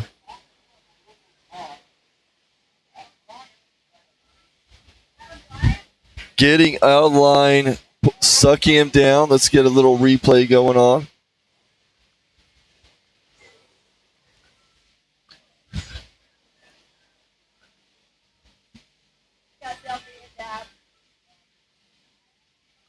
Coming around that turn. If you watch him, he'll land awkwardly and get sucked down to the right. So he's launching off. He's a little bit to the left, and that weight brings him over.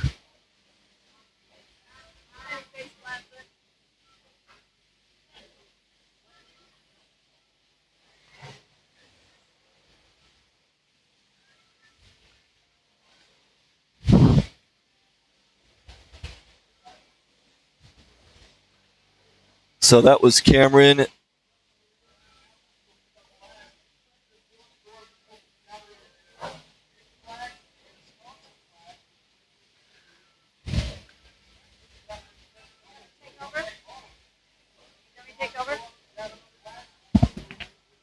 What's up? Sure. Tammy's taking over the camera.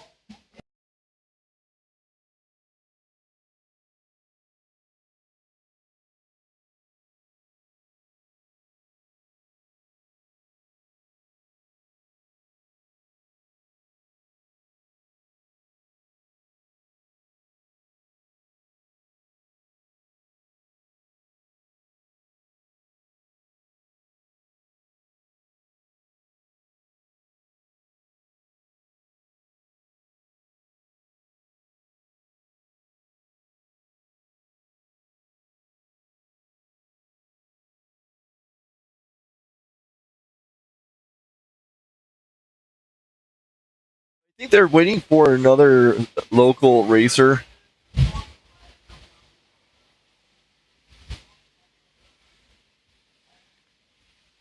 I'm not sure.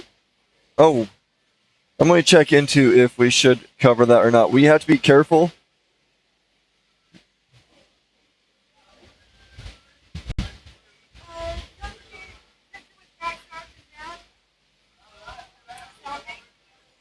Okay, you got another racer on the hill.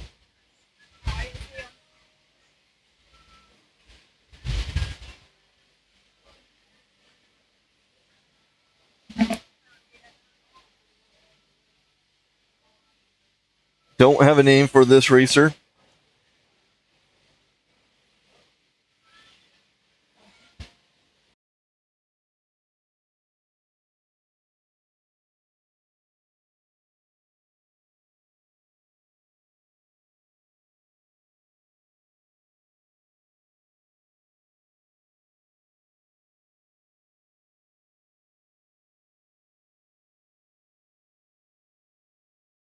Okay, getting over that bottom area.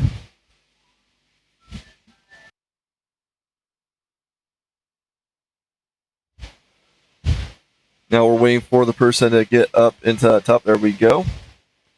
And I don't know who's racing this class.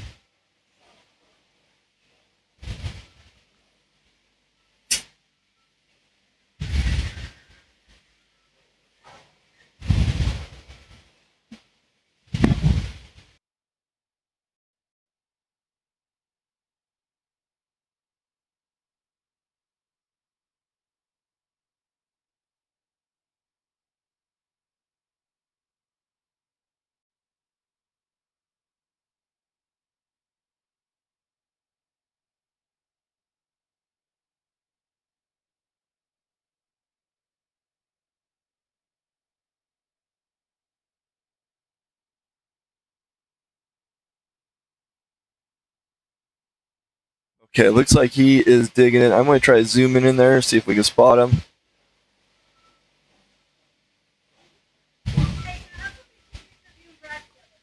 Woo! A little too far.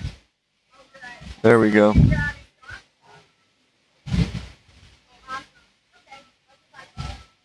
Trying to wiggle it free there.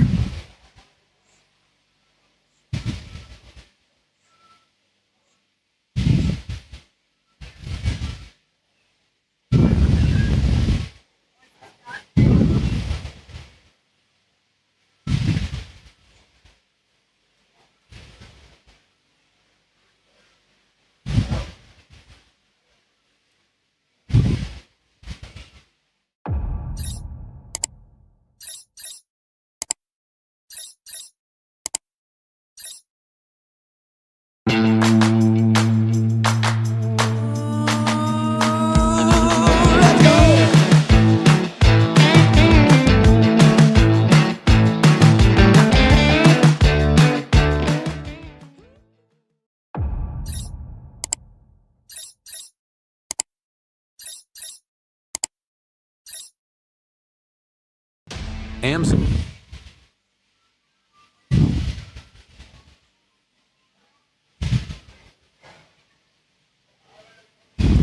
Okay, I am stepping away for a little bit. Tammy is running the camera and computer, so I will be back when I am back.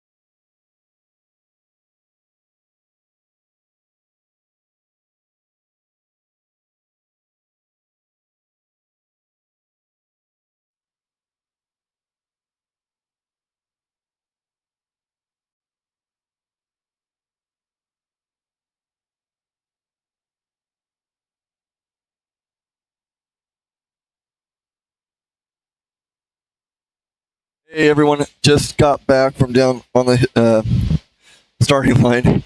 I got a little screenshot of the running order. Sounds like we are in improve right now with Devin. Let's see, trying to find him on this score. Devin Stanathan. Wow, this is going to be fun. I'm just going to say their first name. So we got Devin on the hill. If this is in order, we're going to have Isaac, Alan, and Todd coming up. There are 17 racers. Is that right? Oh, I see what's going on. They have 8 racers in this class, and then we're jumping into the local vintage class. So I am debating on whether or not we are going to stick around for that 2-up cash, because they're still running a lot of that Premiere stuff, and that's just a lot of time with our camera going.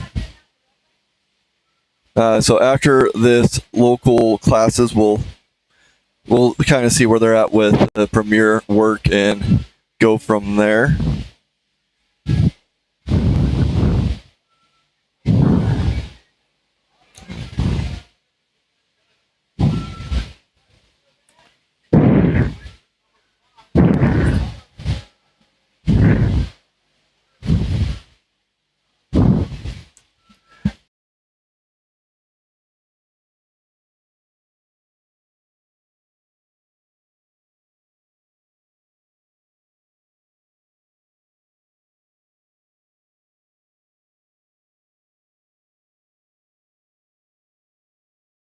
Messing with Tammy for a second. We got Devin up with a 223.01, 223.01. I think this is Isaac on the hill. Yep, Isaac making his way up through 7. And what's great about these local classes allows you to get experience on RMSHA without all the RMSHA dues and commitment. It lets you see what these racers are going through.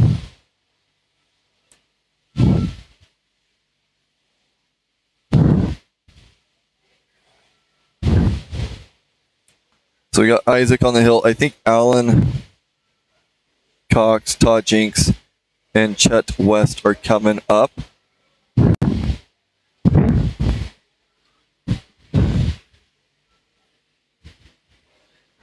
And I don't know what's going on. It's like some of that pixelation. I don't know if that camera's getting too hot now. It's right in that sun. It is warm outside. People are getting nice tans.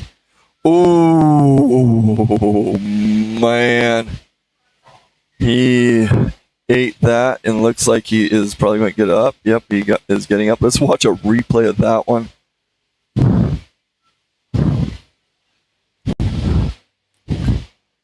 Isaac really ate it coming into the spot. Just as he comes around, you'll see him hit that other side of the double and just collapse. So he comes right over here. Oh no, he flat landed into the hole. That's what happened. Never mind. Thought he hit the other end. But anyways, he getting taken care of right now.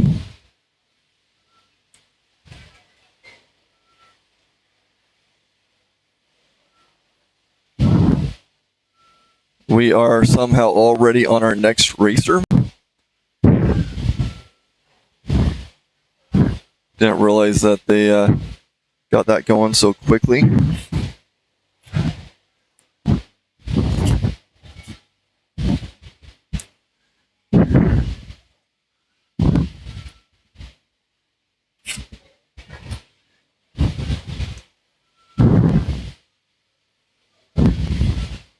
Okay, up and over that spot, and that camera is getting a little funky.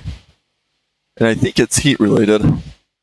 That camera is in direct heat, and it's not really meant to be in that weather. So we're kind of pushing the limits of these cameras.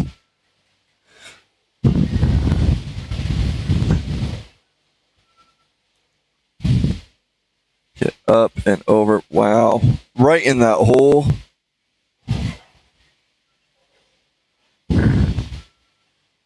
But going.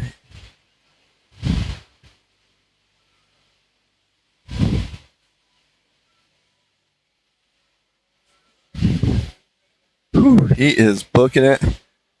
Getting a little bit thrown off. Had to reposition after that hole there.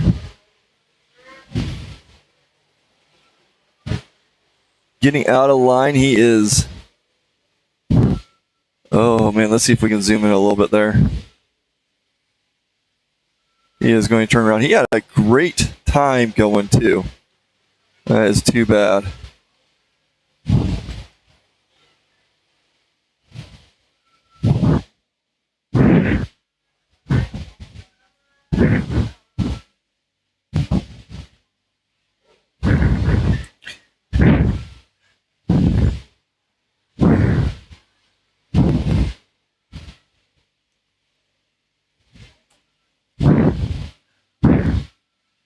Okay, Alan Cox did not finish. As you saw, he turned around.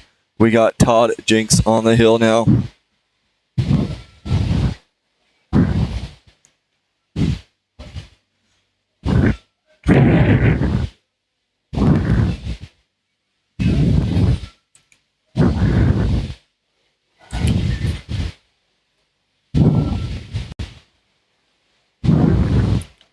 After Todd, we'll have, looks like Chet West. Yep, coming up.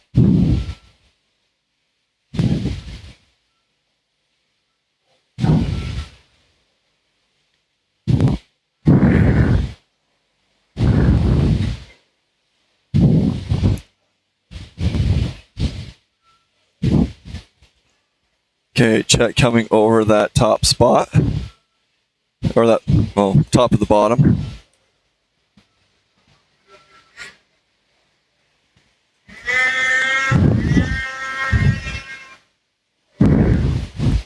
So, I mentioned this in the past, or earlier today. There are a lot of challenges coming into 2027 season. And I really want to make Blue Lane Media a big part of, the Blue Lane like we have. We need all the support that we can get.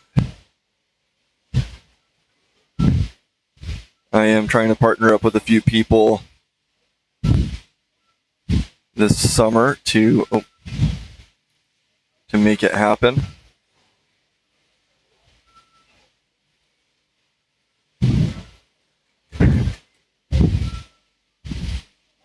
So yeah, let RMSHA know that you guys appreciate us on here.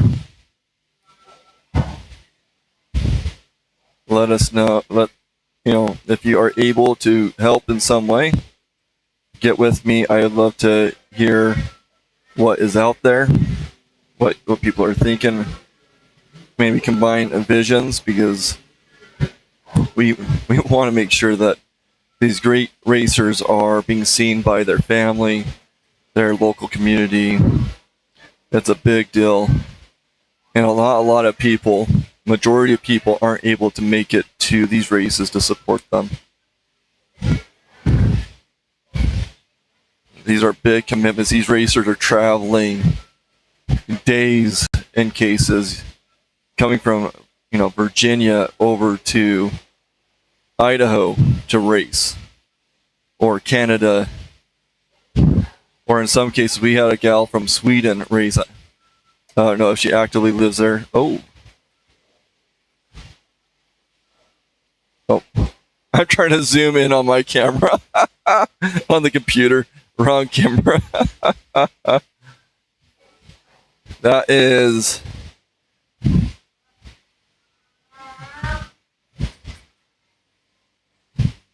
Let's see. I believe that is Chet West.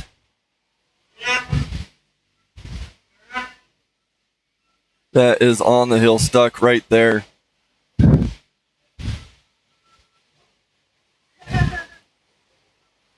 Trying to figure out where he's at on the hill. Oh, right there. Between, I think, 6 and 7. Yeah. Tammy has a nice zoom right there.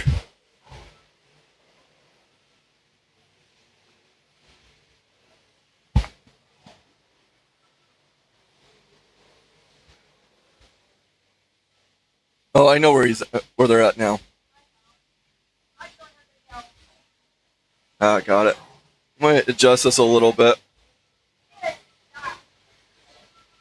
They definitely need help up there. I think this is Chet West going to go a little ad as we wait for that help. Really want to thank those that had donated this year. Really want to thank the Tamarack Ski Resort. They've been extremely helpful with getting us set up. Last year, it felt like a mess. We got up there, we did what we needed to do, but it was chaos. And this year, it's been so much better. Amsoil makes it easy for you to change your own oil with the ultimate oil change.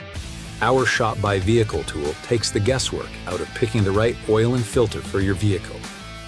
Then choose the best product and packaging option for you from a complete list of product recommendations. And get everything you need to complete the job shipped right to your door with fast, free delivery for the protection you demand and the performance you deserve.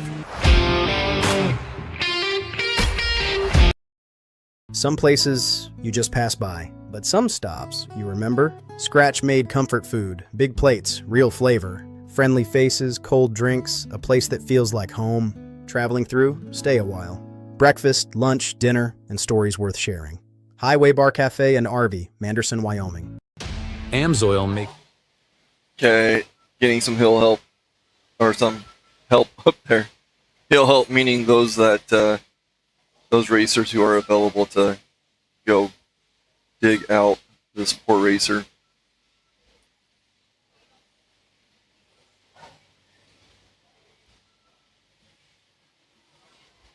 I'm trying to see if that is that a 240 sled? Is that one of those little tiny sleds? What? Is that one of those little sleds? No. Is that a regular sled? I love how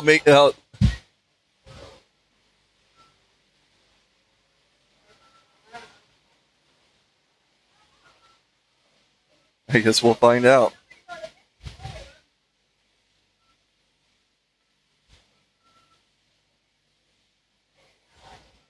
Well, that's fun. That's a name I recognize, Property Pros Realty.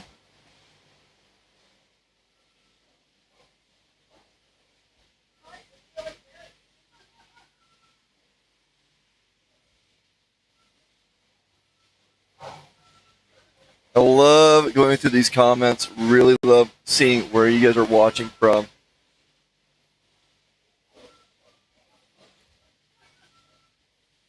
It's been a fun day, and I learned my lesson about putting subscribers only on the chat. Oh, we got another racer on the hill. No, never mind. Another helper. We got another helper, yes.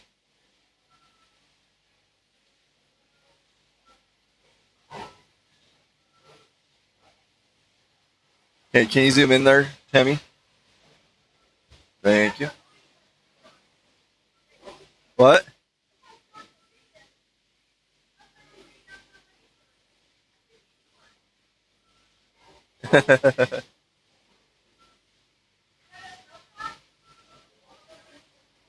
No, I don't know. So Polaris, I think, made a small 600 or something like that, an air-cooled sled. I'm not sure what kind of sled it is. If anybody knows, let me know in the chat what sled that Chet West rode. We're still streaming, and I know you guys want to watch that Dash for Cash. Curious to know where we are with that premiere stuff.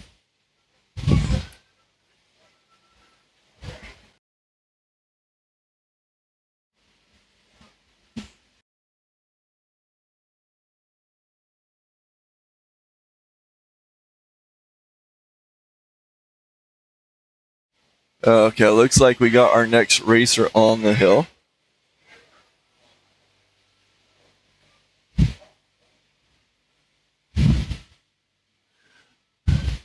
This is Dax Monroney.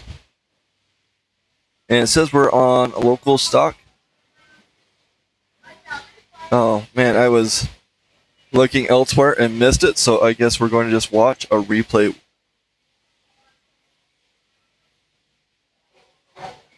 These ruts are getting deep.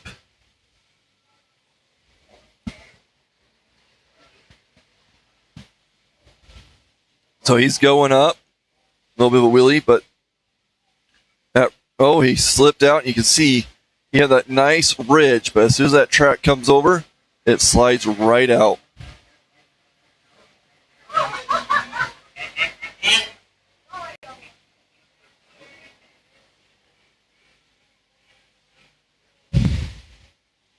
So he's going to get a high mark there.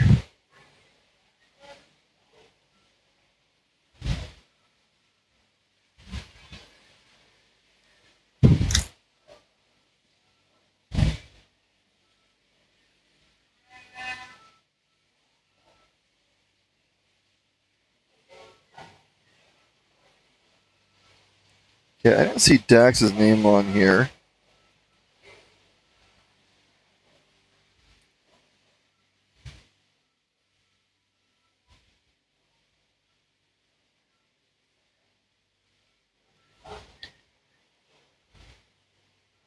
Okay, well, at some point they're going to jump into the local vintage with Tony and Jason. It looks like there's only 2 signed up for that class.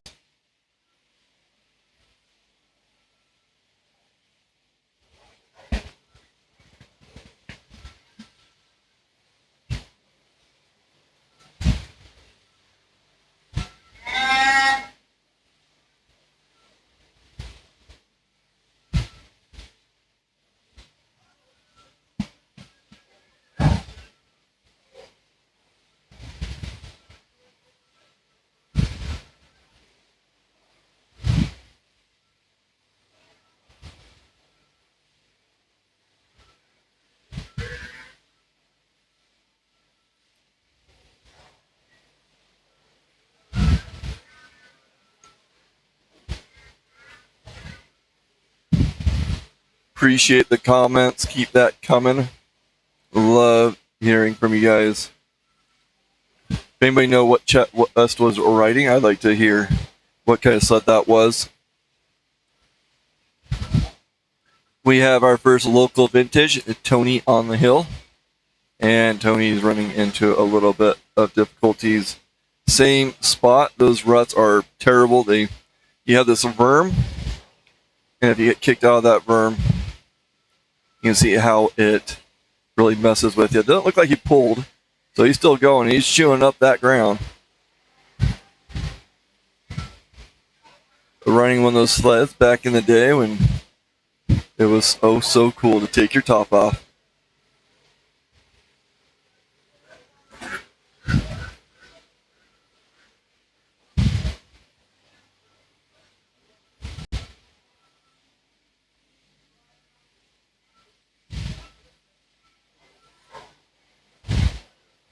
Okay, Tony is in that upper area now. No insight into how he's doing in that midsection. Oh, good enough to keep on going though. Ooh, he slapped down a little bit right there, but he's going. Man, that is a little pixelated. Okay, he is in the rodeo zone.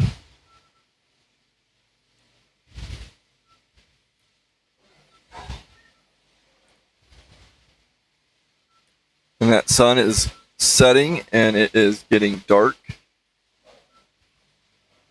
And my camera's like, I'm not doing anything. What? Get back over there. Go to that one. Like it has its own line. There we go. Ooh, we have a beautiful player sled up there. Check that out.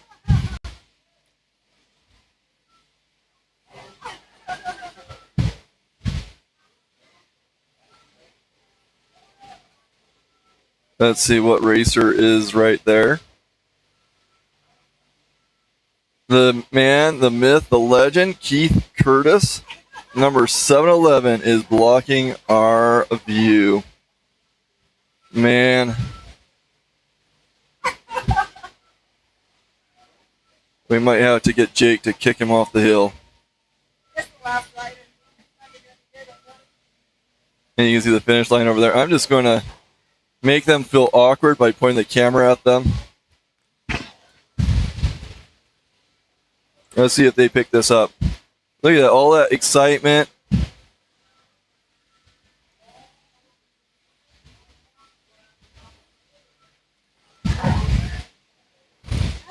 You might want to cover that starting line, Tammy. Isn't there one more racer? You think that's it?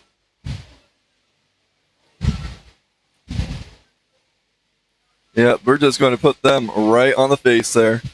Let's see if they notice this camera moving. Well, we might be covering Dash for Cash in just a little bit.